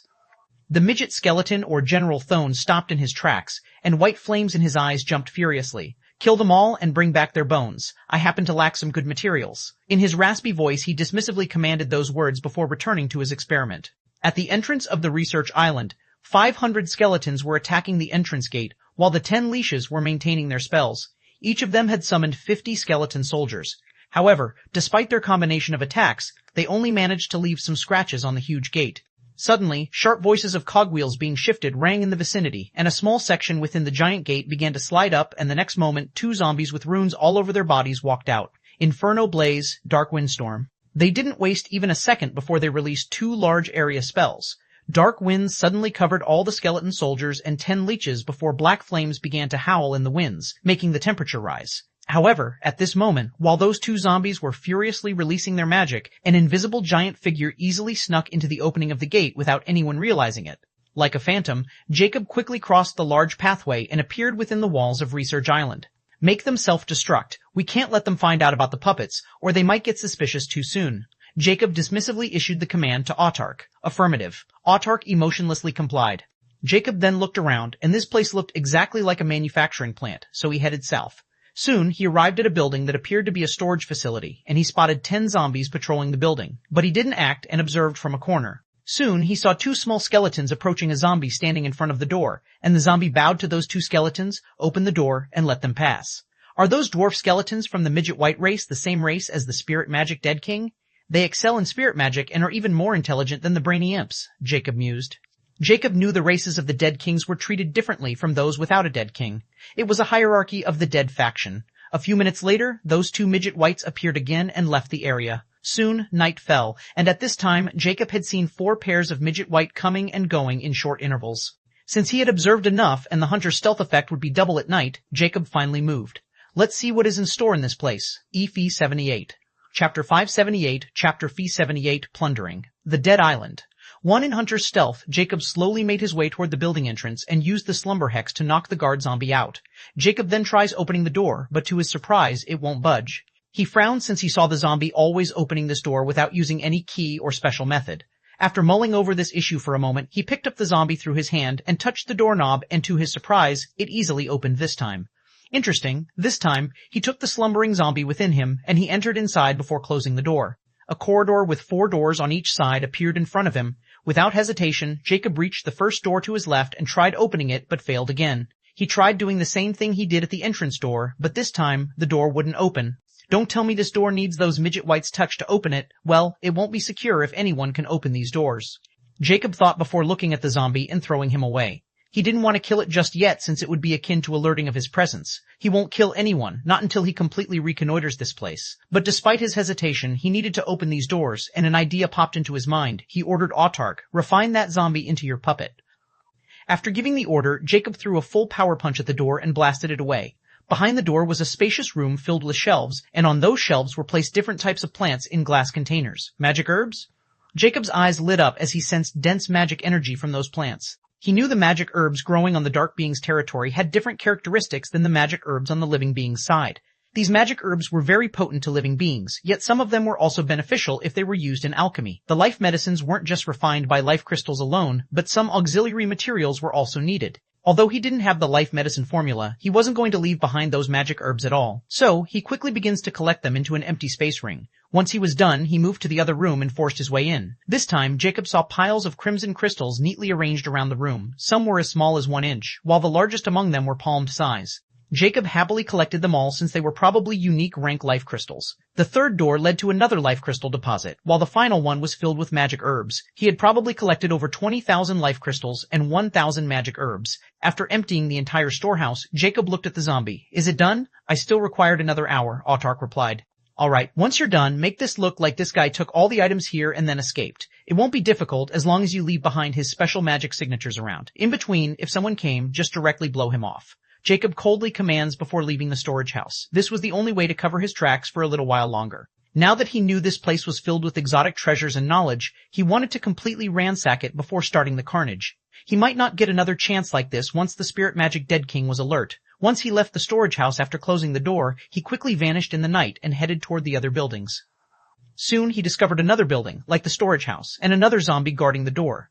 Without hesitation, he entered using the same method. But this time, this storage house was not like the previous one and didn't have any rooms. Instead, it was a lush herb field filled with all sorts of growing magic herbs.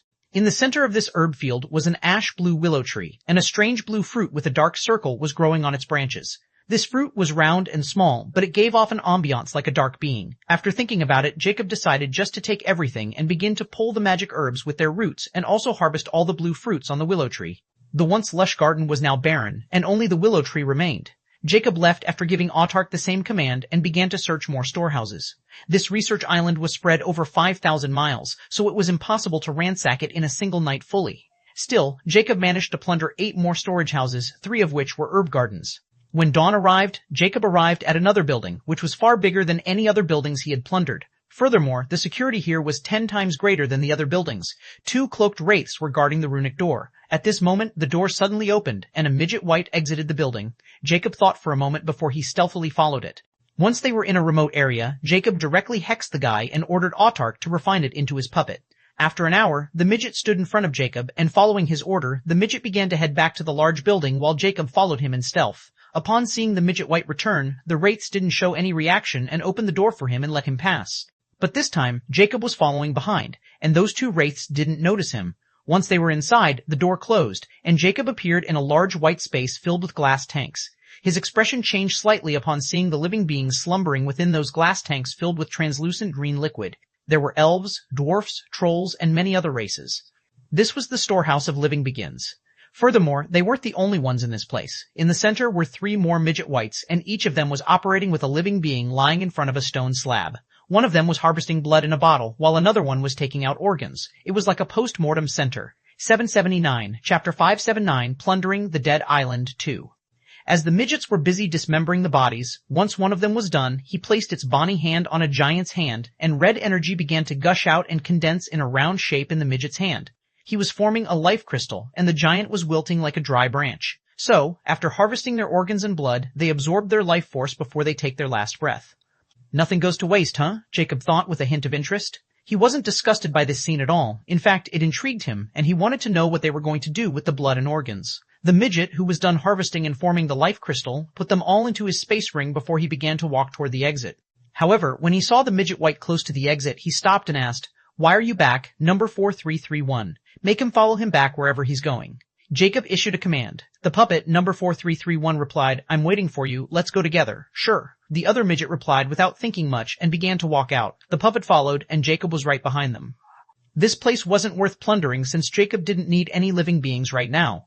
Furthermore, even if he wanted to take them as a food source, he had to get rid of those midgets and the wraiths outside, so he decided to follow these midgets back and see where they were going. He had yet to find any knowledge about dark alchemy, so they had to be stored somewhere extremely secure, and this was the perfect chance to infiltrate this place. The midget begins to walk in the same direction that the puppet is walking before Jacob intervenes. "How's your quota coming along?" the midget suddenly asked. "Why is this skeleton being so chatting?" Jacob furrowed since his ruse would be exposed if he made the puppet talk too much. Although Autark can now refine the dark beings into his puppets, he can't get their memories like he can do with the living beings. Except for their abilities, Autark didn't know anything. "I'm slightly behind. What about you?" the puppet asked. "Sigh, don't ask. I think I'll die at this rate. I don't understand why His Majesty wants so many advanced unique life pills and bone betterment pills. It had to be something to do with those bastards from the military faction. At this rate, we might really become their personal servants." His voice was filled with fury and exasperation. Jacob's eyes shimmered with elation when he heard life pills. This meant he was really on the right track. "You said it," the puppet replied, sounding equally exasperated. "Right? But I don't think His Majesty would let it happen. I've heard General Thone is already close to creating the battle soldier, and His Majesty personally praised him. Once he succeeds, we won't be any weaker than that empty brain aura faction," the midget stated with a hint of respect and yearning. At this moment, they stopped at a remote corner of a metal building. There wasn't a door in view, but the chatty midget placed its hand on the wall, and the next moment, runes lit up and a 2-meter passage opened. Jacob cocked an eyebrow as this place was well hidden, but this passage was quite short for a 20-meter-tall giant like him. Still, he didn't want to miss this chance, and even if he had to crawl, he was going to enter. Once Jacob's giant body was inside, the opening closed, and he didn't have to crawl for long as this small passage was only 30 meters long. Once they exited it, they appeared in a spacious plaza.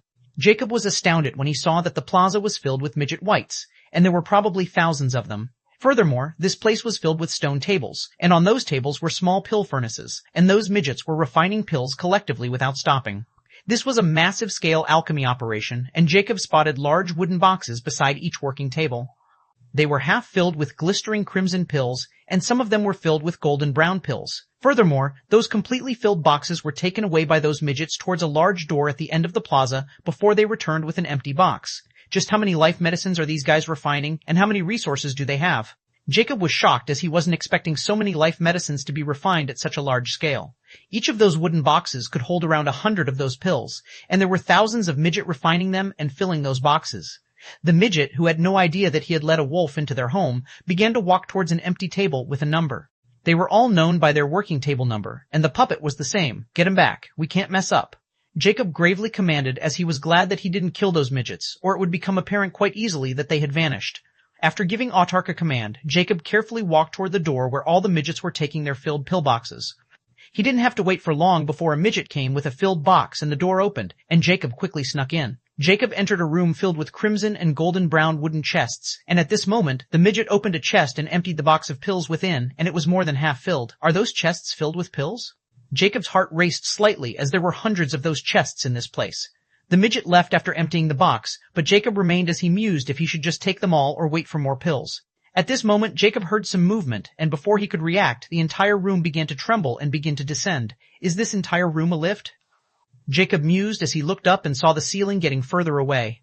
Soon, the lift stopped, and a cold voice rang. Change the pill chests. 580, chapter 580, plundering the dead island 383. Read, change the pill chests. Hearing this voice, Jacob turned around and saw the metal wall siding upward, revealing a vault, and 8 cloaked wraiths were standing, and in front of them was a midget white in armor. Jacob was in stealth, so no one noticed him, and the wraiths at this moment waved their wands, and all the chests in the lift began to open before the pills within began to fly towards the midget. The midget dismissively waved his hand, and thousands of pills vanished into his space ring. Send it back, he ordered before turning around. Jacob didn't stay there either, and quickly entered the vault since this midget was clearly a much bigger fish, and this place was hidden underground, so it had to be the top secret area of the research island. Furthermore, since this midget took all the refined pills, Jacob won't let him go easily. He was finally closer to the source of all those pills. Following the midget, Jacob exited the vault and entered a corridor before making his way towards a spacious place. Jacob's eyes contracted a little because this place was filled with bookshelves and equipment far higher tier than the alchemy equipment on the upper level. There were around 100 midget whites in here, and all of them were immense in their own research or reading, and no one paid attention to the armored midget. The armored midget wasn't stopping here as he continued to move forward and open a door. Jacob thought for a moment before continue following him while remembering the way. He was going to wait until swooping everything in one fell swoop. Once they exited the area, they appeared in another long passage, and at the end of it was a metallic door. This time, the armored midget didn't hurry to open the door. Instead, he respectfully spoke. General Thone, I'm here to deliver the next batch of dark medicines. Jacob's eyebrow lifted as he didn't expect he would reach the location of an island general unknowingly. He knew the island generals were mysterious, and their bases were well guarded and hidden. They had full authority over the islands, and everyone followed their command. Only the dead kings could order them around. Enter. An eerie voice rang before the door slid open. The armored midget quickly entered, and Jacob didn't hesitate and follow. This time, they entered a huge lab filled with glass tanks, operation tables, bookshelves, and equipment. A midget white in black was doing something in front of an operation table, and on that table was a patched figure filled with needles. This midget was none other than the island general, Thone. Dump the pills and get out. Thone didn't even look at the armored midget and coldly commanded while he was carefully piercing the needle in the patched figure. Right away, General. The armored midget respectfully said and didn't dare to tarry. He quickly moved toward a bookshelf on the wall and pressed on a certain book. The next moment, the bookshelf slid upward, revealing a hidden vault, and it was filled with a small hill of space rings. The armored midget took off his space ring, where he put all the pills, and threw it into the vault before the bookshelf began to descend, closing the vault. Without saying anything, he quickly bowed and began to leave. However, right at this moment, a panicked voice rang in the lab. General Thone, I have an urgent report to make. 10 guard zombies seem to have gone rogue. They had plundered 10 of our material warehouses and gone missing. The armored midget's footsteps halted in shock, and Thone's hand also paused in the midair as he finally looked up, and the flames in his eyes jumped violently. Are you sure? Thone asked with a hint of disbelief. Yes, General, I've confirmed myself. We are currently searching for them. This matter is, so I've quickly reported it to you, the voice urgently replied. Indeed, this is very peculiar. All the guards are loyal to us, and they've been for at least 5 decades. They also know just how big of a crime it is to plunder from 12 research islands. All the faction resources are sent here to refine dark medicines, and no one dares to have any thought about it. Lock down the entire island and use the surveillance formation to the fullest to search for them. I want you to capture them and bring them here. There is something wrong. If you still don't find them within 2 hours, report it to me. Thone gravely issued a command. I'm on it. the voice replied. Thone then looked at the armored midget and coldly ordered, "Tell our brethren not to leave the refineries until we solve this issue with the thieves. Increase the security to the maximum. Right away." The armored midget knew just how serious and strange this matter was, so they had to be extremely careful. However, before he could complete the order, a jeering voice rang. "Now, why would I let you do that?" Both Thone and the armored midget were shocked hearing this heavy voice out of nowhere, and before they could react, Thone suddenly began to fall down as the flames in his empty sockets extinguished. On the other hand, the armored midget suddenly felt a mountain-like iron fist land on his skull, and the next moment, all his bones were crushed and his armor shattered. Jacob then picked up the black core within the pile of bone before looking at the slumbering Thone, and his lips rose up in a cold sneer. Since this is the heart of the research island, there is no need to hide anymore. Without wasting any time, he turned around toward the bookshelf and began to take all the books into his space ring before only the black book was left, and it wouldn't budge from its place. He knew this book was some kind of key to unlock the vault hidden behind this shelf, as he had witnessed the entire scene himself. However, just like before, it won't open on his touch. But he wasn't worried at all and looked at Thone and hurried over him before grabbing him. Jacob pressed his tiny bone hand on the book and the vault opened easily, and then he issued a command coldly, "Turn him into a puppet." 581, Chapter 58-1, Plundering the Dead Island 4. After issuing Autarch the command, Jacob emptied the vault filled with space rings. There were a couple of thousands of them, and surprisingly, they were all unlocked, and upon peering into them, they were all filled with thousands of crimson and blue pills. Jacob knew this wealth was startling in the community of Dead Faction. Although he couldn't use them, he knew how to turn them into profit. Next, Jacob started to look through the big lab, especially the books, and after skimming through some of them, his eyes shimmered with ecstasy as they were all about dark alchemy, and there were also a few pill formulas listed in them. Even the life pills formula was within them, and more pills were used by dark beings. He pocketed them all and left their study to Nyx. Afterward, the most interesting thing in the lab was Thone's private notes and insights on dark alchemy. According to dark alchemy ranks, Thone was an advanced unique rank dark alchemist, and he could refine advanced unique rank dark medicines. Furthermore, Thone was researching Battle Puppet, which was somewhat similar to the Killer Skull Society's mutants. But unlike the mutants, the Battle Puppets were refined corpses that could devour life crystals and unleash power beyond their initial tiers when they were alive. The patched corpse on the table was the result of hundreds of years of spirit magic Dead King's research, and he had given his most loyal men like Thone the task to continue to research it so they could perfect this battle puppet. According to Thone's research, he was in charge of perfecting the magic runes that could devour the life crystals and turn them into raw power like batteries, and he was very close to achieving it. But alas, now all this research fell into Jacob's hand, and the most protected secret of Magic Spirit Dead King was known to Jacob. Furthermore, upon closely reading the results of this research, Jacob had some insight since he already had examined the Killer Skull Society mutants. If he could cross-reference the two research, the result might be something startling. He still remembered those faceless assassins he encountered in the rare plains, and to this day he still didn't know which organization they belonged to. He never got to investigate them, nor did they come after him in the Epic Plains. Furthermore, the Killer Skull Society was researching those mutants on behalf of the Dead Faction, and now, seeing this battle puppet, he was sure that the person who wanted to perfect this battle puppet was none other than the Spirit Magic Dead King. However, he wasn't interested in creating live puppets since he had Autarch, who could create perfect puppets without any flaws except for his range of control and the puppet's decay properties. But if he could really create this battle puppet and perfect it, he could send them far away while he would remain at a safe distance. That's why he was planning on giving this task to Nyx, since she was like his assistant and very capable. After making up his mind, Jacob has Nyx analyze the patched corpse as well as every piece of equipment in the lab before stowing everything physically.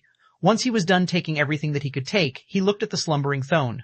There was still time before Autarch could turn him into his puppet, so he waited before starting the next phase of his plan of plundering. After an hour passed, Thone's empty eye sockets lit up in flame before he stood up in front of Jacob without speaking. "He's ready." Autarch's emotionless voice rang. Jacob's lips curled up. "Good work. Now we'll wait for that guy to contact Thone again, and afterward." However, before the 2 hours given by Thone passed, the same voice rang again in panic. "General, I've just received an edict directly from the Spirit Castle." Jacob's eyes narrowed, and he had Autarch-controlled Thone and replied, "What is it? Someone has broken into the faction territory and killed our people wantonly. According to the castle, he's extremely powerful, and our formations can't seem to detect him. Even Wrath Dead King can't do anything to him. So, the castle wants us to report any anomaly the moment we notice them. I think this matter related to the zombies is very strange. Should I report it back?" So, the news already spread, and it seemed they are taking me rather seriously. Jacob mused gravely as he knew this trip to the Dead Faction had become even more cumbersome. Impudent, Thone roared furiously. Do you think this person is capable of breaching our security? If we report it back, we'll become the laughingstock of every race. Still, since this is His Majesty's order, we can't ignore it. I want you to gather every material from the warehouses. Afterward, gather all the finished pills and every person on the island in the center of the island, including the controllers and security. Don't leave anyone behind. If more people are missing, then it would mean our security has really been compromised. But if only those zombies are missing, I'll personally lead a search team. Quickly, I'll give you an hour to gather everyone. I'll be there. Oh, to make sure no one makes any contact with the outside and leaks this information of our blunder, cease all contact with the outside for a day. What a splendid idea, my lord. I'll publish your order right away. The voice was startled at first before he praised in elation. This was indeed the fastest way to force the intruder out, and by gathering everything, they wouldn't have to worry about someone else plundering anything. So, Thone's idea was quickly recognized as a brilliant one. After the voice's owner was gone, Jacob pulled a cruel smile. This night is going to be an extremely long one. Soon, an island-wide announcement was made, and all the dark beings on the island were summoned to the center of the island. Since this order was issued directly by the Assistant General of the island, everyone knew the General had agreed to it as well, so no one dared to delay. Within an hour, a huge number of midget wights and a small number of zombies, brainy imps, and wraiths began to swarm the center of the island, while some of the armored midget wights were collecting every pill and material present on the island. No one knows at that time that they were all gathering in a slaughterhouse, and a butcher was approaching while sharpening his butcher blade. 58-2. Chapter 58-2 Dead Emperor Shrine Mountain. At the heart of the central dead continent was a towering mountain reaching all the way to the sky, and its peaks were hidden within the black cloud ring, and no one dared to approach it. One of the reasons was this mountain was filled with dark energy, and it was so potent that even Tier 9 unique rank dark beings wouldn't be able to handle it for more than a few minutes before. The main reason was that this mountain was the seclusion place of the faction leader, and was known as the Dead Emperor Shrine Mountain.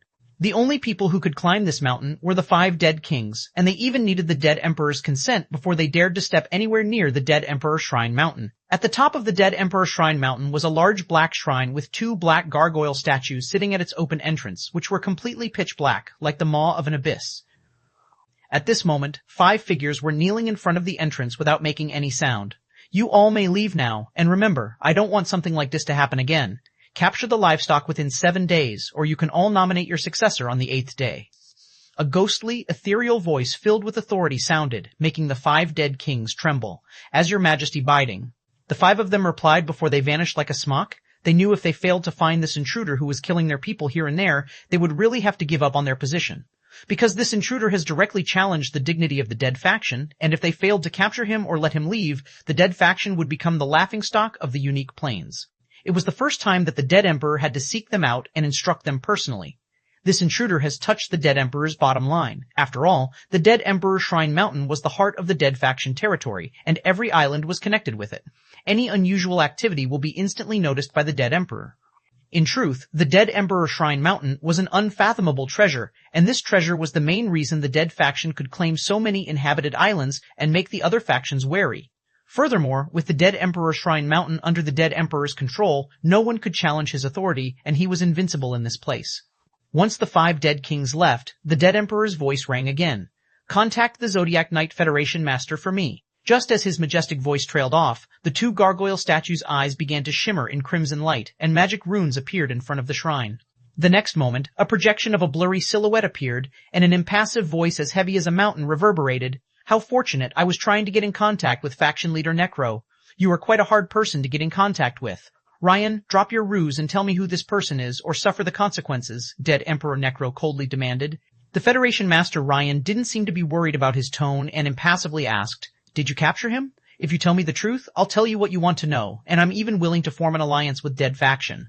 I've heard you've been trying to claim another large-size island for decades, but the Life Faction is also not backing down. I can help you with that and more.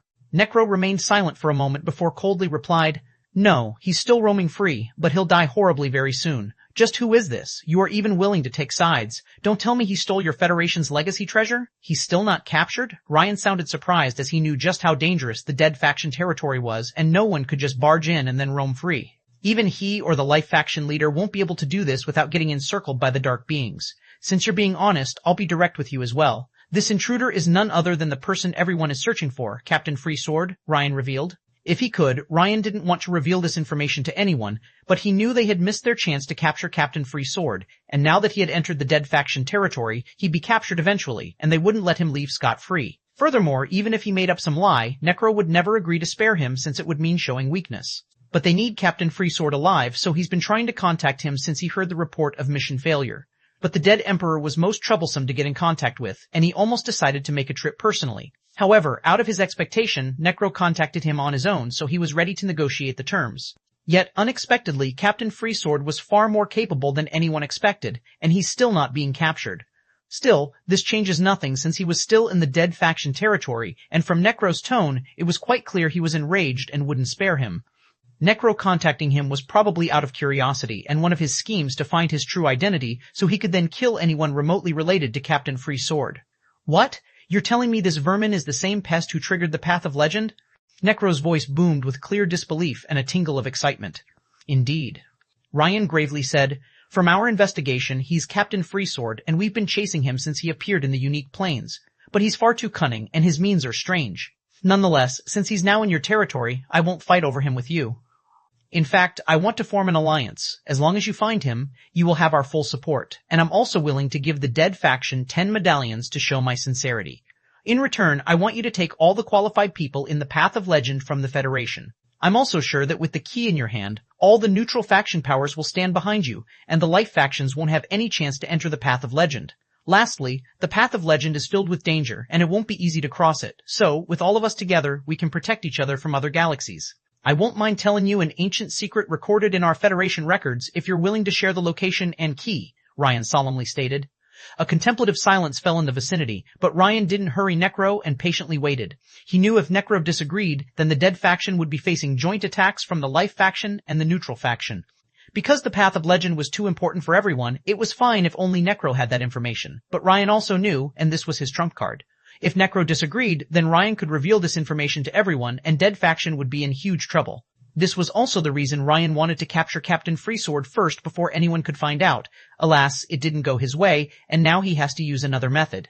At this moment, Necro finally replied with 4 tyrannical words. "Fuck off, I refuse." 58.3, Chapter 58.3, Tricked to Death. In a vast space filled with neon lights, a slender figure was sitting in the center like a moon surrounded by stars. A projection was opened in front of this person showing nothing but darkness, and at this moment Necro's tyrannical voice reverberated, "Fuck off, I refuse." The next moment the projection vanished, which meant Necro had cut off the connection. "Greedy bastard." Ryan's furious voice reverberated in the space like a thunderclap. "Since you want to hoard the Path of Legend just because you control the entire dead faction, I'll let you know just how ridiculous your plan is," Ryan muttered with fury. Ryan then issued a command coldly, "Contact the leaders of Life Faction, Dark City, and Cardinal Spirit Temple. It's time for those greedy corpses to vanish from the unique planes." Night descended, and oblivious of the huge tremor he had caused in the entire unique planes, Jacob approached the center of the research island while Thone was leading. At this moment, thousands of dark beings were gathered together in an empty space, and a midget white in ash-gray robes stood on a high platform, and behind him were hundreds of armored midgets. This gray-robed midget was the assistant general of this island. Suddenly, the assistant general sensed something and looked behind and saw Thone walking over. "General is here," he loudly announced, and all the dark beings quickly bowed their head in respect. Thone didn't show any reaction and walked over to the platform in front of the assistant general. Without waiting, he coldly speaks, "Since everyone is here, I won't waste more time. Someone is targeting our island, and they have already plundered our resources. Although I don't know if it's a false alarm or not, we can't ignore it, or we'll all be punished by His Majesty. So, it makes sure this won't happen, and the offenders are not hiding among you. I have summoned you all here to undergo an inspection. Don't worry, it wasn't something excessive. Whoever clears this inspection can leave here and get back to their posts. Let's start without ado. From now on, 10 of you will walk into the building behind me every minute. If you are clean, then you don't have anything to worry about, and you'll be able to leave from another exit. Since it's an inspection, it has to be fair."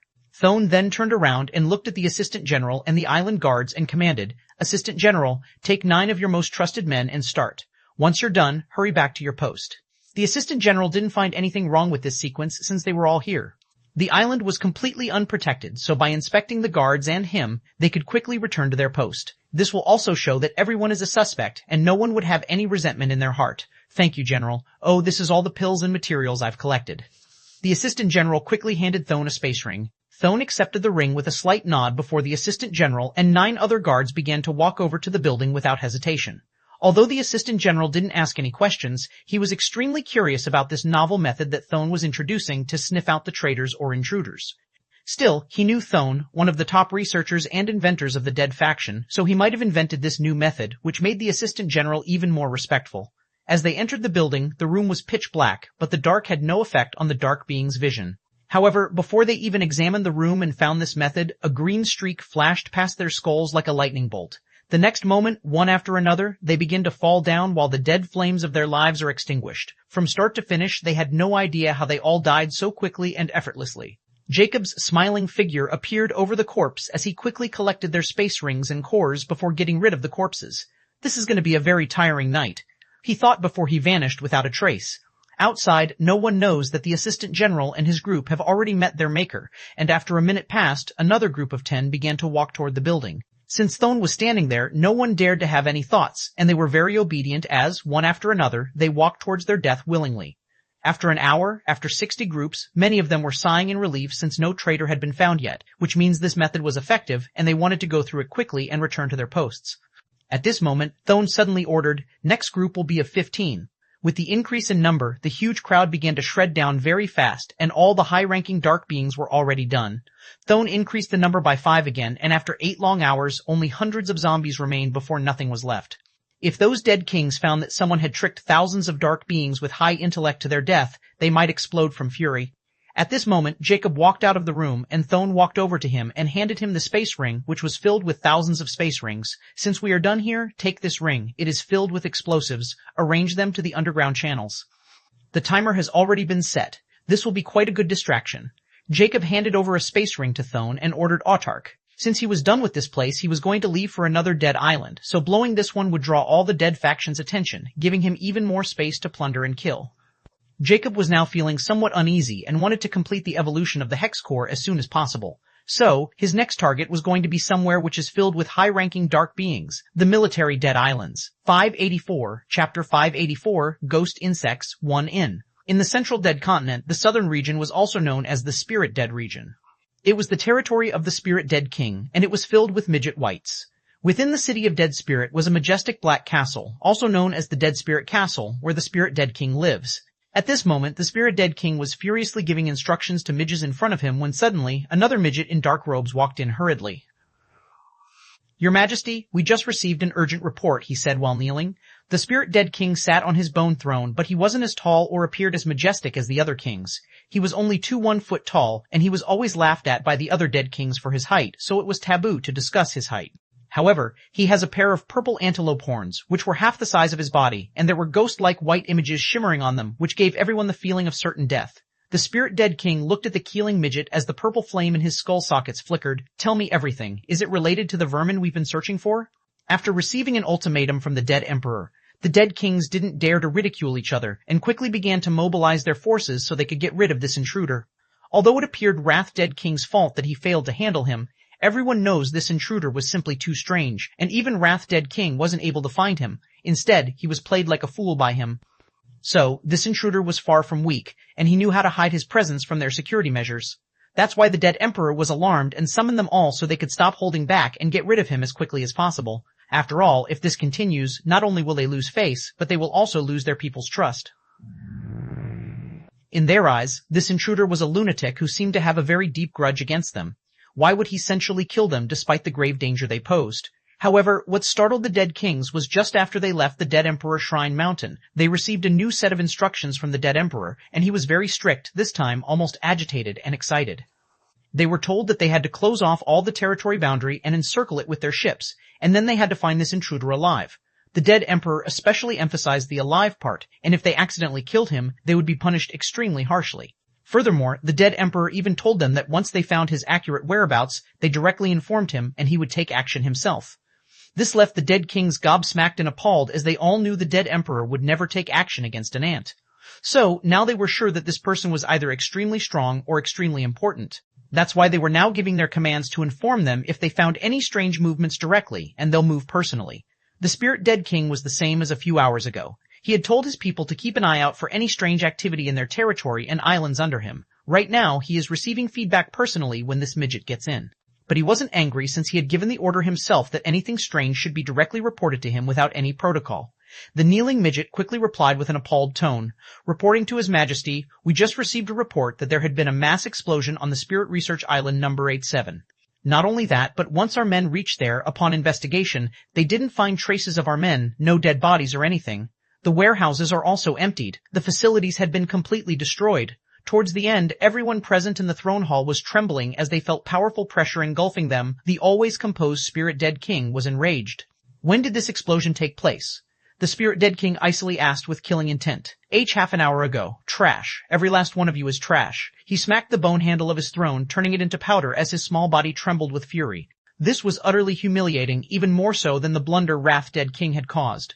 At least he was able to save the islands and many people. But his most protected island was destroyed, and not even a single person survived. Even though the dead emperor wanted to keep this guy alive, his action made it very hard for the Spirit Dead King to forgive him. Furthermore, he was more agitated about the fact that all the research in Thonehand might fall into the intruder's pocket as well. Alert all the research islands and tell them if they see even an unrecognized bird, quickly report it back, or they can bury themselves if something like this happens again. Also, alert the other islands and dead kings about it and tell our men to dig out Thone's lab and find his research documents. If they are gone, I want to hear if they turn into ashes. Bring me those ashes. Go. The Spirit Dead King furiously roared. The midgets quickly leave without daring to raise their heads. They knew this matter was going to blow off terribly, and even if they didn't report it to anyone, the other dead kings might have already heard about it because of their spies.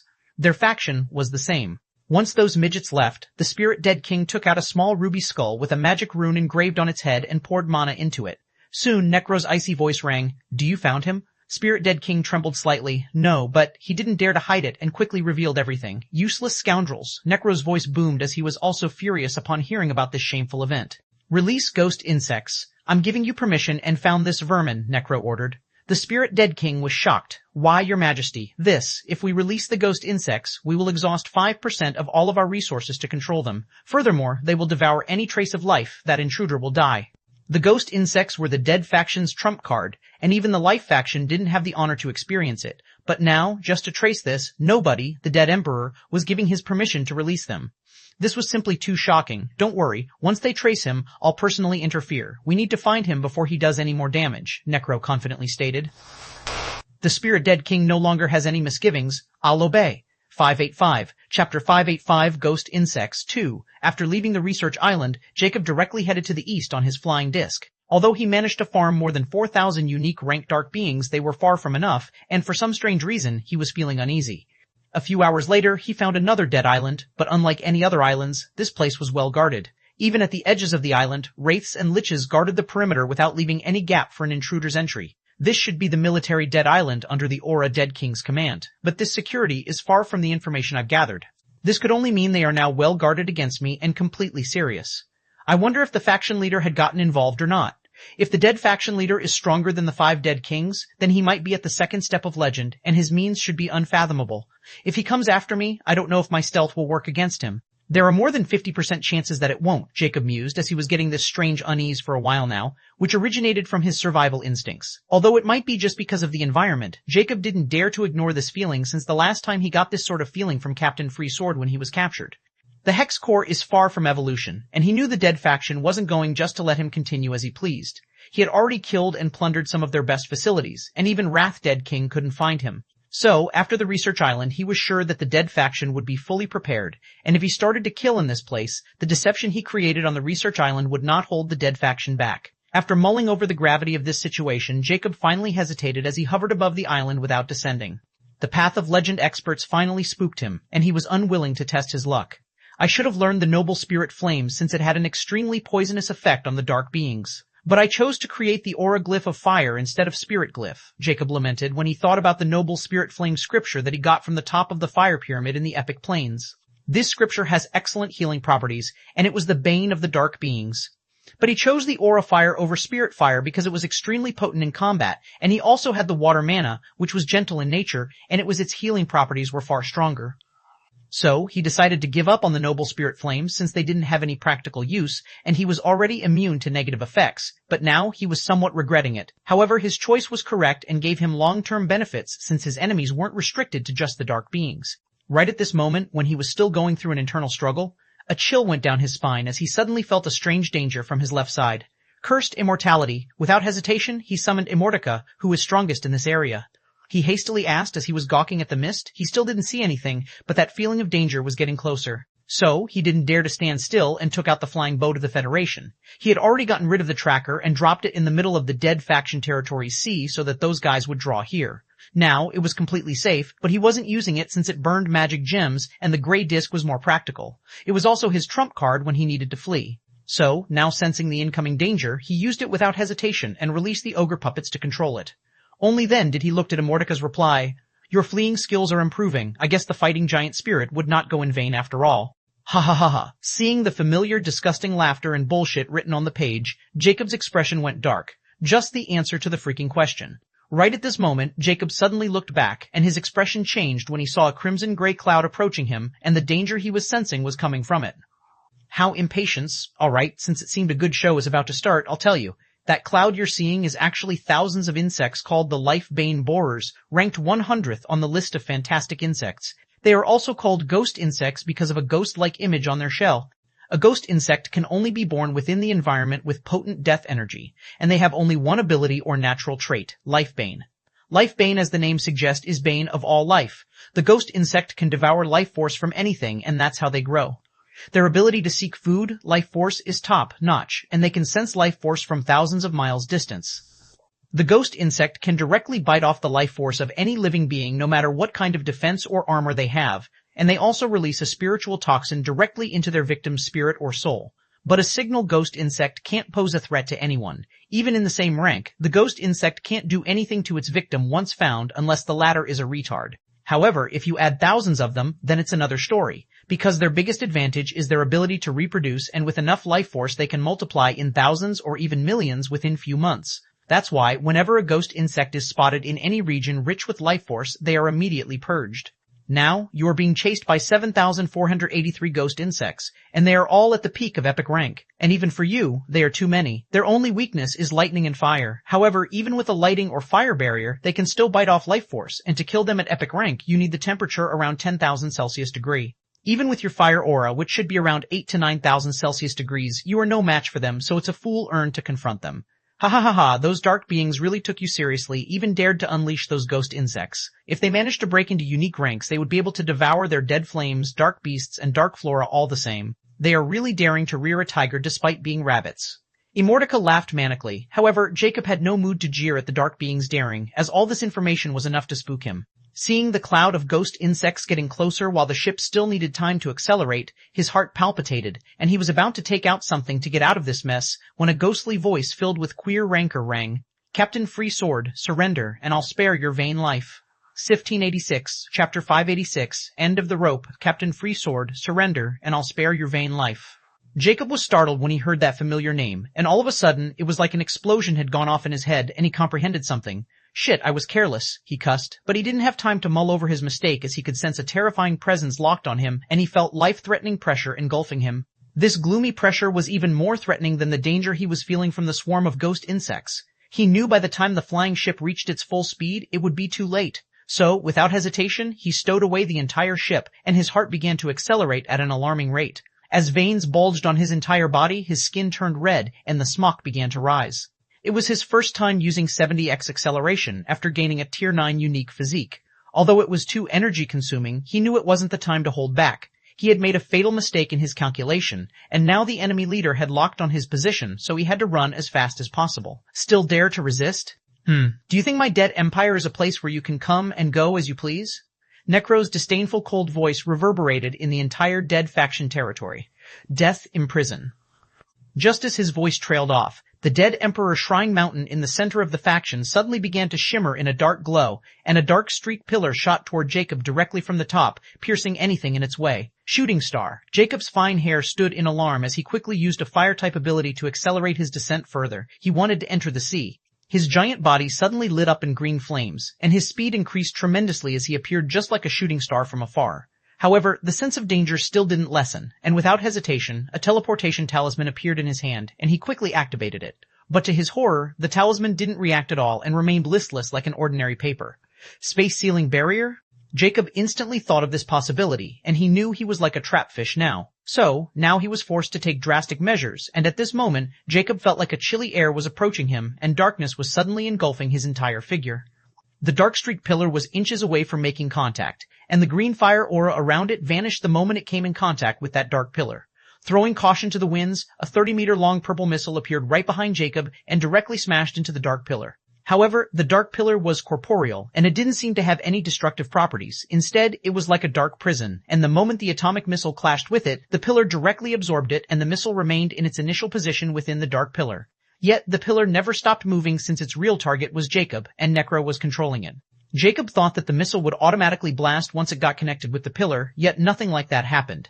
Still, it wasn't like he couldn't trigger it manually. He had already prepared for such an occasion, and the Star Watch on his wrist suddenly stirred, and a virtual remote control appeared.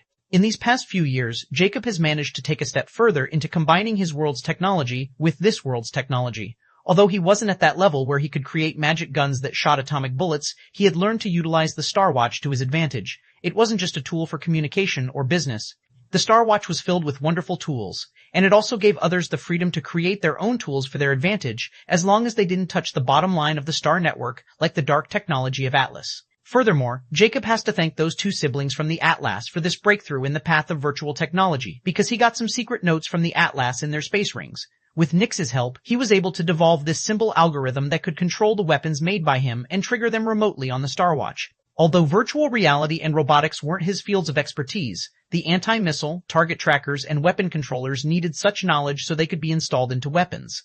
Jacob wasn't just satisfied with creating the shell, he had learned everything about advanced weaponry. Now, he was doing the same here. Although he was still nowhere near the end, he was at least at the starting line. While controlling the Star Watch with his mind, it only took a second before the missile was manually triggered. The static missile within the dark pillar suddenly released a mechanical beep, and the next moment, the entire missile trembled before a sliver of purple-white ray appeared, and the next moment, it instantly began to boom like a blooming flower. The dark pillar that was about to touch Jacob's windbreaker suddenly halted, and the next moment, it was enveloped by purple-white light.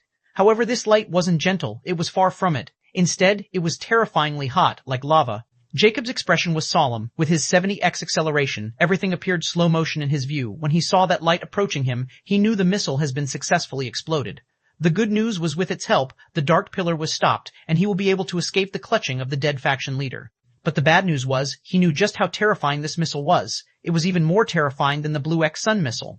With the experiment field like the Dreamscape Nightmare Realm, Jacob finally had the freedom to do mad experiments without being worried about killing himself. While training Nyx, he also tried creating more powerful atomic weapons by combining magic materials with the properties of radioactive waves. In his experiment, he finally found a unique grade mineral in Captain Freesword's stash called the Berserker Stone, which was highly violent in nature and could cause a blast upon throwing it with powerful force.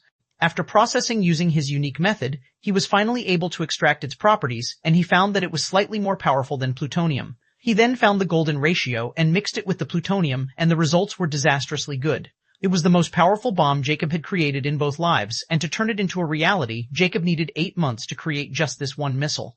And it was his biggest trump card in unique planes. He also hoped he never had to use it, especially if he was in its range of blast. But now, he was forced into a corner, and he knew if he didn't use it, he might really die or meet an even more miserable end. As the blinding purple-white light touched the windbreaker, it instantly incinerated the unique grade material it was made. At this moment, Jacob finally reached the sea and entered the water. Although he couldn't outrun the speed of light, he wasn't going to wait to turn into ashes and use every type of barrier, treasure, and armor he had. He activated one of the most powerful life-saving water spirit type abilities he got from the Captain Freesword collection, Water Spirit Escape. 587, Chapter 587, Inception Legend Rank. At this moment, at the peak of Dead Emperor Shrine Mountain, the dark streak pillar suddenly shattered and Necro's voice filled with disbelief rang, impossible. However, before he could comprehend what happened, a brilliant purple-white light suddenly began to spread on the far horizon, and it was so bright that everyone could see it from miles away, even with the mist surrounding the dead faction territory. It was like a sun had descended into the dead faction, and it wasn't the end of it at all as that light quickly began to spread and terrifying shockwaves released, blasting apart all the mist, and the temperature began to rise. What is this sorcery? Necro was utterly baffled, but the true terror was still yet to arrive as that light quickly reached to the central dead continent. Those shock waves blasted apart almost all the dead islands within the vicinity of hundreds of miles radius, and they were still becoming stronger.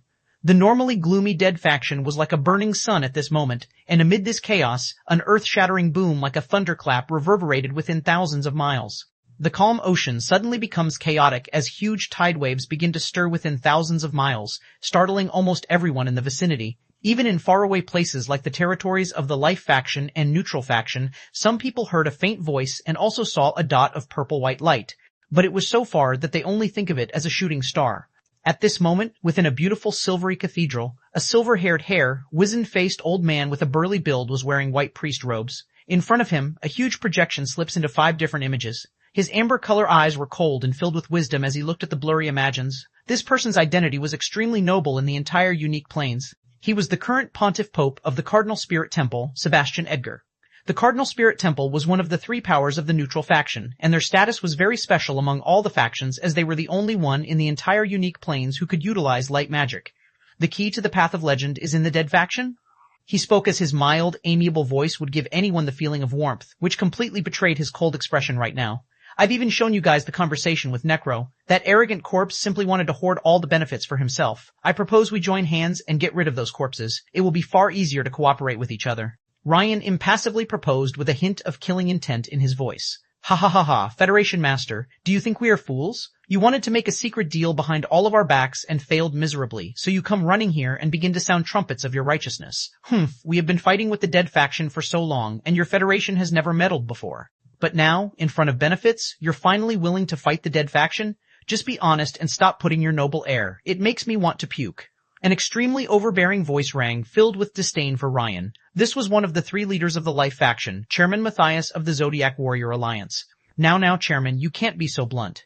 What if you hurt the Federation Master's feelings? Since he wanted to help us, we should thank him. A seductive voice sounded, but she was equally disdainful. She was also one of the 3 leaders of the Life faction, President Bronte of Alchemy Guild. How do we know you won't just give up in the middle if the Dead faction is willing to share the Path of Legend? Another impassive voice sounded. This was the 3rd Life faction leader and bank manager of Universal Zodiac Bank. Ryan replied impassively at this moment. It's not the question of whether I back down or not. It's the question of your Life faction is willing to give up on the Path of Legend. If you have your doubts about me, then you 3 can remain on the sidelines, and once we're done dealing with Necro, you can forget about getting any part of the Path of Legend. His voice was threatening. He knew better than anyone just how important the Path of Legend was for everyone present in this place. Even the Life faction, who were a mortal enemy of the Dead faction, will do anything to acquire, even if it means forming an alliance with them. The Dead faction was not an easy target. Even the Life faction can only fight with them equally without getting any advantage in all these years. As for wiping them, everyone here knows it was an impossible dream, just like the other faction. They might be able to kill each other and reduce their territories, but their organizations won't fall until someone can completely destroy every signal trace of it. But if they were killed, there would always be someone else to take their place. It was that simple. At this moment, the final person, the Dark Duke of the Dark City, Tomas, finally spoke. Gentlemen, I've just received an interesting report about the Dead territory. Do you all want to hear it, or will you wait until your men bring it to you? Sebastian stoically replied, What is it? Don't tell Necro to reach out to you for an alliance after realizing how foolish his idea was.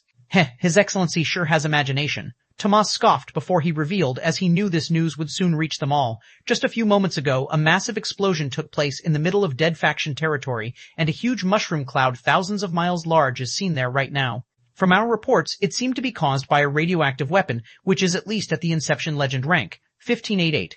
Chapter 15:8 Mystery of Cursed Blood. The reports of terrifying explosions that had taken place at the Dead faction territory quickly reached all the way to the unique planes, causing a huge ruckus. Furthermore, another announcement that sent the Dark Beings into depth of despair was made the very day. The Neutral faction and Life faction joined hands against the Dead faction, and a kill order against Dark Beings was issued. The Dark Beings on the unique planes tried to contact the headquarters in their territory, but they failed. Not only that, but the unique planes trial was still active, and the 3 factions had just reached a common ground about how to extract resources from the Kingdom-type trial. But now, that treaty has been voided, and the Dark Beings were suffering massive waves of large-scale attacks from all directions. The chaotic, unique planes become even more chaotic after this, while the others are still looking forward to the news from the Dead faction. The most enthusiastic and gleeful in the Dead faction were naturally the Life faction. Although no one knows who provoked this calamity, everyone was calling this daring person a hero in Life faction without even realizing that even a bigger storm was brewing. At this moment, in the depths of Star Ocean, there was nothing but darkness here and terrible gravity force that could leave even a Tier 1 unique rank physique in crushing despair. A giant body lay on the ocean floor without moving.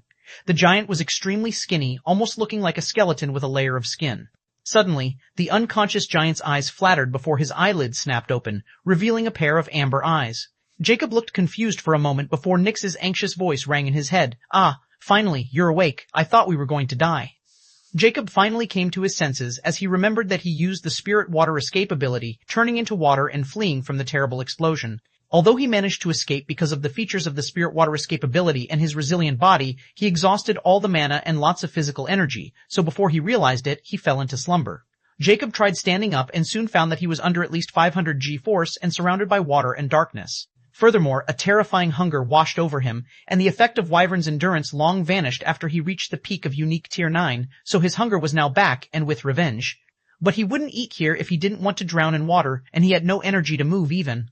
So, with some difficulty, he managed to take out injections with the healing liquid he had prepared with the healing potions he found in Captain Freesword's treasures. Fighting against gravity, he managed to inject the potion and felt a warm current and some energy returning to his body. Still, he was far more at his optimal condition, so taking advantage of his somewhat better condition, he injected 10 more healing injections before he finally felt he could move under this force. How long was I unconscious? Jacob asked Nyx. How do I know? I can't see anything unless you are awake, but it should be around 10 days. You were very reckless back then. That explosion can easily incinerate you. We have tested it in the Nightmare Realm many times. If not for the presence of the water, you would have died. At least think about my little life before you take such a reckless action. Nyx began to rant on like crazy, as it was the first time she felt she was going to die. Before, she thought she had taken a very powerful nightmare contractor, and with Jacob's performance, she felt even more assured. Yet, now she found that Jacob wasn't omnipotent and omniscient and almost died with his own hand, so she was getting very anxious. After all, her life was now connected to Jacob, and if he died, she'd die as well. Furthermore, since Jacob was unconscious, she was completely trapped in the Nightmare Realm and cut off from the outside world. It was a terrible feeling to keep waiting for her death, and only when Jacob was awake was she able to feel relief. Still, she was very afraid now, and so she started to lecture Jacob.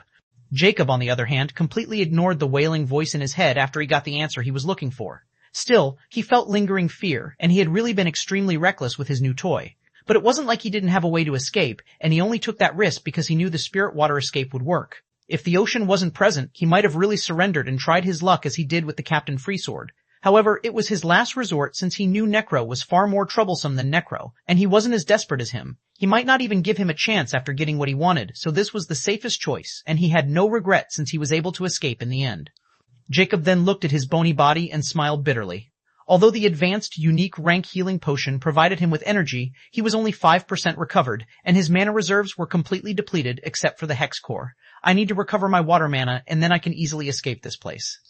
Jacob thought as he downed the 500 G-force wasn't a problem for him to endure, but swimming against it was a pipe dream with his condition, so water magic was his only choice. There was also no mana in this depth of the Star Ocean, but Jacob wasn't too worried as a palm-sized white translucent crystal appeared in his hand.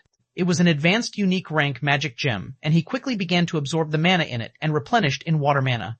However, at this moment, Jacob was shocked because just as he absorbed the mana from the magic gem into his body, it didn't go towards his water magic core. Instead, his cursed heart suddenly began to beat and begin to circulate the mana and convert it into energy, and his body began to heal.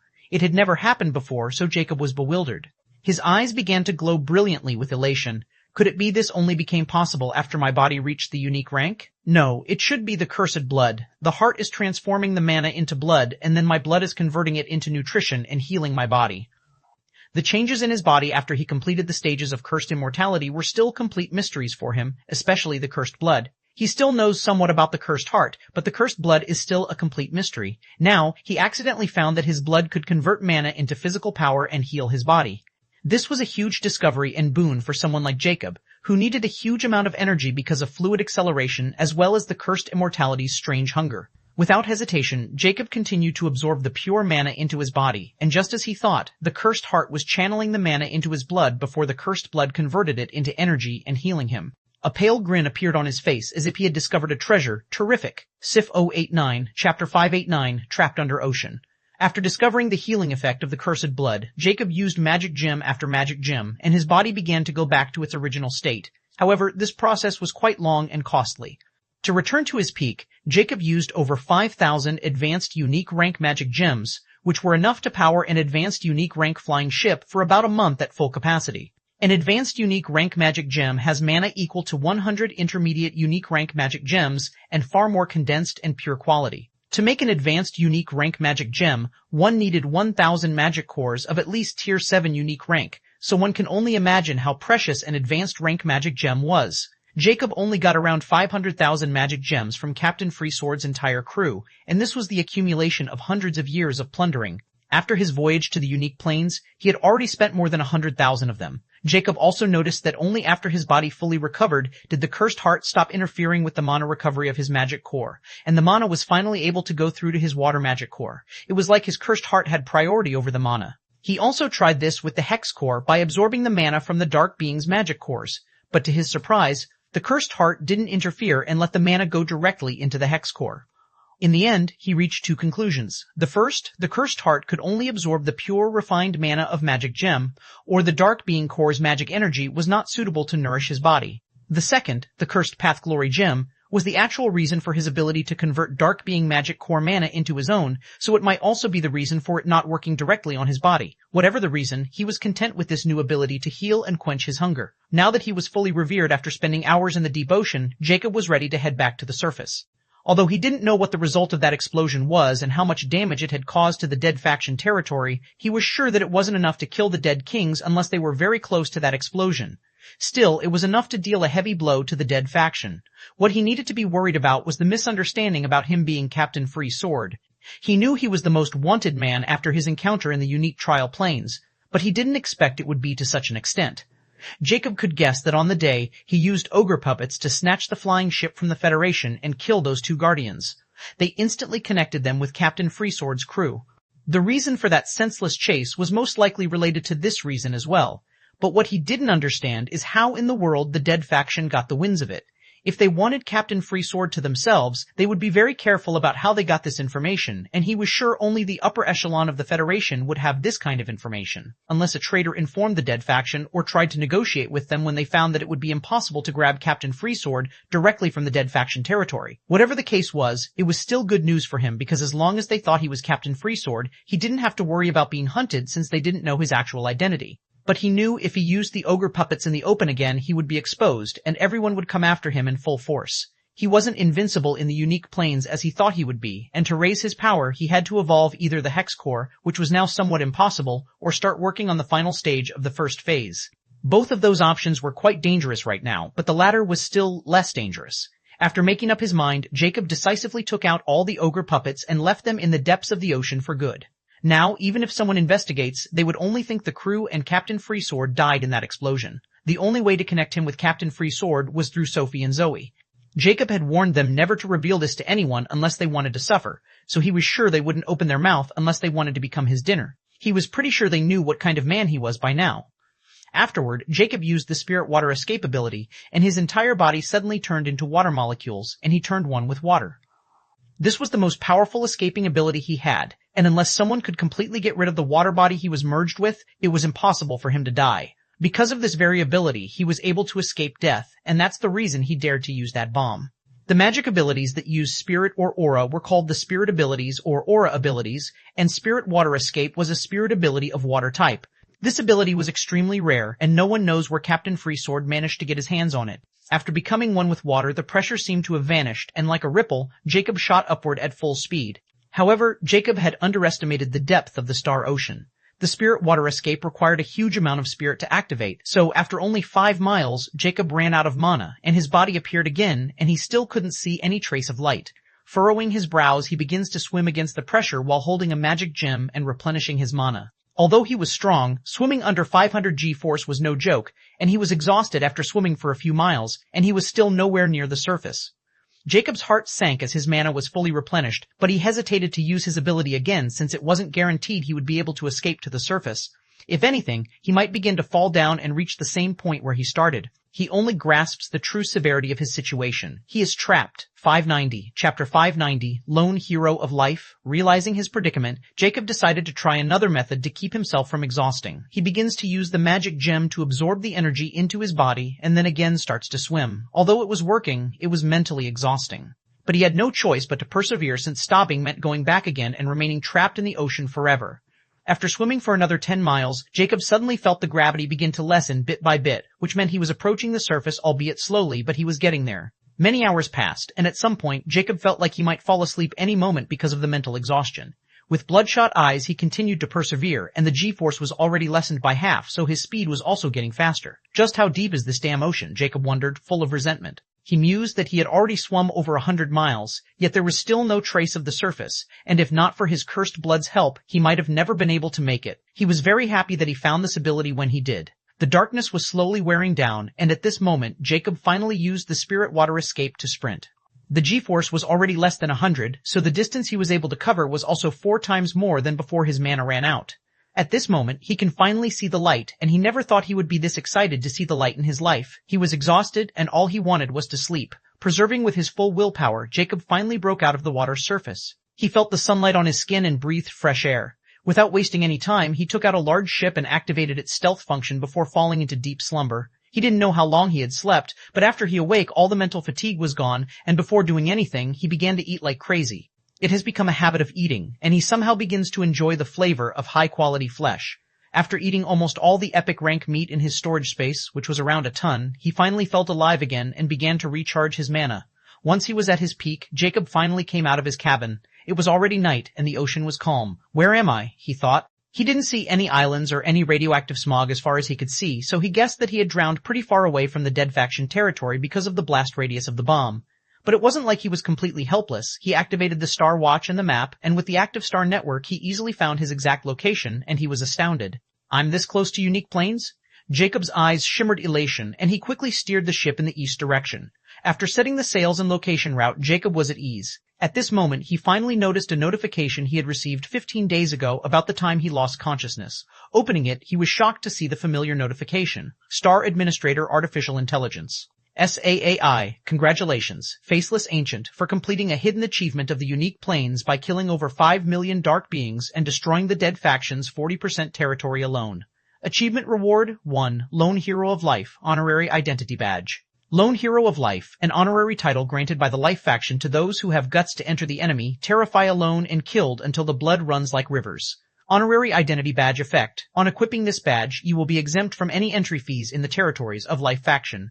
You can enjoy a 5% discount on any item purchased with ZC by showing this badge anywhere in the Life faction. You are also granted honorary hero privilege in Life faction and can browse and buy any knowledge of magic present in Life faction up to unique rank with Hero Shop. Note, Hero Shop is only available in the Unique Planes Achievement Reward 2-2, 500 million ZC, and 1 Life Substitute Doll.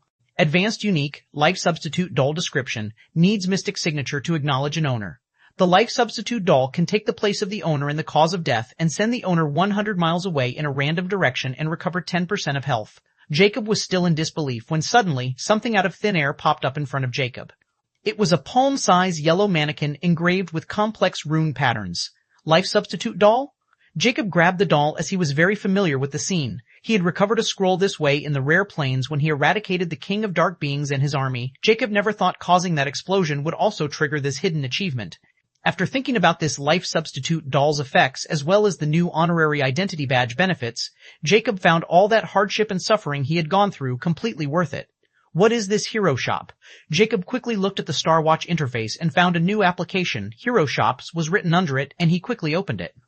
The allure of knowledge from the Life faction was something Jacob couldn't resist, and now he was getting all the knowledge regarding magic without even doing anything. This was really the first one for him. Hero Shop exclusive, unique rank, Life faction knowledge library, magic knowledge, aura, and spirit. Jacob only found 2 sections divided into aura and spirit. He quickly selected the magic knowledge of spirit, and then another list divided into spells and scriptures appeared.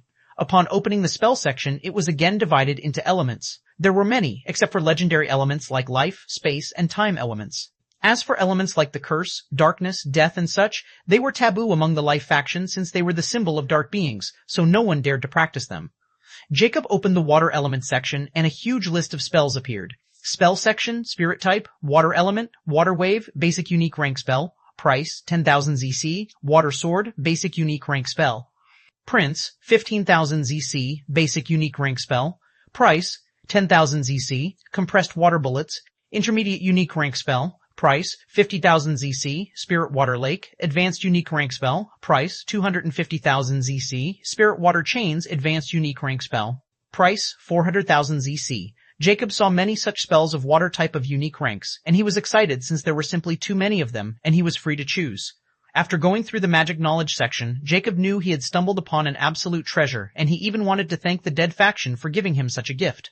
59.1, Chapter 591, Investigating Fairy Humans. A few hours later, a vast mainland appeared on the horizon as Jacob stood in front of the ship and watched the lands getting closer. A cold smile crept on his impassive face. I finally reached this place.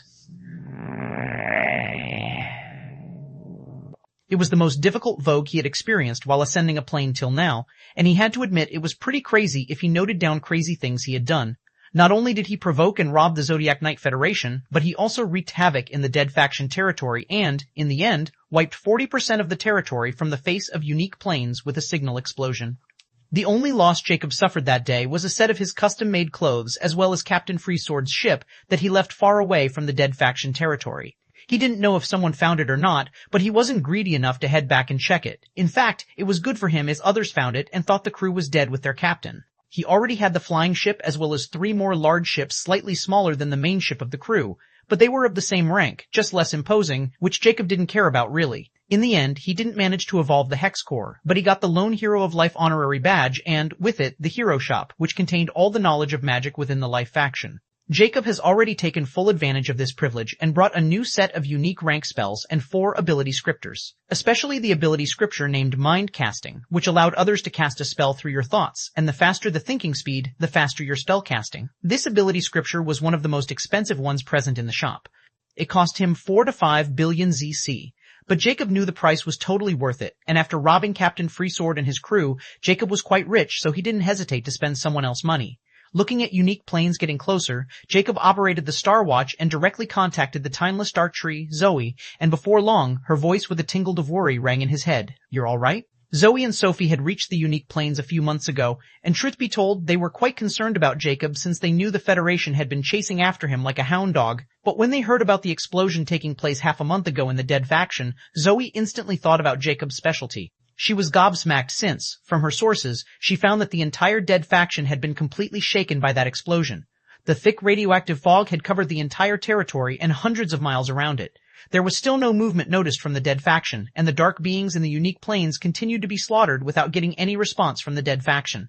This was a sign of weakness, and dark beings would never allow that to happen.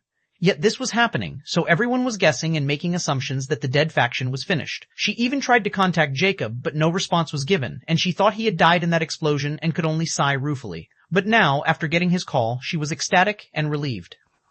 After all, Jacob was her partner, and she hoped to reach the Dark Duke position, so his dying would be bad news for and a bleak future awaited her. Yeah, just a small hitch in the way.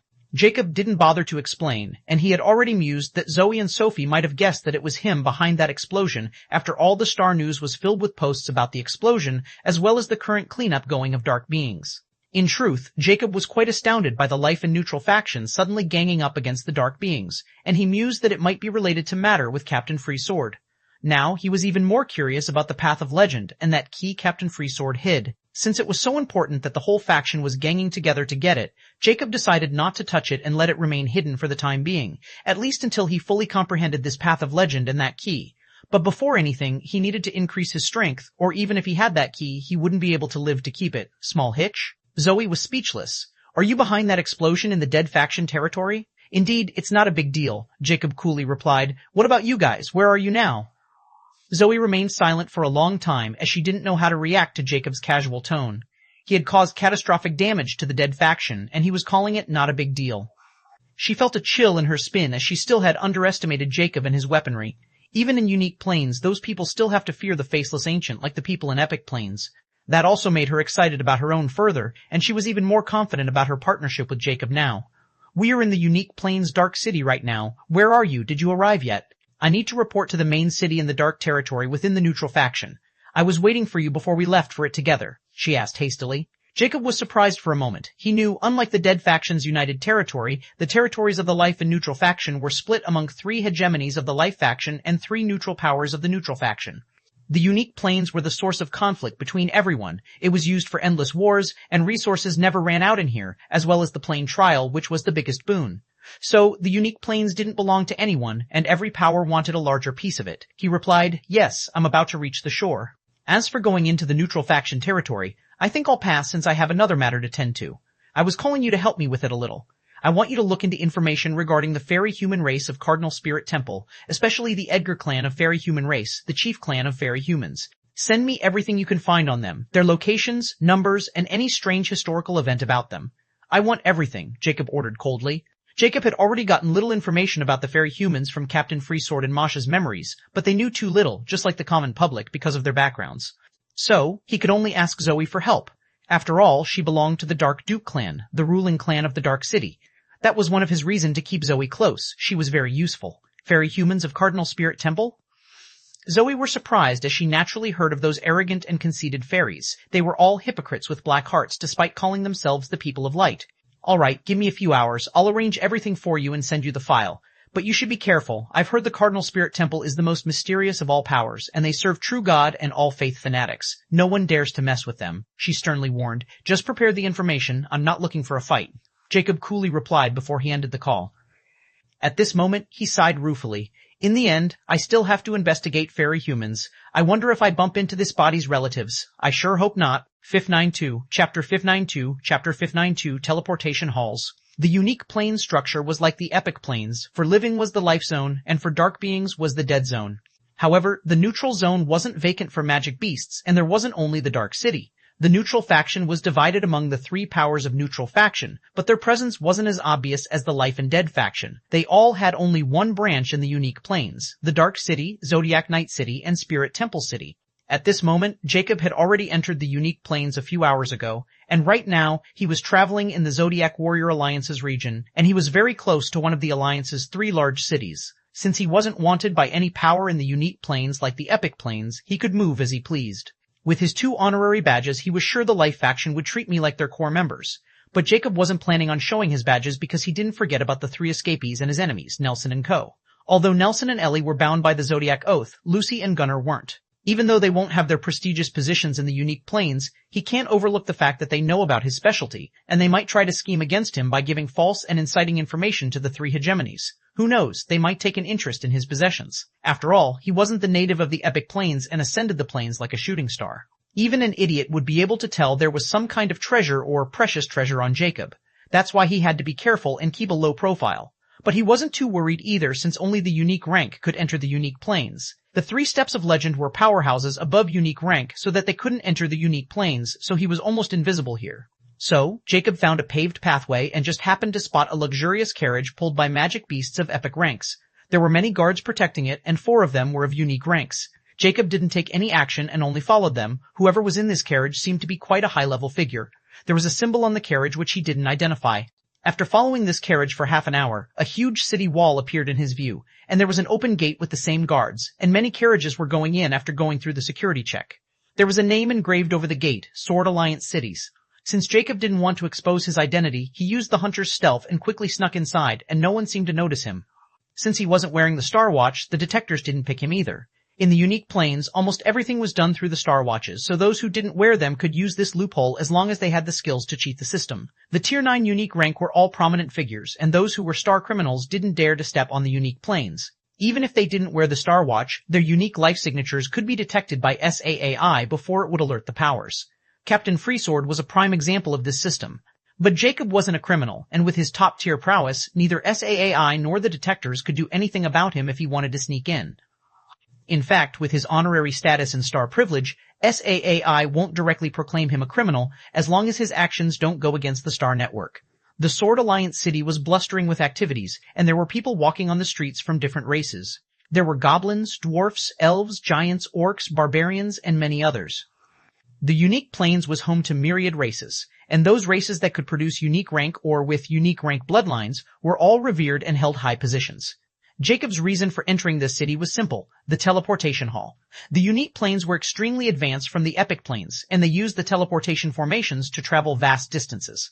The unique planes were extremely large, so travel on foot or on some treasure was an extremely long, cumbersome process. So, the teleportation halls were built by the Alchemy Guild in every city of the Life faction, and they were all connected by space channels. Even the neutral faction cities have them, but to enter them as a member of a different faction, one had to undergo a security check and also acquire permission from the other side. It was like acquiring a visa from other countries. Anyhow, the teleportation halls made it extremely easy to travel between the cities and different regions. but they were not cheap, and only the truly rich and prominent figures could afford their fee, especially if someone wanted to cross between regions or even factions. The Sword Alliance city was the closest city to his position, and it also had a teleportation hall, so Jacob naturally came here to head to his true destination. After asking a local, he quickly found the teleportation hall, which was close to the center of the city, right beside the Alchemy Guild's branch. His outfit didn't draw any scrutiny since many people like to hide their appearance, and with his height, no one dared to mess with him since giants were all powerhouses, especially tall giants like him. As he entered the massive teleportation hall building, he was greeted by a beautiful elf as she respectfully inquired, "Sir, are you looking for travel?" Jacob nodded and impassively replied, "Indeed, I want to go to the Potion Alchemy City of Alchemy region." She didn't seem surprised and respectfully replied, "If you want to travel to the Potion Alchemy City, then you would need an advanced teleportation channel. We will have to see your star ID privilege, which needs to be at least 2-star, and it will cost 5 million zodiac credits and 500 advanced unique magic gems. If you are a member of Alchemy Guild, then you can enjoy a discount based on your alchemy rank. Do you want to continue?" There were basic, intermediate, and advanced rank teleportation channels. They can cover 10,000 miles, 100,000 miles, and 1,000,000 miles respectively. The higher the channel rank, the more resources are needed to activate it, especially the advanced teleportation channel, which also requires a certain privilege since only those with true authority can use it. Jacob wasn't a member of the Alchemy Guild, or he could have had a 30% discount with his Great Elder Rune Artificer rank. Even without it, he could use his honorary badge to enjoy the discount, but he wasn't planning on revealing it. Alright. Jacob nodded as he was planning on using his Dark City's Dark Viscount status that he acquired right after arriving in the Unique Plains after his Ascending Dark mission was completed. As for star privilege, he already has 3-star privilege, so it wasn't a big deal for him. The elf became even more respectful since 2-star privilege wasn't common even in the Unique Plains. 90% of the people were either Zoastar, 7% had 1-star, while the remaining 3% were 2-star, and even less than 1% were 3-star. As for 4-star privilege, only those leaders level figures may have it. Jacob followed the elf, and she led him to a wide hall. Its entire floor was engraved with a runic circle filled with complex ruins. This was the advanced rank teleportation circle. An old orc in alchemy robes was sitting on the side, and the moment Jacob entered with the elf, he impassively stated, "Since Sir knows the requirement, I need you to scan your star watch and then pay the fee." Done saying, a projection appeared over his wrist, and there was a handprint in the center of this projection. "Please put your hand with star watch on the print to confirm your star privilege." Jacob nodded and placed his left hand on the projection handprint, and he felt his star watch vibrate a little before the projection suddenly vanished and, confirmed, appeared written in its place. The old orc nodded, and then the projection changed, and a bank account number appeared. "Please transfer the ZC on this account. Once I've confirmed it, you can pay the magic gem here." With thought, he manipulates his star watch and sends the money. The old orc seemed to have received the notification. "Sir, faceless ancient? Indeed, here are your magic gems." Jacob nodded before he waved his sleeve, and a small pile of glimmering magic gems appeared in front of the old orc. The old orc nodded before putting away the magic gems. He was very professional. "Please stand in the center. I'll set the coordinates. It will only take a minute." Jacob does as he was told, and the old orc then inquires about Jacob's destination. The elf quickly tells him, and he manipulates his star watch as a mini projection of the teleportation circle appears on the display. After entering the coordinates and pressing a rune symbol, the runic circle in the hall lit up, and he stated, "The teleportation will start in 10 seconds, and you'll appear in the teleportation hall of Potion Alchemy City. Safe journey, sir." Jacob slightly nodded, and after 10 seconds, the formation blinked in white light, and the next moment, his figure vanished. 59.3. Chapter 59.3 Soul Puppets. It's been over a month since the blast took place in the Dead Faction territory, and all the areas were filled with dense radiation. At this moment, a flying ship of Federation covered in a magic barrier entered the radiation mist, and there were only 3 people on the ship, but these 3 were far from ordinary. The Federation Master Ryan, the Alliance Chairman Matthias, and the High Priest from the Cardinal Spirit Temple, High Priest Kaysen. Each one of them represents the 3 absolute factions. Matthias was a burly giant about 20 meters tall, and his skin was like refined iron. He wore full-body armor, making him look like a war god. His face was stern and eyes fierce, and his bald head and face were covered in purple runic tattoos. He belonged to the Thunder Giant race, the only race among the Life faction or even in the Unique Planes that controlled the Thunder element. Standing among his 2 associates, he looked at High Priest Kaysen, who was wearing an austere priest robe with a golden eye symbol on his back, and displeasing questioned, "Why isn't Sebastian here? Didn't he say he would personally come, or did he consider traveling with us beneath him?" Kaysen was a handsome man with a toned build, and he was 7'1" feet tall, with fair skin and silver hair, yet beside Matthias's, he appeared like a child. However, despite the suffocating pressure of the giant, his expression was peaceful, and he gently said as if an elder talking to a child, Chairman, His Holiness is old, and traveling at his age isn't suitable, so he sent me to assist both of you with the best of my abilities. I can assure you, my abilities won't hinder you in any way.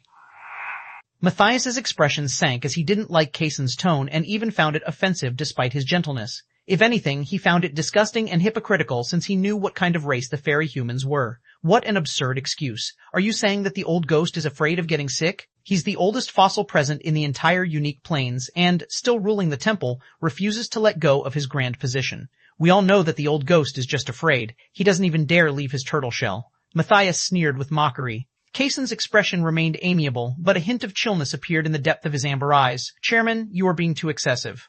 His Holiness always deeply cared about the innocent lives of the unique planes, and he had devoted his entire life to make sure the light would shine upon every pitiful soul.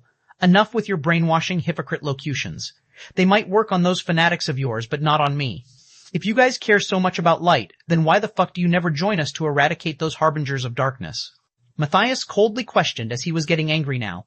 As the first leader of the Life faction, he knew better than anyone that the Cardinal Spirit Temple's light affinity was extremely potent to the dark beings. It was an incurable poison. Yet, these guys never interfere with the war and remain true to their nature as one of the powers of the neutral faction. But they always spread their fake dogmas about being the warriors of light and eradicators of evil. Almost every member of the Life faction who knew about the cruelty of the dark beings hated the Cardinal Spirit Temple to the core. If they weren't worried about them joining the dark beings, they would have waged war on them long ago since the temple had the lowest number of people among all factions. Living in the dark didn't make anyone black. What counts is the light of heart. Kaysen amiably stated, making a vain pop on Matthias's temple as he was really trying his best not to crush this guy's head like an egg. Alright, that's enough. We all know that these bodies are just soul puppets with our appearances. No one had the guts to come here in person since a corner rabbit would also bite. We are just here for reconnaissance and to confirm if Necro is still alive and if Captain Freesword is in his hand. So, behave. I don't want to lose this precious soul puppet. An extremely handsome elf with snow-like long white hair chided. He was Ryan. The soul puppets were extremely precious life-saving treasures that were made with precious spiritual soul alloy. This alloy had a special trait that could allow it to mimic magic spells, and they could store in it like magic scrolls. But the power it brought out was only 40% of the original, so it wasn't as useful as magic scrolls. But a few thousand years ago, someone created puppets by using spiritual soul alloy, and these puppets can not only be controlled from millions of miles away, but they can also completely mimic someone's 25% prowess. Furthermore, it was extremely hard to tell if the puppet was a real person or not because of the extremely meticulous design of the soul puppet. The strangest part was that this person made this method public by using the Star Network and selling it for a huge price. So, when all the powers got the winds of this soul puppet, they took quick action and began to make their own soul puppets, especially the people of 3 Steps of Legend ranks. But for strange reasons, the dark beings can't use the spiritual soul alloy as it turned like a simple metal in their hands. It's like the spiritual soul alloy rejects dark beings, which made the Life faction extremely ecstatic and dark beings depressed when they found out about soul puppets. Anyhow, 25% power may not seem much, but for people like the 3 Steps of Legends, it was an extremely heaven-defying means of entering the unique planes, taking care of some trouble, or even using it as a suicide bomber. However, their dreams quickly shattered when they found that almost all the spiritual soul alloy was bought by someone. This alloy has always been rare, and since no one knew about its true value at that time, no one paid much attention to it except for some alchemists who were studying it. This caused a huge ripple between the 2 factions, and they all quickly acquired every piece of spiritual soul alloy present by any means. Still, it wasn't enough to create an army, and they were only able to refine about 5 or 6 soul puppets per power. As for the exact number, no one truly knows. But the soul puppets were treated like extremely precious treasures, and all of them were in the hands of faction leader level figures. Now that the 2 factions have joined hands for the Path of Legend and confront Necro, they naturally won't miss this chance to struck him while he's done. This was a godsend opportunity, but still, they first wanted to scout the enemy, so they all sent a soul puppet instead of their true bodies since a wounded tiger was still a tiger, especially when that tiger was on his own mountain. They will only act personally once they confirm that Necro was really wounded and they were in any position to wage war in this radiation. It was also a protective shield. At this moment, the ship finally entered the territory of the Central Dead Continent. 59.4. Chapter 59.4, A Blessing in Disguise. Is it completely destroyed? Matthias asked. He narrowed his eyes in scrutiny as they shimmered in violet light. Despite the radiation mist, he could still see a little bit of the outline of his surroundings because of his power. Ryan's expression was solemn. There is nothing but water. If it's really destroyed, then that explosion really exploded quite closer to the territory's heart. But I still think it's impossible to completely destroy the heart, since it's connected with the Dead Emperor Shrine Mountain. That mountain is the Dead Faction's legacy treasure that they had refined using many precious materials and a lot of time, and it's connected with the territory's main island, the heart. Just like the legacy treasures in our faction's possessions as the last line of defense against complete eradication, it's almost impossible to destroy it with just a bomb unless it is far above the legacy treasure's rank. Still, wounding it would be very beneficial for us, and it would decrease Necro's absolute dominance in his territory by half. Whoever did this was really malicious, he stated with a hint of apprehension in his voice. This kind of bomb was unheard of, and if someone could have more than one, and they were all launched in their territories without them realizing it, it would spell disaster for them. They came here not only just to scout the dead faction's current condition, but also to find clues about the weapon that had been used. As for suspecting Captain Freesword behind this attack, although they had their suspicions, they didn't fully believe it. If Captain Freesword really had such a weapon, he could have easily threatened them all when he was being chased, and could even launch one or two to show them his might. But he was chased like a dog and even almost died, and he never revealed it, so they didn't believe that he had it. Furthermore, they never thought that this weapon was made by someone because its power was simply too terrifying, and they all thought that someone had acquired it from some mysterious ruins or a no-return zone. The Star Ocean was almost infinitely large, and even these factions who had ruled the unique planes for who knows how long can't say they had completely explored the Star Ocean. The further one goes, the more dangerous it is, especially the path of the higher-level planes. It is a path of certain death. But by any chance it was really Captain Freesword, then by blasting this bomb, he would have certainly died as well, which would be very bad news for everyone, especially these leaders who wanted to go to higher planes in advance so they could prolong their lives. It was fine if they didn't have hope. But the thing was, the path of legend was far more than just hope, so they were all extremely unwilling to give up on it, and that's why they were doing everything in their power to at least get Captain Freesword's belongings. All they wanted was the key that could change their fates. At this moment, in the dead silence of the radiation mist, they suddenly spotted a faint crimson glow like a lighthouse. It's the dead Emperor Shrine Mountain direction. Ryan narrowed his eyes sternly. So, that bastard is still not dead. Let's see his miserable state. If he is at his last breath, I'll gladly put him out of his misery. Killing intent burst in Matthias's eyes. As they moved forward, Ryan was paying attention to his surroundings, and his expression changed slightly at this moment. There is ground below us. It didn't destroy the heart completely. So, what? Matthias jeered. The legacy treasures are connected with territory's hearts, which means the damage to the territory's heart would also damage the treasure. I don't believe that bastard managed to get out of it unscratched. They silently continued forward and finally reached the light, where they could finally see the silhouettes of the towering mountain. At this moment, the silent Kaysen finally spoke with squinted eyes. I can sense there is something strange happening at the dead Emperor Shrine Mountain's peak. The mist in the air seemed to be drawing into it. What's going on? No one answers him since no one knows the answer to this question themselves. As peak figures of the unique planes, they can also sense the strange fluctuation emitting from the light. Just as they were 100 meters away from the dead Emperor Shrine Mountain, a sinister voice reverberated in the air filled with icy ridicule. Oh, you guys came sooner than I'd anticipated. Matthias' eyes flashed with hatred as he couldn't forget this voice. Bastard Necro. He gritted his teeth, saying his most hated enemy's name. He had lost many trusted generals and his brethren to this voice, and it was etched to his very soul. So, you're not dead, huh?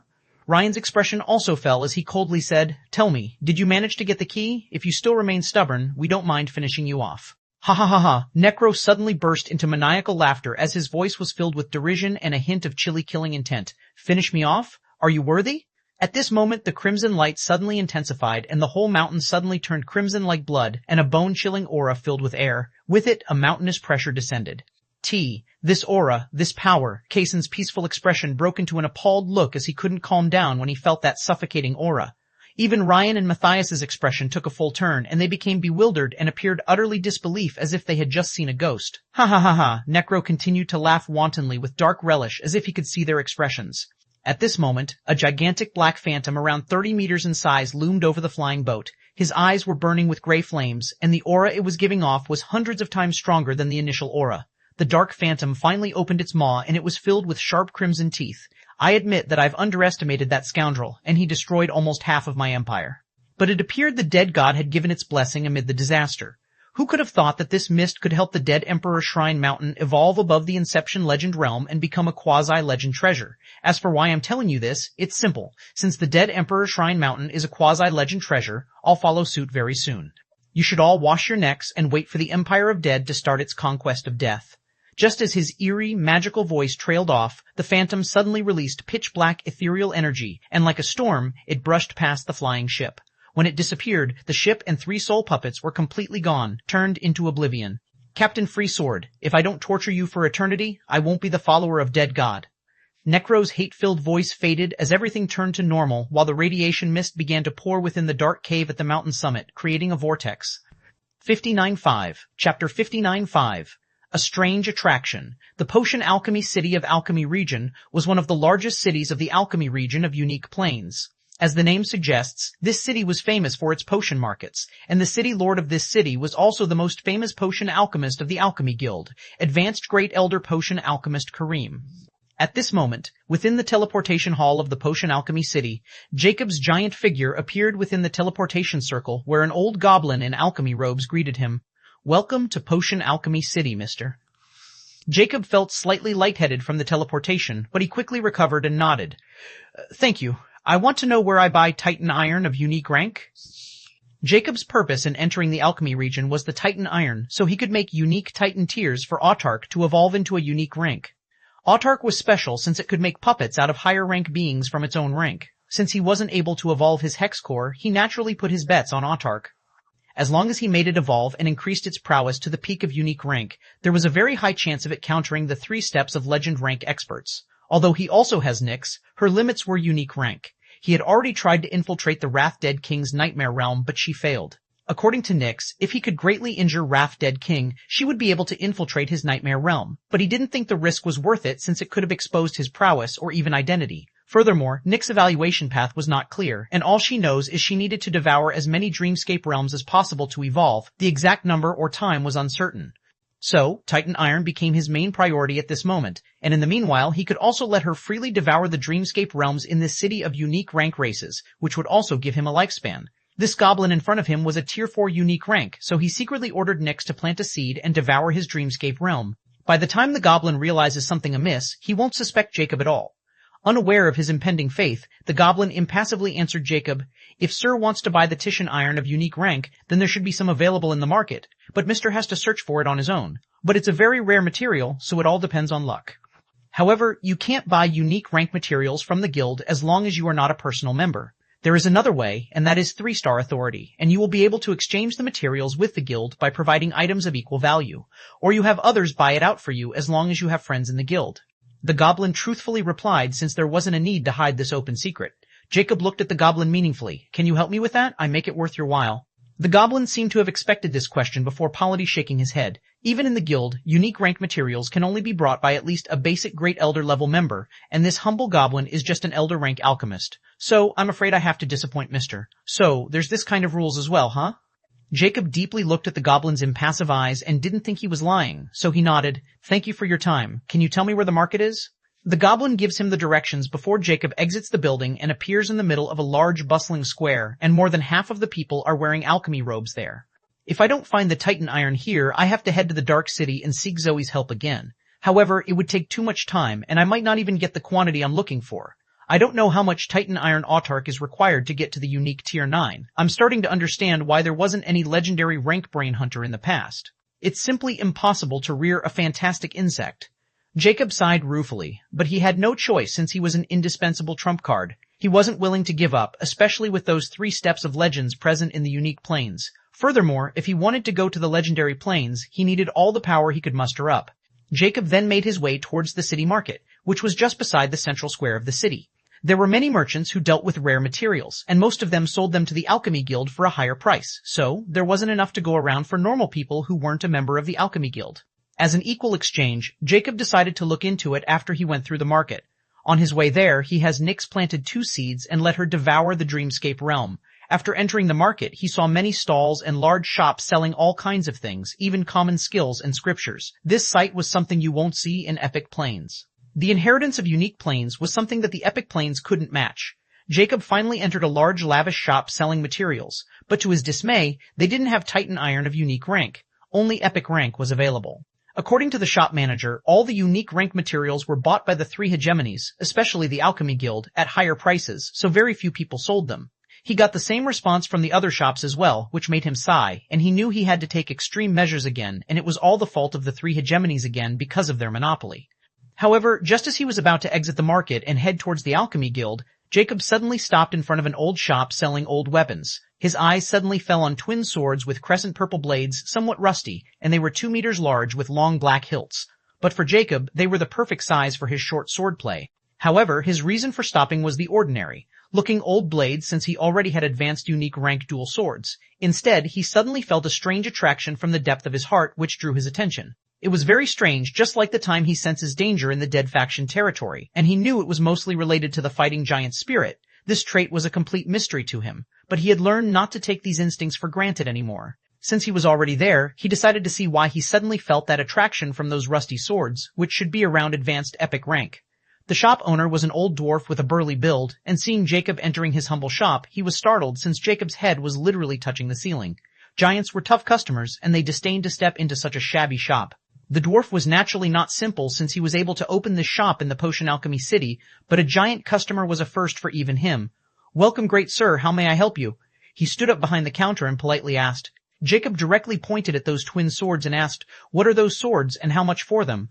The dwarf looked at those rusty epic swords and was surprised since he didn't think those old blades could draw someone like Jacob's attention, and giants usually used long-range weapons like spears, halberds, lances, greatswords, and such. Still, he honestly replied, "Those swords were sold to me by some mercenaries a few years back. They seem to have unearthed them from the great Arctic forest. As for their price, I won't sell things for ZC in my shop, but magic gems. 1,000 advanced epic rank magic gems for them, and the price is non-negotiable." Jacob couldn't care less about the epic rank magic gems, so he directly paid him, took the swords, and left. 59.6. Chapter 59.6, Not Swords. But, in a large room of an inn, Jacob was closely examining the twin swords, but there was nothing extraordinary about them. He even tried all types of mana, spirit, and aura. He even dripped his blood on them, but these swords are just like any typical epic sword. To measure a magic weapon's rank was very easy and depended on two factors. First, mana channeling. One just needed to see how much magic power a weapon can channel without bursting. Every time someone goes through a rank evolution, their mana would also go through a qualitative change. A rare magic weapon can only handle rare quality mana, while some weapons made with extremely resilient materials can endure a bit higher level of mana. Although these twin swords were only epic rank, they could still channel mana, spirit, and even aura, which made them, indeed, somewhat extraordinary. But what made them epic was the second factor, which was even more important than mana channeling, weapon emanation. Weapon emanation was the true factor that decided a weapon's rank. A common weapon would have no weapon emanation, while a rare weapon has rare magical weapon emanation. Weapon emanation especially became even more clearer when it came to unique rank magic weapons because of aura and spirit. If someone channeled aura in a unique weapon, it shaped and appeared like burning corporeal flames. At the same time, a spirit appeared like flowing ethereal water. There was a famous saying among magic smiths, aura like flames and spirit like flowing water. But these two swords, despite having the mana channeling capacity of a unique rank weapon, didn't have unique rank weapon emanation, which means they would never be able to show the true prowess of a unique rank weapon. Now Jacob begins to suspect that the feeling might be just his imagination. But despite his doubts, he still wants to try one last thing before giving up. Holding the sword with his hands, he directly tried bending it. His physique was even slightly stronger than unique rank treasures, so breaking an epic rank treasure wasn't any surprising with his current strength. However, Jacob's expression shifted at this moment because the blade wouldn't even budge, and his eyes began to shimmer as he increased his strength, reaching pull power. But astonishingly, the sword still won't budge and remains completely straight. Jacob's mind raced as his heart rate began to climb as he entered the fluid acceleration. Soon, Jacob was emitting hot steam as his skin was bright red while veins popped all over his body as he was using the full limit of his current power, which should be enough to go against a beyond unique rank expert, yet the sword remained unmoved, and it was the case for both of swords. Even the sword hilt didn't crack under his powerful grip. Jacob finally stopped using his strength as he looked at the rusty swords with curious scrutiny. What kind of materials are these swords made of? Although they didn't have unique weapon emanation nor sharpness, they could still channel aura and spirit while seemingly unbreakable. Was that feeling about the material these swords are made of? Jacob was confused as he creased the smooth yet rusty surface of the blade. At this moment, Jacob had an idea. He quickly said, "Nix, analyze these swords for me and see if you can fully emulate their unbreakable characteristics." Although Nix's dreamscape nightmare realm can emulate anything as long as Jacob touches the things or knows and imagines their characteristics, she still can't emulate everything. Like Cursed Immortality, the mysterious book he found in rare planes with Cursed Path Glory Gem, his pendant, the Eyes of Judge, not even his cursed heart. These things are clearly out of her limits, which should be below the legendary rank. And since these swords also appeared to be above the limits of even beyond unique rank, Jacob wanted to see if they reached the limits of Nix's abilities. T-ski, I was having a nice dreamy meal, Nix sarcastically complained. Jacob's eyes flashed with coldness. If you don't want to be confined within the nightmare realm for a full year, then hurry up and stop wasting time. Jacob now completely understood Nyx's personality. If he had to put it in words, he would probably call her the second coming of Immortica. She just loves to blabber nonsense and love to be entertained. She was just missing Immortica's sadistic laughter. But he still found her more annoying sometimes because at least he could shut the damn book down and its voice won't buzz in his head all the time. If she weren't useful to him and provided him with an endless lifespan, then he would have probably thought of ways to get rid of her. He was very annoyed about the voice in his head, especially when she spoke senselessly. The only person or insect he likes is Autark, who has a personality just like his and only speaks when needed to and follows orders without asking meaningless questions. The only way to shut her up was to cut off her vision, which would make her incapable of seeing, but then her complaints were insufferable, so he never shut her off for too long, afraid he might smash his head open. So, to keep her shut, he told her she could play within other dreams while she devours them. Only then she began to keep her mouth shut. "You're just a bully." Nyx's voice was filled with indignation. But when she noticed a sharp grimace in Jacob's eyes, she didn't dare to say any more nonsense and quickly focused on the swords in Jacob's hands. Jacob felt a slight warmth in his hand. He knew Nyx was using her ability and patiently waited for her answer. If she could really emulate these swords, then he would enter the nightmare realm and begin his extreme experiment on them. If not, then he could only call another more annoying fellow and hope it could shed some light. After 10 seconds, Nyx's astounded voice rang. "I can't emulate them. Where did you pick these ugly swords?" Jacob completely ignored the second part, and his eyes shimmered with ecstasy since Nyx's confirmation meant these swords were at least on the level of that mysterious book. Jacob cut off Nyx's vision and then thought loudly, "Cursed Immortality." The moment Immortica appeared, Jacob didn't waste time and quickly asked, "You should know what I want to inquire about." "Even if you can't open his insufferable mouth, just tell me what rank these swords are." "Well, I'll be damned. You just don't know how to ask nicely, huh? No wonder you don't have any friends." Ha ha ha ha. How could Immortica comply with Jacob's demands right off the bat without taking a jab at him first? Jacob still endured since he wanted to know about these swords and wait before Immortica had its fill of laughs. Only after filling the page with haha endlessly does it finally come to the point. "Tsk, alright, you're becoming even more creepier. Why not just enjoy a little? About these swords, all I can reveal to you is they are actually not swords but keys to a very interesting place. Only those with devil's luck can acquire them. They can't be sought after and would never fall into the hands of someone they are not meant to be. Even if you gave them away, as long as that person isn't meant for them, he will lose them eventually. They can't destroy, nor can they be hidden. As for where the locks of these keys are, you'll one day find it since you've already gotten the keys. Of course, it's under the premonition that you can reach that place alive, but it will be very, very entertaining for sure. Ha ha ha ha ha. 597. Chapter 597, Snakes and Shadows. While Jacob was getting astounded by the new information about the mysterious swords or keys, just 3 rooms away from where he was sitting, 2 goblins were sitting within a runic circle surrounded by a translucent barrier. "Do you find him?" A stoically cold voice rang in one of the goblins' heads. The goblin impassively replied through his thought, "Yes, sir, we tracked down the offender ring numbered 493940, which was sold to Captain Freesword 239 years ago, but the person currently wearing it is an unknown giant." "Is that so?" The voice sounded surprised. "I've heard that the Dark Begins have most likely captured Captain Freesword. I was wondering why his offender ring was activated in the unique planes. The offender ring can not only hide a star criminal below 4-star from the SAAI and let them enter the unique planes, but it can also work as an invisible shield for anyone under 4-star privilege as well. Anyone can be like a ghost. So, this ring is as important as his life for a person like Captain Freesword, so I don't think he just sold it or dropped it somewhere. Everyone has been tracking down Captain Freesword for years, and we were left far behind when we were closest to grabbing him. Now he appeared again in the dead faction territory and even terrorized them, and since we didn't receive the signal from the offender ring, that means he wasn't wearing it. He's been missing for 8 years, and now he suddenly becomes so suicidal, and someone else is wearing his offender ring. There is something very strange about this situation. Tell me, what is the power level of this unknown giant?" The voice coldly questioned. The goblin thoughtfully replied, "He's 20 to 1 meters tall, although I can't sense his aura. He should be tier 8 or tier 9 unique. Currently, he didn't know we were tracking him. Let's assume he's tier 9, so we'll take the same level measures. Anyone related to Captain Freesword can't be overlooked. Continue to follow him. I'll send more people, and we'll grab him once we get the chance. Also, if you can, try finding his star ID. It'll be easier to find his background with it." "Yes, sir," the goblin agreed before the call went off. "What are our orders?" The second goblin realized the call was over, so he impassively asked, "Continue the tailing until backup arrives, and if we get the chance, we should find his star ID." The first goblin replied, "This should be easy. Didn't he buy those old swords from the dwarf shop? If we can pay some price, that dwarf might tell us his star ID." The second goblin suggested, Good idea." The first goblin's eyes brightened. "You go, and I'll stay here and keep an eye on him. If anything happens in the meantime, I'll alert you." The second goblin agreed and left toward the market. Jacob was unaware that a very powerful secret organization had locked on him, and his star ID was endangered of being exposed because of the offender ring he was wearing. Jacob remained shocked for a while after getting the information about the two keys before he finally started asking questions. But like always, Immortality was done giving the hints and no longer told him about the place it was hinting at or where it was. In the end, Jacob could only give up and carefully stowed away the swords since there was no point in dwelling on them.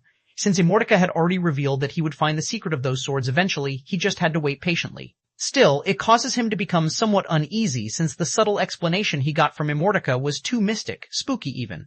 The fighting giant spirit was becoming increasingly unfathomable, and he knew he had to be as careful as possible in the future. Since his curiosity about the swords was somewhat subdued, there was no point in staying here anymore. He wasn't here to rest, so he quickly left and directly headed towards the Alchemy Guild. As the ruling power of the Potion Alchemy City, the guild naturally had a grand headquarters here. It covered around 50 miles area in the center of the city, and there were many magnificent skyscrapers, all belonging to a different department of Alchemy Guild and a heaven for alchemists. This place was also called the Alchemy Guild Zone, and only alchemists or at least 2-star privilege holders were allowed inside.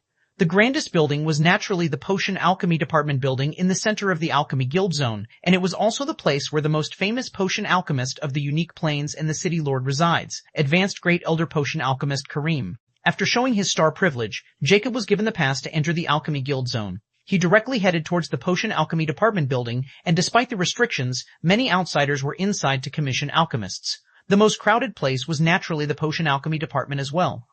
When Jacob saw many people within the building lobby and respectfully trying to please the workers to get a meeting with top-rank alchemists, especially to commission Great Elder Kareem himself, he frowned since this would be quite hard as his target was also Kareem. I have to take a long approach. He thought before he spotted a young fox-orc alchemist attendant and approached him. Hello, I want to commission a potion alchemist, at least a senior grandmaster rank. Where should I go? Jacob directly stated his purpose. The young fox-orc was surprised to see the towering Jacob. He was like a small baby in front of him. He gulped before replying, Sir, if you only want to commission a senior grandmaster potion alchemist, then you should follow the commission hallway right there, and they will receive your request and set up a meeting with a senior grandmaster potion alchemist. After seeing where the young fox orc was pointing, Jacob impassively thanked him before heading that way. Those guys who were making commotions here were all those who wanted to commission at least an elder alchemist or great elder alchemist, since those levels of alchemists were all prominent figures and didn't just accept commissions from anyone. So, they naturally need these lower-ranking alchemists to put good words for them. Even the elder-rank alchemists were treated like nobles here. Jacob quickly found an empty counter and stated his request, and the elven woman skimmed through some books before she sent a message through her star watch. Sir, please take the guest lift to the 84th floor. Senior Grandmaster Alchemist Jeremiah's apprentice will lead you to the meeting. Jacob nodded and headed towards the lift at the end of the commission hallway and headed to the 84th floor. 59.8. Chapter 59.8, Taking Over Potion Alchemy City, 1. On the 84th floor, the moment Jacob exited the lift, there was a young dwarf in alchemy robes coming his way with an astounded expression when he saw the giant exiting the lift. The lift was naturally made while keeping giant customers in mind, yet this was still this little dwarf first time seeing such a huge giant requesting to commission such a low-level alchemist. Still, he wasn't disrespectful or overbearing. Please follow me, my master is waiting. Jacob impassively nodded before he followed the dwarf in the large corridors filled with alchemy workshops. There was the potent scent of herbs filled with air, and it was quite refreshing. Furthermore, this place's environment and equipment level were 100 times better than the Alchemy Guild of the Epic Plains. This was a true difference between the planes. Even senior grandmaster level alchemists were rare in the Epic Plains, yet here they were like master alchemists everywhere. The little dwarf led Jacob to another part of the building, which was a designated meeting area, to finalize the deals between the alchemy and the customer. Once the content of the commission was finalized, the guild would record it and collect 5% of the fee the alchemist was collecting. Although this may look like the guild was reaping free profits or taking too much to let the alchemist use a private space and some equipment, it wasn't the case. All the workshop rooms above the master alchemist level were engraved with a special runic array called the Magic Essential Gathering Arrays that used the magic gem to create an extremely dense magic environment, which was extremely beneficial for refining magic treasures like pills, potions, magic weapons, and such. It can even increase the chance of refinement succession and slight perception of an alchemist. The Magic Essential Gathering Arrays were a secret unique to only the Alchemy Guild, and only they had it in the entire unique planes. Not even the neutral faction has the true Magic Essential Gathering Arrays, but just its cheap imitations that can only make the environment dense with magic energy, nothing else. That's the true reason the Alchemy Guild was called the top power of the alchemy world, and almost all the talented alchemists of the unique planes were willing to work for them. That's why, to enjoy this magic essential gathering array, the alchemists were willing to stay in the Alchemy Guild and share their hard-earned commission with the guild. Jacob entered the room where a middle-aged dwarf with a long beard tied with a rubber band wearing alchemy robes and a senior grandmaster emblem on his chest was sitting in a small chair in front of a large round table. He was senior grandmaster alchemist Jeremiah. Seeing the giant walking in, a hint of surprise flashed past Jeremiah's eyes, but he didn't let it show on his face like his inexperienced disciple. He politely smiled and greeted, "Pleased to meet you. I'm Jeremiah, a humble senior grandmaster potion alchemist, and you are?" "I'm Nobody. You can call me Mr. Nobody." Jacob coolly introduced himself. Jeremiah didn't react much and asked, "So, Mr. Nobody, what type of potion would you like me to concoct for you? You need to provide the materials. But if you have some special recipe, then I can't guarantee that I will succeed, so if I were to fail, the loss of materials would be on you and you alone, and you still have to pay half of my fee. Furthermore, if you still want to continue despite failure, then I can only try 2 more times, and if you fail both times again, you have to find someone else. These are the rules of the Alchemy Guild, so please keep them in mind before you state your request." Jacob nodded before he opened his mouth. "Can we talk alone?" Jeremiah didn't find this request unreasonable and looked at his disciple, who was like his own son, and kindly said, "Wait outside." Although the little dwarf appeared somewhat displeased, he knew some customers have their own unique circumstances, so they don't want others to find out about it. Once the disciple left, and the door was closed, a tiny dark ray flashed past the room and vanished into Jeremiah's left ear. He didn't even notice it, as that speed was extremely fast for someone like him who was only a Tier 1 epic rank. How much time? Jacob calmly questioned through his mind as he impassively looked at Jeremiah, who was waiting for Jacob to speak his request. He seems like an honest kind. What a pity. Jacob had no choice but to use Autarch directly to take control of Jeremiah's body quickly. He didn't dare to waste too much time as he knew someone might watch this entire scene, so he didn't use a hex either. He needed to be as discreet as possible if he wanted to succeed. The Alchemy Guild will not just take the commission for magic essential gathering arrays, they also provide security for their members. But despite that, if someone still manages to harm their alchemist, they won't even have a face to call themselves a safe haven for alchemists, and no one will be willing to join them. After all, life was more important than some array. That's why these commission-related meetings were all recorded and watched with scrutiny. If the customer showed even a little bit of hostility or tried something funny, there was a powerful protective formation in this room, which could be either remotely activated or directly react to the Star Watch of the alchemist. Once that happened, the guild would send a huge army to take down the lunatic, and it was impossible to escape since this place was filled with formations. Even though Jacob was confident in walking out of there alive, at that time he would not be able to achieve his objective and become a wanted criminal by the guild, and next time it won't be easy to achieve the same goal either. 104 seconds. Autarch impassively replied. Jacob was more assured and replied, "I have an ancient recipe I found in a ruin with me about a potion." As a senior grandmaster potion alchemist himself, Jacob easily led Jeremiah in circles, and 104 seconds passed in a flash. At this moment, the light in Jeremiah's eyes slowly vanished before they turned emotionless. Jacob's lips raised slightly as he heard Autarch's voice in his head and said loudly, "So, do alchemist Jeremiah think you can complete this potion?" Jeremiah shook his head and said, "The potion you describe is out of this old man's ability. But the principles behind it are quite profound. If you don't mind, how about I take you to Lord Kareem? Maybe only he can truly understand the mystery behind this potion." Jacob showed a hint of excitement before quickly agreeing, "If you can really introduce me to Lord Kareem, I'll remember this favor." "No need. I'm sure he'll also be happy to learn about such a potion. Follow me." Jeremiah stood up and moved towards the door, and Jacob silently followed. "Master, where are you going?" The little dwarf asked when he saw his master coming out so quickly, and without saying anything, he began to head in a different direction. "Go back first. I'm taking Mr. Nobody to see Lord Kareem." Jeremiah calmly replied without turning back and continued to walk away. The little dwarf was dumbfounded and didn't know why, but he felt his heart ache for some reason at this moment as he looked at his master's cold back. E599, Chapter 599, Chapter 599, Taking Over Potion Alchemy City, 2. Jeremiah, or Autarch, using the identity of the senior Grandmaster Alchemist, directly leads Jacob to the highest floor where only the great elder alchemist Kareem and his 12 direct disciples live. Even for Jeremiah, to directly enter this floor was a blunt disrespect. So, the moment they appeared, a wizened elf appeared who was also in charge of this floor and one of Kareem's attendants. The elf was surprised for a moment before his eyes went cold. "What are you doing here? Do you have an appointment? Don't you know this is a restricted area, and you can't enter without permission?" Even though Jeremiah was a senior grandmaster, he was still one of the hundreds, and characters like Kareem's disciples naturally wouldn't know such a character. They even looked down on these old alchemists who had already exhausted their potential and were leeching off the guild now. They didn't have the qualification to meet with Kareem's attendants, who were at least elder-rank alchemists, much less his direct disciples. Jacob remained stoic and secretly commanded Autarch, "You idiot, come here." Jeremiah's face fell as he quickly dragged the elf to the side without even giving him a chance to react.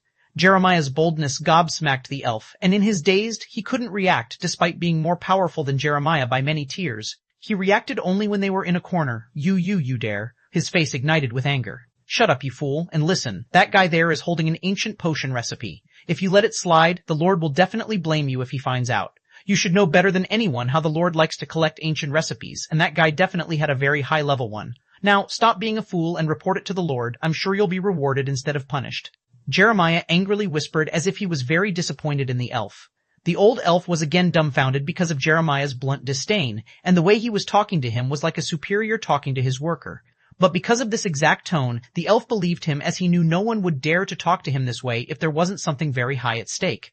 The old elf forgot about Jeremiah's disrespect momentarily before his eyes shone. He knew better than anyone that Kareem was a collector of potion recipes, especially those ancient ones that had vanished from the unique plains in the River of Time. He then quickly glanced at the giant before he looked at Jeremiah. He coughed coldly. "Even though you have a valid reason to come here, still, you should have at least alerted me first." "Humph, I won't stoop to your level, and forgive you for your transgression for the first and last time. But if you're spouting nonsense, then you can only blame yourself for being ignorant and for the miserable fate that awaits you afterward. Follow me." Although he was angry, he didn't dare to take the chance of angering Kareem, or his cozy post would be taken right away once this matter reached Kareem's ears. In fact, he might get rewarded if there was really such a recipe involved. As for Jeremiah, he would deal with him after handling this matter since he can't leave. Jacob followed behind the old elf and Jeremiah as he led him toward an open hall with multiple rooms on both sides and one room at the center. The elf directly approached the center room and placed his finger on a rune symbol engraved beside the door. He respectfully said, "My lord, someone is calling to have an ancient recipe on him and wanting to see you." He put down his finger and waited with an uneasy gaze.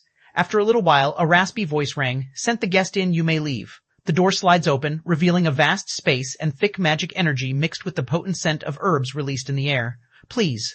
He gestured towards Jacob. "He's coming with me. Don't worry, I'll explain it to Lord Kareem." Jacob impassively stated before he entered, and Jeremiah followed behind. This bastard clearly made a deal and wanted to steal all the credit. The elf gritted his teeth, seeing Jeremiah's emotionless expression as if he was taunting him, and he vowed to find him after this was over. Jacob was astounded when he entered because a small herb garden on the west side of the room was covered in a translucent array barrier. On the other side were a meditation mat and bed with various notes scattered around. But the most eye-catching thing in the center was a 50-meter-tall, six-legged crimson cauldron with a vivid engraving of a golden wyvern on its surface. Standing beside this cauldron was a tall, slender, handsome man with gray skin and long black hair, but the most eye-catching feature about this man was the vertical eye on his forehead. That eye was completely gray, and there was no eyelid. He was none other than Kareem. Jacob's eyes winded slightly when he saw the vertical eye of Kareem, and he instantly remembered an image he had seen in one of the books in the Witch Palace library. This guy belonged to the witch race. The witch race's most extinguished feature was their third vertical eye on their foreheads, and they called it the spiritual eye. It was the symbol of the witch race, and this eye wasn't just for show, as it could see through many illusions and even increase the comprehensible ability of a witch. That's why the witch races were all highly talented in alchemy and magic. Not only that, but with this eye, the witches can use mysterious optical abilities of their heritage and bloodline without getting noticed by others. Furthermore, because of this exact ability, the witch race, despite their small number, was one of 3 leader races of the Life faction, and the guild president was also a witch. Moreover, the witch race's production ability was very low, so each of their descendants was protected by their full capacity. If someone dared to kill a member of the witch race, then they couldn't escape their impending death no matter how careful they were. So, no one dared to mess with them. As someone who had inherited the legacy of a witch, Jacob is naturally familiar with the witches and their abilities, as the Witch Queen Margaret left behind a special manual about how to kill a witch for her successor. She hated her own race to the core.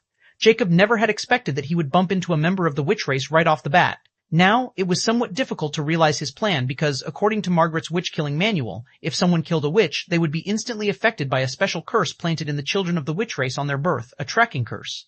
600. Chapter 600. Taking over Potion Alchemy City. 3. You might be?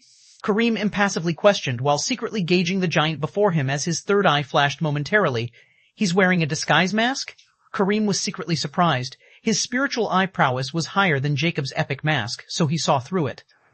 Still, he didn't comment on it since this kind of disguise method was quite normal, but his guard was fully up. Slumber Hex. Jacob directly used the Slumber Hex. Since this person was a witch then, the more time he wasted, the more loopholes Kareem would find, and he might do something. So, he wasn't going to back down just because of Kareem's identity and directly decided to drop the act. After all, as long as he was discreet enough, by the time someone found something amiss, he would be long gone, and it wasn't like he was wearing his own appearance right now. Refine him into your puppet, Jacob ordered through mental transmission, and Autark didn't tarry and quickly got to work. Jacob didn't touch anything in the workshop and waited patiently. An hour later, Kareem opened his eyes, and they were without any emotions. He had turned into an Autark puppet. Let's go. You'll secretly control him and collect the Titan Iron. Once it is done, Kareem will have vanished without a trace, and others will think he has run away with all the wealth of Potion Alchemy City. Oh, and make it look like that Kareem killed this guy out of spite. I'm pretty sure no one will blame him and cover it up. As for Jeremiah's wealth, transfer it to his disciple. It's the least we can do for taking his life. Jacob coolly commanded before Autark quickly followed his order and then entered back into his solar plexus. When Jacob was left alone, the elf was waiting outside, and seeing that it was only Jacob and Jeremiah were still inside, he felt something amiss. Lord Kareem said you should come back half an hour later. Jacob impassively told the elf before making his way towards the left. Just what happened in this hour, and what does the Lord want with that bastard? The elf thought, but since it was Kareem's command, he didn't dare to ignore it. At that time, he didn't know that after half an hour, when he returned, he would have to dispose of Jeremiah's body, and Kareem imagined at that time to be a devil in his heart. Jacob exited the alchemy building and returned to his lodging. Autark could easily control Kareem's every action from this distance, and even if someone noticed Kareem's uncanny death, they wouldn't be able to connect it with Jacob. After all, the one who killed Kareem was not him but Autark, who was within Jeremiah's body, so even if that mysterious tracking curse appeared, it would target Jeremiah. That's what Jacob was aiming for. However, when the witch race finds that Kareem is still fine, they might think that it is just a false alarm, and with Autark's manipulation, Kareem can tell them that Jeremiah tried to attack him, but he easily disposed of him. It was the perfect plan because Autark puppets were extremely realistic, and no one could tell the difference until they began to decompose. But a corpse of a unique ranked being would take at least a year or so before it began to rot, so by the time it became noticeable, Jacob would be long gone and no one could connect the dots. A few hours later, Jacob finally received the information he was waiting for, the fairy humans of Cardinal Spirit Temple. Although Zoe couldn't find much because of her limited influence, it was still more than the information publicly available and the information he found from Captain Free Sword. According to the information, the fairy humans were the founders of the Cardinal Spirit Temple. The fairy human race was known for their innate talent for the light element, proficiency in healing arts, and holy magic. But strangely, there was no information about their holy magic as no one had ever seen a fairy human fight because they had Holy Spirit Knight Division, the special fighting force of the temple filled with different races, and that division was also very mysterious, and their strength was unknown since they always lived within the territory of Cardinal Spirit Temple. But one thing was clear about them. No one was ever able to breach the Cardinal Spirit Temple defenses, and anyone who ever attacked them vanished without a trace. The Cardinal Spirit Temple followed the faith of the Holy Justice God, and they had unknown numbers of believers all over the unique planes. The true ruling class of the Cardinal Spirit Temple were all fairy humans. They were divided into holy ranks, the lowest ranked devotees, and almost all the lower ranking fairies were of this rank. Followed by the rank of deacon, this rank was given to the epic rank members of fairy humans. Then the priest and this rank are only given to at least tier 1, unique rank members. Then came the high priest, and there were only 13 high priests whose powers were rumored to be far greater than the unique rank no one truly knew. The second highest rank was the bishop, and there were only 4 known members of the fairy human race of this rank, and they all belonged to the main family of the fairy humans, the Edgar family. Finally, the leader of the Cardinal Spirit Temple and the person with the highest authority, the Holy Pontiff Pope, Sebastian Edgar, is a legendary figure on the same level as the leaders of factions. Furthermore, there was also an unranked rank among the fairy humans, the Holy Children. They were the future successors of the Holy Pontiff position, and there was no information about their numbers. The only known thing was that these holy children were the most talented youths of the fairy human race and were selected through a very strict trial. But no one has ever seen one. However, according to the information, it was known that the holy child had the same authority as a bishop. Lastly, what truly draws Jacob's attention is an event that took place around 35 years ago when a holy child seemed to have been kidnapped. It was a huge event that caused a storm within the temple's territory, and almost the entire unique planes were turned upside down in search of this holy child, who had gone for 5 years.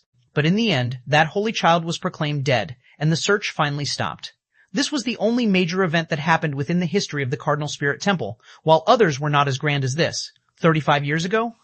But I've only come to this world around 24 years ago. However, if it includes the time of traveling all the way back to the common planes, then it matches perfectly.